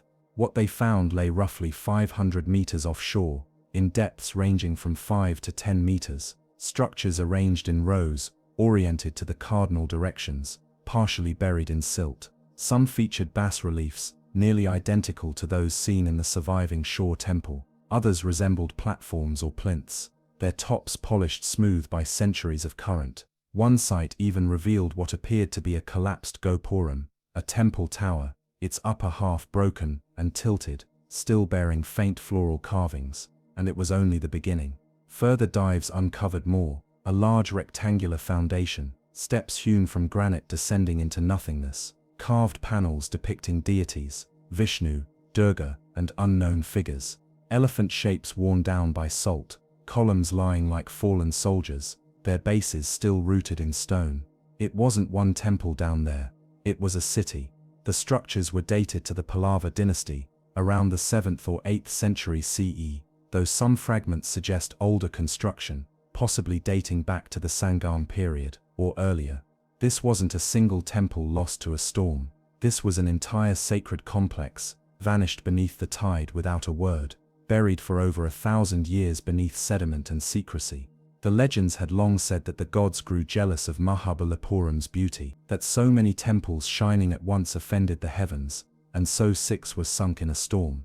The one remaining stood as a reminder, but myth often cloaks memory in metaphor. The real story may have been more gradual, a creeping rise in sea level, tectonic shifts, or the sheer eroding force of time and tide. Yet something about the suddenness in the stories continues to feel eerily accurate. One dive team described the underwater ruins as eerily intact. The walls didn't crumble, they bent, leaned folded into the sand. Doorways remain doorways. Steps still carry the form of ascent. One diver, emerging after a particularly long descent, described it as walking through a whisper. The city felt unfinished, not because it was incomplete, but because it seemed to expect return, as if the priests had only just left, as if the bells might still ring. Fishermen in the area speak of strange catches near the ruins, fish they don't recognize, shadows they don't follow, boats passing directly above the underwater temples, sometimes report navigation glitches, compasses that jitter, depth sensors that briefly register impossible spikes. On quiet nights, it's said that the wind carries chanting, faint and low, like a prayer murmured from the belly of the sea. The ruins are not accessible to the general public. Strong currents and preservation concerns have kept exploration minimal, but sonar mapping continues to reveal new anomalies along the bay floor, linear ridges, flattened stones, and geometric outlines that hint at yet more hidden architecture. One particularly large anomaly lies directly east of the shore temple, deeper and farther out. Some believe it may be the base of the grandest of the Lost Six, a central temple whose spire once towered above the others. In 2018, a privately funded scan using high-resolution multibeam sonar captured a remarkable image, a stepped pyramid-like structure with 9 visible levels, each slightly offset from the next. The top was eroded flat, but on one side a narrow groove spiraled downward in a perfect curve, like a path for water or fire. The sonar operator said the pattern didn't match any natural erosion. He said it looked like intention. Carvings retrieved from the seabed bear markings that do not match palaver script or iconography. Some resemble early Brahmi, while others appear symbolic rather than linguistic, circles within squares, trisected spirals, and figures composed of intersecting lines. One stone fragment featured a repeated motif, a lotus flower emerging from waves. The image repeats along the edge like a mantra. Many believe the temples were part of a larger sacred geography, a sea axis, as one historian phrased it, where land and ocean mirrored each other, and temples were built in alignment, not only with stars but with tides. The shore temple itself, still standing, is oriented precisely east, such that during certain times of year, the rising sun casts a straight beam through its sanctum. If the submerged temples share this alignment, and preliminary scans suggest they might, then they formed a ceremonial path extending into the sea. A path for what? Some theorize it was a corridor for the soul, others believe it was symbolic, representing the journey from material to spiritual. But a few hold to a stranger idea that the temples were not just devotional but functional, that their arrangement served as a kind of interface between humans and something greater, that their submersion was not destruction but activation. The ocean has a way of holding time differently. It forgets slowly, and in the silence of Mahabalipuram's underwater ruins, that slowness feels palpable. There is no algae bloom, no chaotic coral growth. The stones seem resistant to being reclaimed. They simply sit, as though remembering. Divers who return from the temples often report dreams, always the same. Always of light, soft, golden, like the edge of dawn, and a sound, not music but resonance, as though the world were humming from its center. One diver swears she saw a torch, lit and swaying, from within one of the doorways. Another said he heard bells, faint, distant, yet unmistakable. A third emerged in tears, unable to explain why. The legend of the 7 pagodas was never officially recorded in Indian scripture. It survives through oral tradition, told by storytellers along the coast for generations. Most versions describe the temples as a wonder, a place where the gods touch the earth, and in each version, one line remains the same. One remains above, 6 below. But what if there were more? Satellite scans of the region have revealed anomalies further north, outside the known bounds of Mahabalipuram. Long buried shapes, just offshore, arranged in concentric arcs, too deep to dive easily, too close to ignore. And so the story stretches onward, like the tide.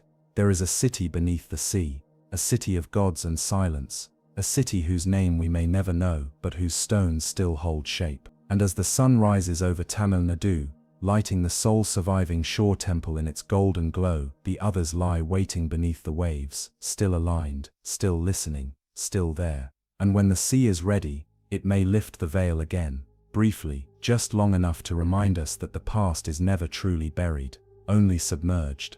At certain times of the year, the tides recede further than usual. During these brief windows, the sea near the shore temple grows oddly still. The waves no longer churn as they do elsewhere along the Tamil Nadu coast. Locals who have lived in Mahabalipuram their entire lives say the water holds its breath. Tourists don't notice, but the fishermen do. They stop their nets, they turn their boats back toward the beach.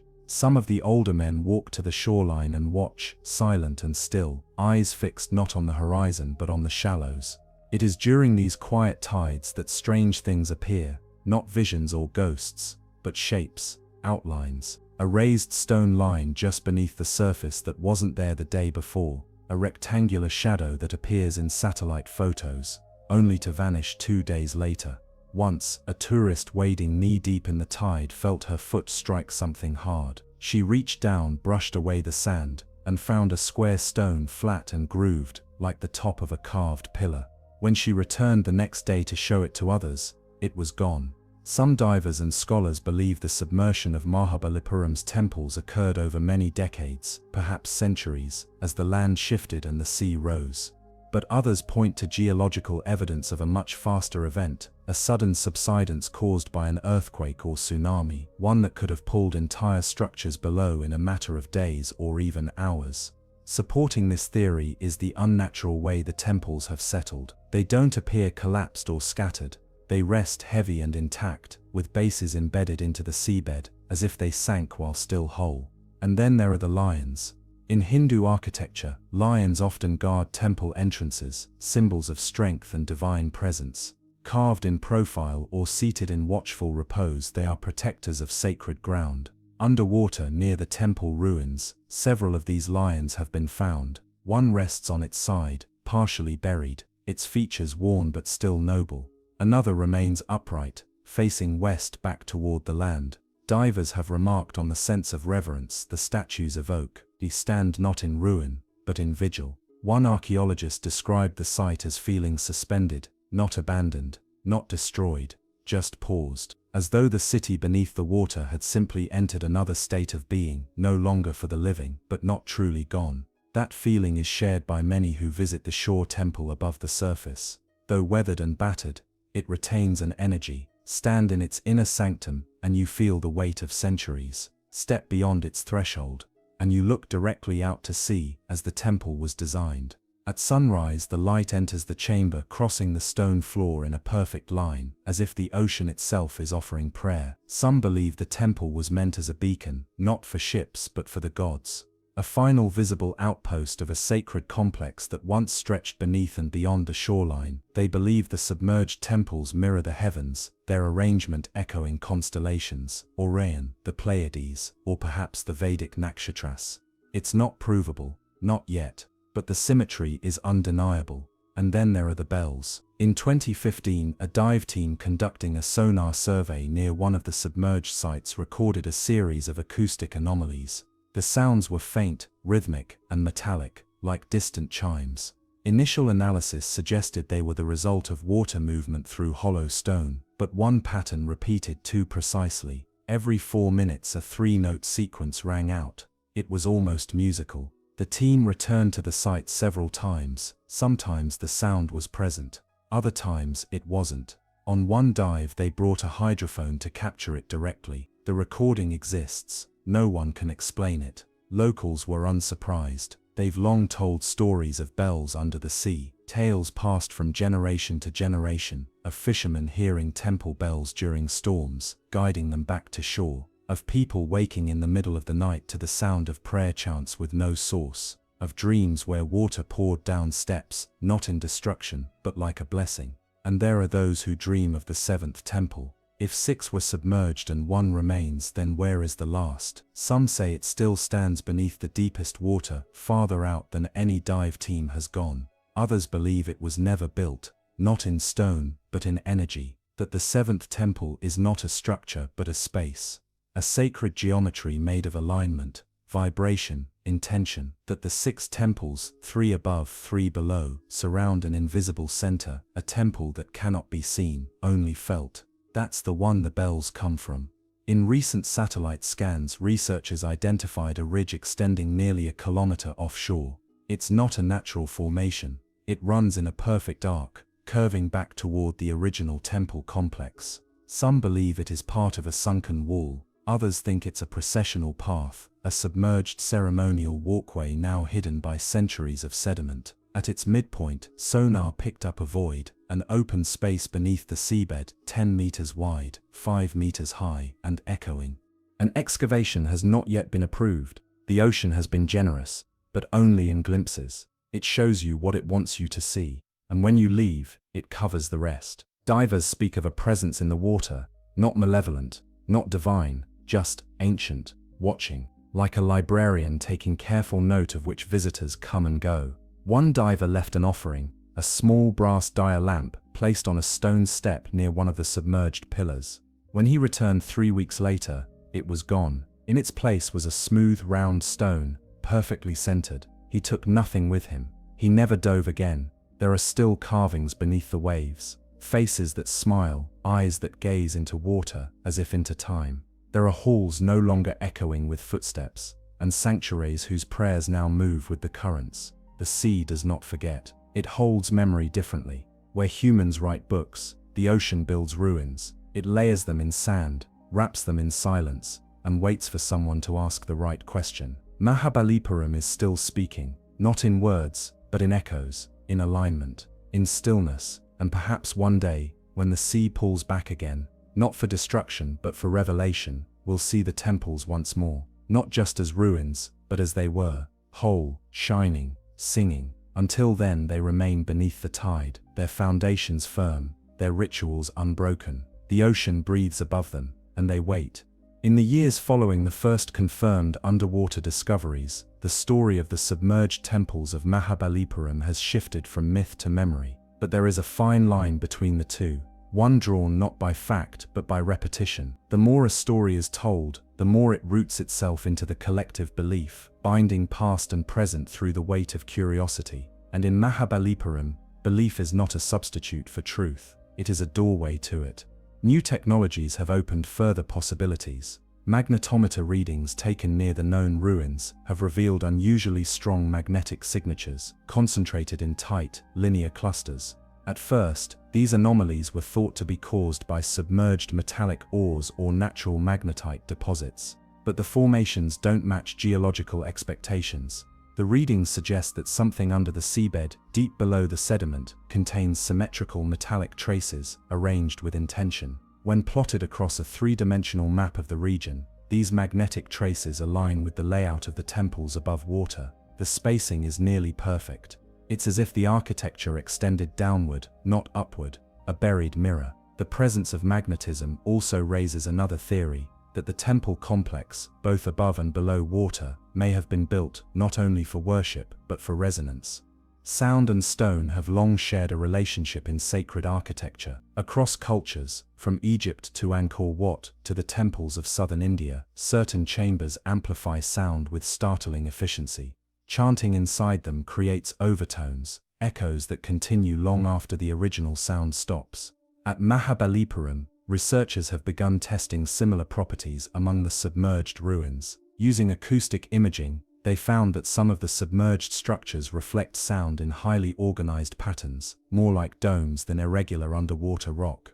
This has led some to propose that the temples were not just structures, they were instruments, carved not just for ritual, but to conduct energy, whether through sound, magnetism, or water pressure. These structures may have served to amplify some kind of natural resonance, perhaps to induce trance, perhaps to signal the divine, or perhaps to mark the passing of time, not by the sun or moon, but by vibration itself. And that raises another question. If these temples resonate, what are they responding to? One theory, dismissed by traditional archaeology, but gaining traction in speculative circles, is that Mahabalipuram was part of a much larger network of sacred sites aligned with the planet's telluric currents, the invisible rivers of electromagnetic energy that flow through Earth's crust. The temples then weren't isolated shrines, but nodes in a planetary grid, a system designed to balance or harmonize energy across great distances.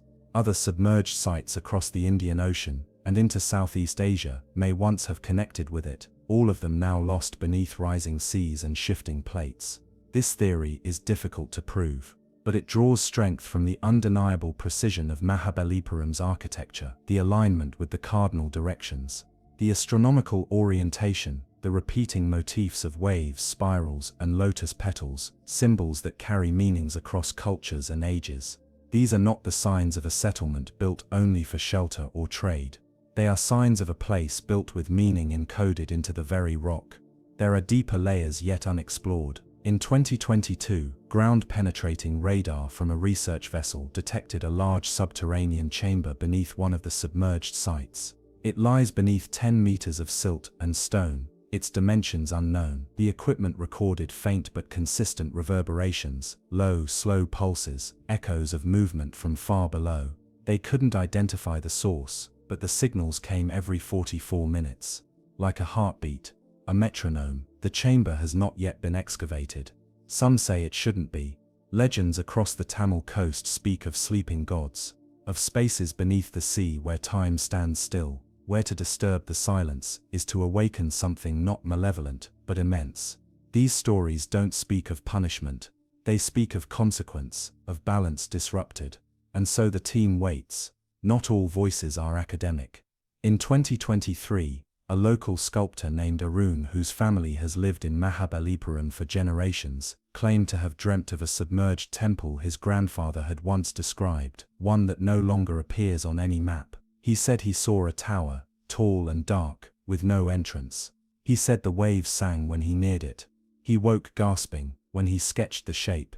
It matched one of the newly discovered anomalies offshore, one not yet publicly released. No one could explain how he'd known. This is what Mahabalipuram does. It blurs the border between waking and dreaming, between history and intuition. To visit the ruins is to feel displaced, lifted out of linear time and drawn into a deeper current, one that pulls gently but insistently toward the unknown. On the shoreline, just beside the shore temple, sits a boulder known as the Descent of the Ganges, carved with figures of gods, sages and animals frozen mid-motion. It is among the largest bas-reliefs in the world. Scholars believe it depicts the sacred river Ganga descending from the heavens, channeled to earth by divine will. But others see something else. A story of connection, of elements moving between realms. Above the temple, below the sea, and between them stone. That is Mahabalipuram's truest nature, not a city of temples but a temple of layers. Above and below, visible and hidden, spoken and silent. And it continues to reveal itself, slowly, like a dream being remembered. A new sonar pass in late 2024, processed with cutting-edge AI interpolation, rendered an image so clear that it stunned the researchers. It showed what appeared to be a multi-tiered structure beneath the known temple ruins. 5 levels descending inward, like an inverted ziggurat. The top layer was eroded, but the base remained sharp, angular, unweathered. In its center a circle, not a chamber. A pit, perfectly round. Unexplainable, what lies at its bottom is unknown, and perhaps unknowable, but the ocean knows. The sea keeps its memories differently than land. It doesn't bury, it envelops. It allows forgetting so that remembering may someday return in full. Mahabalipuram still listens. It hums softly beneath the tide. It waits not with urgency, but with patience. The kind only stone understands. The kind that counts centuries like seconds. And one day the waves may part again, not to destroy, but to reveal. Beneath the cold, cobalt waters of Lake Titicaca, where the sky feels closer than the ground and the wind seems to hum with memory, there are stones that no longer belong to the world above. This is not an ocean. It is not even sea-connected. It is a lake, high in the Andes, resting over 12,500 feet above sea level, the highest navigable lake in the world. And yet, within its depths, resting quietly beneath centuries of silence, are ruins. Ancient, geometric, intentional. In 2000, a joint expedition between Bolivian archaeologists and an international team of divers confirmed what had long been whispered by the locals and hinted at by scattered artifacts. There was a submerged temple complex beneath Lake Titicaca. Using sonar and underwater video, they documented structures unlike any known in the immediate region. At a depth of about 20 meters near the southeastern shore of the lake, they found large stone blocks, terraces, walls, and what appeared to be a road, partially paved, partially lost to silt, leading from land into the depths. The scale of the find stunned the academic community. The largest structure appeared to be nearly 200 meters long, oriented toward the cardinal directions, flanked by standing stones that mirrored those found at Tiwanaku, the nearby ancient city on the lake's southern edge. but the submerged site was older, far older. Carbon dating of artifacts found nearby suggested a possible age of 1,500 to 3,000 years, though some bold researchers argued for even earlier origins, pushing the timeline back to a pre-Tiwanaku civilization, now lost entirely to history. Locals, however, were not surprised. The indigenous Aymara and Quechua peoples have long told stories of a great city that once stood beside or even on the lake, before the waters rose to claim it. They speak of roads that led not to other towns but into the water, of temples where offerings were made directly into the lake's heart. In their traditions, Lake Titicaca is not just sacred, it is origin. The place from which the sun itself rose, the place where gods walked, the place where the first humans were formed, and perhaps beneath the surface, those stories still wait to be proven. Divers exploring the site have spoken of sensations that defy explanation. The water, though cold, grows warmer near certain walls, heat not from geothermal vents, but from something else. Some have heard sounds, low pulses, like drumming from below.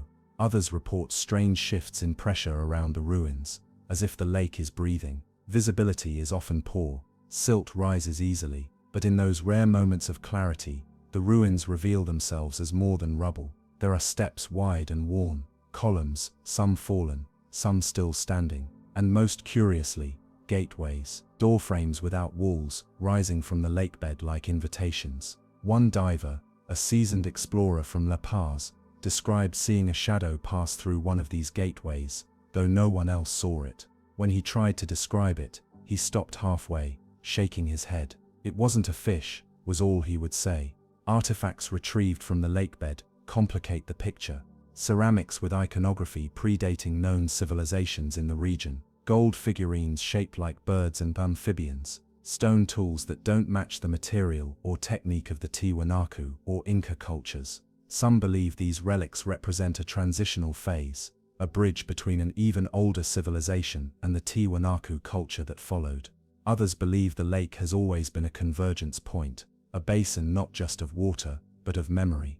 There is a theory that the lake itself formed not only from glacial melt, but from a great shift in the Earth's crust, an uplift that drowned the old lowlands and preserved the city at its shore. If this is true, it would explain the submersion, but it does not explain the sense of completeness. The underwater ruins are not fragmented, they are positioned, structured, not scattered by catastrophe, but placed with intent. Sonar scans have revealed a rectangular grid beneath the mud, 10 rows by 5, each segment spaced equally. These are not random formations, they resemble city blocks. A grid-based planning system used by civilizations not typically associated with such organization at this altitude and era. But it's there, buried, silent. More astonishing still was the discovery of a circular formation at the center of the ruins, made of massive interlocking stones. It has no clear function. It is not a plaza, it is not a cistern. It is something else. Divers reported a strange pressure in this circle, even before descending. The magnetic field readings in the area spiked beyond what local geology should support. Some equipment failed altogether. When tested, the stones emitted a low-frequency resonance, too low for human hearing, but measurable. No explanation was given. The lake, it seems, is keeping a secret. Local shamans say the ruins are not abandoned, that their spirits still reside within the water. They perform rituals at the shoreline, offering coca leaves, feathers, and cornmeal to the lake. They speak of watchers beneath the waves, not gods, but guardians, entities tasked with holding the memory of the past until humanity is ready to understand it. These stories, for centuries, were called myth, but now the ruins are real, and they raise more questions than they answer. The road that leads into the lake, what did it connect to? What kind of society builds doorways for water to walk through? Why are the structures still so intact, untouched by the erosion that should have stripped them bare? And perhaps most importantly, what still sleeps there? Lake Titicaca's depth varies, and the currents are unpredictable. Some areas feel timeless, placid, serene.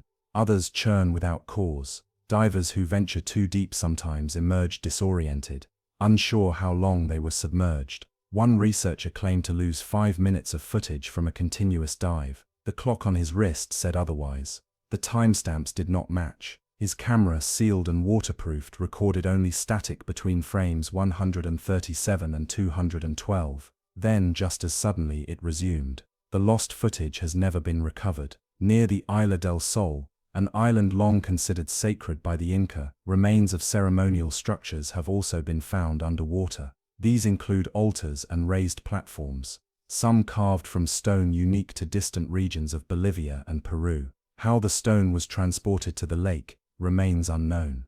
It is not native to the area, and there is no record of its movement. What does it mean when stone remembers something no story has preserved? What does it say when the most truthful history is told by ruins? To dive beneath Lake Titicaca is not just to explore an ancient city, it is to step into a space untouched by time, insulated by silence, guarded by depth. It is to enter a world that was never meant to be part of ours, or perhaps was always meant to be, but only when we were ready, and we are only just beginning. Divers who return from Lake Titicaca's depths often find it difficult to articulate what they felt beneath the surface. They speak of more than architecture. They speak of a sensation, an emotional texture to the water itself, as if they had entered not just a different space, but a different state of being. Some compare it to walking through a cathedral, where the air is still and heavy with reverence. Others describe it as being watched, not in malice but in expectation, a quiet, ancient attention. There is no formal name for the sunken city. Archaeologists refer to it only by its coordinates, or as the underwater site. But among the elders of the Aymara people, there is an old term passed quietly from generation to generation, Cajamarca.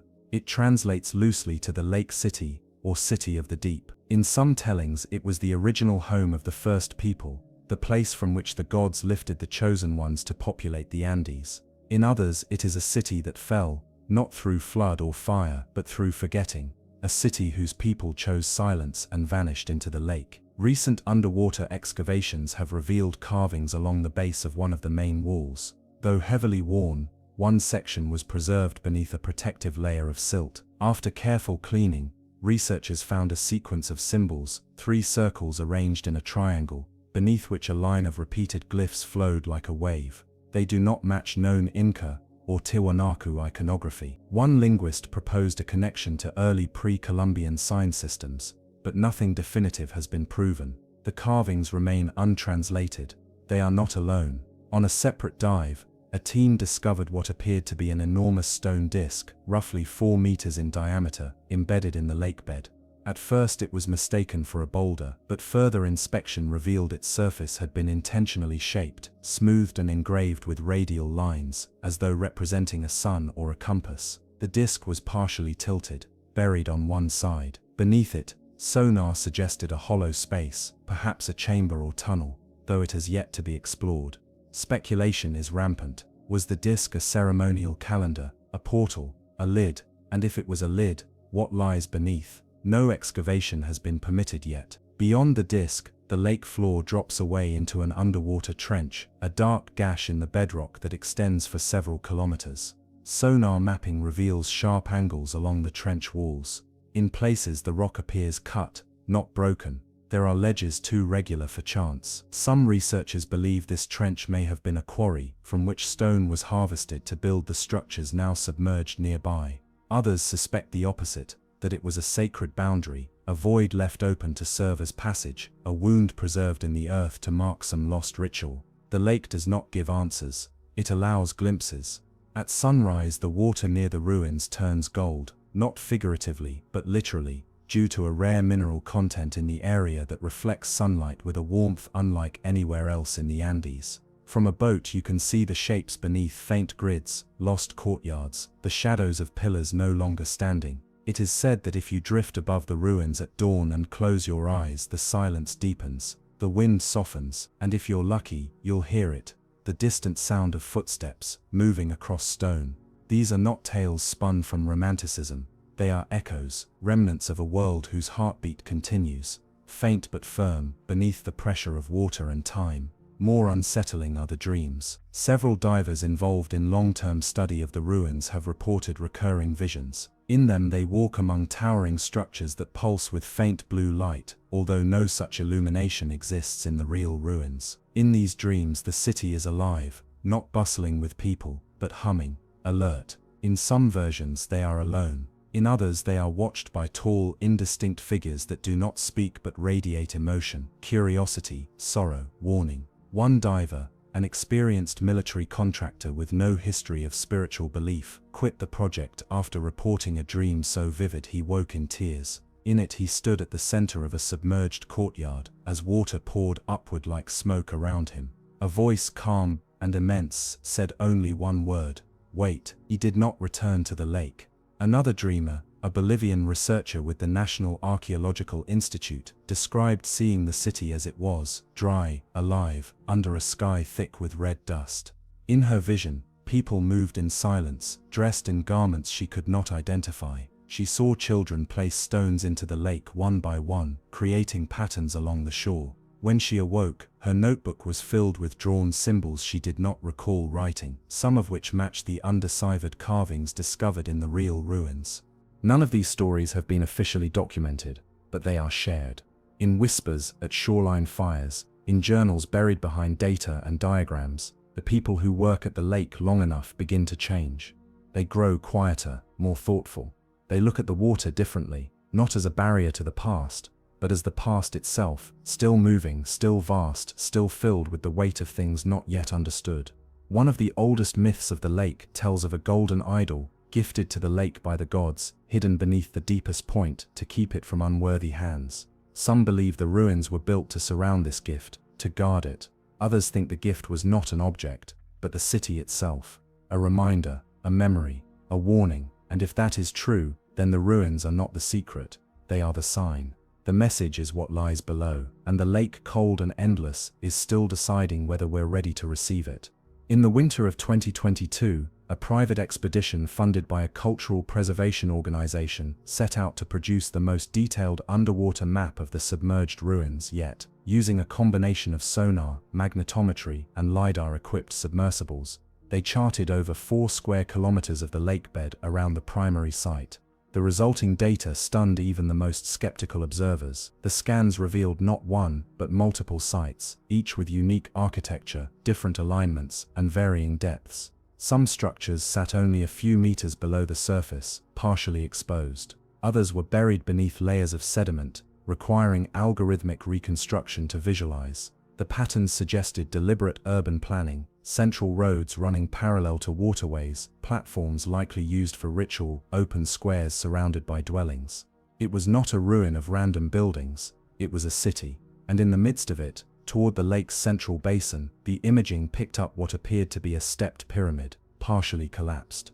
Its shape was unmistakable, terraced layers rising from the lakebed in precise intervals, the base nearly 70 meters across. Near the apex was a darkened cavity, like a collapsed chamber or inner sanctum. The pyramid had been previously unseen, too deep, too far from the primary site. But now, the lake had whispered again. Scholars debated its significance. The structure did not resemble Inca pyramids or those of Mesoamerican design. Its construction more closely echoed the megalithic forms of ancient South American cultures like the Pucara and early Tiwanaku, yet it seemed even older. The stones were larger, heavier. If verified, it would make it the highest altitude pyramid known to humanity. And yet, despite its significance, no formal dive was conducted. Weeks after the imaging was published, the local government restricted further underwater exploration near the basin. The reason cited was environmental protection, but off the record, researchers were told that equipment brought near the pyramid stopped functioning. One remotely operated drone lost all telemetry at 90 meters and never returned. Its final camera footage showed a shimmer in the water ahead, as if the light was being pulled inward. Then, static. Another attempt resulted in a full system reset mid-dive. No explanation, no error log, just a reboot. When the equipment was recovered and analyzed, its internal clock was off by exactly 6 hours and 27 minutes. No correlation could be found with surface data. The time had shifted, inexplicably. Stories began to spread. Members of the mapping team described dreams that followed them home. Voices calling from beneath the water, glyphs forming in steam on bathroom mirrors, children speaking in languages they had never taught them. A technician swore he woke up with his feet damp, his bedsheets soaked with cold lake water. The heater had not been running. There was no leak. He left the project immediately, but the data remained. Over time, a picture began to emerge, not just of one city but of a civilization, one whose memory lingers in layers. In the way the terraces curve, in the dimensions of the plazas, in the unnatural precision of stairways that descend into nothing but silt. A civilization that knew it would be buried, and prepared for it. Several of the stone foundations are ringed by thin channels, barely wide enough for a hand, cut in perfect curves. One theory suggests they were water channels, another proposes something more esoteric, resonance paths, conduits for sound. When played back through software, the paths produce harmonic frequencies at specific intervals. The tones match traditional Andean flutes, notes tied to the rituals of wind and stone. Some researchers now wonder if sound was used not just in ceremony but in architecture itself, that certain spaces weren't built for habitation but for transmission. The lake, after all, is not just water, it is a lens, and what it reflects may not be limited to this world. There are older legends still, passed quietly through rural families that live near the shoreline, tales that never made it into anthropology textbooks, stories of light in the deep, of shapes moving under ice in winter, of songs heard from beneath the surface when no boats are near. A fisherman's widow once spoke of seeing a woman walk out of the lake during a storm. Not climb, not swim, walk. She left no footprints, she vanished between trees. Her shawl was soaked, but the grass where she passed remained dry. A fabrication, perhaps, but the locals believe, and belief has a shape that mirrors the drowned city, layered, quiet, waiting.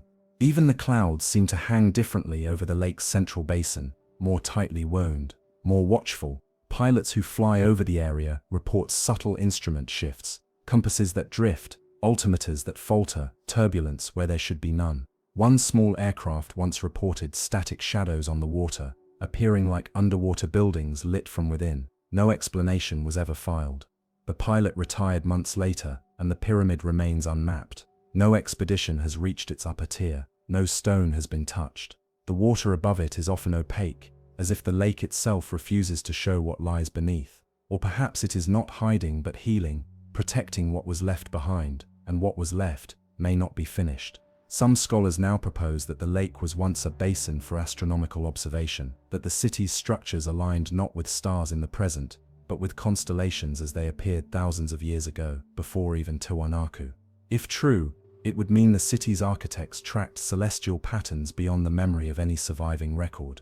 A civilization with vision not pointed outward, but upward, and then downward again, looking into the stars, then into the lake, because perhaps they understood something we do not, that water remembers, not just what it touches, but what it reflects. And in Lake Titicaca, the reflection is growing clearer, not through science, but through silence. The city beneath still waits, untouched and whole in ways no ruin has a right to be. Not ruined, but preserved. A memory held in breathless pause. The pyramid, the grid, the gates, they are not echoes of a past we've lost, but clues to a future we have yet to understand. And when the lake is ready, it may open again, not to offer answers, but to ask the final question. Where the brown waters of the Gulf of Kambat swirl into the Arabian Sea, the tides carry centuries of sediment and silence. This part of India's western coast, stretching along the state of Gujarat, has always been shaped by water, its cities rising and falling on the whims of rivers, floods, and tides. But in the shifting murk beneath these restless waters lies something unexpected, something vast, something that may rewrite the history of civilization itself. In 2001, while conducting a routine marine survey to measure pollution and sedimentation, a team from India's National Institute of Ocean Technology picked up an anomaly on their sonar scans. Rectangular patterns, line geometries, and long linear features resting 30 to 40 meters beneath the waves. It was unlike anything else along the seafloor in the region. At first it was dismissed as a natural rock formation, but the more they looked, the harder that conclusion became to accept. The scanned region, approximately 40 kilometers off the coast, revealed a site almost 9 kilometers long and several kilometers wide, its patterns too regular, too vast, to be coincidence. What they saw looked like city blocks, foundations, roads, walls, the kind of shapes that do not appear without purpose. Excitement rippled quietly through the archaeological world, but the site was difficult. The visibility was poor, almost zero.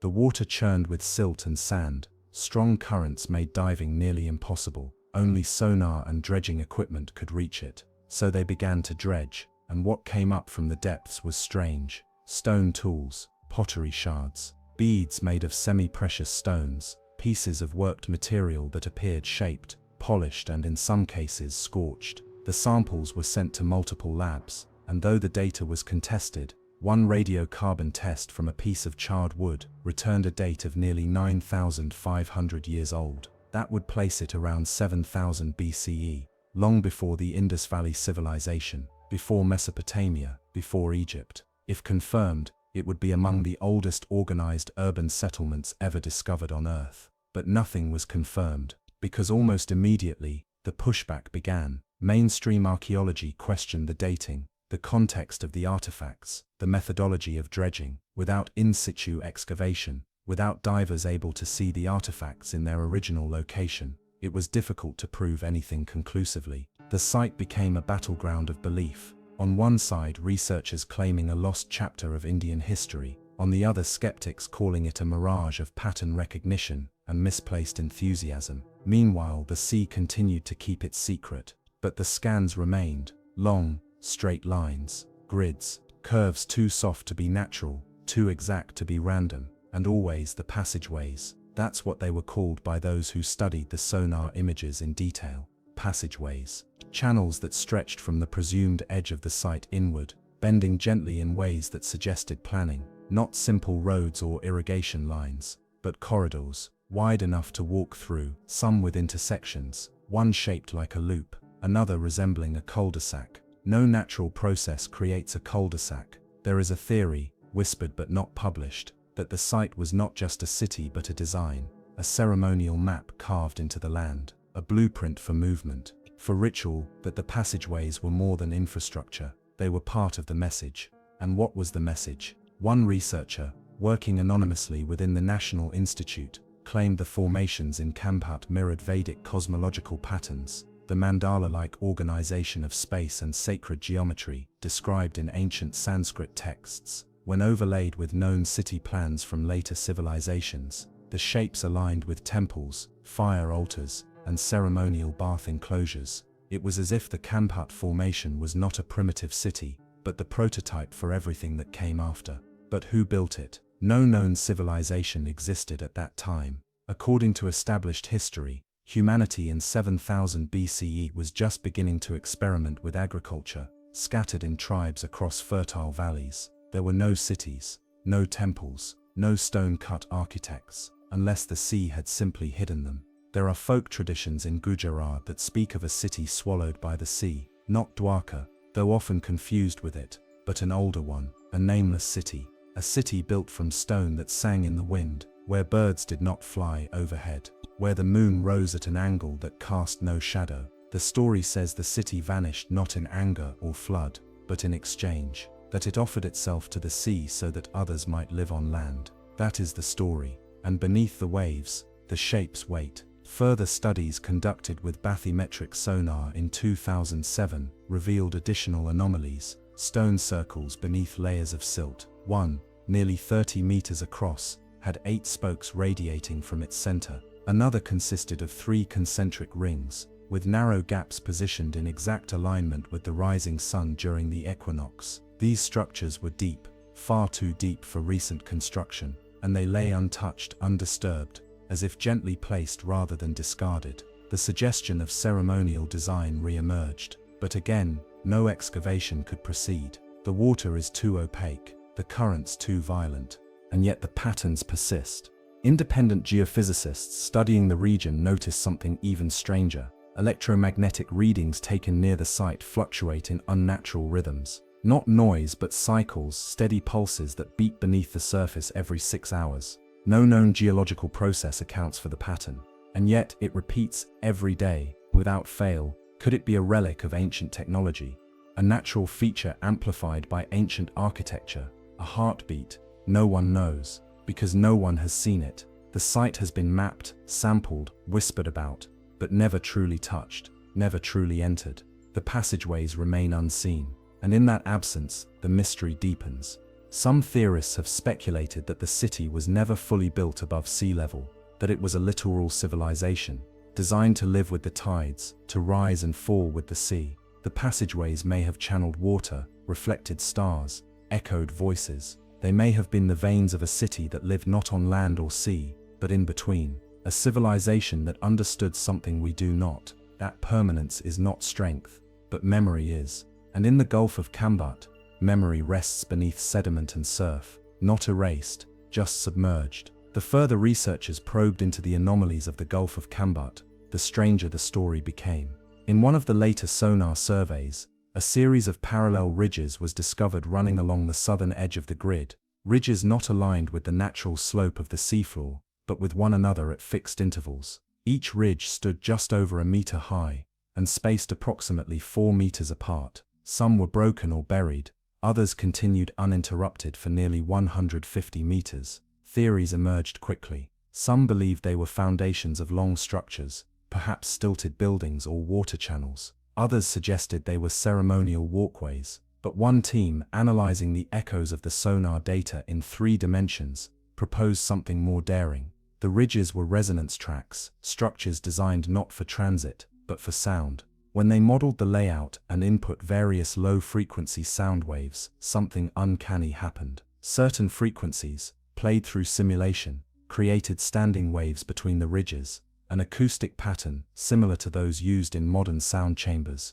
or musical architecture. The data was preliminary, inconclusive, but the patterns were there. That was when the first of the dreams began. A technician, working late on the sonar maps, claimed to have fallen asleep at her desk.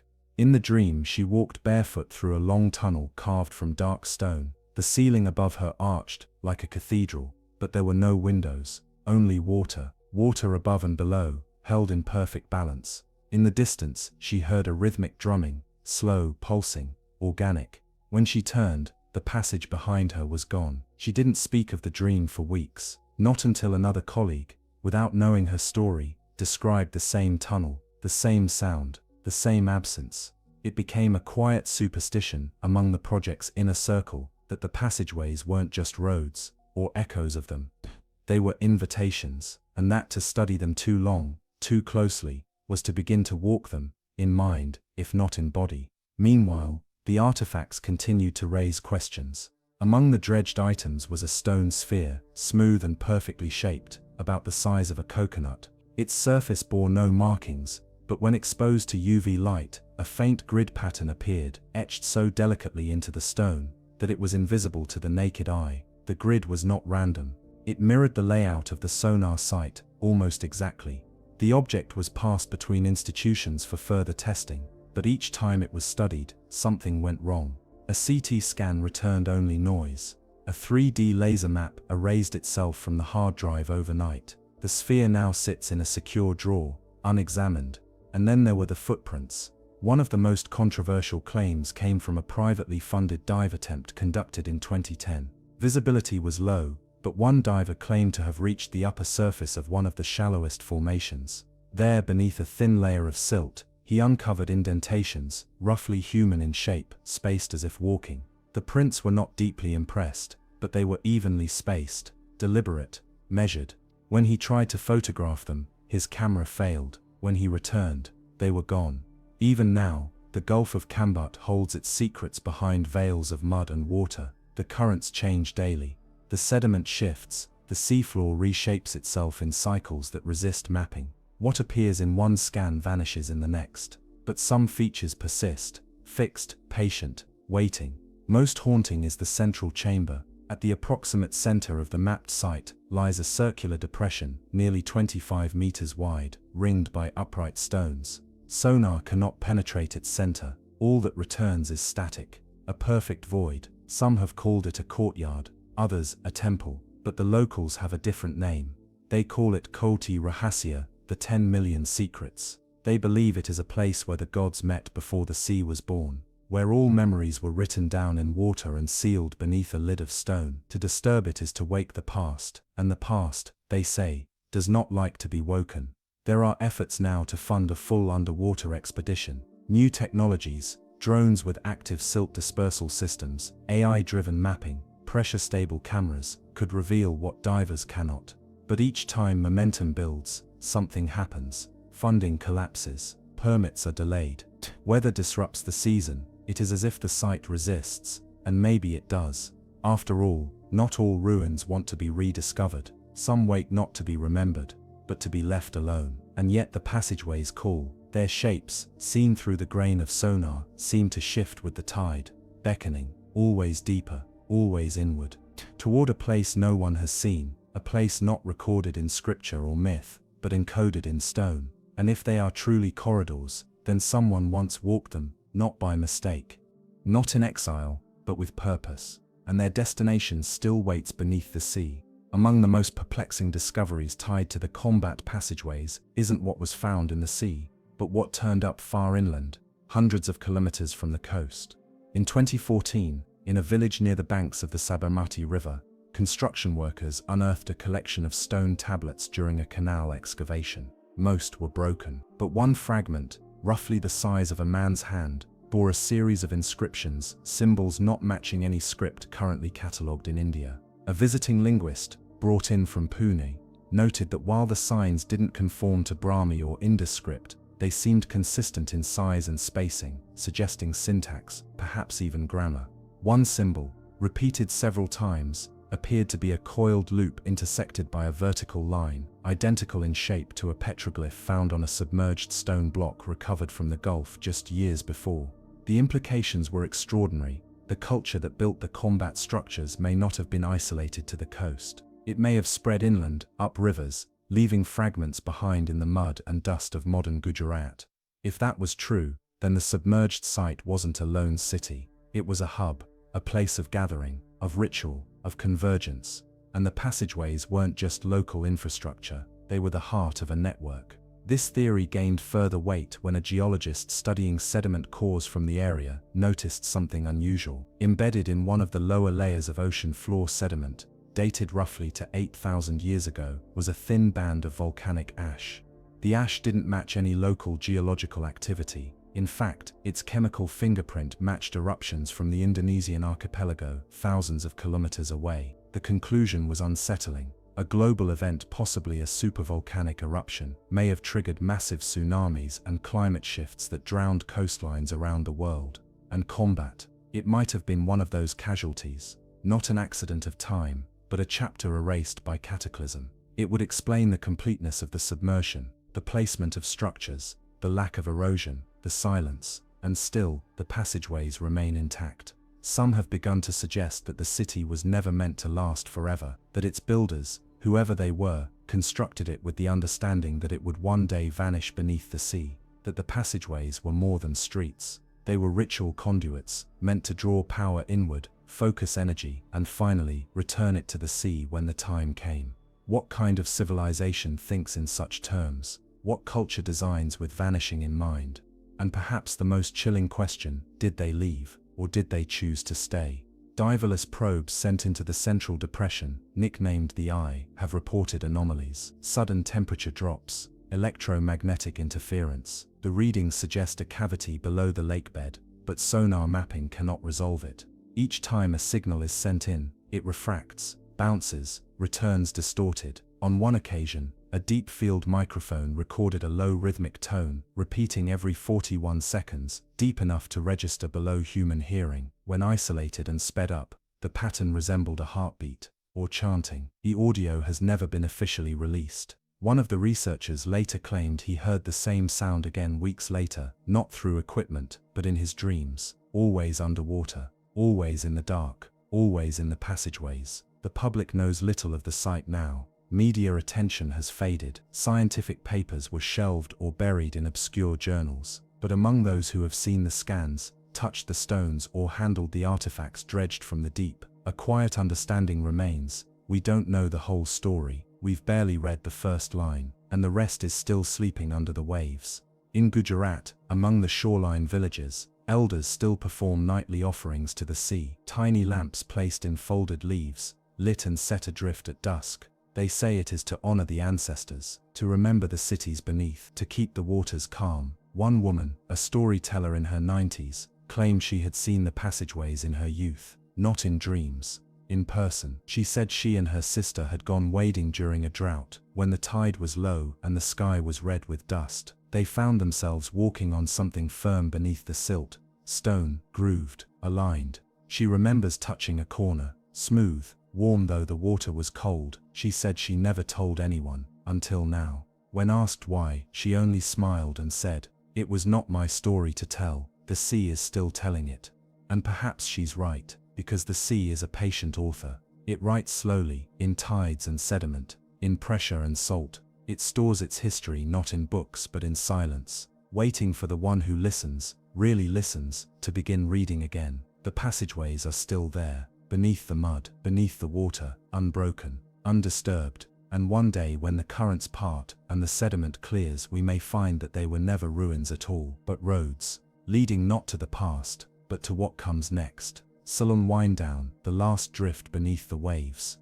We have wandered far tonight, from ice shelves to trenches, from ghost ships to pyramids long forgotten. We've heard strange sounds echo through the deep, seen roads that vanish, witnessed cities not erased, but patiently waiting. What do they want from us, these ruins? Nothing. They do not demand belief. They do not ask to be found. They simply endure, stone in silence, signal in water. And perhaps that's enough. Because in a world where time rushes forward, where stories slip through fingers like sand, the ocean remembers. Not with clarity, not with precision, but with weight. With gravity, the sea holds what we cannot. Questions without answers, structures without names, civilizations without endings. And maybe, just maybe, that's why we're drawn to them. Not to solve the mystery, but to sit beside it, to float in the hush, to feel, if only for a moment, the great quiet hum of something older than we are, older than memory, older than myth. Whatever lies beneath, it remains waiting. The ocean falls silent again. Some questions drift forever unanswered. And maybe it's better we never know. If this story stayed with you, let me know in the comments. Which mystery haunted you the most tonight? Until next time, sleep well beneath the waves. They say the ocean keeps its secrets, but sometimes it whispers them through steel.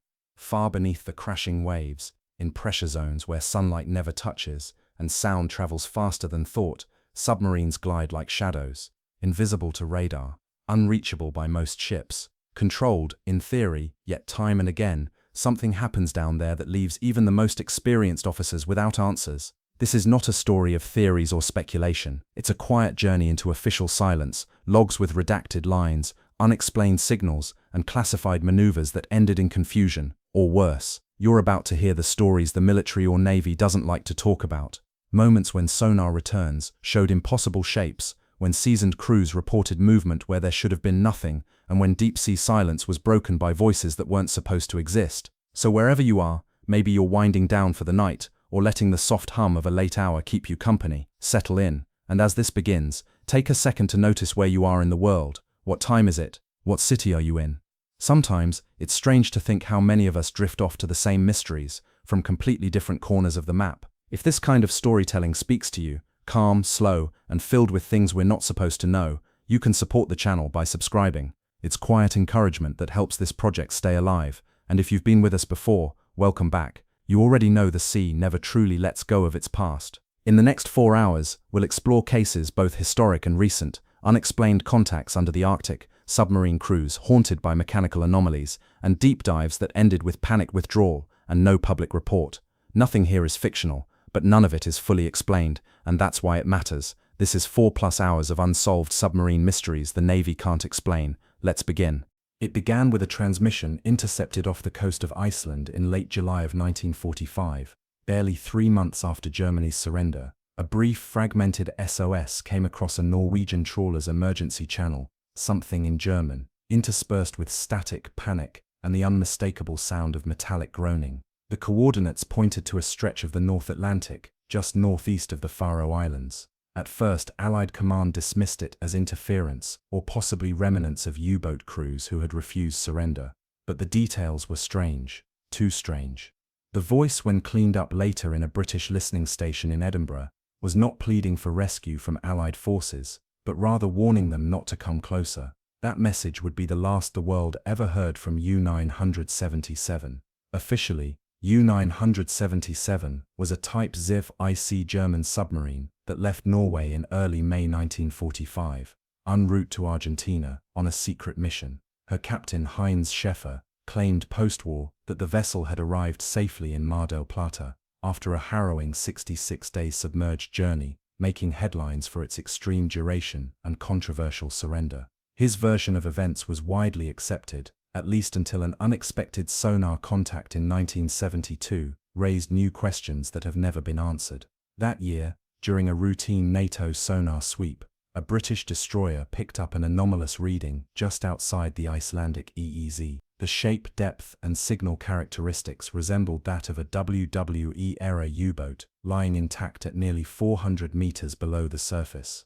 Initial scans suggested minimal exterior damage, the hull largely preserved. The depth made a traditional dive recovery impossible at the time, but the coordinates, only 15 nautical miles from where the 1945 SOS had originated, caused quiet concern. There should have been no U-boats in that sector, no wrecks logged, no naval records indicating sunken German craft in those waters. When naval intelligence quietly cross-referenced known U-boat fates, they found something even more troubling. U-977 had allegedly surrendered off the coast of Argentina, but the vessel in the Atlantic bore hull etchings that matched its early Norwegian registry. The serial faded, but unmistakable in the cold, salt-pressed stillness of the deep. This contradiction gave rise to two opposing narratives: one that Captain Schäfer had lied, arriving in Argentina aboard a different vessel and fabricating his story to avoid prosecution. The other, more quietly passed around corridors of power, suggested something worse. Two U-977, one real, one a decoy. But that begged a further question: what was so important on the original submarine that it had to vanish without a trace? The wreck was marked and left undisturbed for nearly 30 years, until technology caught up. In 2000, a joint NATO Royal Navy underwater recon initiative sent remotely operated vehicles to survey the site. What they found was not just a remarkably preserved U-boat, but signs that the crew had died in a panic. Interior footage showed sealed compartments with claw marks on the hatches. The vessel's interior wiring had been partially torn out, like someone had tried to sabotage the electrical systems from the inside. Even more inexplicable was the thin black residue coating the metal near the torpedo bay, a resin-like film that didn't match known oil leaks, paint, or mold buildup from other subs of that era. Analysis of the footage led to an immediate classification of the entire site. Publicly, no announcement was ever made. Privately, within certain NATO circles, the theory emerged that the submarine had encountered something, perhaps biological, perhaps not, that had induced extreme behavioral disturbances among the crew. In 2001, a memo from an internal NATO defense archive, later leaked to investigative journalists, included a reference to Project Echo Dive, which allegedly involved the collection of residual acoustic anomalies from the U-977 wreck. These sounds, low-frequency bursts recorded intermittently from the wreck's vicinity, showed no obvious source but carried rhythmic patterns, almost like a signal, repeated every 11 days. The project was shelved a year later, citing technical errors, but two naval sonar technicians who worked on it resigned without comment, and one, Robert Hallworth, disappeared from public view shortly afterward. Then in 2005, the wreck vanished. A routine satellite surveillance pass found that the site where U-977 had rested for over 3 decades now showed only disturbed sediment and minor debris. No signs of salvage, no sonar returns indicating the movement of a 700-ton object, just an empty patch of seabed, as though the submarine had lifted itself off the ocean floor and vanished into the darkness. In an official statement, NATO's Maritime Division cited geological disturbance as a potential cause for the movement, though no quake or trench activity had been logged in the region. Behind closed doors, the reaction was more urgent. The site was resurveyed multiple times. Rob swept the area in wider circles. Nothing, just dead sonar. What makes this case so enduring isn't just the disappearance, it's the pattern that followed. Across a 2-year span from 2006 to 2008, 3 separate fishing vessels reported seeing long metallic silhouettes briefly rising under the surface before vanishing. These sightings occurred within a 40-kilometer radius of the original U-977 location. All were dismissed as mistaken whale sightings or instrumentation glitches, but 2 of those trawlers later reported strange interference in their onboard radios and unexplained drops in ocean temperature in isolated patches, sometimes by as much as 6 degrees Celsius in minutes. No hard evidence ever materialized. No naval admission was made.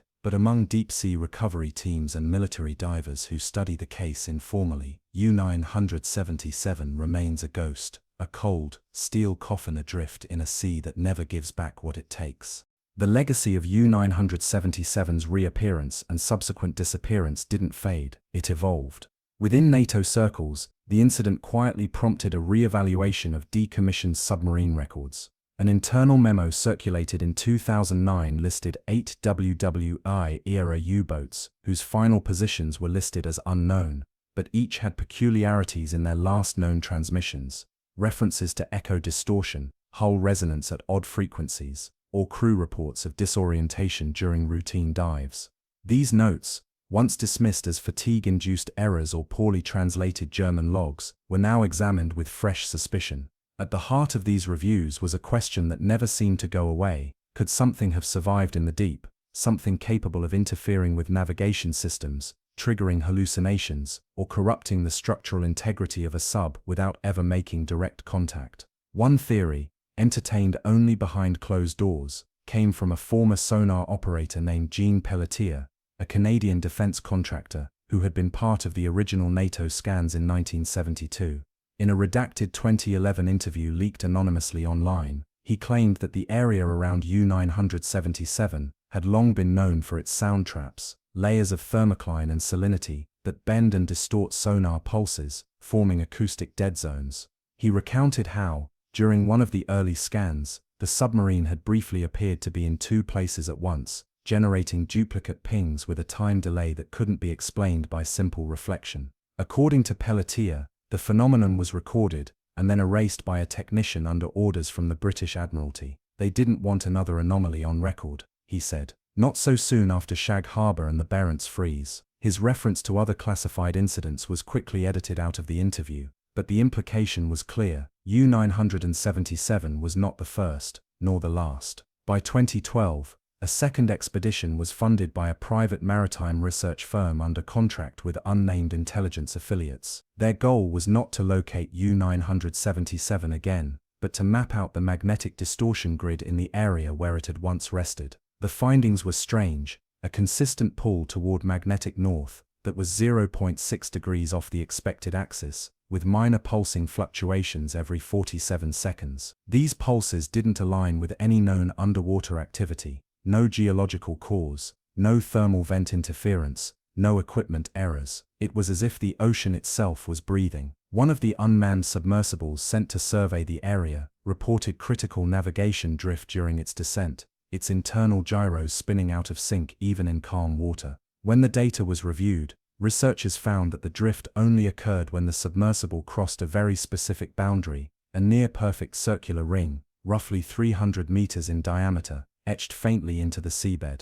The markings were too symmetrical to be natural, but too eroded to identify clearly. They didn't resemble mine craters, trench scars, or propeller wash from passing vessels. They looked intentional. This finding, like all before it, was buried under confidentiality clauses. The team, a mix of Scandinavian and British marine engineers, was dismissed shortly after completing the survey. One diver, who had been assigned only to surface coordination duties, later claimed in a podcast that he was told to forget everything he'd seen. "They told us it was a failed project," he said. "But we weren't building anything. We were mapping something already there." The idea that something had been constructed on the ocean floor near the U-977 site has long fed into conspiracy circles, most notably the proponents of the so-called Baltic anomaly. Though that anomaly was discovered further east in the Gulf of Bothnia, many researchers privately believe the two events are connected by a shared mystery: unexplained structural formations deep underwater, in places where no engineering should be possible, and associated with technology or behaviors that evade all naval logic. And then there's the human cost. Since 2015, 3 independent attempts to revisit the U-977 anomaly have ended in sudden termination. The most notable was the case of the Norwegian survey vessel Gavlan, which in 2017 sent a drone to the coordinates of the original wreck site. Within 2 minutes of descent, all live video was lost. The feed didn't cut abruptly, it distorted slowly, showing what looked like ripples of black ink across the lens, followed by what could only be described as mechanical shrieking, somewhere between metal grinding and high-pitched sonar feedback. The drone was never recovered. Worse, 2 of the 4 technicians on the monitoring crew reported nausea and disorientation within minutes of the incident. Both were hospitalized upon return to port. Their official diagnosis was vertigo and dehydration, but their post-incident interviews raised further concerns. One claimed to have experienced auditory hallucinations,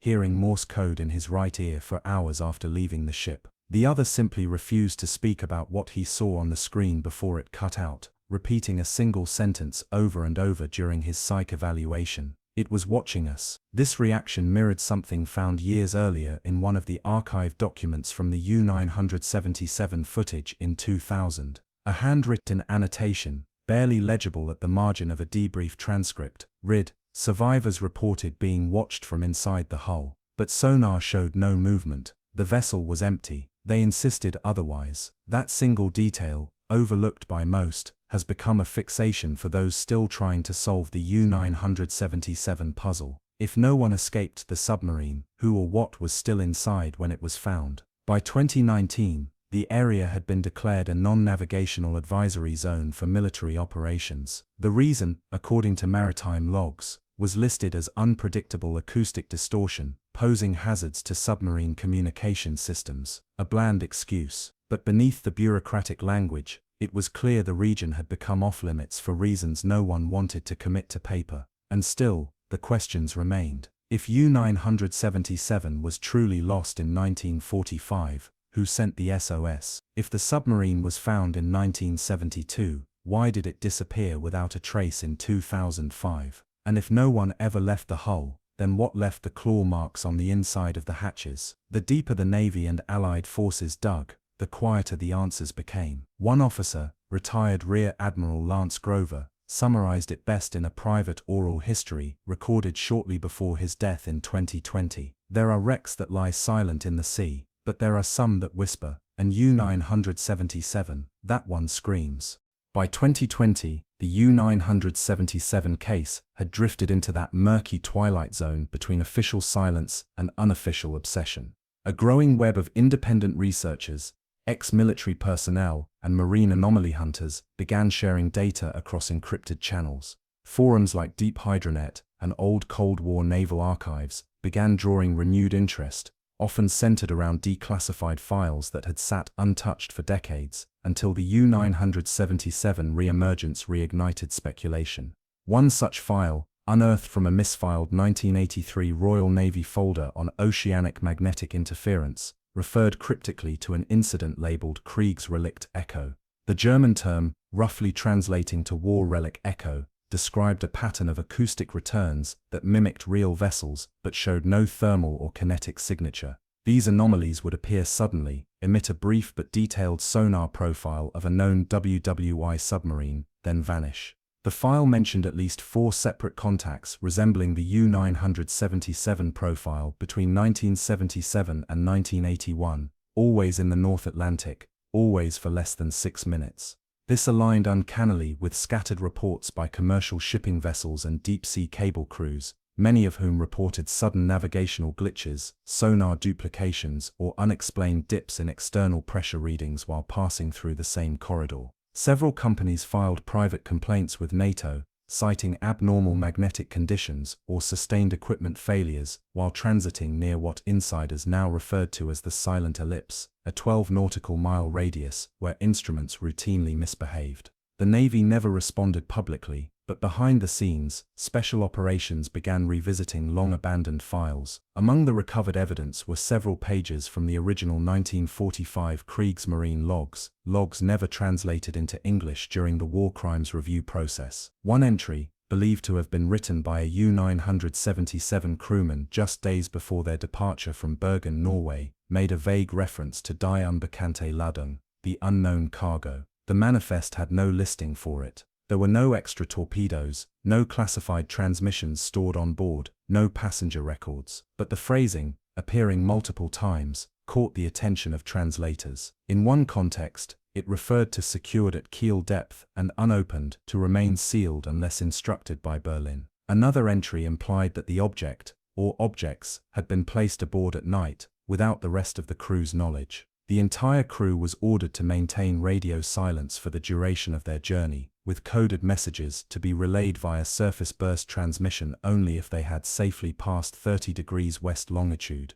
That instruction was never followed. Speculation ran wild. Was U-977 carrying stolen Nazi relics, biological samples, a captured artifact, or something not of this world, as fringe theorists suggested? But even among grounded analysts, the unnerving behavior of the sub's final known journey could not be dismissed. If the hull discovered in 1972 truly belonged to U-977, it was found in a location that completely contradicted the official surrender story, which meant one of two things: either Captain Schäfer had lied, and the surrender in Argentina was a cover for something darker, or the vessel had been duplicated, or worse, intercepted, somewhere in the Atlantic. Supporters of the false surrender theory point to the striking inconsistency in the captain's debrief. Schäfer claimed the crew submerged and traveled underwater for 66 days from Norway to Argentina without surfacing, an unbroken feat not even modern nuclear subs routinely attempt. Yet U-977 lacked the snorkel upgrades required for extended submersion and had insufficient rations for such a journey.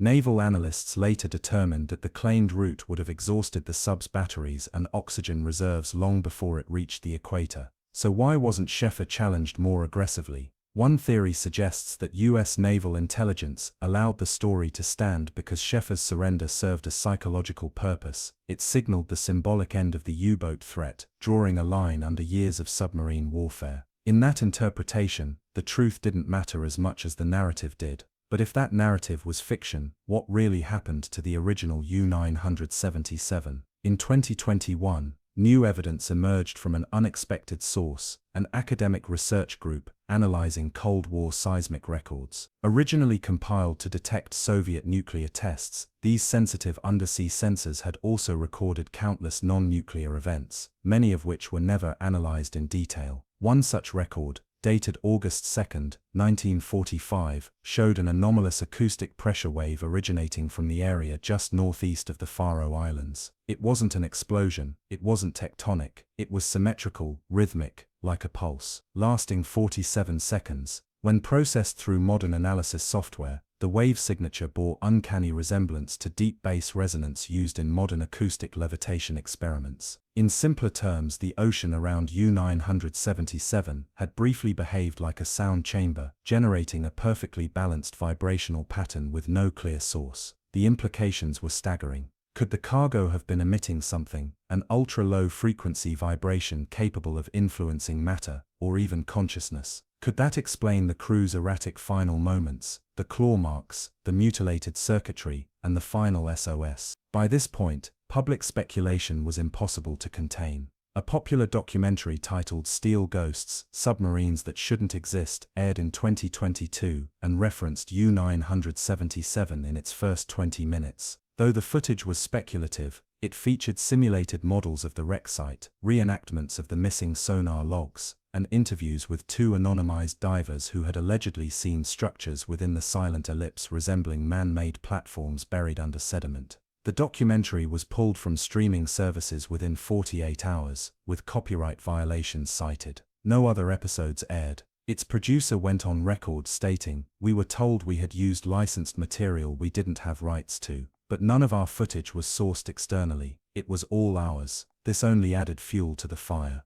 More recently, in 2023, the Norwegian Navy conducted a series of quiet seismic soundings near the Faroe Basin. Though the public statement described them as routine continental shelf mapping exercises, internal documentation leaked by a whistleblower listed a very different objective: to detect possible sub-oceanic cavity resonance and measure persistent echo signature below 350 m. That language, unfamiliar even to career hydrographers, suggested a level of acoustic behavior not typical of geological research. One naval expert, speaking under anonymity, said, "We don't talk like that unless we're looking for something unnatural." Whether U-977 is truly a one-off, or part of something larger, remains unclear. But each new piece of data points to a single chilling truth: the submarine didn't just disappear, it became something else. A fixed point of anomaly in a sea that still swallows questions faster than answers. As of this writing, the region around the silent ellipse remains marked on internal naval charts with a simple code: signal loop active, avoid prolonged contact. What continues to pulse from that trench, and why it began the day U-977 sank, remains one of the most classified mysteries in naval history.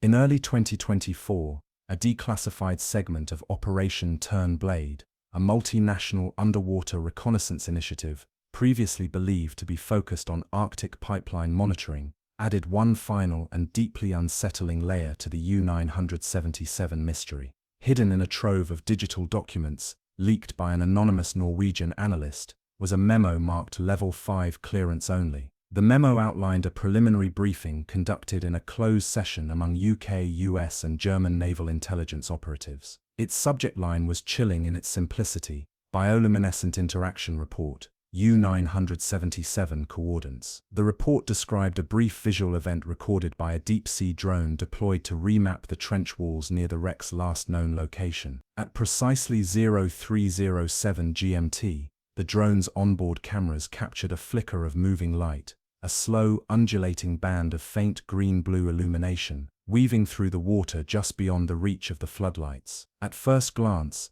it resembled ambient plankton, stirred by submersible movement. But playback revealed something different. The light did not scatter or disperse with the current. Instead, it followed the drone for nearly 12 minutes at a fixed distance, occasionally forming shapes that one analyst described as resembling primitive symbols or pulse sequences. What made the event most alarming, however, was the reaction of the drone's internal systems. Approximately 4 minutes into the encounter, its pressure sensors spiked without any corresponding change in external conditions. Internal gyroscopes began drifting. Most disturbing of all, its data log showed a precise timestamp mismatch. For 7 seconds, the system's internal clock froze. Frozen time is not something easily dismissed in engineering. These systems are designed with redundancies against electrical interruption, time drift, and interference. For 7 seconds to simply vanish meant that either the equipment had malfunctioned in an unprecedented way,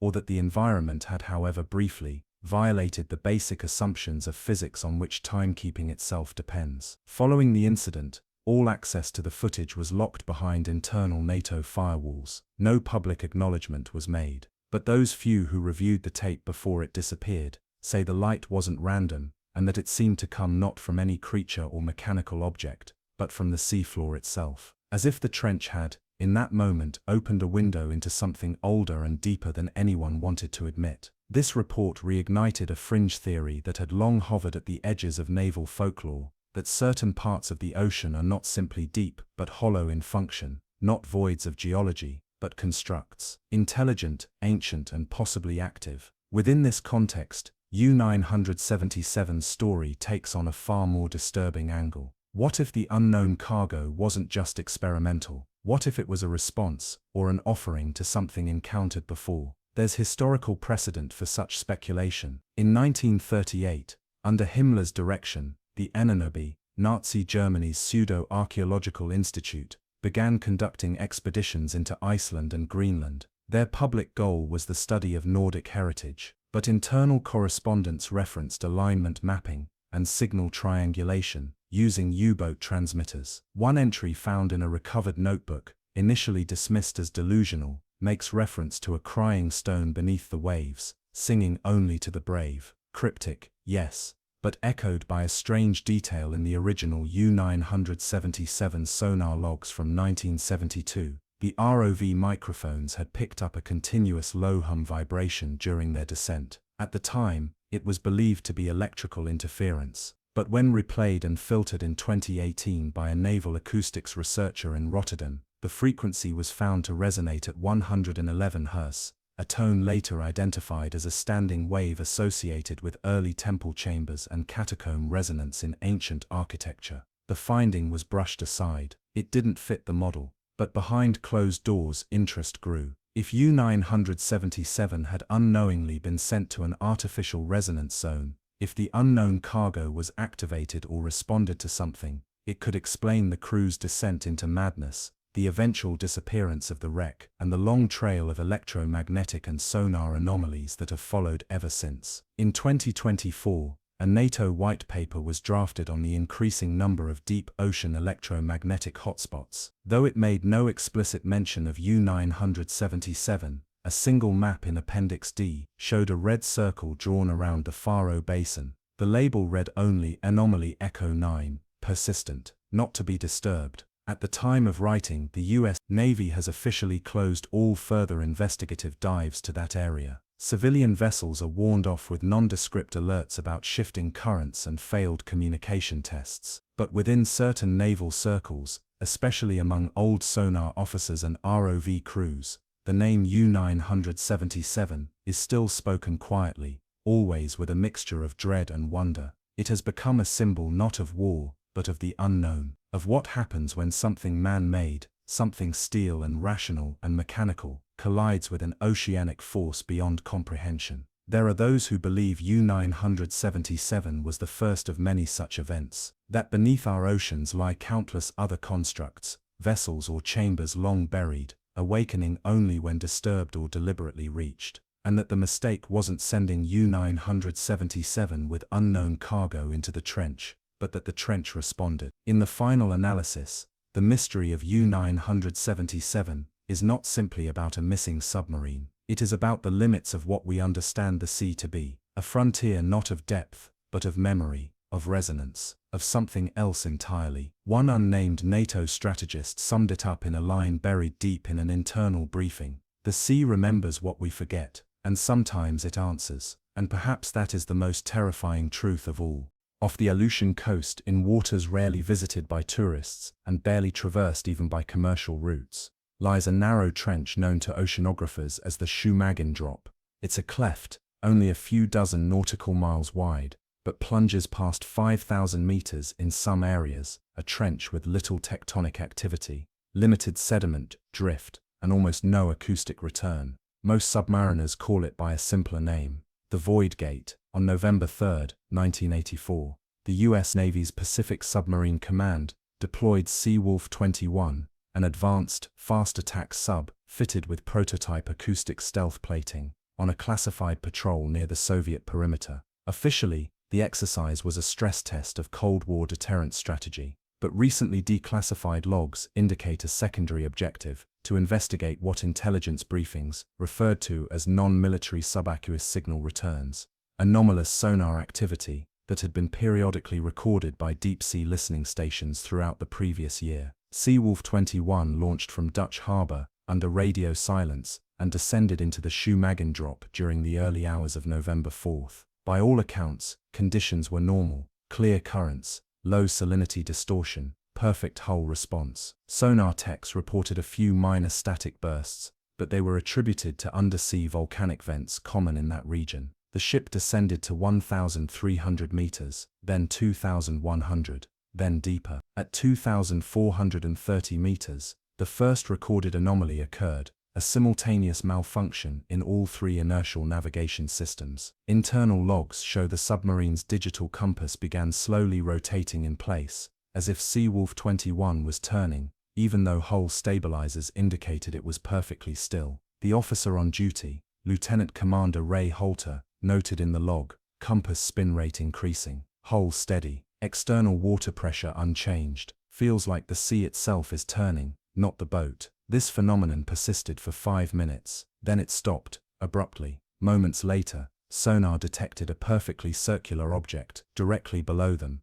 approximately 90 meters across, embedded in the trench wall. No thermal return, no sonar distortion, just a flat surface and a distinct ring pattern, like a hatch or aperture. Seawolf 21 hovered above it for 17 minutes, then they descended again. At 2,870 meters, communications with the surface ceased. Naval Command would later claim this was a routine failure, blaming pressure interference and faulty equipment, but internal memos tell a different story. At 0322 hours, a burst signal was received, one short ping from Seawolf 21, highly compressed, unlike standard encrypted naval transmissions. When decoded using Cold War-era frequency spread analysis, the message was just one word: listening. That was the last direct contact ever made with the submarine. Seawolf 21 was declared lost. 2 days later, no wreckage, no oil slick, no acoustic implosion signature, typical of a deep hull crush. It was as if the ocean had folded in around it. The families were told it was an engine failure. Quiet funerals were held with no remains. The crew of 74 were given posthumous honors. The story died quietly, except for a single file buried inside the Naval Acoustic Intelligence Archive, labeled Seawolf 21, Potential Persistent Echo Loop. This file, unearthed decades later by a civilian data leak, revealed that for 3 consecutive weeks after the loss of Seawolf 21, every listening station along the Aleutian chain registered a repeating sound. It began each night, at precisely 3:22, matching the timestamp of the sub's final burst transmission, and lasted for 6 minutes. The signal was a low, almost imperceptible harmonic echo, but within that tone, a recurring pattern emerged: 74 spaced pulses, repeating every 30 seconds, one for each crew member. Naval techs attempted to triangulate the source, but the signal never repeated from the same location. It moved, it shifted, and then after exactly 21 days, it stopped completely. No explanation was ever given. In the years that followed, no military vessel was permitted to operate within the Shumagin drop. Civilian maps were quietly updated, reclassifying the area as a hydrothermal instability zone. All acoustic readings from that trench were redirected through a filtered relay, a software patch that automatically deleted anomalous data before it could reach main servers. By 1991, the incident had all but disappeared from internal records, but whispers remained, particularly among deep-sea sonar teams. They called it the chamber, the space where Seawolf 21 had vanished. Some believed the object spotted on sonar had not been a structure at all, but rather a biological echo, the signature of something living but motionless, something that didn't react to sonar because it didn't need to. It was already listening. One theory even suggested that Seawolf 21 hadn't simply vanished, but had entered another layer of space-time, some form of deep ocean echo chamber, where time folds and reflections mimic reality until the mind collapses under its own uncertainty. Then in 2006, a research submersible named Soria, operated by a Japanese-American expedition mapping seafloor tectonics, captured something startling while passing near the edge of the Shumagin drop. At a depth of 2,100 meters, its camera briefly showed a shadowy object resting on the seabed, almost perfectly preserved, coated in silt. The silhouette was unmistakably that of a US fast attack submarine. The ID was obscured, but the forward stabilizer was bent at the exact same angle as photos of Seawolf 21 taken before launch. Before the footage could zoom in, the feed glitched out. What followed was even stranger. The submersible's onboard computers rebooted themselves and rerouted power to ballast pumps, forcing an emergency ascent. All attempts to regain control failed. The crew survived, but the video was confiscated by US naval representatives within 24 hours. The only surviving image, a single blurred frame, was leaked by a technician and quickly dismissed as a hoax by authorities. But those who served in silent service recognized the form instantly, the shape, the scars. It was Seawolf, or what remained of it. The 2006 sighting of what appeared to be Seawolf 21, coated in silt and resting upright on the seafloor, reopened a case the Navy had quietly closed over 2 decades earlier. But the glimpse, captured only in a single blurry frame, posed more questions than it answered. If that was indeed Seawolf 21, how had it ended up in a different quadrant of the trench system, far from the last known signal? And more importantly, why was there no hull damage? No signs of implosion, structural collapse, or even algae buildup consistent with a long-submerged wreck? The answer, at least according to an internal report from a Japanese engineer on the Sori crew, might be more disturbing than simple relocation. He noted a feature no one could explain: one of the external floodlight arms of the sub had been extended, not retracted as it would have been during dive. That light arm was shattered, as if something had crushed it from the outside. Yet there was no pressure deformation around the impact point, only a clean break and a surrounding field of faint scratches, too shallow and inconsistent to have been caused by debris. NATO responded swiftly after the incident. Within 2 weeks, the Shumagin drop was designated a Class C restricted acoustic zone, a bureaucratic term that allowed them to block all civilian sonar access to the region under the guise of environmental protection. Acoustic activity within the zone was now monitored through encrypted channels. Civilian hydrophones installed in surrounding trenches began experiencing mysterious dropouts, often at the same time each month, always near 3 a.m. local trench time. Researchers not bound by security clearance began to suspect a pattern. When examining archive data from before the restriction took effect, they found periodic signal hollows, intervals, when the surrounding water absorbed sound entirely, as if the ocean itself had gone mute. These hollows lasted between 5 to 10 minutes. During that time, sonar pulses sent into the trench failed to return, not distorted, completely erased, like they'd been swallowed. One independent acoustician likened it to a vacuum in the water column. "It's not reflection," he said during an interview that was later deleted from public archives. "It's subtraction. Something down there is subtracting sound." When asked what that might imply, he hesitated. "A form of camouflage," he finally said, "or a defense." By 2009, the families of the Seawolf 21 crew, long silenced by non-disclosure agreements and quiet compensation, began speaking anonymously to journalists. One widow recalled that in the weeks before deployment, her husband, Lieutenant Mark Turlow, had expressed unease over the mission. He told her it wasn't just another Cold War patrol, that they were testing something that wasn't ours. She assumed he meant experimental Navy technology, but now believes he may have been referring to something recovered, something not made by humans. Another family member, the sister of sonar technician Joel Hendricks, received a final postcard from her brother postmarked just 3 days before the mission. It read, "If we hear it again, I don't think we'll come back. But they still want to try." She never understood the meaning. At the time, she believed he was referencing Soviet sub-activity. Now she's not so sure. Inside naval intelligence, the story of Seawolf 21 became more of a warning than a mystery. Newer submarines were outfitted with automatic navigation overrides to prevent descent below certain depths in classified sectors. AI-assisted piloting systems were given hard-coded geo-fencing parameters, zones they would simply refuse to enter, no matter the operator's command. And yet, not all incidents were prevented. In 2013, a French scientific drone mapping seafloor ridges near the outer shelf of the trench sent back an anomaly in its magnetometer log. A region just 11 kilometers from the supposed wreck site displayed unnatural symmetry in its metallic signature, consistent with layered alloy, not rock. The pattern matched with 94% certainty the hull plating structure of Cold War-era submarines.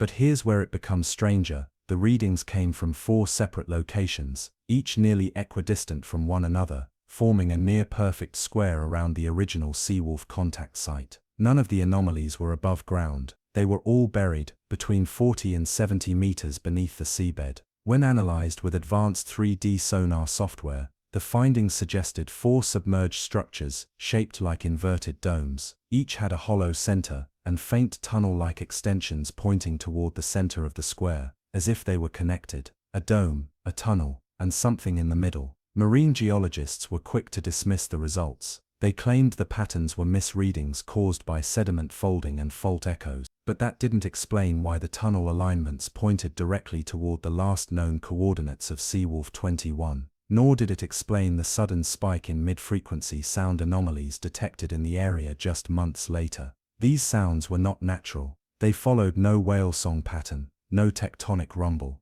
They were structured, descending pulses that grew louder the deeper the probe descended, before cutting off entirely just past 3,000 meters. The oddest part, the frequency was almost identical to the one picked up in 1984 during Seawolf's final mission. Not similar, identical. Analysts determined that whatever was producing the signal had either remained active for over 2 decades, or had reawakened. By 2015, the Navy classified all data from the region under a new heading, Persistent Echo Phenomenon, Tier 3.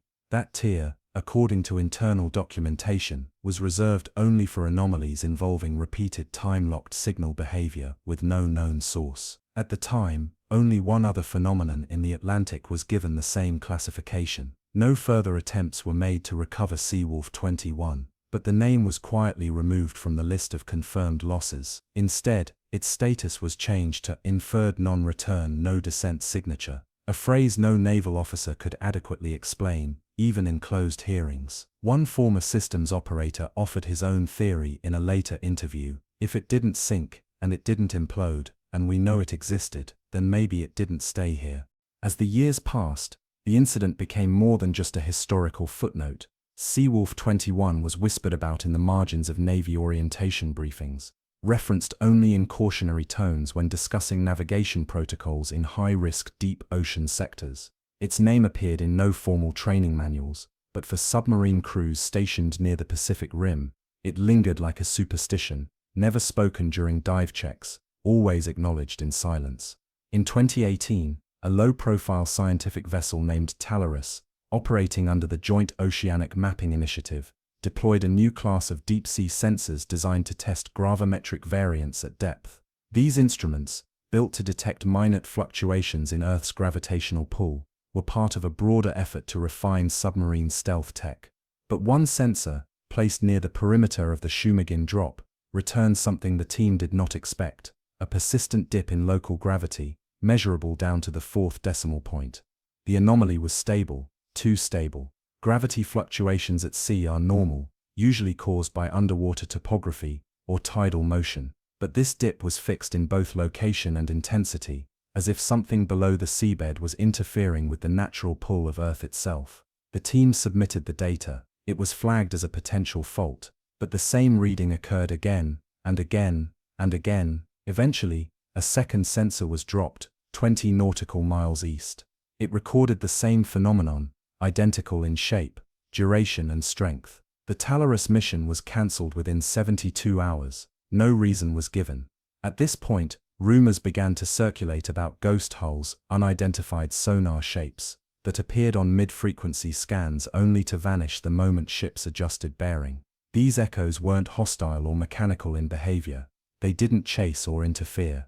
They simply followed, kept pace, then disappeared.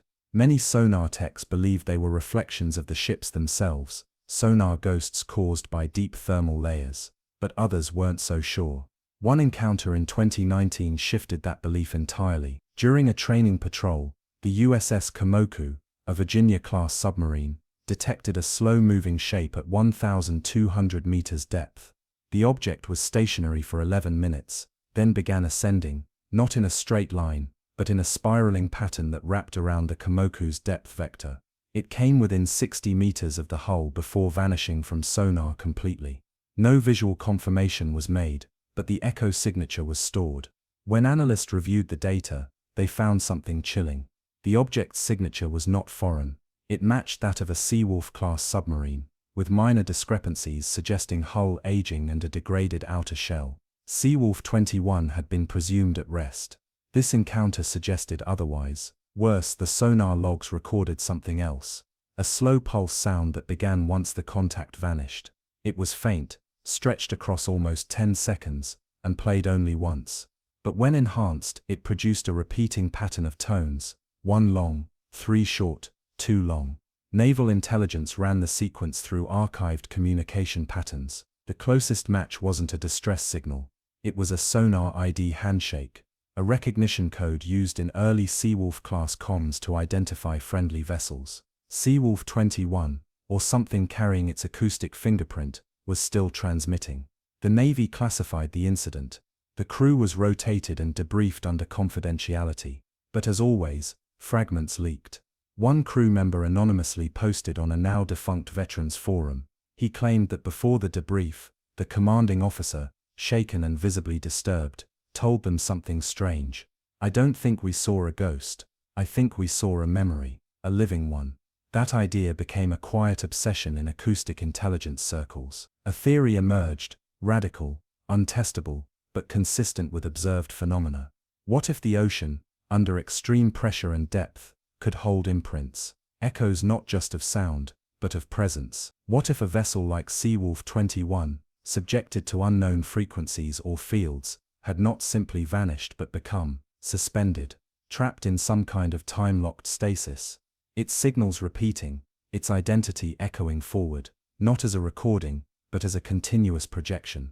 This would explain the fixed gravimetric dips, the precise sonar signatures, the recurring patterns that defied natural explanation. It would also account for the fact that no biological life had ever been recorded in that part of the trench, not even plankton. The water was sterile, too quiet, as if something was consuming more than just noise. In late 2020, a classified Navy research project codenamed Project Echo Skin was launched.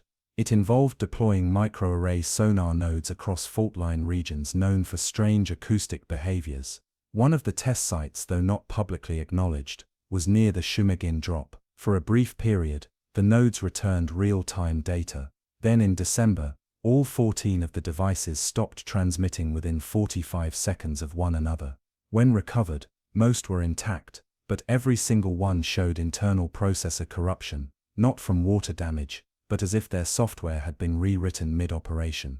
The only common trace across the corrupted files was a single repeating waveform, a low oscillating sound wave matching the 1984 Seawolf signal. No attempts were made to redeploy. Since then, the area has been listed in Navy route planning software as a no-transit zone. Sonar maps show nothing. Civilian bathymetric software intentionally excludes the area, replaced with artificial terrain smoothing to mask its features. And yet, despite every attempt to hide what happened, one truth lingers. The name Seawolf 21 still shows up in internal registry pings, pinging back intermittently as if responding to sonar bursts, from coordinates long since blacked out on naval maps. As if it's still down there, waiting, listening, or perhaps trying to come home. By early 2022, the Seawolf 21 mystery had escalated from a background curiosity to a quiet obsession for certain factions within naval research circles. It wasn't just the data anomalies or sonar echoes anymore, it was the frequency. Across multiple continents, nations running their own acoustic surveillance in deep-sea trenches began reporting similar readings, slow, patterned pulses, returning in exact frequency and length to those recorded in 1984, and again in 2019, independent of one another, in completely different oceans. From the Kermadec Trench to the Puerto Rico Trench, the pattern was unmistakable. One long pulse, three short, two long, followed by silence. Not geological, not marine, human in its logic, but not in its origin. One particularly unsettling report came from the French Navy's Terrabellide program, which had been deploying autonomous hydrophone pods in remote parts of the Atlantic. In January 2022, one of their pods recorded a pulse sequence while drifting along the mid-Atlantic ridge. But it wasn't just audio, it included a sonar return, a signature that exactly matched the acoustic profile of Seawolf 21.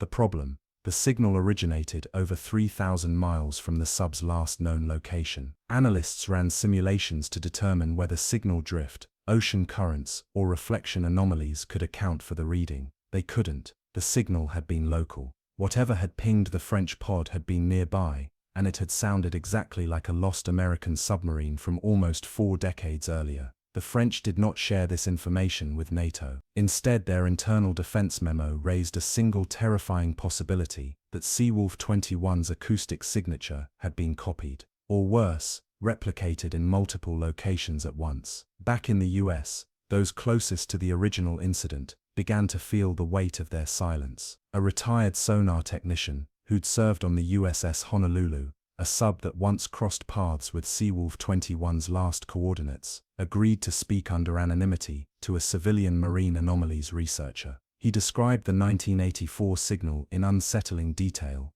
It wasn't a sound, not really, it was pressure you could hear, like something enormous whispering without a voice. And it didn't come from any one place, it was all around. When asked why the Navy never publicly investigated, his answer was short: because they did, and they didn't like what they found. Meanwhile, in the digital shadows of naval black programs, a new initiative was launched, Project Black Current. Unlike previous efforts that focused on sonar or gravimetric measurements, this project aimed to test temporal harmonics at extreme ocean depths, in other words, to determine whether time behaved differently at the seabed in regions with persistent anomalies. They chose the Shumagin drop for their first trial, A torpedo-shaped probe equipped with atomic clocks, signal repeaters, and pressure-resistant gyroscopic stabilizers was lowered into the trench from a classified vessel posing as a NOAA survey ship. As the probe descended, all seemed normal. But as it neared 3,100 meters, telemetry slowed, not in bandwidth, but in time. According to the shipboard clocks, the probe's internal systems began processing events milliseconds out of sync. Nothing extreme, but enough to register drift.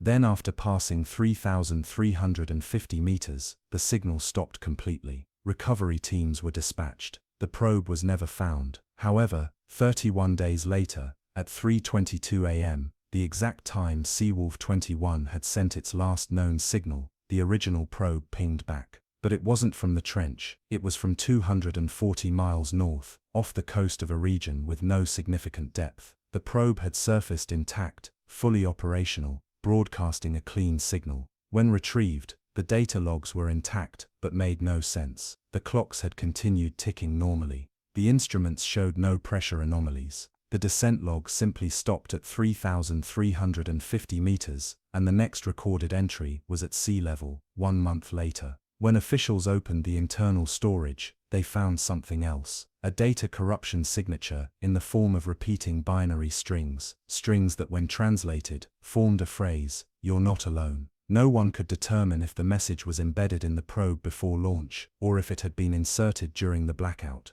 The probe had no communication receivers active during descent, no uplink port, nothing capable of receiving a message externally, unless it had been inserted by direct contact. The probe was destroyed within 48 hours, and Project Black Current was dissolved. Today the Seawolf 21 case remains locked within the upper tiers of defense secrecy. The area where it was lost is now surrounded by digital dead zones. No maps, no pings, no sonar. Civilian mapping software registers it as featureless seabed, and satellite elevation data is overwritten by falsified topography. But below that blank patch of ocean lies something persistent, something that echoes. Some believe Seawolf 21 is still there, looping, transmitting, its systems locked in a cycle that will never end. Others think it was never a malfunction, but a message, a demonstration, a warning. One theory, never printed, never spoken in official rooms, suggests that the submarine encountered something the human mind cannot pass. A machine built for one environment, exposed to another reality entirely, and instead of breaking, it adapted. It became part of the signal field. It merged.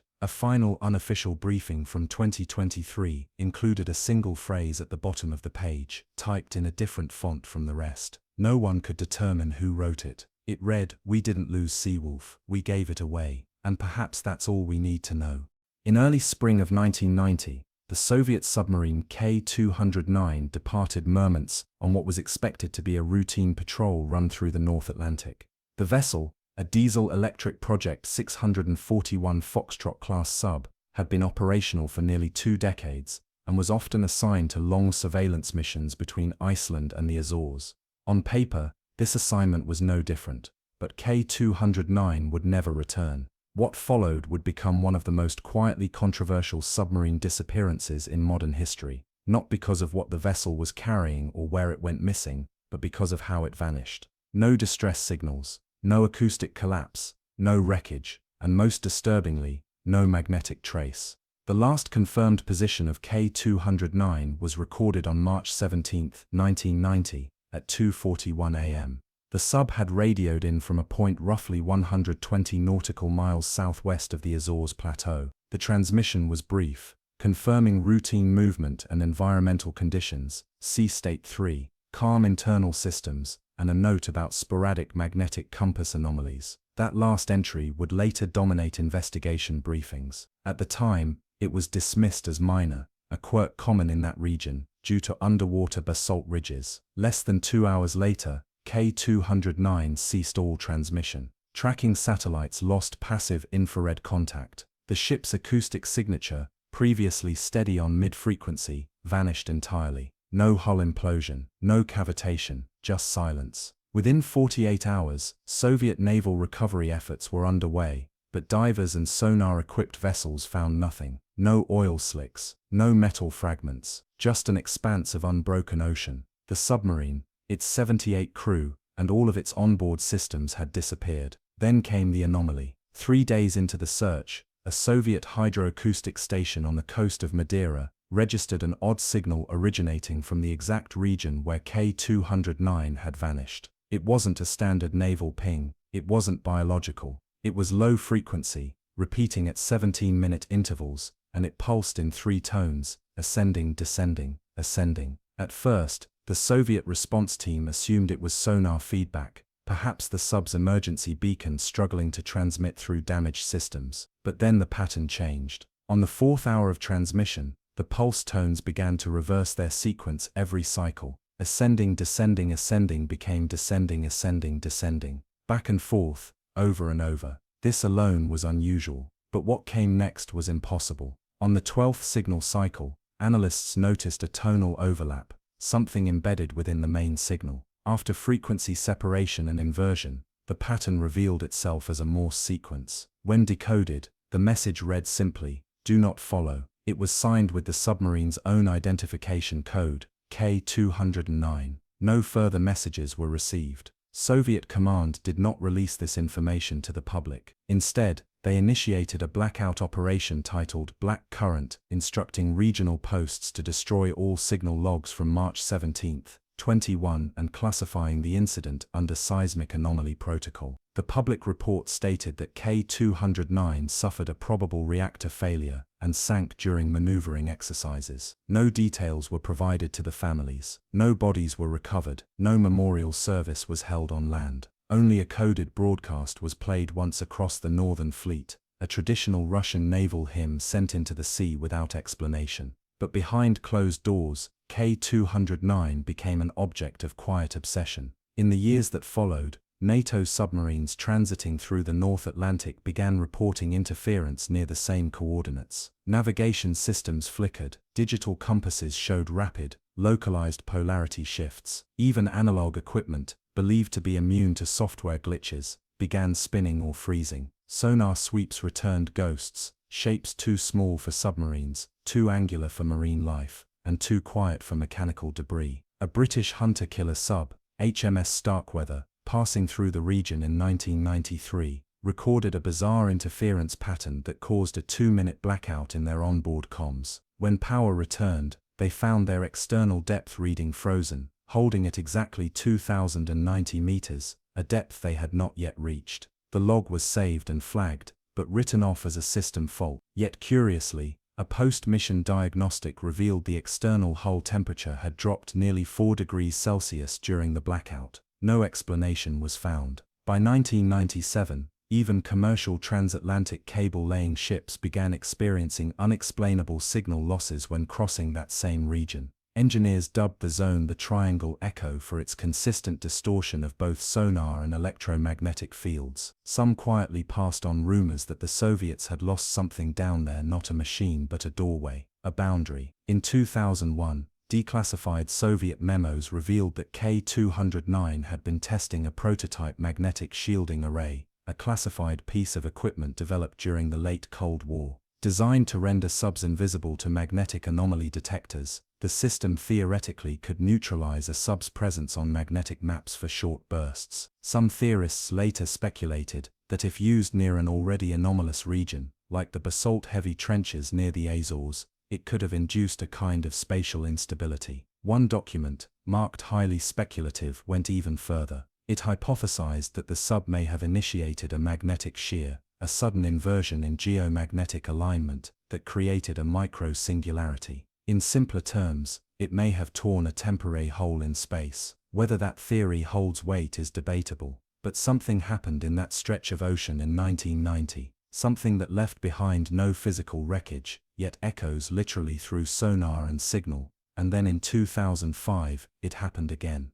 On August 4, 2005, the Portuguese research vessel Rosa de Noite, operating under the University of Lisbon's Deep Ocean Acoustic Mapping Program, deployed an autonomous submersible drone known as Lera 7. Its mission was simple: scan a previously unmapped portion of the mid-Atlantic ridge just southwest of the Azores.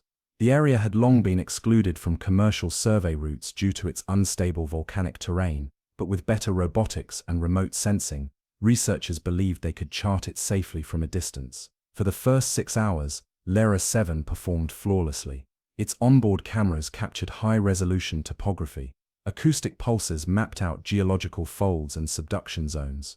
Everything appeared normal. Then at precisely 2:43 a.m., a sudden shift occurred. The drone's compass began to rotate slowly. Its downward sonar, once returning accurate seafloor data, began feeding back strange results. Depths flickering between 1,800 and 3,600 meters, despite no physical movement. Most disturbing was the light. At 2,904 meters, onboard sensors recorded a spike in ambient illumination, just a fraction of a lumen, but inexplicable at that depth. There were no light sources, no bioluminescent organisms, just open black water. Then the cameras went dead.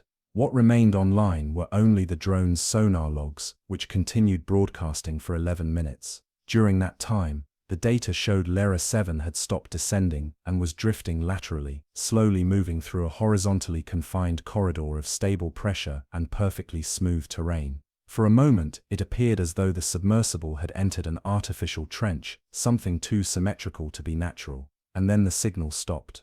Recovery crews immediately initiated emergency surfacing protocols, but Lyra 7 never returned. It was declared lost due to pressure failure, another line item in the long list of unmanned deep-sea losses. But what the public report didn't mention was the sonar file transmitted just before the signal went dead.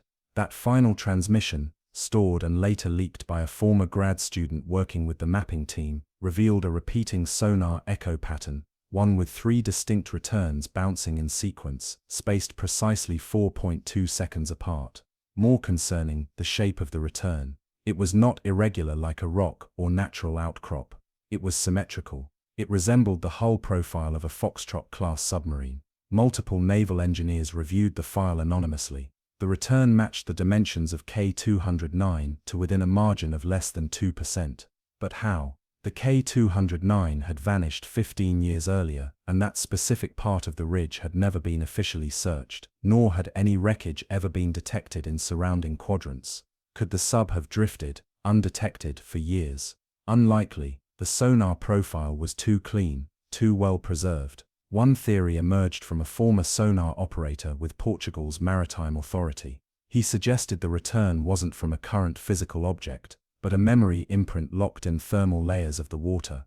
According to this theory, under precise acoustic conditions, deep-sea thermoclines can reflect stored signals, creating what amounts to a delayed echo of an object that passed through long ago. This could explain why the sonar return matched the K209's shape exactly, despite no physical confirmation. But that doesn't account for what happened next. 2 weeks after Lyra 7 was declared lost, a commercial cargo vessel traveling from Ponta Delgada to Norfolk reported a sudden burst of radio static, followed by a shortwave transmission. The frequency was one no longer in use, an old Soviet naval emergency band, now defunct. The message, broadcast in broken Morse code, repeated for 19 seconds. Decoded, it said, "Still inside, holding air, no way out." Then silence. The ship's crew dismissed it as interference, perhaps from some poorly shielded equipment on board. But later analysis of the logs revealed that the radio operator had used a Soviet-specific distress format, a 3.1- preamble only taught to naval signalmen prior to 1991. No civilian radio station could have replicated it by accident. Portuguese maritime authorities investigated. No cause was found. Then in 2007, a seismic buoy placed near the same region recorded a brief tremor, small, localized, and followed by a repeating vibration pattern. Normally, these would be attributed to undersea tectonic activity, but one detail stood out: the vibration signature was binary. 2 quick pulses, pause, 3 longer pulses. Repeated. When converted to Morse code, the translation yielded one word: north. No one knew what it meant.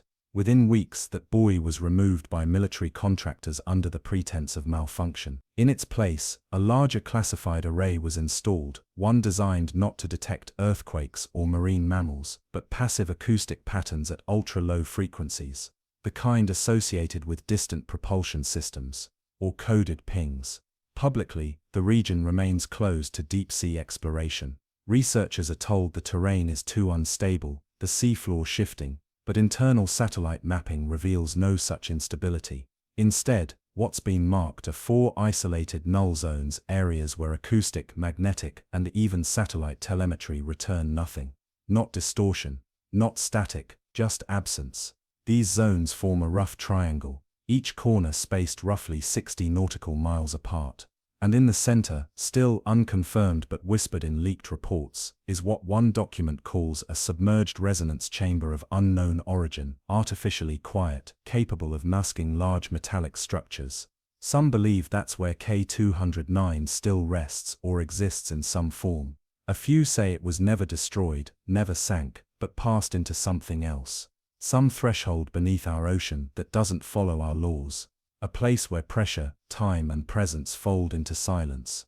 And if that's true, if K209 is still sending faint pings from inside that silence, then perhaps the final warning was not directed at the Russians or the Americans at all. Perhaps the message was for everyone. Do not follow. By 2011, nearly every Western naval power had quietly adjusted their deep-sea navigation protocols in the mid-Atlantic. Without publicly stating it, the corridor between the Azores Plateau and the Madeira Abyssal Plain was now avoided during non-essential missions. Transit routes were remapped. Research expeditions were redirected. On the surface, it appeared as bureaucratic optimization, but internally, the region had been reclassified. Not for seismic danger, not for political tension, but for uncertainty. Within NATO's classified communication network, a term began to circulate in reports. Acoustic Containment Zone Echo 3, ACZE3, as it came to be known, was only referred to in documents relating to deep field navigation anomalies, magnetic misalignment events, or unexplained object returns. Its inclusion was never formal, but for analysts reviewing reports from the 1990s onward, the implication was clear: something in that patch of sea had behaved in ways no known technology or oceanographic model could explain, and it was still active. On October 11, 2011, a multinational naval exercise was held off the coast of Portugal. Ships from the US, UK, Germany, and France participated. Most of the drill was routine, coordinated sonar operations, simulated sub-interception, and anti-submarine defense trials. But on the final day, a test involving a deep-sea unmanned vehicle, classified under the name Mantis 7, was redirected at the last minute. Its original target coordinates were shifted 12 degrees west. No reason was given. Only one ship, the U.S. Navy's USS Archimedes, was authorized to observe the trial. What happened during that dive was never included in the final exercise report. Internal logs from Archimedes, later leaked via a whistleblower, revealed that Mantis 7 descended to 3,300 meters without issue. At 3,800 meters, it began to register subtle changes in surrounding water density, denser than expected for the recorded temperature. A common enough anomaly in certain underwater currents. But then the vehicle's sonar returned something unexpected. A structure. At first, it was assumed to be a false return. But as the drone adjusted, the image resolved. The sonar mapping showed 3 vertical forms protruding from the seafloor, evenly spaced and rising nearly 30 meters each. The material density was consistent with steel. Between them lay a 4th shape, long, symmetrical, and slightly elevated. From above, it resembled a submarine resting on 3 pillars. Analysts on board Archimedes suspected a hoax, possibly an artifact of sonar bleed or interference. But when Mantis 7 switched to high-res mapping mode, the shape didn't change.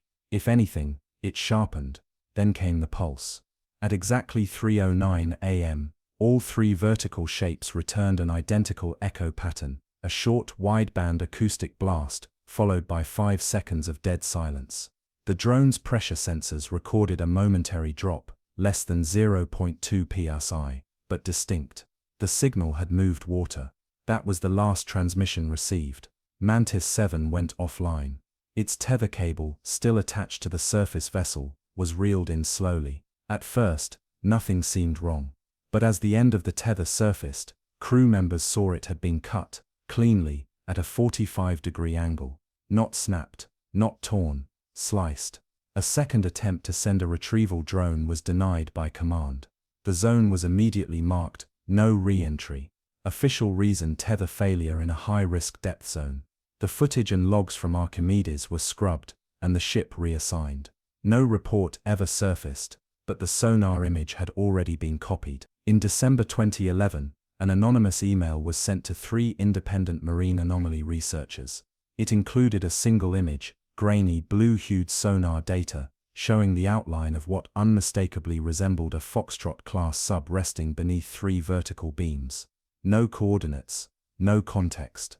Just the subject line: "It's still there, just not alone." Experts who viewed the image noticed something off. The shape of the submarine was correct, but its outline was cleaner than it should have been, almost too intact for a vessel missing since 1990. Moreover, no degradation pattern was visible, no rust erosion, no silt covering. The sub looked as though it had been placed there yesterday. More disturbing was the orientation of the vertical pillars. Based on their alignment, they formed an isosceles triangle with the submarine as the base. The apex pointed west, directly toward a seamount known for causing magnetic disruptions in compass systems since the 1970s. That seamount, known on old maps as Point Franklin, had long been rumored to distort not just instruments, but time. Sailors reported watches running backwards. Data logs showed time code jumps, but none of it was confirmed. Until now, a week after the Mantis 7 loss, an encrypted transmission was sent from the USS Archimedes to Naval Intelligence Command in Norfolk. The file was labeled Echo Pattern 12C. Within it was an audio clip, 17 seconds long, of a sonar return, unlike anything recorded before. The sound began as a low-frequency hum, then rose into a modulating chorus of overlapping tones, almost like multiple sonar pings, all layered but out of phase with one another. At the 9-second mark, a single isolated tone rang out, identical in length and frequency to K209's 1990 signal. Only this time, it was not followed by silence. Instead, a series of mechanical clicks followed, 4 in a row.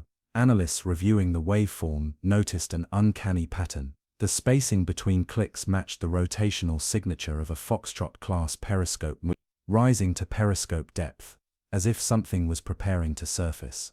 The clip ends with a sharp cutoff. Some believe this proves that K209 was never destroyed, that it was captured, or more precisely, absorbed by a structure that defies known marine architecture. The pillars, the triangle, the buried silence surrounding it. Others believe we're not hearing echoes. We're hearing rehearsals. Something replaying the final moments of K209's mission over and over, as if caught in a loop. A sonic purgatory beneath the Atlantic, waiting for someone to answer its call. But the real fear among those who have studied this closely isn't that we'll never recover K209. It's that someday something might send it back. By 2014, the handful of naval and research personnel who had access to the growing dossier on K209 and the Echo 3 anomaly were no longer asking where the submarine had gone.